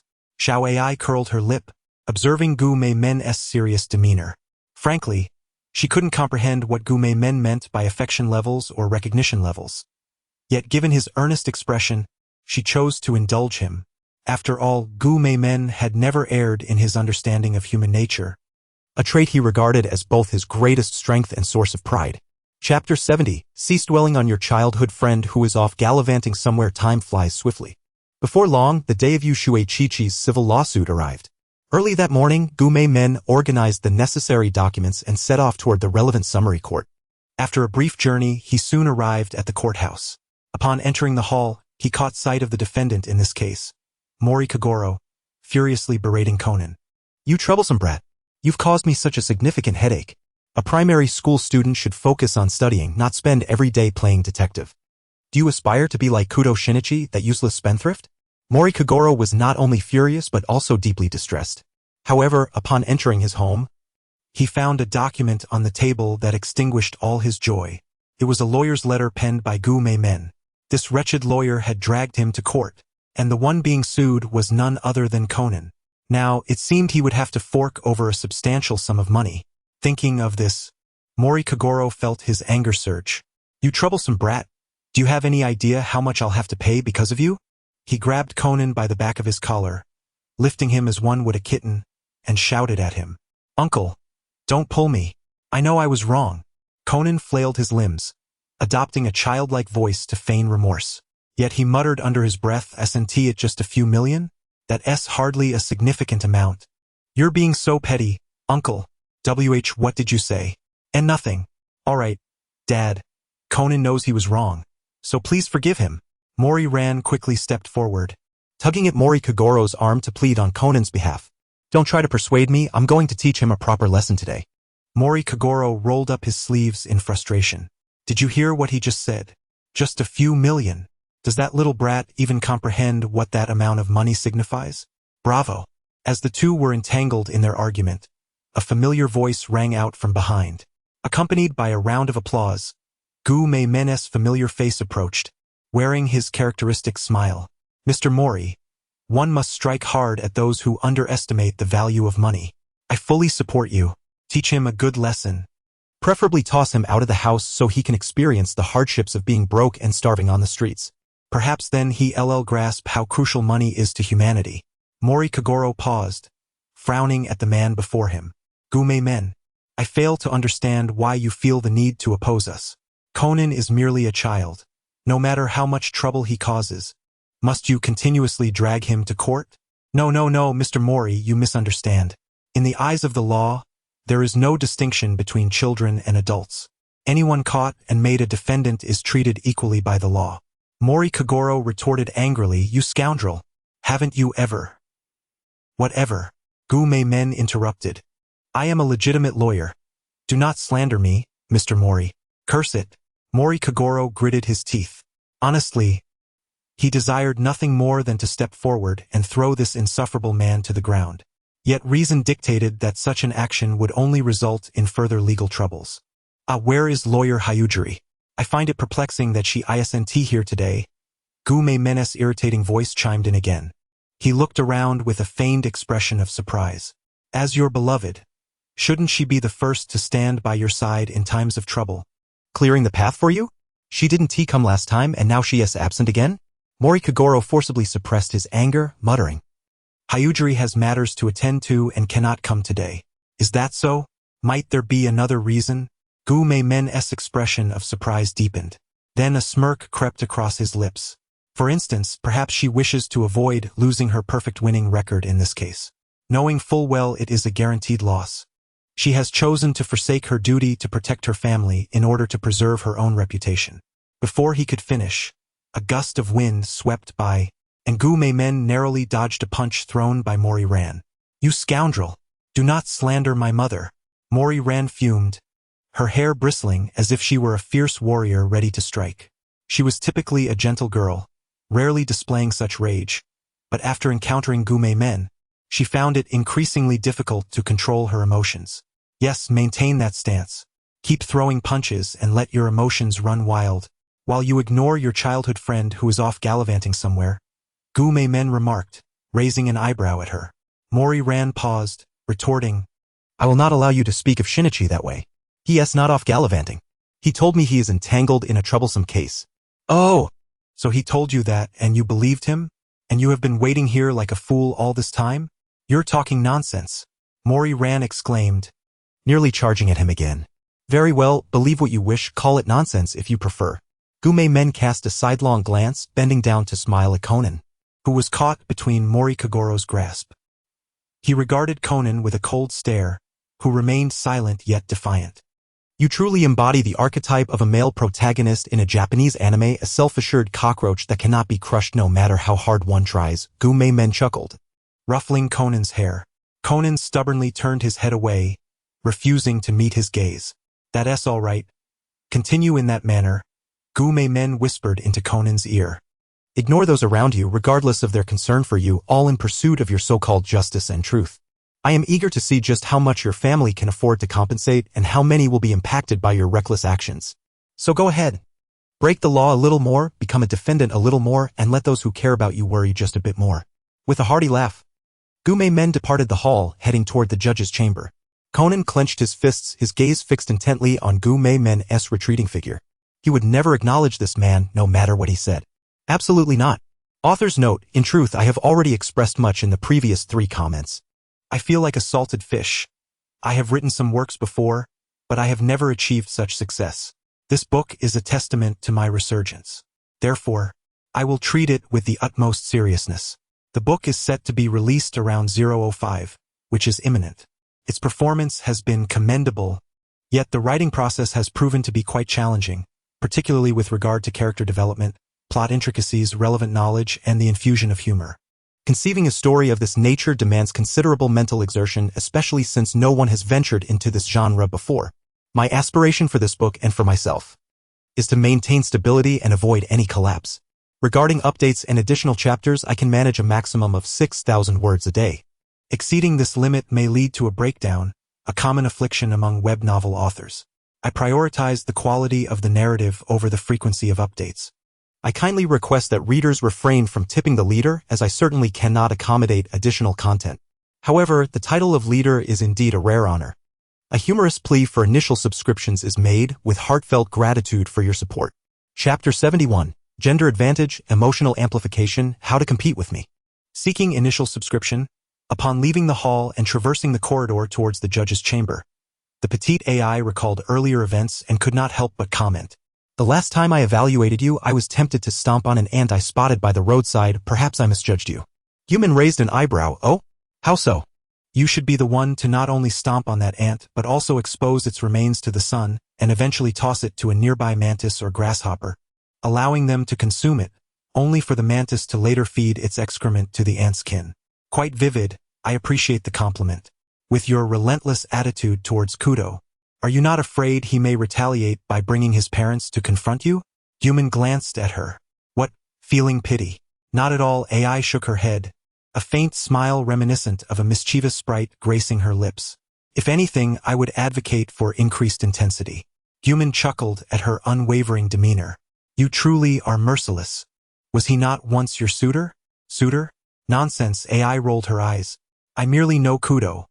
My sole concern has always been for Ran, as she has continually been ensnared by that self-centered detective. Oh, the cheerleader? Spare me. I cannot expect to hear anything favorable from you. Unrequited love, is it? So you wish for me to obliterate the one beside Ran? Perverse fiend, utter another word and I shall bite you. Old hag, come at me if you dare. Rar. Rar. Come on. I was merely jesting. When Guman arrived at the judge's chamber, his suit was in disarray, marked by the traces of AI's playful grabs and bites. He hastily adjusted his attire, casting an irritated glance at AI, who was seated in the spectators' area, rolling her eyes incessantly. This woman truly must have been a dog in her past life. Before long, the courtroom filled with participants. The plaintiff, defendant, defense attorney, and judge, each arriving in turn. Guman observed the judge, a woman in her 40s teetering on the brink of menopause, and a faint smile crept across his lips.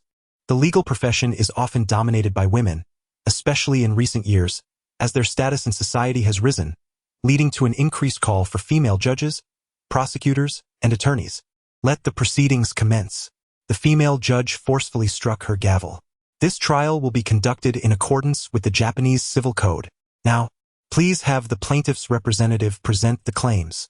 The sound of the gavel was notably loud, indicating emotional instability, likely influenced by her physiological state. A gender advantage, coupled with emotional amplification, a perfectly advantageous scenario. Having completed his silent analysis, Guman cleared his throat and rose. I am Guman Kenji, representing my client, Miss Weijui Nanaki. In this litigation, the facts of the case are as follows. Firstly, 1 month ago, during the Detective Conan incident, my client Miss Weijui invited several detectives to an uninhabited island. During this time, the defendant, Edogawa Conan, recorded conversations between both parties without Miss Weijui's consent using a listening device. Secondly, during the trial of the Detective Conan case 2 weeks ago, Edogawa Conan exhibited this recorded content in court, which subsequently circulated through various news media. The content of this recording pertains to Miss Weijui's privacy and has caused her significant psychological distress. In summary, Edogawa Conan's actions constitute an infringement of my client's right to privacy. Our demands are as follows. Firstly, the defendant's guardian, Mori Kagoro, must compensate my client 5 million yen for mental distress and issue an apology. Secondly, all litigation costs for this trial shall be borne by the defendant, Mori Kagoro. That concludes my statement. I request the presiding judge to rule accordingly. Guman articulated the lawsuit with utmost clarity, each word resonating. During this, he cast a glance at the female judge, noting that even before the trial began, the mention of privacy infringement had already elicited a flicker of sympathy and anger upon her face. The gender advantage, how will the opposing side contend with this? The plaintiff has concluded their statement, now the defendant and their representative may present their opinions. The judge, suppressing her emotions, struck the gavel with authority. The attorney representing Mori Kagoro was a woman he recognized from a previous encounter, Utsumi Ritsuko, a friend of Hayueri Aries. She had taken the reins for the family in both instances when Eri was absent. The opposing attorney appeared conflicted, likely realizing the difficulty of securing a victory against such a formidable opponent as Guman. Yet, she steeled herself and rose to speak. I object. I contest the plaintiff's account of the facts. She began her argument. My client's actions adhered strictly to legal protocols. Firstly, there were 3 to 5 individuals present during the recording, which strictly qualifies as a public setting. Secondly, my client's presentation of evidence in court followed proper procedures. The claim of privacy infringement is unfounded. Upon hearing this, Mori Kagoro immediately interjected, indeed. We are innocent, it was merely a recording. What infringement of privacy? The other side is exaggerating, we should not owe any compensation. How absurd. 5 million is an outrageous amount. Do you understand what 5 million yen represents? A typical salary for a common worker like Hiroshi Noera from Crayon Shinchan is only 300,000 yen a month. Though Japan is a developed nation, the majority of ordinary people's incomes hover around that figure. However, the judge remained unfazed by Mori Kagoro's sentiments. Hearing his outburst, she maintained her impassive demeanor, striking her gavel once more. Defendant, please maintain silence. Otherwise, you will be held in contempt of court. Damn it, Mori Kagoro muttered as he sat down in frustration. Even he, with his carefree disposition, could discern the judge's apparent bias towards the plaintiff. Yet he had no recourse. The small claims court adjudicates civil cases without the presence of jurors, leaving the judge's word as final. Please allow the plaintiff's representative to express their opinion. After admonishing Muri Kagoro, the judge turned her attention to Guman, her gaze softening as it fell upon the seemingly tearful Weijui Nanaki beside him. Though her display was entirely feigned. I object. Guman quickly interjected, adopting a demeanor of despair and indignation. Listen to the words of the defendant. Is this the manner in which a normal man should address a woman? What do you mean by it was merely a recording?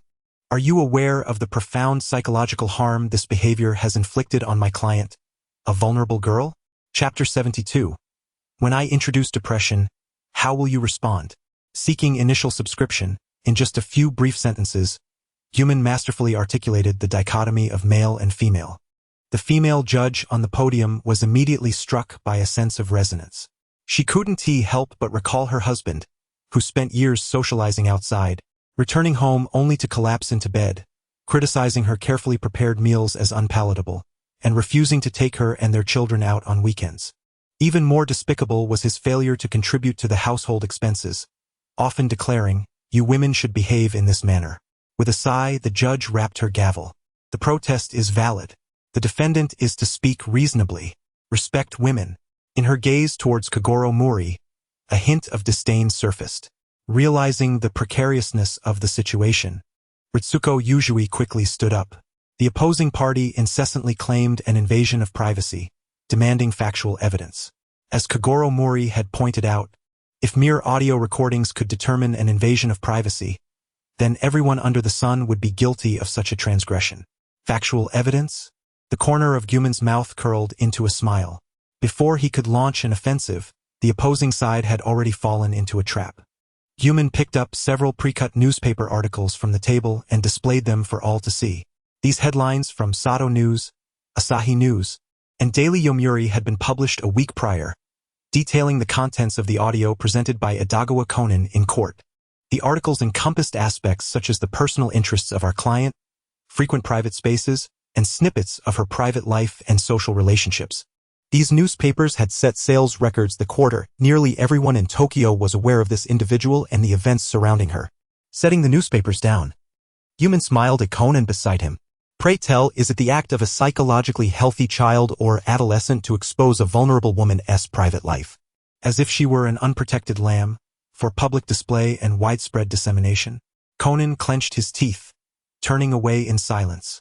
After listening to Guman's remarks, the female judge frowned at Conan, her gaze towards Yujui filled with increasing sympathy.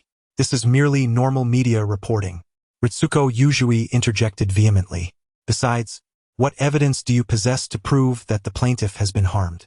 I see this young lady as perfectly sane. She shot a provocative glance at Yujui. Indeed, there is evidence. Guman signaled to Yujui, who promptly began to sob again. Guman produced a tablet, connecting to the internet and navigating to the homepage of a blog.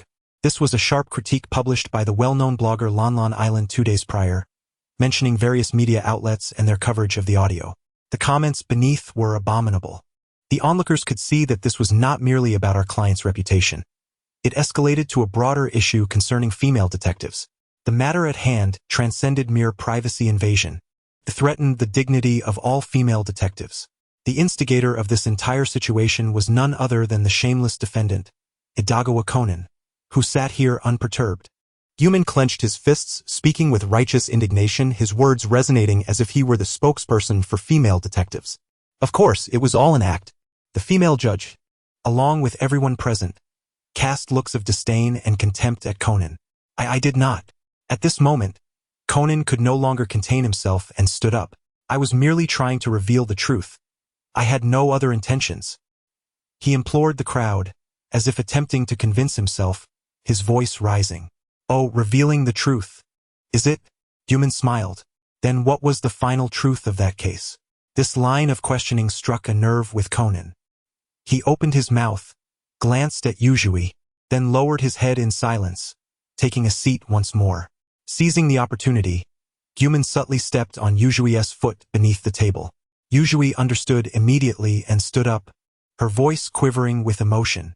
I am but an insignificant detective, always striving to help others and resolve their troubles. I admit, for a fleeting moment, I was consumed by dark thoughts and considered murder that day. However, I quickly regretted it and refrained from taking a life. Yet, I never anticipated that this would not be the end. One day, I became a victim of online bullying. So many questioned me, belittled me, and some even sought to dox me in real life. This has profoundly affected my mental well-being and my life. Words can be weapons. Seeing so many hurtful comments has shattered my spirit, led to deep sadness, and caused a loss of interest in my daily life. I feel as though I am on the brink of depression. If this is the punishment for my fleeting murderous thoughts, then I must bear it in silence. However, I refuse to accept that this punishment should be inflicted by a little boy with whom I have no connection. Therefore, I will not give up my fight for justice. This matter concerns not just me, but the entire community of female detectives. I shall advocate for the rights of all female detectives to the very end. After delivering this impassioned speech, Yuzui clenched her fists, expressing her resolve and determination. In the courtroom, every gaze was fixed on her. Gradually, applause began to swell from the audience, growing louder and resonating with everyone present. Given that Yuzui's case involved the violation of women's privacy rights, most attendees were female. Even the female judge displayed a look of admiration. Were it not for the constraints of her judicial role, she, as a fellow woman, would have rushed down to embrace and applaud Yuzui for her stirring words in defense of women. Chapter 73. I have not forced him to bow down, and that is already considered of me. As the trial reached this point, it was clear that the verdict was all but settled. Observing the expression on the judge's face and listening to the surrounding applause, the defendant's attorney, Ritsuko Yuzui, sighed deeply and resignedly took her seat. She had to admit that the plaintiff's performance was profoundly moving. Who could withstand the devastating impact of depression? Had she not suspected foul play, even she, as a woman, might have been swayed by the plaintiff's speech, almost joining in the applause herself were it not for her position. The courtroom proceedings concluded. And now it was time for the verdict. Firstly, the defendant, Edogawa Conan, was found guilty of invading privacy, and his guardian, Kogoro Mori, was ordered to pay the plaintiff, Miss Yuzui, 5 million yen, along with a public apology. Secondly, all court costs would be borne by the defendant, Kogoro Mori. Without a hint of hesitation, the judge, her demeanor exuberant, brought down her gavel, announcing the outcome of the case. Oh no, my 5 million. I'm about to incur a significant loss. Kogoro Mori rested his head on the table, lamenting and pounding it with despair, his voice hoarse from distress. Uncle, please don't be so upset. It's merely 5 million, Conan could not help but interject. Merely 5 million? You little brat, it's easy for you to say. Kogoro's temper flared upon hearing this. He seized Conan's arm, pinching him at the waist, delivering a series of classic slaps reminiscent of the aunt's drum. You, who simply wait for food and have your clothes handed to you, do you understand how hard it is to earn money? Do you know how much an ordinary person earns in a month? I dare you to say 5 million is not much. With all his might, Kogoro clamped Conan with his left hand while his right hand relentlessly struck Conan's backside. Conan yelped and howled as if he were being tortured by an iron pestle. Excuse me for interrupting your busy day, came a familiar and irritating voice. Without needing to look, Kogoro knew it was Guman. Unable to contain his anger, he glared fiercely at him. You've already won the lawsuit. What more do you want? To humiliate us? What more?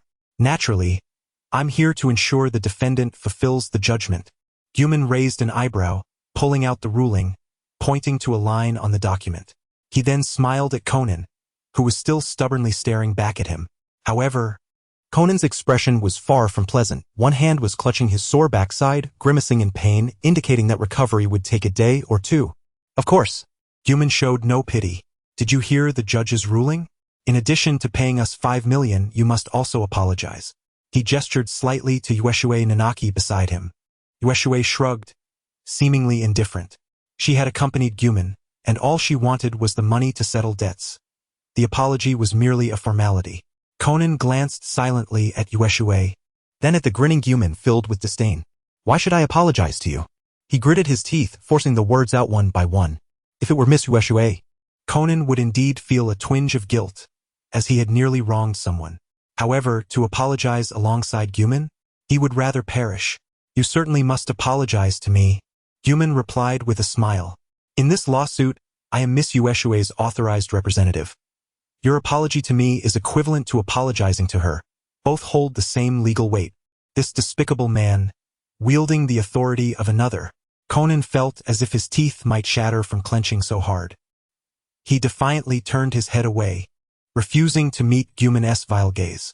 As a friendly reminder, if you do not apologize, I can apply for judicial arbitration, increasing your financial penalties, Guman added with a smirk. Hearing the possibility of further financial repercussions, Kagoro could no longer sit still. You little brat, hurry up and apologize.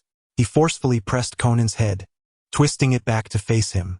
Conan's face flushed crimson, his mouth tightly shut, refusing to utter a single word. Kagoro, growing desperate, struck Conan's backside once more. Ah! Conan could not help but scream. This blow was severe. His already aching backside felt as if blades were rolling over it. Fine, I'm sorry, he finally cracked, tears streaming down his face. The truth, the justice, it all felt hollow at this moment. The pain in his body was the only reality. Ultimately, he was just a high school student, having sailed through life without serious setbacks. Had it not been for the black organization and Guman, he might still be reveling in the role of a teenage detective, the so-called savior of the police department. Suddenly, the sound of a camera shutter echoed in his ears. Wiping his tear-filled eyes, Conan looked up to see Guman snapping pictures of him with a digital camera. What a delightful expression, Guman exclaimed, grinning as he continued to photograph. Conan-kun, do give me more of that expression. I want to capture this moment of your tear-streaked visage. It brings such joy. Conan glared at Guman, filled with indignation. At such a moment, this person continued to mock him, using this grotesque method to demean him. Finally, Ranmori could no longer bear it. Enough already, she exclaimed, swiftly snatching the camera from Guman's hands. With both hands clasped tightly, she crushed the plastic casing into a crumpled heap and discarded it on the floor. Conan is just a child. He has apologized. Is this really necessary? It's utterly excessive, Ran declared angrily. You think I'm excessive? Guman raised an eyebrow, scoffing. According to traditional Japanese customs, such apologies in civil cases should be made through a formal bow. Haven't demanded he kneel. Merely standing to apologize is already quite generous, don't you think? Ran was momentarily taken aback. But you shouldn't resort to photographing him like this. Your actions are simply an invasion of his personal rights, specifically the right to personal dignity, correct? Guman interjected, completing her thought. He sighed, raising a finger and shaking his head gently. Miss, if you aspire to be a lawyer, then study the law diligently rather than relying on your mother's casual chatter, thinking you understand it and showing off. Such behavior only invites ridicule. Pausing, Guman glanced at Conan, then at Ran, whose expression had darkened. He smirked. However, with your lack of character, I doubt you will ever aspire to be a lawyer. Let me guess, you are currently pondering how Shinichi would handle such a situation, right? Mr. Guman's words rendered Ran completely speechless, her anger dissipating. Clearly, he had struck a nerve. She had indeed been thinking about how Shinichi would react if he found himself in such a predicament, as he was her childhood friend and her everything, her idol. I wasn't thinking that. After a long pause, Ran managed to utter those words, as if trying to convince both him and herself. Ran, Conan murmured, shifting slightly, but ultimately remained silent. Guman observed the struggling girl with a gentle smile. Traditional Japanese women desire to claim their rights, boldly engaging in the feminist movement, yet subconsciously seek to depend on men, entrusting their most essential rights to them. Such a contradiction is both tragic and poignant. Having left that remark hanging, Guman said no more, departing the courtroom with Ueshiue Nanaki, leaving behind Kagoro, who was still angrily spanking Conan, and a dazed Ran. Upon exiting the courtroom and stepping into the corridor, Ueshiue smiled. Mr. Guman, let us part ways here. She seemed in high spirits. It was only natural. She had avenged her friend, avoided imprisonment, and settled her debts. Now, a new chapter of her life awaited. Miss Ueshiue, the matter does not end here. Gu Meimen glanced at her and retrieved a document from his briefcase. Have you forgotten? This is the contract we signed under this lawsuit. He pointed to a line in the contract. Ueshiue Chichi recalled something and her expression changed instantly. Yes, ultimately Gu Meimen was the one assisting her in this legal battle. This meant that in addition to returning 5 million to Gu Meimen, she was also obliged to pay him a commission for this case. Miss Yueshue, based on the compensation of 30%, you still owe me 1.5 million. I am keeping track, Gu Meimen said with a smile. Yueshue Chichi twitched her lips in frustration. With our relationship, surely this small amount can be overlooked? What relationship? I have no connection with you, Gu Meimen replied sternly, maintaining a professional demeanor. If you refuse to repay, we have the right to file a lawsuit to enforce repayment. How ruthless of you. I will find a way. Yueshue Chichi sighed helplessly, shot Gu Meimen an angry glare, and turned to leave. Gu Meimen smiled as he watched her retreating figure. Humph, trying to compete with me. He exhaled as if relieved, uttering the words. You truly embody the spirit of vengeance, came a soft voice from the side. Xiao AI. Just because she plotted against you in the Detective Conan case, you have held a grudge until now for revenge. Of course, I never claimed to be a good person. Gu Meimen shrugged. In fact, he had meticulously orchestrated this lawsuit from the beginning. Initially, he could have demanded a higher compensation from the defendant. After all, conditions were favorable. The issue of Yueshue Chichi's privacy, if exaggerated, could encompass the broader concerns of women, especially with that female judge. Given her judgment style, she would undoubtedly approve a demand for 10 million without hesitation. Yet Gu Meimen chose to settle for 5 million, solely to relish Yueshue's anxious expression over money. A miserly man like you will bring misfortune to any girl who marries you, Xiao AI remarked sarcastically. I don't care. I never considered marrying. I have plenty of wives in my games, why would I need those real-life beauties? You are truly hopeless, Xiao AI sighed in exasperation. After a pause, she asked, I have a question for you. Why are you so certain that the judge will side with you? I have looked into her background. She is a very principled woman, who spends her days either at work or at home, raising her family. She is similar to Mao Lilan and has no record of participating in any women's boxing events in Japan. Why are you even asking me this? Gu Meimen chuckled lightly. It's simple. Just by looking at her, I can tell she is on her menstrual cycle. I mentioned this before, didn't I? Women are easily influenced by such factors. Is that all? Indeed. Xiao AI was left speechless. Why do you repeatedly exploit this vulnerability of women? Do you have some peculiar obsession with their menstrual cycles? No peculiar obsession, I merely utilize whatever can be leveraged, Gu Meimen stated, pausing to scrutinize Xiao AI's appearance. A slight smirk appeared on his lips. Speaking of which, you have been residing here for quite some time. I noticed you seem to have never experienced a menstrual cycle. Xiao AI raised an eyebrow. Isn't it normal for a 7-year-old child to not have one? But you were originally an 18-year-old woman, Gu Meimen insisted, staring intently at her. What is strange about it? I just shrank, Xiao AI replied, holding his gaze. After a moment, Gu Meimen softly uttered lighthouse jellyfish. The young girl's brows slightly furrowed, but she remained silent. Gu Meimen continued, in one of the files on your work computer, I discovered a certain keyword along with numerous related biological research materials. Out of curiosity, I searched online. I wonder why such materials would be present on the computer I provided you. Hearing Gu Meimen's inquiries, Xiao AI lowered her head, remaining silent. Noticing her silence, Gu Meimen continued, I have mentioned before. As my employee, you are bound to work for me without compensation for life. He gazed into Xiao AI's eyes, smiling gently, and reached out a hand to tenderly stroke her head. So, do not entertain any thoughts of being entangled with your past. You are not Mayano Shiho. Nor are you Hybrid AI. Legal studies are your primary focus, everything else can be forsaken. Your true name is Gu Meimen AI, and you shall bear the Gu Meimen surname for eternity. Remember this.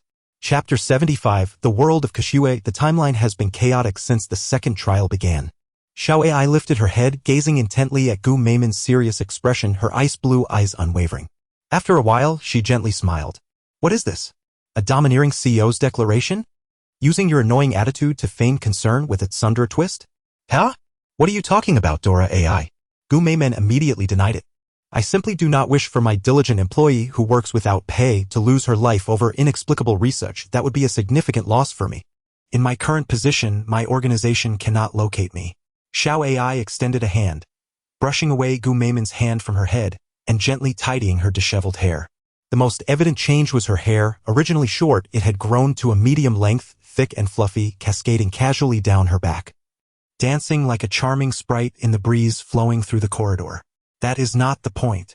The crux lies in the drug you are researching. Gu Meimen paused before saying, Back when you provided the drug formula to Kudo, you mentioned something along the lines of one cannot defy the torrent of time. Any attempts to forcibly alter it will lead to punishment in the long run. I see, so you care about that. Xiao Ai's delicate lips curled slightly. She chose not to dwell on the comment about her being a little tablet and instead lifted her head, watching Gu Meimen with interest, her eyes shimmering with an inscrutable smile. Gu Meimen found her gaze somewhat perplexing and remarked, "Did you not hear what I said? As your superior, I command you not to engage in any other work while in the workplace." Well, Gu Meimen Renkai, Xiao Ai suddenly addressed him formally. Gu Meimen looked at her, curious. "What is it? Do you not realize?" Xiao Ai replied calmly. Everyone around us. We have long been caught in the torrent of time and have already received punishment. What do you mean? Gu Meimen frowned slightly, recalling something, his expression shifting. The time around us has already begun to spiral into chaos. Xiao Ai continued. Think carefully. Do you remember what date it was the day before yesterday? Gu Meimen remained silent, a chill creeping down his spine, almost gasping in shock. In his hazy memories, it seemed that the direction of time began to distort after he embarked on his second trial. For instance, in the first trial, the prosecutor's indictment was normal, clearly indicating the timeline of the suspect's actions. However, from the second trial onwards, in any case he participated in, whether criminal prosecution or civil suit, the indictment lacked specific timestamps. People selectively forgot the time, even substituting it with vague references to years, months, and days. For instance, during his first lawsuit, he mentioned his intention to purchase the Nintendo-released game The Legend of Zelda, Tears of the Kingdom, set to launch in May. However, in reality, it took at least 2 months and 2 legal battles before the game was officially released without any announcements of delays. Based on his meager recollection of the original Conan series, he believed this case had appeared in the later episodes of the animation. Yet, this incident had already transpired before the events of the Yushui case, which was utterly absurd. After clearing his thoughts, Gu Meimen couldn't help but lament how, despite the urban setting of the narrative, it inexplicably veered into the realm of science fiction. Or perhaps the world of Conan was inherently like this. The world of Conan? Asked Xiao Ai. Gu Meimen paused, regarding her with an intrigued expression. Before meeting you, I recall time flowing normally. I lived like an ordinary person, experiencing the passage of years. Why, after encountering you, have problems begun to arise for both me and those around me? Because your fate and mine are irrevocably intertwined, Xiao Ai replied softly. Ever since I adopted the name Gu Meimen Ai, understanding dawned upon Gu Meimen. He had never anticipated that a single impulsive act could butterfly affect his entire future. So, the potion you studied not only shrank you but also affected the time of those around you.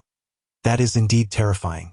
Initially, Gu Meimen believed it to be a mere science fiction trope akin to the typical gene-altering drugs found in films. Yet, it now seemed that 4869 was more aptly described as a magical elixir. When I first joined the organization, I shared your initial thoughts, Xiao Ai said slowly. I thought it was merely a fantastical means to restore youth. But later, I realized I was mistaken. They wanted me to develop something else entirely. They are both gods and devils. They seek to reverse time and resurrect the dead. She recited a classic line from the animation. At this point, what could Gu Meimen say? He could only nod in understanding and utter a few words. The world of Conan is exceedingly rational. So, do you comprehend now, Mr. Clever? Xiao Ai remarked, a hint of teasing in her voice as she observed Gu Meimen's astonished expression. If I cease my research into the potion and fail to discover a true antidote, we shall remain forever ensnared in the current of time, unable to progress until we completely perish. No, perhaps we may never even witness the day of our demise. Chapter 76, The Transformation of Muri Ren. Xiao Ai spoke with utmost seriousness. Time is one of the pivotal elements of the four-dimensional space, prominently addressed in Einstein's theory of relativity. No one should defy time, nor do they possess the right to do so. Oh, isn't that splendid? Gu Meimen mused lightly after hearing Xiao Ai's words. Even if the current swallows us whole, even if time is in chaos, we can at least be certain of one thing. He placed his hand gently on Xiao Ai's head, caressing her softly. You and I met through some fortunate twist of fate and have lived together until now. As long as we continue to live well, as long as life persists, nothing else truly matters. So, abandon that foolish and potentially life-threatening research. Let us live well together. Xiao Ai lifted her gaze, staring deeply into Gu Meimen's face. Their eyes met in tranquil silence. After a moment, a faint smile graced her delicate lips. You indeed always express the most inexplicable thoughts that leave one bewildered. What kind of person are you, truly? Gumaman replied with a slight smile. Does it really matter what sort of person I am?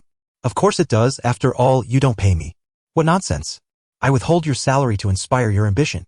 Young people must learn to endure hardship and cultivate a spirit of perseverance. Did you come to work here solely for money? Only through hardship can one rise above. Only someone with their heart clouded by grease would believe your nonsense. I am solely considering your spiritual well-being, Dora AI, to truly strengthen you. Let us have your allowance starting next month. Before we consider that, I have something to remind you of. What is it? Your camera was shattered by Muriran just now. Damn it. I was so engrossed in conversation that I completely forgot about it. Shouldn't I draft a legal letter to demand substantial compensation? The court would have to be out of their minds to take on your case. In the corridor of the courthouse, their conversation faded into the distance. Regardless, Gumaman resolved not to allow Xiao AI to engage in any further research related to potions, including any involvement with the Black Organization. At dinner time at the Muri Law Office, where Muri Kagoro stood at the door, hesitating with his finger hovering over the doorbell. The verdict regarding the Conan lawsuit required him to pay 5 million yen in compensation. However, he temporarily lacked the cash flow to settle such an amount. After much deliberation, he reluctantly decided to approach his estranged wife. Accompanying him was his daughter, Muriran. Meanwhile, the instigator of the entire incident, the young Edogawa Conan, lay in the office, recuperating from the beating he had received earlier that day. After much hesitation, he finally rang the doorbell. Come in. Okay. Once they were seated, Mori Enri spoke with an impassive expression. Did you lose the lawsuit again? Yes, I lost and have to pay 5 million to them, Mori Kagoro admitted. His head bowed in shame. Japanese men are often burdened by a heavy sense of masculinity. And he had come here only after swallowing his pride to seek help from the wife he had driven away. Observing Mori Kagoro's awkward demeanor, a hint of sympathy flickered in Mori Enri's otherwise expressionless gaze. Don't take it to heart, people like Gumaman are inherently difficult to deal with. How's everything at home? It's fine, the detective business is manageable. You haven't sought out other women, have you? What nonsense. How could I possibly do such a thing? Haha, I don't believe you. The couple exchanged pleasantries when suddenly Muriran, who had accompanied her father but had remained silent, spoke up. Mom, I have a question for you. Mori Enri turned her head, looking curiously at her daughter. She noticed that Muriran's expression was not quite right, seemingly troubled by something. What question do you have? Just ask. Muriran nodded. After a moment's hesitation, she asked, Mom, what do you think is the proper way for girls and boys to interact? Upon seeing her daughter's inquisitive gaze, Mori Enri was momentarily taken aback before understanding dawned on her. She realized that her daughter was merely a teenage girl, and it was normal for someone at this age to have such musings. It's quite simple. Men are not something one must necessarily depend on. Mori Enri deliberately glanced at Mori Kagoro, who looked awkward and turned his head away in defiance. Mori Enri grasped her daughter's hand and smiled. You need not concern yourself with him, you should focus on your own aspirations. Remember, you are an independent individual. Your character, your life, and your future plans all belong to you. Consider yourself, liberate your spirit, and showcase the life that belongs solely to you. Such a version of yourself is the truest representation of who you are. My character, my life, murmured Muriran to herself. A glimmer of brilliance began to emerge in her gray eyes. Mom, there's something I wish to ask of you. Muriran stood up and bowed earnestly to her mother. Fei was taken aback, but soon smiled, saying, We are family. There's no need for formalities. What is it that you wish to ask? Well, Muriran nodded. From today onwards, I would like to move in with you and earnestly study legal knowledge. Wait, why haven't I heard of this before? Mori Kagoro exclaimed, suddenly animated. If you move away, what will I do? Who will cook for me? You can order takeout. Fei shot him a look. Hearing her daughter's intention to move in, she was filled with joy, immediately taking her daughter's hand and pulling her to sit beside her. Ran, I am thrilled by your determination. You can move in with me right away. We women shall not depend on those insufferable men. As she spoke, she shot a glare at Mori Kagoro. He felt a pang in his heart but refrained from expressing anger, as he had come to seek a favor from his wife. However, I am curious. Why this sudden desire to learn legal knowledge from me? Fei inquired. That is because... Muriran hesitated. At that moment, she unconsciously recalled the words spoken to her by Kudo Shinichi during the day. Like a heavy hammer, they struck her heart. She held no fondness for Kudo Shinichi and found it challenging to agree with him on anything. Yet, she could not deny that some of his words were quite reasonable. Should a woman truly exist solely in dependence of a man? Shouldn't a woman possess her own rights and dignity? Just because she was born in Japan. As a Japanese woman, must she adhere to traditional norms, forsaking her own aspirations, merely to become a dutiful wife and mother? Where was Shinichi? The one she had been waiting for, like a stone longing for its partner? For the first time in her life, Mori Ran contemplated deeply. Chapter 77, The Yet-to-Happen Incident. The Moonlight Sonata case, additional update. It was still summer, the sun blazing fiercely, and cicadas buzzing in the air. The summer seemed interminable, having stretched on for quite a while. During this time, there had been the courtroom events surrounding the Kagoro classmates incident, the case of the Wolf of Mafuka, the Detective Conan case involving Nanatsuki Yojui, and Conan's 2 legal predicaments. At the Kudo Shinichi law firm, I say, on such a hot day, can't you spend a little extra to install an air conditioner in the office? Ai Hybra lay sprawled on the sofa like a dried fish. Beads of sweat glistened on her smooth forehead, rolling down her face like tiny pearls. Kudo Shinichi glanced at her. If you're hot, just take off your shirt.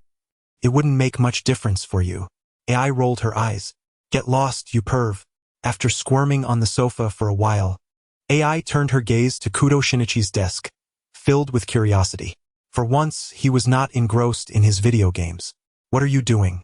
I'm browsing websites to see which famous tourist spots Japan has, Kudo Shinichi replied, his fingers flying over the keyboard. Ai raised an eyebrow. Oh, you're thinking about traveling?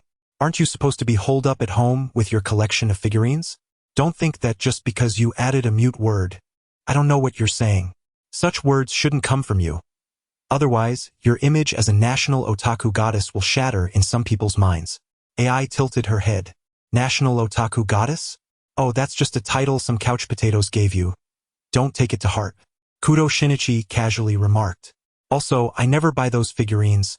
They are just a scam by merchants, a tax on intelligence. You say that, and you'll be attacked by other otaku.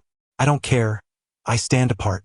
Ai got up from the sofa and moved to Kudo Shinichi's computer desk, leaning in closer. She noticed he was browsing pictures of a small island. Tsukikage Island in the Izu Islands? Have you been there? Kudo Shinichi turned to her. No, I've just heard of it. Ai shook her head. If you're talking about Mermaid Island, then I have been there. What? The miser suddenly wants to change his ways? Ai looked at him with surprise. Spending money without earning is not something I would expect from you. What nonsense. Money is meant to be spent, Kudo Shinichi asserted with a smile. Moreover, I have a question I want to verify there. Kudo Shinichi was a man of action. When he said he wanted to travel, he truly meant it. The next day, he closed the office and bought a ticket to the Izu Islands. Tsukikage Island is part of the Izu Islands, which are technically within the Tokyo area. With a ticket, one can easily reach it from Takazuka Pier. Wait, are you serious? Ai yawned, standing on the deck, bewildered. She had been abruptly awakened early in the morning and dragged onto the ship, still feeling dazed. After several hours of sailing, they finally arrived at a small island.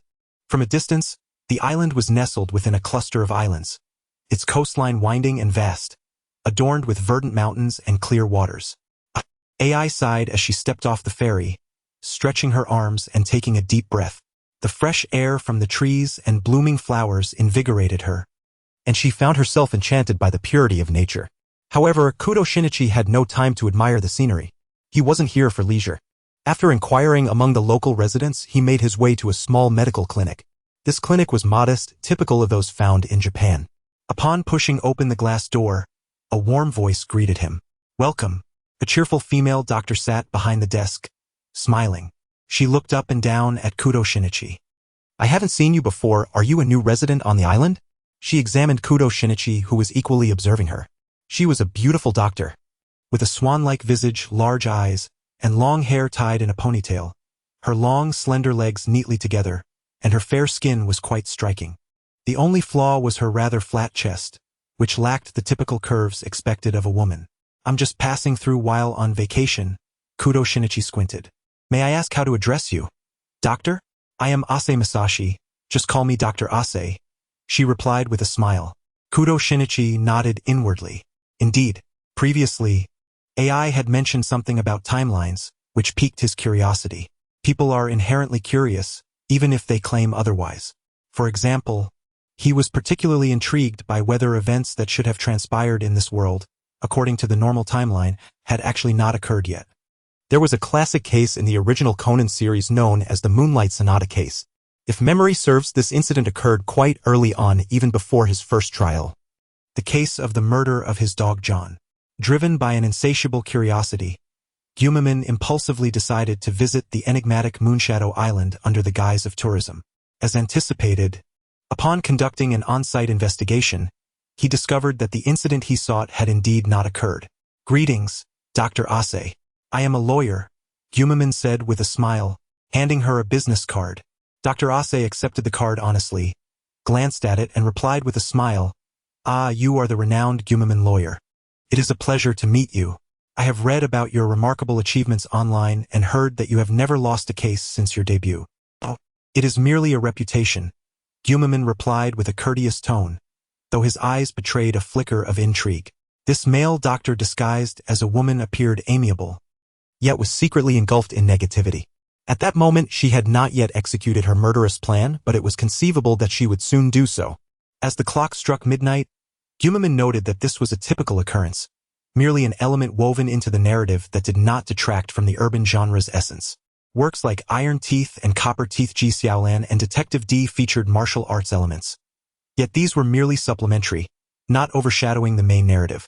Similarly, in the realm of Conan, the principles of deduction served as an element rather than the focus. Why write in this manner? Firstly, to arrange subsequent plot developments without adhering strictly to the animated series structure, as this book thrives on inspiration, allowing for the creation of captivating storylines when creativity strikes. Secondly, a narrative thread must exist. This book resembles a series of vignettes, yet if written continuously in such a manner, it would lack the depth of a lengthy narrative. A classic work in web literature, Thrilling Paradise, served as a reference for my writing style. This book, akin to a virtual game, consists of episodes resembling individual dramas. Yet the overarching story involves elements of the supernatural, maintaining a continuous thread throughout. In summary, I assure you that my writing will not lack coherence. To address any uncertainties, I express my gratitude for your support. Chapter 78. The Black Organization is playing a grand game. "Dr. Ase, since we are here, let us conduct an examination," Gumimin urged, nudging his companion Zaioi, who was happily savoring a creamy ice cream that Gumimin had purchased during their journey, after she persistently demanded it like a child. Surprised by the sudden push, Zaioi nearly bumped her ice cream into her nose. She shot Gumimin a glare, wiped the cream from her nose, and politely introduced herself to Dr. Ase. "Hello, Auntie Seiko, I am Zaioi. I look forward to your guidance." "What a sweet child," Dr. Ase remarked, affectionately patting Zaiowai's head before stepping into the examination room to prepare the necessary tools. "My apologies. It has been quite some time since I last organized this space, so it may take a little longer," her voice floated back from inside. After her departure, Zaiowai turned to Gumimin, puzzled. "Hey, what does it mean that I suddenly have to undergo a checkup?" "It is merely to ensure that your body remains normal after your transformation," Gumimin replied. Oh, Zaiowai understood. Noting that she had undergone such assessments previously and was quite normal. The drug has no side effects aside from shrinking. "Is that so?" Gumimin pondered. "I have a question for you." "Go ahead. Are Edogawa Conan and his companions aware of the temporal disarray you mentioned?" "Why the sudden inquiry?" Zaiowai asked, her curiosity piqued. Just a casual question, Gumimin feigned nonchalance. He needed clarity, for he suspected that this honest doctor might soon commit murder. However, he was uncertain whether she would proceed with her original plan if Conan did not arrive.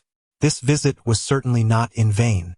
One of his purposes was to ascertain whether this doctor had the potential to kill. If he ended up in custody, he would not let this lucrative opportunity slip away. As for Kudo, he remained blissfully ignorant, believing he had merely received a dose of poison or a simple youth-restoring drug. "You might be misunderstanding a concept," Zaiowai remarked, observing Gumimin's curious expression as she finished her ice cream. Mimicking Gumimin's habitual gesture, she raised a finger and gently shook it. Just because someone has taken a drug does not mean they comprehend its true effects. Only those who have transcended the concept of time can grasp the predicament they are in. After a pause, she continued, "Are you familiar with the concept of the brain in a vat?" Of course, Gumimin nodded. The brain in a vat is a science fiction notion referring to a brain suspended in nutrient solution, allowing it to maintain basic physiological functions. Moreover, this brain retains a semblance of consciousness, capable of contemplating the world as a normal brain would. If it were fed virtual stimuli, it might believe it exists in a simulated reality. This concept has inspired numerous renowned science fiction works, such as The Matrix, Source Code, and Inception, as well as various anime, including the infinite Tsukuyomi in Naruto. It appears that the black organization's concocted drug bears similarities to this concept, rendering all affected individuals unable to discern temporal shifts. So far, who has transcended your described concept of time? Very few, myself, my deceased parents, and certainly the organization's leader, along with his direct descendants. Now, I can add you to that list, Zaioi stated matter-of-factly. Everyone believes we have developed a poison, including Edogawa Conan, while a select few are aware of its superficial rejuvenating effects. However, only a handful truly understand the drug's genuine purpose. And how do you know this? Yumamin inquired, increasingly intrigued. He had presumed Zaioi to be a mid-level member of the organization, and it was unexpected for her to possess such core secrets. Quite simply, I conducted experiments, Zaioi replied. I researched based on the information my parents provided. I was dissatisfied with the organization's use of the drug for human trials, as all subjects could not withstand its effects and ultimately perished. Consequently, I decided to conduct my own experiments using a few lab mice. In that experiment, all the mice died except for one that unexpectedly reverted from adult to juvenile form. Recognizing this as the drug's rejuvenating effect, I began to observe this particular mouse's subsequent condition to gather more data. Life is unforgiving. The mouse's lifespan was brief and it eventually succumbed. At the moment of its death, I, its sole caretaker for over a year, suddenly realized that while normal time had only progressed a few days, I had cared for it far longer. It was then that I understood the true nature of the drug. Yumamin nodded, recalling that Zaiou's narrative closely mirrored actions from the original story. He vaguely remembered that in the past, Conan's anime had revealed her motivations for developing the drug were not solely for eternal youth.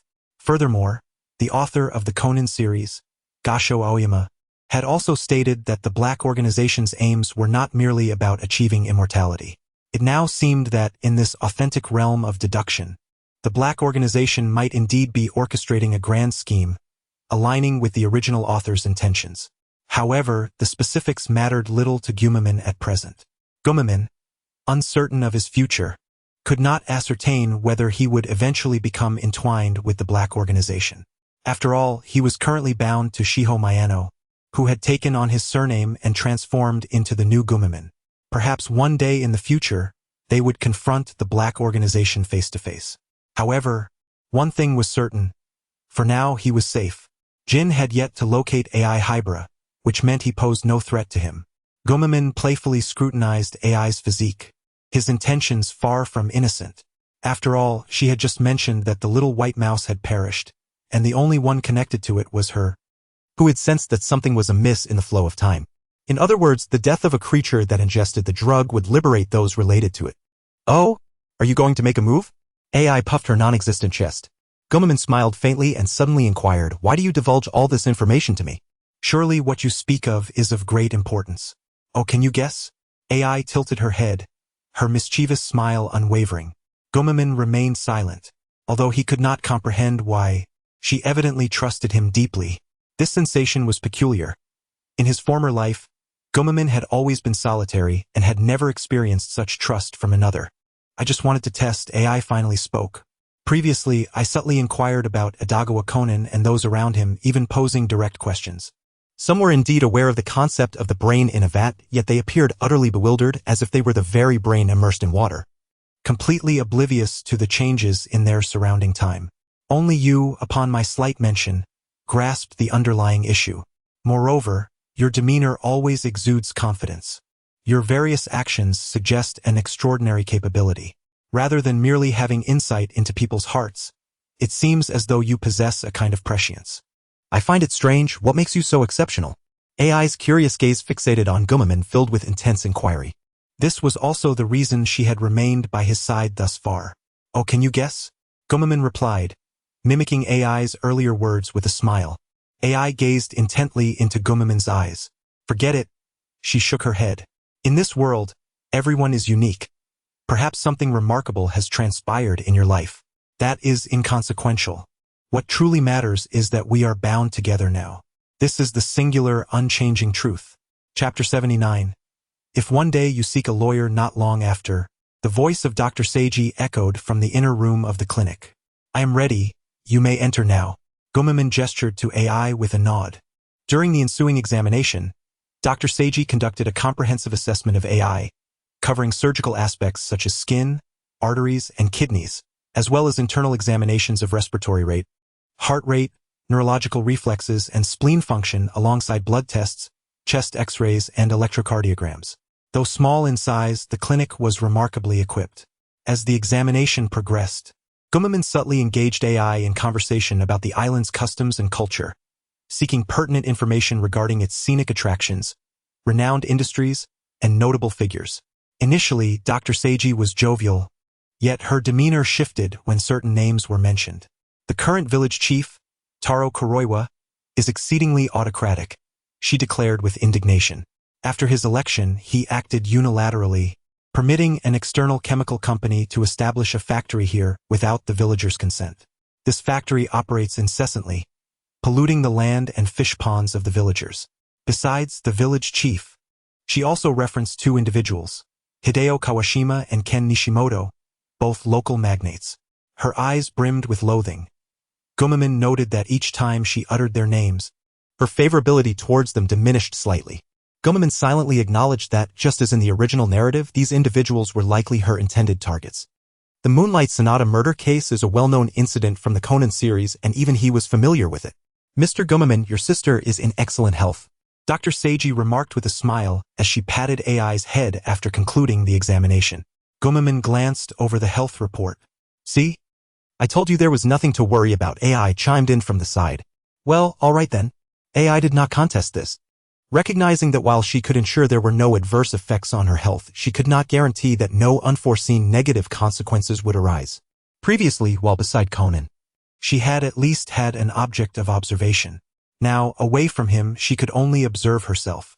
Before departing, Gumaman cast a meaningful glance at Dr. Seiji. Dr. Ase, as you can see, I am a lawyer, and my primary task is to assist my clients in winning their cases. I will do everything within my power. If one day you find yourself in need of legal counsel, please do not hesitate to contact the Gumaman law firm. My doors will always be open for you. Lastly, remember this, life is immensely precious. Do not cast aside your life lightly. Dr. Seiji furrowed her brow, scrutinizing Gumaman's face, captivated by his enigmatic smile. For reasons unknown, she felt an odd sensation. His eyes seemed capable of penetrating the depths of one's heart. Suppressing her peculiar feelings, Dr. Seiji smiled and replied, Yes, I will consider it, should that day ever come. After casting one last glance at the doctor, Gumaman and AI departed the clinic. The implication of your earlier statement is that the female doctor is soon to commit murder, and you wish for her to seek your defense afterward? AI queried during their journey to the inn. I am curious, how do you discern whether someone might commit murder? AI, being a clever girl, had always exhibited intelligence when it mattered. Since the case involving Weijui, this question had lingered in her mind. Oh, regarding that, I possess a certain ability. I can tell at a glance whether a person is capable of murder, Gumaman nonchalantly asserted. AI rolled her eyes. I believe that when pigs fly. Yet, she could not provide a reasonable counterargument. Furthermore, Gumaman's claim was not entirely absurd. In truth, it bore resemblance to the capabilities of detectives. After spending a day on the island, absorbing the local scenery, the ensuing days unfolded rather peacefully. Just as Gumaman had previously stated, regardless of the timeline, life and its trajectory remained unchanged with no discernible alterations. People continued to work and rest as they always had. Human life is exceedingly minuscule and, in the grand scheme of things, utterly insignificant. The only difference was, if the air conditioning isn't fixed soon, I'll run away from home. Isn't there a fan in the office? That should suffice, right? Do you believe I won't aim that fan at your face? Don't be like that, your true self. Doryman once said a profound truth. Everyone must sweat a little. Get lost. Under AI's vehement insistence. More akin to a threat, Gumaman begrudgingly invested in an air conditioning unit, lamenting over the exorbitant electricity bills that followed each month, clutching the cash he had to part with while sighing deeply. Daily life remained as simple as ever. During this interminably long summer, Gumaman continued to take on legal cases. Regrettably, few high-profile cases were forthcoming, if any, those with guaranteed success. Essentially, in most cases, the opposing party possesses surveillance footage and recordings, which serve as definitive direct evidence. In this information age, such occurrences are commonplace. Furthermore, high-profile cases are rare and often elusive. As previously mentioned, a legal fee of 3 million yen places one among the elite in Japan. Very few exceed this amount. Moreover, the character of Kamikato is known for his sluggish pace. He may take 3 years before taking on a case, but once he does, he thrives for 3 years. To him, any commission fee below 6 figures is akin to refuse. One afternoon, Kamikato sighed as he sat at his desk, gazing at his bank balance on the computer screen. Alas, I've spent a few thousand more this month, he lamented. Enough already, miser, came a voice from the sofa. Unlike before, Xiao Ai now reclined comfortably on the couch, enjoying the refreshing breeze from the air conditioning. It's just a little extra on the electricity bill, she remarked nonchalantly, scrolling through her smartphone while rolling her eyes. You should be grateful. I've saved you quite a bit considering I haven't indulged in the extravagant shopping sprees like other women, buying designer bags and perfumes. What? You plan to buy designer bags? Kamikato nearly jumped out of his seat. If not now, then when I have the money, I will. Xiao Ai grinned mischievously. Please, spare me. Kamikato rubbed his temples in exasperation. He vaguely recalled that the original Xiao Ai had indeed been characterized by a penchant for spending. He had once expressed his ambition to purchase a home in Tokyo, ideally a villa with a garden and greenhouse, exuding an air of leisure and elegance. Yet, it now seemed uncertain when, or even if, that dream would materialize. Just as he was lost in thought, his phone rang unexpectedly. Kamikato answered, and a man's voice emerged from the other end. This is the Tokyo Medical University Hospital. May I speak with Mr. Kamikato? Yes, this is he. How can I assist you? We have a patient named Aso Narumi who wishes to see you. Chapter 8. It is well known that forensic experts in the world of Conan are exceedingly busy. After hanging up, a smile crept onto Kamikato's face as he gestured towards Xiao Ai, who was lazily lounging on the sofa, enjoying the cool air. Is this about that business we had? He inquired. Xiao Ai nodded. Could it be the case involving the honest doctor we encountered on Tsukikage Island? She speculated. With the lack of recent business, Kamikato surmised that the job must indeed pertain to the doctor they had met previously. She sighed. You have a knack for foreboding. She actually went and killed someone. Whether she did or not remains uncertain, Kamikato replied, gathering his belongings and preparing to leave. The hospital was located at Tokyo Medical University. After navigating several train routes and walking for a while, he arrived at the institution. In this world of crime, alongside the popular professions such as detective and lawyer, there are also various lucrative auxiliary professions like that of a doctor. Upon entering the hospital lobby, the sterile scent of disinfectants assaulted his senses. The place was bustling with patients lining up for consultations, while doctors and nurses moved about, alongside anxious family members pacing the halls. Following the room number provided over the phone, Kamikato made his way to the 4th floor, room 405. There, he found a group of plainclothes detectives standing guard like sentinels. Upon closer inspection, he recognized them as familiar faces, Inspector Megure and the duo of Takagi and Chiba. According to the phone call, Aso Narumi, also known by her true name Ase Narumi, had attempted to commit suicide by self-immolation after allegedly committing murder. However, she was saved just before her demise and was now under police protection while recuperating in the hospital. Hello, Inspector Megure, nice to see you. Kamikato greeted with a smile. He scrutinized them for a moment and quipped, So, are you back at work? After solving so many cases, haven't you received a promotion yet? Brat, what did you say? Takagi and Chiba were poised to charge forward. Inspector Megure maintained a stern expression, raising a hand to restrain them. Before entering, protocol dictates a thorough search. No dangerous items or tools that could assist the suspect in escaping are permitted.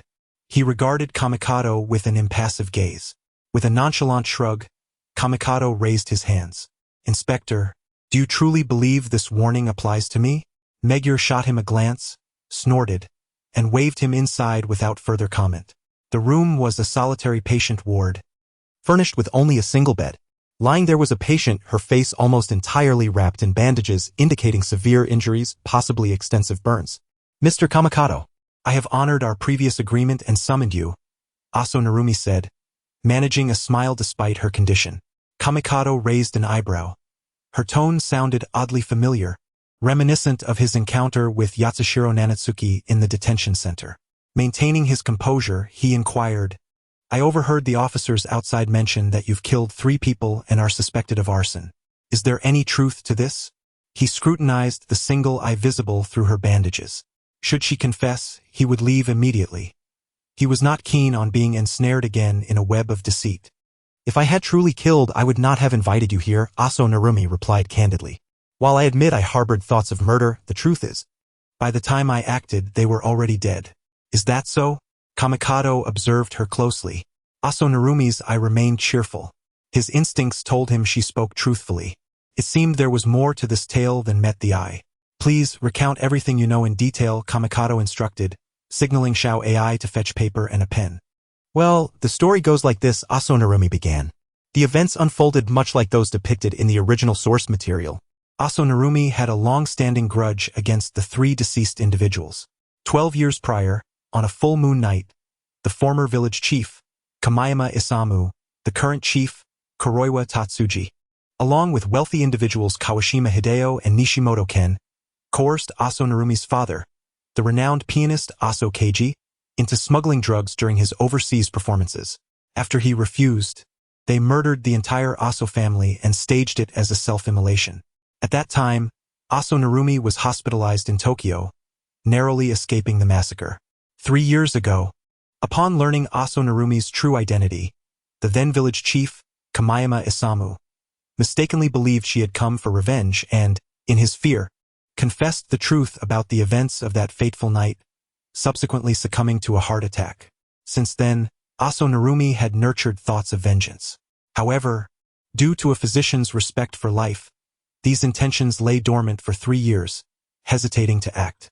Regrettably, Kagoro Mori ultimately dashed her hopes. During the memorial service for the late village chief, Aso Narumi seized the opportunity to follow Kawashima Hideo to the restroom with the intent to kill him. Up to this point, the narrative aligned with the original story. Yet, the subsequent events took a bizarre turn. Upon entering the restroom, she discovered him already collapsed on the floor, frothing at the mouth, lifeless. Upon the discovery of the corpse, Kagoro Mori swiftly contacted the authorities. The following morning, Inspector Magyar and his team arrived to interrogate those present during the ritual.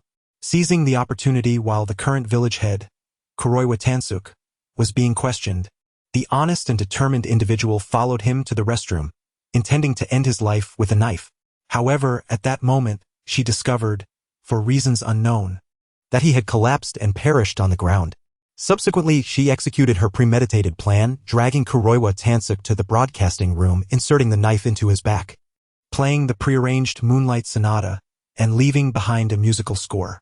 Once everyone had been interrogated and dismissed by the police, she trailed her final nemesis, Nishimoto Ken, believing that this time she would finally take his life. Yet, astonishingly, he too fell to the ground and died before she could act. Are you telling a story? This is utterly absurd, interrupted Kume with palpable disbelief. So, all your enemies have unexpectedly died before you could kill them? You ought to apply for the Naoki Prize, remarked Shiho beside him. Believe it or not, that is indeed the case, replied the honest individual, appearing somewhat resigned. After a brief pause, she continued. Based on my assessment as a physician, their deaths are likely linked to the administration of some chemical substance. Are you suggesting cyanide? Kume frowned and immediately responded. In this world, when it comes to lethal chemicals, that must be the case. No, she shook her head in denial. I am certain it is not cyanide, as I did not detect any hint of almonds. I see, Kume said thoughtfully. If the truth is as you claim, then there is no need to consult me. You should have the police request an autopsy from a coroner, and the matter would become clear, as it seems they died from some form of poisoning. That was my initial thought, she replied, shaking her head. However, the police informed me that all the forensic experts at the department have been temporarily assigned to other cases and are unavailable. Kume found himself at a loss for words. Well, this is how the world works. Forensic experts, as part of the medical community, are indeed a scarce resource. It is not that the profession is undesirable. but rather that it is a low-ranking position with limited financial incentive despite the demanding nature of the work which involves confronting various homicide cases daily. Their incomes are far inferior to those in private hospitals. Statistical analyses indicate that the annual earnings of a forensic expert are less than the quarterly revenue of a small private clinic. Over time, this has rendered forensic experts a rare commodity. Consequently, even though numerous cases exist where a coroner's examination could swiftly clarify the cause of death, these cases often lack forensic involvement, necessitating the assistance of detectives. Detectives engage in lengthy analyses and reasoning, frequently producing a plethora of seemingly sophisticated methods of murder. Yet, in truth, such matters would appear rather ludicrous to genuine modern criminal investigation professionals. After Kogoro Muri uncovered the truth, I followed my original intention to the community center's piano room, dousing the floor with gasoline, igniting it with a lighter, and preparing to play amidst the flames. Chapter 81. Conan. You could have prevented him from killing. Why did you not intervene? At that moment, a high school student burst in from outside, forcibly pulling me from the flames. A high school student? Kume raised an eyebrow, quickly connecting the dots in his mind. Indeed, he introduced himself as Kudo Shinichi, remarked Masashi, sighing. Although I am unsure how he recognized me, his grip was quite strong. I noticed he was wearing a pair of handcuffs that immobilized me. And then he hurled me away. It seems he has developed a semi-finished antidote, Shiho observed from the side. Professor Agasa has also provided him with some new inventions. That handcuff likely serves a similar purpose to those strength-enhancing shoes, designed to stimulate the pressure points in his hands. Kume nodded. One is from Dr. Aral, and the other from Doriman. You two make quite the pair. Let us keep the jokes aside for this occasion. Shiho shot him a disapproving glance. What are you talking about? Masashi inquired, puzzled. Nothing. Is that all you know? Yes, that is all. You're not lying or concealing anything, are you? Kume scrutinized Masashi's eyes. Masashi smiled. Not at all. Everything I have said is entirely true. Kume took Shiho's notes, examining them closely. Aside from the fact that all three deceased had perished under mysterious circumstances, the remainder closely aligned with the original animation. However, due to the absence of a coroner, only ordinary forensic personnel were present. Consequently, the police could only rely on the detectives' deductions. Based on Kogoro Muri's reasoning, they were unable to ascertain the true cause of death, thus directly implicating Masashi as the murderer. I have a question. Kume raised his head, looking curiously at the male impersonating female doctor on the bed. Given that you possess a method of killing, why not simply admit to the charges leveled against you by the police? After all, with 3 deaths and an act of arson, you are highly likely to face the death penalty. According to Article 109 of the Japanese Penal Code, arson in an uninhabited building carries a sentence of at least 2 years, 5 years if inhabited. And combined with Article 199 on intentional homicide, these constitute 2 separate offenses rather than a single severe crime. Thus, Masashi would be subject to cumulative sentencing, making the death penalty a high probability. Because the high school student once told me something after rescuing me, Masashi replied softly. He urged me not to give up on my life, emphasizing the preciousness and significance of existence. His sentiments echoed what you previously expressed, and after experiencing a brush with death, I gained profound clarity and resolved to live earnestly. I shall not bear the weight of unjust accusations. I see, Shiho nodded, reflecting that Kudo fellow occasionally performs good deeds. Kume regarded her. The good deed you mention involves saving a life under the pretext of valuing it, only to hastily accuse her of murder, subjecting her to psychological torment before facing death? Shiho was momentarily speechless. Why is your perspective always so peculiar? Isn't it so? Kume retorted, leaving Shiho momentarily at a loss for words. In a sense, Kume's observations were not entirely without merit. It appeared that following the events in the Detective Conan, Conan had undergone no transformation. He remained obstinate, unwavering in his belief that his deductions represented the unassailable truth. I have gathered most of the pertinent details. Kume nodded and gestured to Shiho. Understanding his cue, Shiho handed over a contract. Sign this and I will become your defense attorney, Kume said with a smile. I assure you, you will ultimately be exonerated. Admittedly, the arson charge is unavoidable, but you will not serve time. Masashi accepted the contract. It stipulated a total fee of 10 million yen for the retainer and remuneration. Your demands are rather steep, she remarked, furrowing her brow. Japan's top lawyers typically charge only 3 million. No. A 3 million yen attorney may not guarantee your acquittal, but I assure you, with 10 million I will deliver. Gu Meimen's face revealed a classic expression reminiscent of a cunning merchant. Honest doctor, the crime you have committed is unforgivable. For a mere 1 million, one can purchase a life. It is indeed a rather lucrative proposition. What are you hesitating for? Observing Gu Meimen's confident demeanor, Ma Shangchangshi hesitated for a moment. It wasn't that she lacked money. In fact, the most lucrative professions in this world are two. One as a doctor, and the other as a lawyer. Families capable of producing doctors are generally not impoverished. And if one were to choose between the two professions, an average person would likely lean towards law, simply because the cost of becoming a lawyer is significantly lower than that of a doctor. After much contemplation, Ma Shangchangshi finally nodded. Very well, after all, money is merely a material possession. One cannot take it with them upon death. It seemed that this brush with mortality had indeed imparted much wisdom to her. Excellent. Let us finalize the contract. Gu Meimen nodded in satisfaction. The two parties successfully signed the contract and pressed their seals. May our collaboration be fruitful. One day in the future, you will surely be grateful for the decision you have made today. Gu Meimen stated with a smile as he tucked away the contract. After leaving the hospital room, Gu Meimen disregarded the disapproving glares of the police outside and strode directly towards the hospital's exit. What is your plan for investigating this case? Xiao Ai inquired as they walked. Based on the information provided by Ma Shangchangshi just now. Although she claims she did not kill the person, she has not offered any leads on other suspects. Investigating under such circumstances would be akin to searching for a needle in a haystack. Gu Meimen glanced at her. Before you posed that question, I was about to ask you, how can you be so sure this case is a homicide? Xiao Ai scoffed. If it's not a homicide, then is it a suicide? Just as Gu Meimen was about to respond, a familiar voice interrupted from behind. It's you. Turning around, he saw a familiar boy in a blue outfit with a bow tie, Edogawa Conan, glaring at him with a face full of anger and disgust. Gu Meimen cast a quick glance and noticed the boy was holding a bouquet of flowers.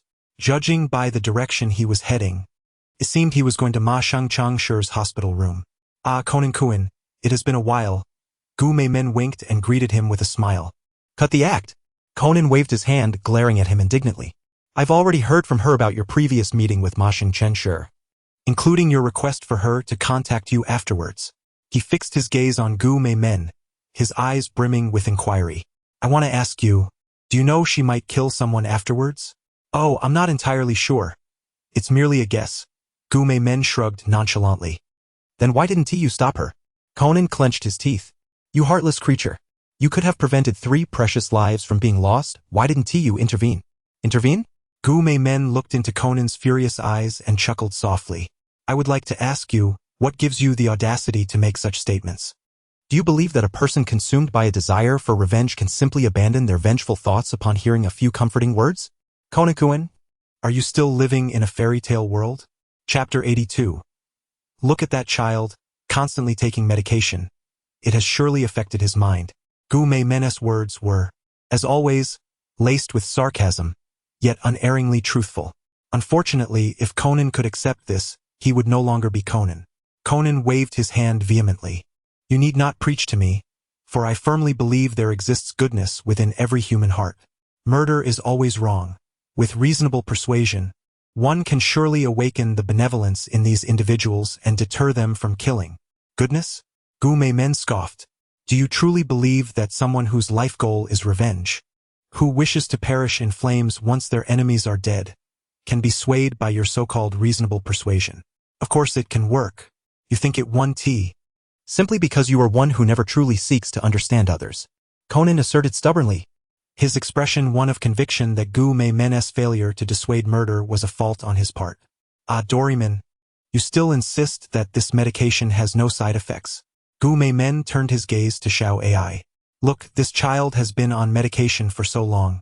It's no wonder his mind has gone awry, spouting nonsense all day long. Xiao Ai rolled her eyes. I only mentioned that the original version of the 4869 medication has no side effects. As of now, I am still functioning normally. Perhaps it's just that Kudo's situation is rather unique given that he has been taking a semi-finished antidote. No wonder he appears to have a large head and a small body. His mind must be filled with water. Do not speak ill of him, after all. He is a victim. Ah, poor child. Conan's face darkened as he watched the two converse, mocking him. Suddenly, he realized something and turned sharply to Xiao Ai. Did you tell him about how I was turned small? Yes, I did mention it, however, given his personality and tendency to take things seriously. Whether I say it or not, it hardly matters, Gu Meimen shrugged. You're not spreading this around, are you? Conan fixed his gaze on Gu Meimen. You think too much, little one.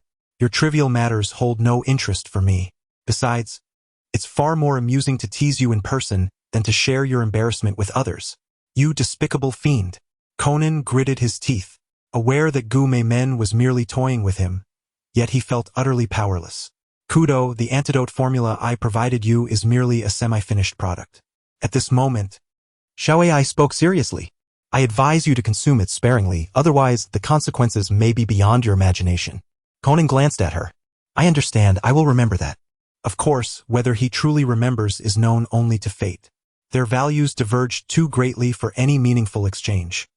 Thus, Conan chose not to engage further with Gu Meimen, turning instead to head towards Ma Shengchen Shi's hospital room, bouquet in hand. Judging by his demeanor, it seemed he intended to repeat his usual tactic of persuading the suspect to confess and atone for their sins, a behavior that seemed rather misguided. However, given that the individual in question had already claimed innocence and considering Gu Meimen's earlier encounter with Ma Shengchen Shi, Conan's efforts were likely to be in vain. By the way, didn't you just say that this case is not a homicide? Xiao Ai recalled the previous discussion and inquired further. What is your basis for that? If the victim committed suicide, that would be absurd. Gu Meimen turned to glance at her. Do you truly believe that aside from homicide, the only alternative is suicide? Have you been associating with those detectives for too long, muddling your own thoughts?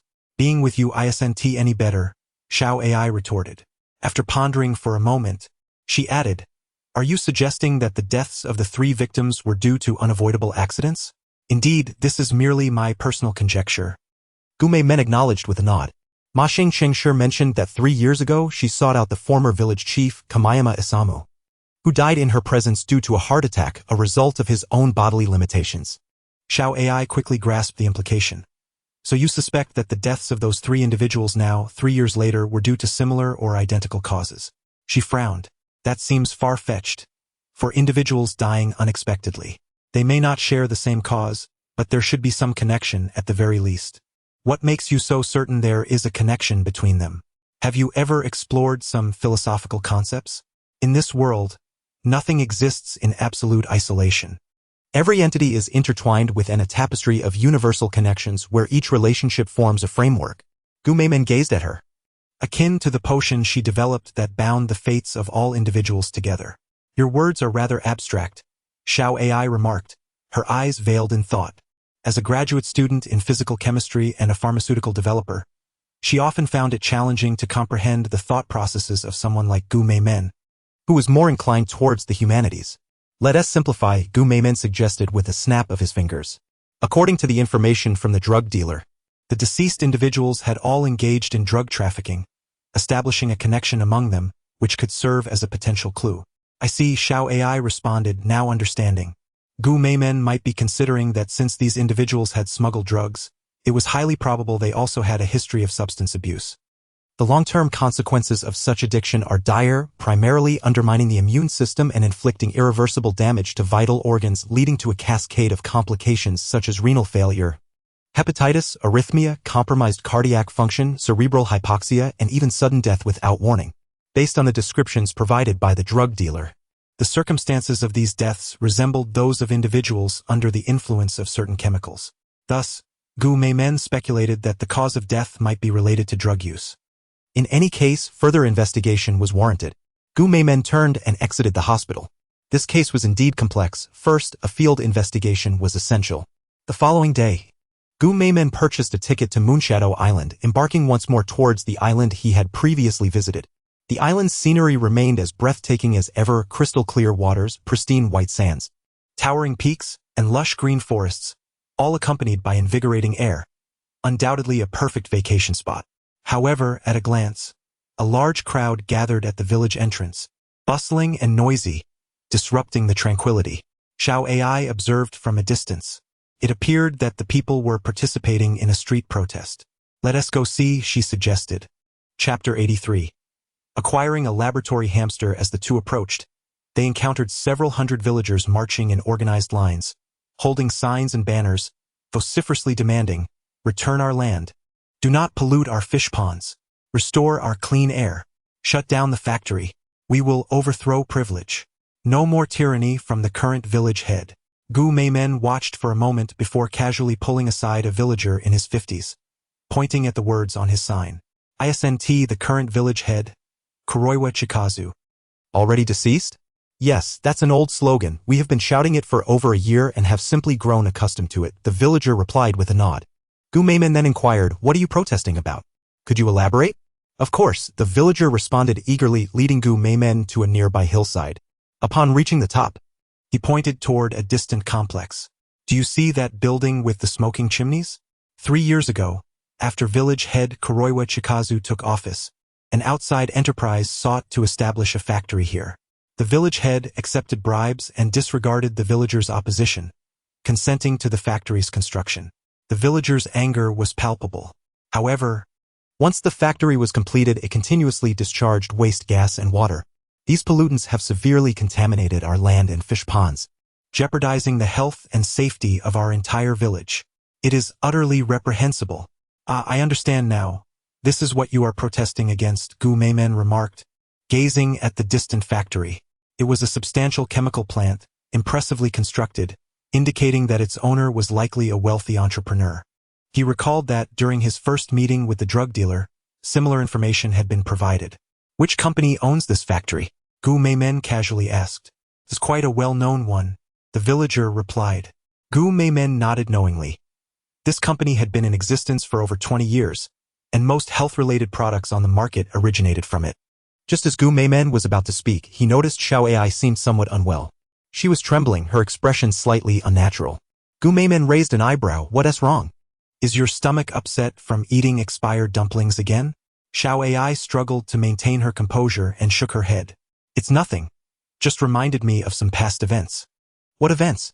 Care to share? Gu Meimen asked with interest. Xiao Ai glanced at him, paused for a moment, and said, Do you know about Baijio Pharmaceuticals? That name seems familiar, Gu Meimen mused, recalling its mention in the original text. Baijio Pharmaceuticals is the predecessor of Baiwan Pharmaceuticals, Xiao Ai explained slowly. 30 years ago, my parents worked at Baijio Pharmaceuticals developing drugs, but the company suddenly went bankrupt a few years later. I heard it was pressured into bankruptcy by a super large conglomerate, forcing the owner to declare bankruptcy and transfer the company to that conglomerate. I see, Gu Meimen pondered. The conglomerate Xiao Ai referred to as likely the Karama Group, which was, in truth, the creator behind the black-clad organization. No wonder Xiao Ai exhibited such an expression. Her feelings towards the black-clad organization had always been one of deep-seated fear. Do not worry. What you mentioned should not be related to our current investigation. Gu Meimen reassured her with a smile, gently patting her head. Xiao Ai looked up, gazing at the smile on his face. I'm fine, she replied, regaining her previous calm demeanor. From the moment Xiao Ai met Gu Meimen, he had always exuded confidence and composure, a trait that had undoubtedly influenced her.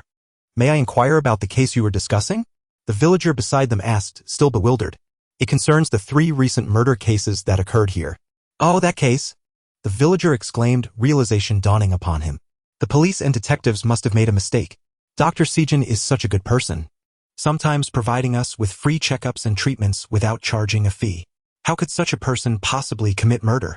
Gu Meimen mused, observing the villager's expression. He suddenly interjected, how many people in your village share your sentiments? Everyone feels the same. Because Dr. Sijin is indeed a good person, the villager asserted. Thus, he could never commit murder.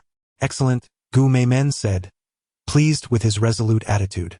He then produced a business card and handed it to the villager. I apologize for not introducing myself earlier. I am Dr. Sijin's defense lawyer in this case. The villager received the card. So you are the lawyer. You must advocate for the doctor. I will certainly do my utmost, Gu Meimen assured him with a classic smile. However, I might need a small favor from you. No problem. Just let us know what you need. For some time thereafter, Gu Meimen outlined his plans to the villager, instructing him to relay his words to the other villagers. After bidding farewell to the villager, Xiaoai turned to Gu Meimen. You intend to leverage these individuals to create public opinion, spreading positive attributes about the drug dealer to establish a home field advantage, correct? Bingo, Gu Meimen praised, rewarding her with a gentle pat on the head. Little AI shot him a glance, brushing his hand away. Yet, is there truly any merit in what you are doing? Their actions are entirely unrelated to this case. How can they be unrelated?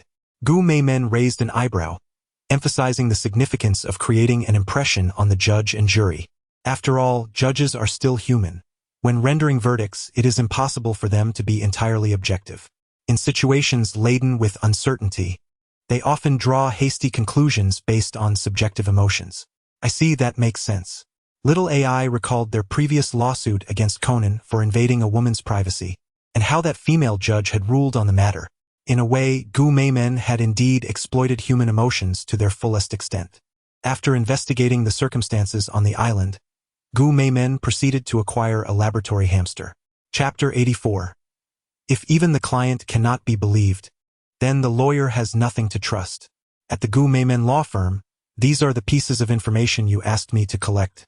Regarding the medical examination reports of the 3 deceased at the hospitals they frequently visited, Yushue Chichi placed several documents on the table. Following the Kaido Kuroba case, she had become Gu Meimen's aide, gathering intelligence for him. Gu Meimen casually flipped through the documents. Excellent, is there more? Yushue Chichi produced a voice recorder. Gu Meimen activated it, and a cacophony of sounds erupted. Among them was a drunken woman incessantly lamenting her father's sordid deeds while alive. After listening, Little AI nodded in agreement. It appears that your suspicions were correct. These 3 individuals had indeed indulged in drug use with a long history of addiction. Indeed, Miss Yushue, you have performed admirably. Gu Meimen nodded with satisfaction. This was precisely the information he sought. Observing his response, Yushue Chichi immediately smiled and inquired, how much will this endeavor offset my debt to you? 100,000, Gu Meimen casually suggested. That is rather insufficient. Yushue Chichi frowned, evidently displeased. After Gu Meimen had assisted her with those 2 lawsuits, she still owed the opposing party 1,500,000. If Gu Meimen continued to offer such meager sums, she could not fathom when she would ever repay that debt. Not much. You merely ran some errands for me, earning 1/3 of Noera Hiroshi's monthly wage. Gu Meimen chuckled, producing a ledger and drawing a line across it. Remember, after 15 lines, our accounts will be settled. You bloodsucker. Yushue Chichi could not help but exclaim. Thank you for the compliment. You are always welcome. Gu Meimen raised an eyebrow, unashamed, even taking pride in it. Looking at Gu Meimen's expression, Yushue Chichi opened her mouth but ultimately sighed. He relished witnessing her flustered reactions. I have done so much for you. Surely I deserve a token of appreciation? Yushue Chichi said helplessly. Gu Meimen considered this and agreed. One cannot deplete the well. He then retrieved his wallet, counting out several bills. Is this sufficient? Such a substantial stack, in crisp notes. What substantial notes? Counting them up, one might think you provided a fortune. Yushue Chichi received the cash, speechless. 30 bills, each worth 1,000. Gu Meimen glanced at her sideways. With your demeanor, do you think a maid CAF would hire you? Why not? I'm quite popular there. Yushue Chichi proudly straightened her back, playfully tossing her hair. Besides, I don't look as you described. With a little effort, I can be rather attractive. That sounds promising. Perhaps a few flirtations might swiftly clear my debt? Enough. You never speak a kind word. Yushue Chichi could no longer tolerate it, grabbing her bag and storming toward the door. Should you require my assistance again, do remember to return. Gu Meimen called after her. The only reply was the resounding slam of the door. With that demeanor, do you think a girl will ever marry you? Little AI remarked coldly from the side. Women in this world are nothing compared to your virtual wives, right? Little AI scoffed, pausing her gaze upon the table. On it rested a cage containing a small hamster, merely a month or 2 old, its curious eyes darting about the unfamiliar surroundings. Naturally, it was meant for experimentation. Gu Meimen teased the hamster with a stalk of wheat. The little creature appeared shy, darting into its wheel at the sight of humans, running energetically, exuding cuteness. You cruel creature. Little AI immediately retorted. Hey, that remark shouldn't come from you. Haven't you experimented on countless lab mice? Mice are mice, and hamsters are hamsters. Little AI retorted defiantly, extending her hand to touch the cage. The hamster squeaked and ran even faster. Observing the hamster's adorable antics, little AI turned to Gu Meimen. Do you truly have no conscience in subjecting poor Saori to such treatment? What Saori? Please refrain from naming experimental subjects indiscriminately. Gu Meimen rolled his eyes. He could have purchased lab mice, but the pet store selling hamsters was conveniently nearby. Then, he retrieved a newly bought camera from another shopping bag. As for feeding, Gu Meimen took a bundle of wheat and some vegetables from a sack on the floor. Little AI glanced at the food strewn about. These were purchased from the villagers on Moonshadow Island, sourced locally. She pondered and remarked, do you suspect the deaths of those 3 individuals are linked to their long-term consumption of local food? Given that the land and water there have been contaminated by waste from the Baiwan Pharmaceutical Company's subsidiary? Gu Meimen nodded. Precisely. Thus, I require further experimentation to ascertain any connection. So you are gambling, then? Little AI remarked, realizing that if this hamster posed no issues, winning the lawsuit would be exceedingly challenging. Incorrect, the lawsuit was always going to be difficult. However, Gu Meimen shook his head and stated, there are no surveillance cameras at the scene. The police detected the suspect's fingerprints on the victims and the murder weapon. And the suspect had a clear motive, having sent a crime warning letter to the detective, leaving a death message at the scene, and exhibiting suicidal tendencies. The detective pieced all of this together. Everything points to an uphill battle. It does indeed sound quite troublesome. Little AI nodded. Given the various adverse factors, even she began to question whether it was truly Mei Seiji who committed the murder. Do you believe the situation is as the client described? Little AI inquired. If the truth is that Mei Seiji is indeed the murderer, rather than what she claimed, that the deceased had perished before the crime, wouldn't all your efforts be in vain? Dora AI Meng, have I not mentioned this before? Gu Meimen gazed at her and said nonchalantly, the profession of law has never concerned itself with the truth. Even if the client has lied to us, our only recourse is to unconditionally believe them. After all, if we cannot trust the client, then in this world, there is little left for a lawyer to believe in. Chapter 85. Without a miracle, you truly have no friends at all. Time flies. Unbeknownst to all, the day of the court trial for the Piano Sonata murder case has arrived. During this period, approximately a month and a half had elapsed. This was due to the suspect, Masanari Shinjitsu, suffering extensive deep burns over her entire body. In order to ensure her presence in court, the public trial was postponed until her recovery allowed her to walk. Naturally, amid the chaotic timeline of this world, the actual duration of this delay remains ambiguous. The trial was scheduled for 1:30 in the afternoon.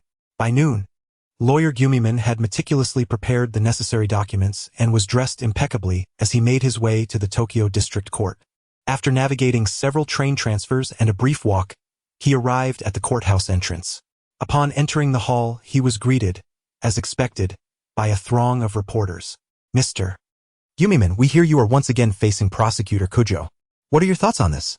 Do you maintain the position of innocence for the accused? Or do you concede guilt? Are you confident in your victory this time? Gumiman had little time for idle chatter with the journalists. His gaze shifted to a group seated in the hall, holding various placards and banners. These were the villagers of Tsukikage Island. Lawyer, we have all come as you instructed. The elder villager declared, brandishing a sign that proclaimed the innocence of the honest doctor. The other villagers held similar messages of support for Masanari Shinjitsu, all echoing sentiments of solidarity. Gumiman nodded approvingly. Excellent. Have you all secured your spectator passes? We have. If the judge renders an unjust verdict, we will raise our voices. Indeed, how could the honest doctor be found guilty? The villagers were fervent in their expressions. Gumiman immediately shook his head, cautioning them against impulsive actions. Such behavior would only serve to deepen the judge's negative impression of the defendant. You need only remain quietly seated in the gallery, holding your signs high. Understood. We will heed your guidance, lawyer. After calming the villagers, Gumiman did not linger. He turned and made his way towards the restroom. What are you up to? A mature woman leaning against the restroom door mocked him.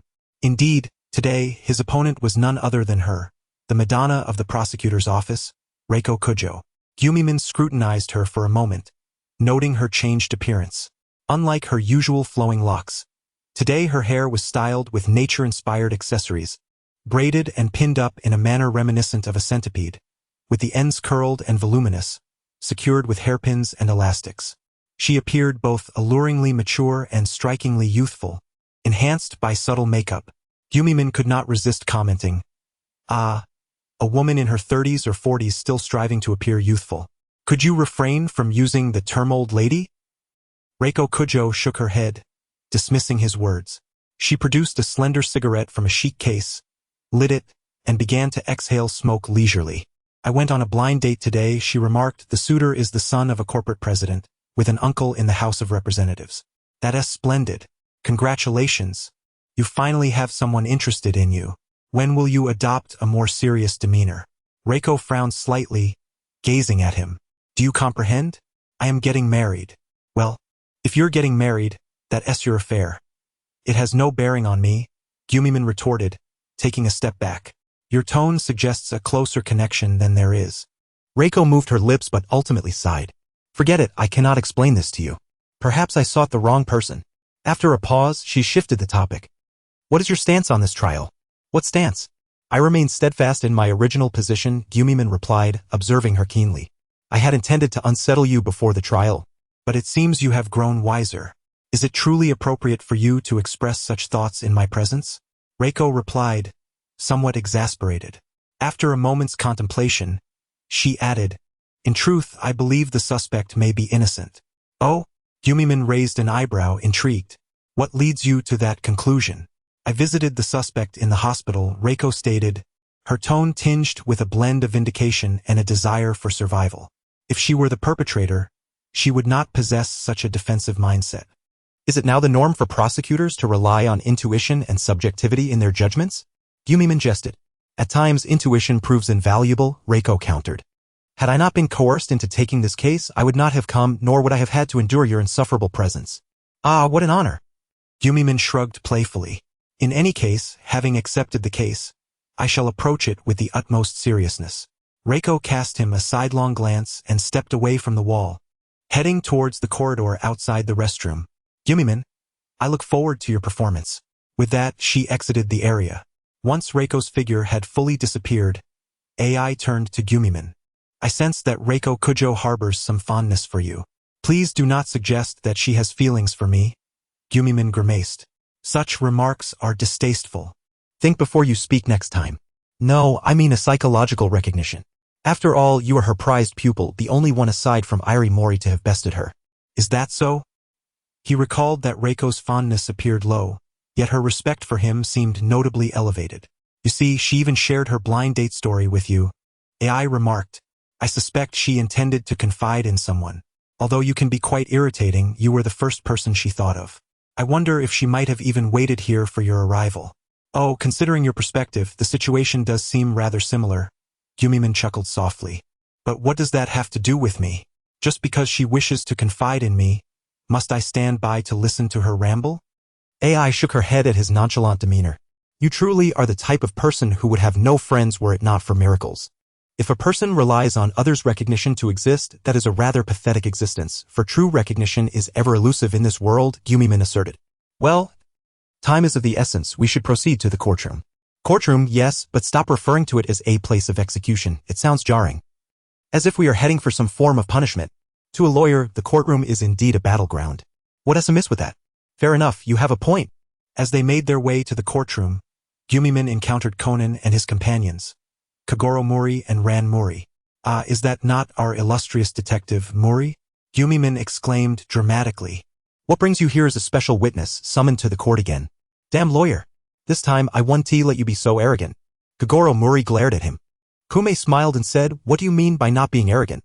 Do you perhaps know the truth of the matter?" "Indeed, I deduced this incident." Mori Kaguru patted his chest, exuding an air of confidence. "Is that so?" Kume maintained his smile. "Of course, it is true." Observing Kume's penetrating gaze, Mori Kaguru instinctively swallowed hard, his voice dwindling. In truth, he was oblivious to the actual circumstances. The entire deduction was orchestrated by Conan while he had been sound asleep. And he remained utterly bewildered even now. My father is quite remarkable. Mori Ran interjected, her eyes fixed on Kume, undeterred. Don't be fooled by his current demeanor. His true capabilities only manifest when he is asleep. Just wait, he will astonish you in court soon enough. Really? He will deduce while asleep in court? Kume mused, casting a meaningful glance at Conan, who offered him no cordiality in return, deliberately turning his head away. Young lady, I've heard you've moved from the Mori office to live with your mother and begun studying law with her? Mori Ran was taken aback, raising her chin slightly. What, is that not acceptable? Her confidence radiated, her hair playfully swaying. Of course it is unacceptable. With your Na'vi disposition, aspiring to be a lawyer would be a calamity for the legal profession. Kume raised an eyebrow, utterly dismissing the change in Mori Ran's expression. Allow me to offer you some advice. Refrain from delving into criminal law for now. With someone like you defending a client, they might end up lamenting their fate, possibly serving additional years in prison. First, master civil law, including copyright law, family law, labor law, and employment law. These are more pertinent to the populace. Only then should you contemplate criminal law. Having said this, Kume disregarded the expressions of the three individuals and strode past them towards the judge's chamber. Mori Ran stood frozen, her eyes wide with astonishment. Dad, do you think what he said is right? She turned to her father. How would I know? Ask your mother. Muri Kagura grumbled, harboring no fondness for Kume. This scoundrel of a lawyer had sued him twice, costing him a fortune, and had the audacity to spout nonsense while whisking his daughter away. Now, his daughter lived with her mother, studying law, only occasionally visiting him. He was in such dire straits that he had to resort to takeout for meals. The thought of it ignited a growing anger within him, and he shot a venomous glare at Conan. With his daughter gone, only this little brat remained. Ultimately, much of this was the fault of this little brat. Conan felt a pang of guilt and averted his gaze from Kaguru's fierce stare. Sister Rand, you must not heed a word he says. Kagura remained silent, but Conan rushed to speak up. Such things as law are not suited for you. You should pursue your own aspirations. My own aspirations? Mori Ran murmured, looking at Conan. Do you think I have something suitable to pursue? Of course, you do. Conan was about to elaborate but suddenly fell silent, realizing he had never contemplated such matters in all the years spent alongside Ran. Her life goals, dreams, and what she was suited to do. Conan, why are you silent? Mori Ran gazed gently into his eyes, her expression soft. Yet to Conan, it felt as though she were peering into his very soul. You are suited, he stammered, finally managing to formulate a response. Indeed, Sister Ran. You are suited for karate. Karate? Mori Ran nodded. She had indeed once aspired to such a goal. Currently, she had won the championship in the Kanto region of the national high school competition but had yet to claim the national title. But is karate not somewhat one-dimensional? She queried. Not at all. Mastering karate can enable you to protect many people. Conan insisted eagerly. For instance, Oni-chan Shinichi certainly needs your protection. Oh, Shinichi. Mori Ran blinked, a sudden smile breaking across her face. Does he really need my protection? It seems rather shameful for a big boy to require a girl's safeguard. And besides, I don't even know where he is. Mori Ran said, smiling as she gazed directly into Conan's eyes. Conan, do you know where he is now? Faced with Mori Ran's earnest gaze, Conan could not help but lower his head. He knew she was beginning to doubt him again. Despite having the antidote to revert to his original form, he remained unable to appear as both Edogawa Conan and Kudo Shinichi simultaneously. In this matter, he could only rely on the elusive kid, the Phantom Thief. As they walked towards the judge's chamber, the previously silent AI suddenly uttered a baffling comment. I say, you don't have feelings for Mori Ran, do you? Huh? Doraemon, what kind of reasoning led you to make such a foolish statement? You seem quite concerned about her, even advising her to learn civil law, AI observed with narrowed eyes. What's that saying from the country across the ocean? The intentions of Sima Zhao are evident to all. You must be a lowly sweet potato, blind for 10 years, Kume remarked, giving her a playful tap on the head, causing AI to yelp in surprise and glare at him. Did you not hear what I just said? With her foolishness, if she were to defend someone, it would only result in the client serving additional years in prison. Civil law is the only field suited for her. At least if she loses, the client won't suffer significant losses. But you don't need to specifically remind her of that. Of course I do. Guiding her towards a path where she may encounter civil lawsuits in the future is beneficial with her dim-wittedness. It would be like giving me free money, why not take advantage of it? I am at a loss for words with you. AI rolled her eyes but felt a sense of relief. While Kume's words may have been as he stated, she was not particularly invested in his motives. AI's focus remained on Muriran. The girl appeared to be in good spirits, as evidenced by her lively demeanor, having discovered a new life goal. As long as the outcome was favorable for Muriran, nothing else mattered. After all, in AI's heart, Muriran was akin to an angel of salvation. Chapter 87. Your Honor, this person is deducing while asleep in court, disrespecting the court. Part 1. Upon arriving at the judge's chamber and waiting for a while, the trial was about to commence. Scanning the room, it seemed that nearly everyone had arrived. The judges and jurors were present on stage, while the prosecutor Reiko Kujo and the special witness Mori Kaguru occupied their respective seats. In the audience, a group of villagers from Tsukikage Island held placards proclaiming the innocence of the honest doctor. The judges and jurors exchanged glances, observing the crowd below. These individuals were silent, seated quietly in the audience, their expressions and placards representing a quiet protest. While the judges remained composed, the jurors were increasingly intrigued. Even before the trial commenced, astonishment flickered in their eyes. As part of Japan's jury system, they were ordinary citizens witnessing such a spectacle for the first time. Soon, the court session began. Prosecution. Please read the indictment. With the gavel strike, Kujo Reiko nodded, rising with the indictment in hand. The defendant, Masanari Era, previously known as Seiji Ase, was born in Tokyo and currently resides on Tsukikage Island in the Aizu archipelago. During the memorial service for the former village head Yuzo Kamayama, he brutally murdered the current village chief, Tatsuji Kuroiwa, along with two other individuals, the affluent Kazuo Kawashima and Ken Nishimoto. Following these heinous acts, he set fire to the piano room in the community center, presumably in an attempt to commit suicide, though this plan was thwarted.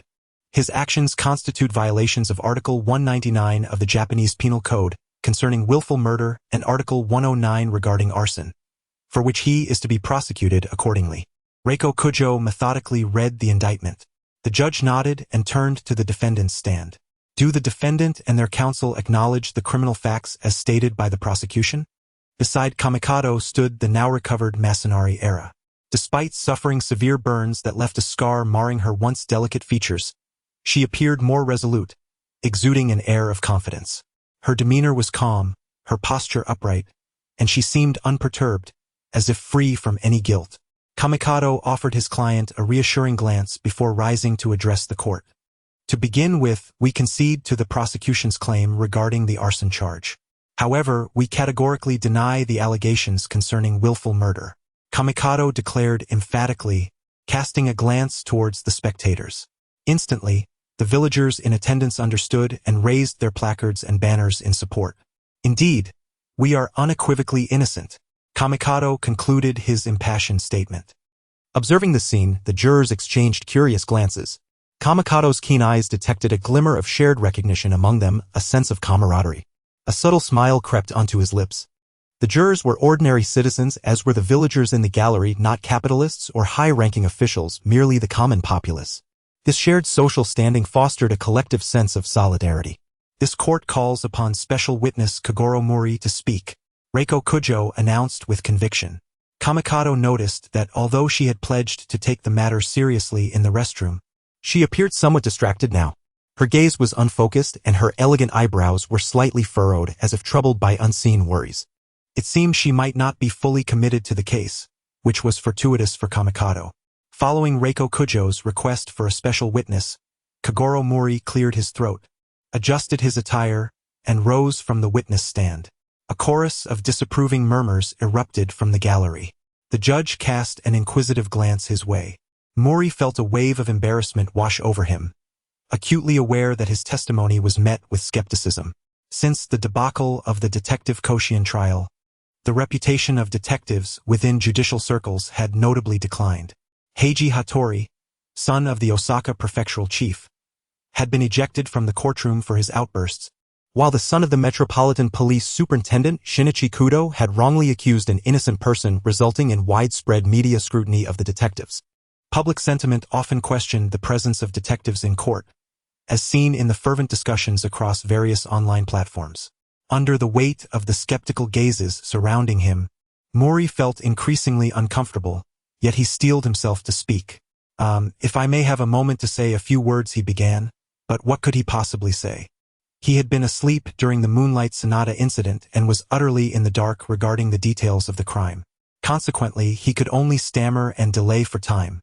Nevertheless, despite his outward panic, he harbored no significant anxiety, for he was accustomed to experiencing a wave of drowsiness at such moments, which often led to favorable resolutions.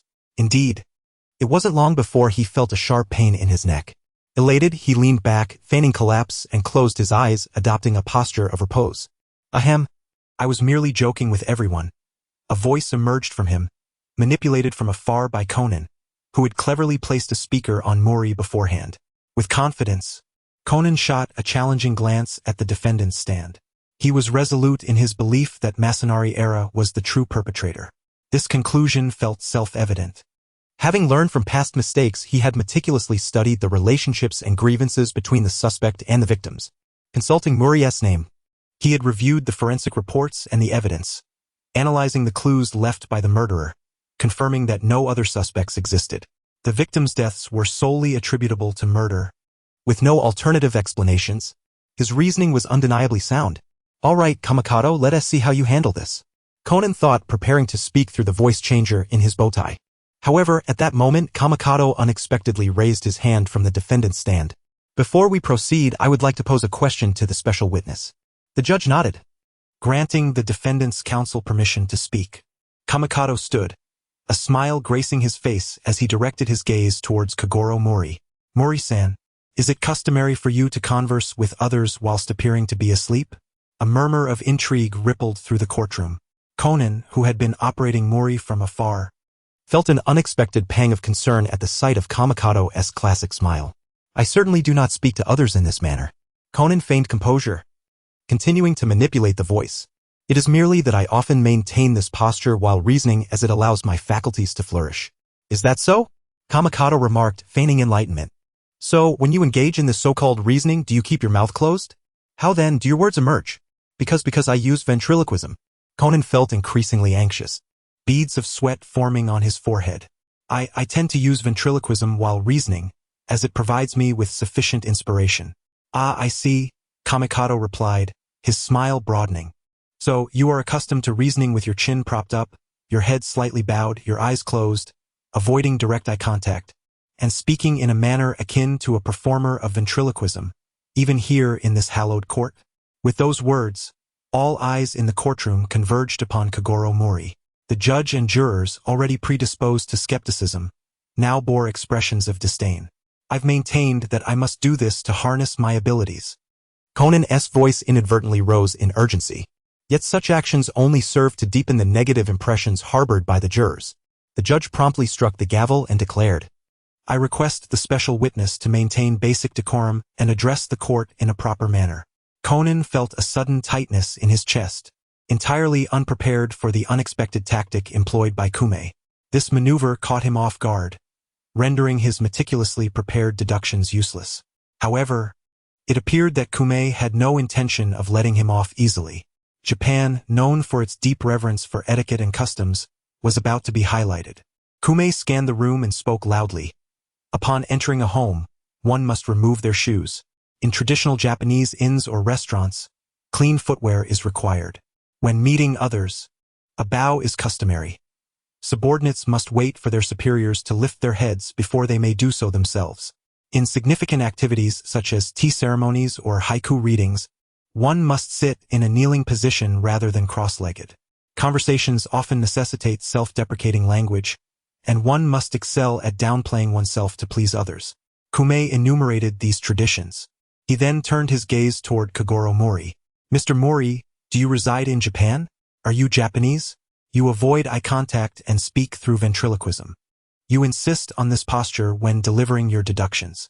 Have you ever truly considered the respect owed to others in such moments? Or do you simply view the courtroom as a stage for a solo performance, even in this sacred setting where fates, even lives, hang in the balance? Silence enveloped the courtroom as each pointed inquiry pierced the hearts of those present. Many nodded in agreement, their faces reflecting approval.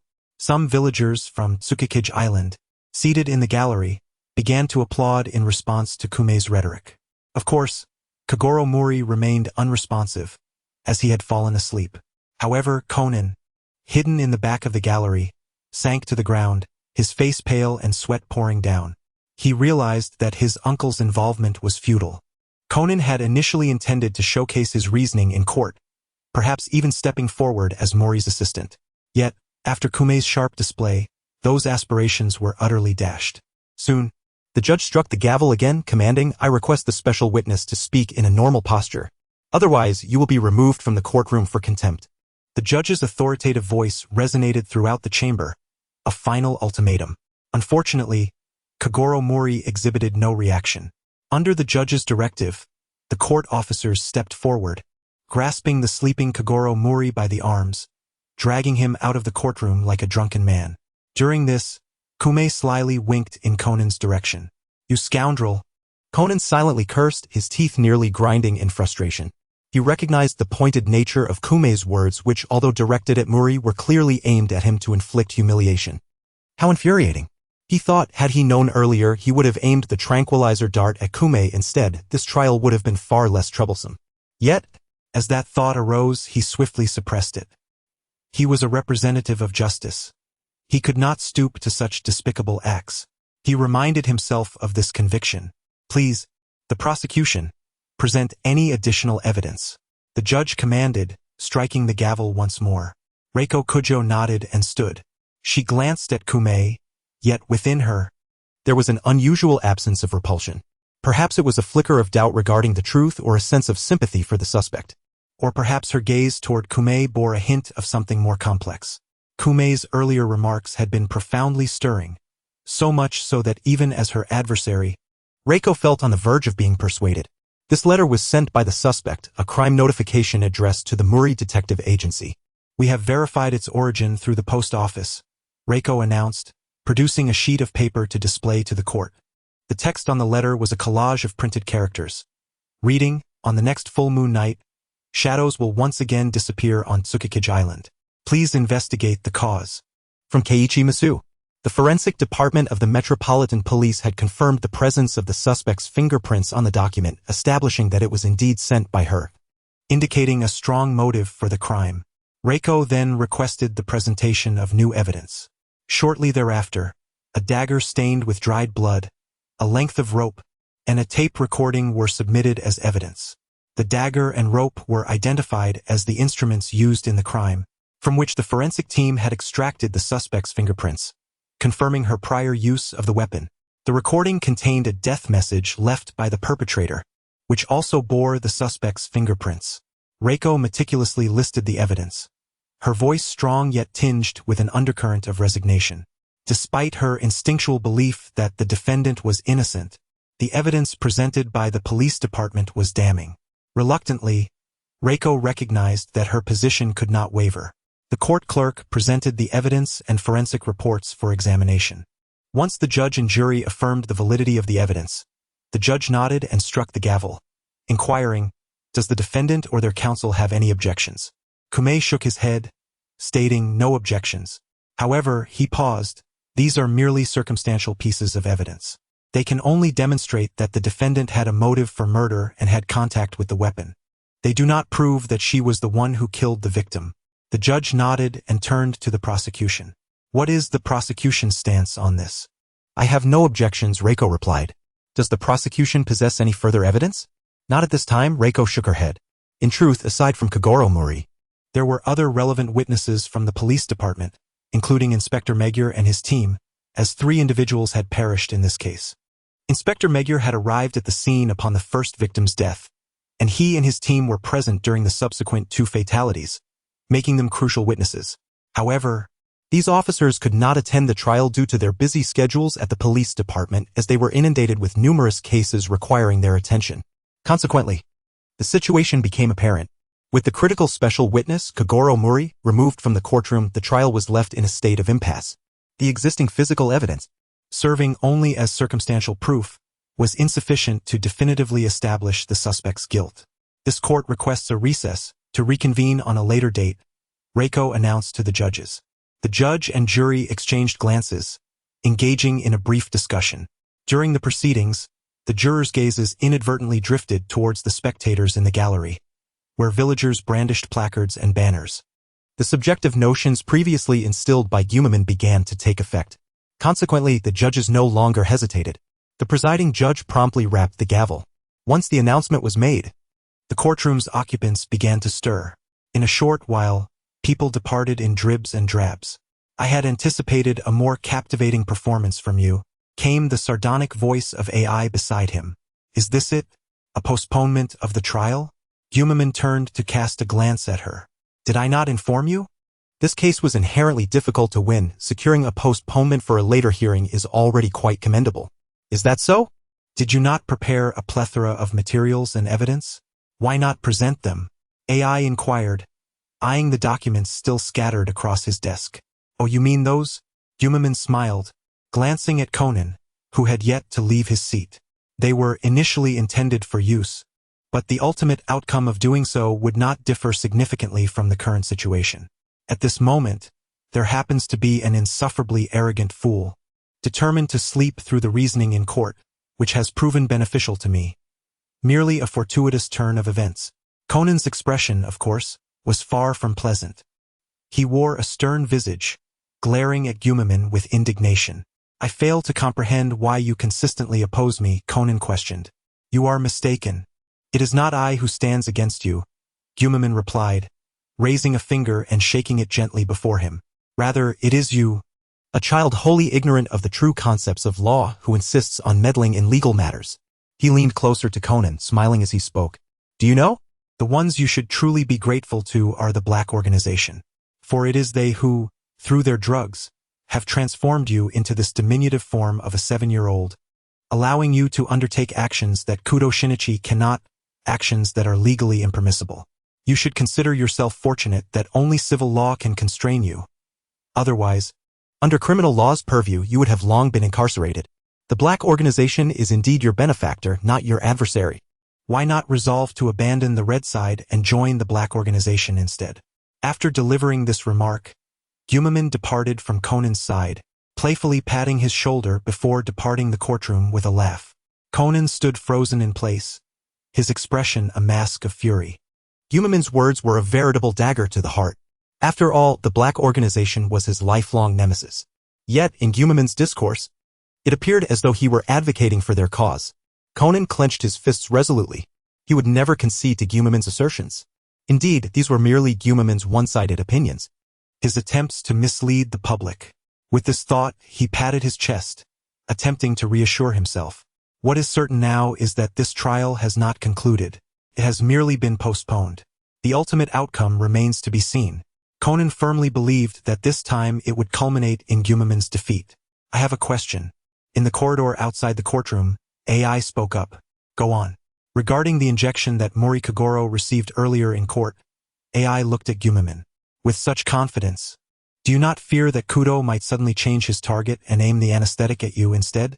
Oh, such simple matters of the human heart. Do I need to enlighten you? Gumimin raised an eyebrow, a slight smile gracing his lips. He would not do such a thing, for it would contradict his personal beliefs. Every individual possesses their own convictions. Should Kudo act against his own beliefs, he would find it impossible to persuade himself thereafter and would be unable to uphold his so-called justice. At that point, as I have stated, he would truly defect from the red side and align himself with the Black Organization. Do you think such a scenario could arise? AI pondered for a moment before shaking her head. As Gumimin asserted, Kudo would not engage in such actions, otherwise he would cease to be himself. However, it is also said that the heart is ever-changing, and the future remains uncertain. Could it be that even someone like Kudo might one day turn from the red side to become part of the Black? Might such a day come? AI found herself lost in thought.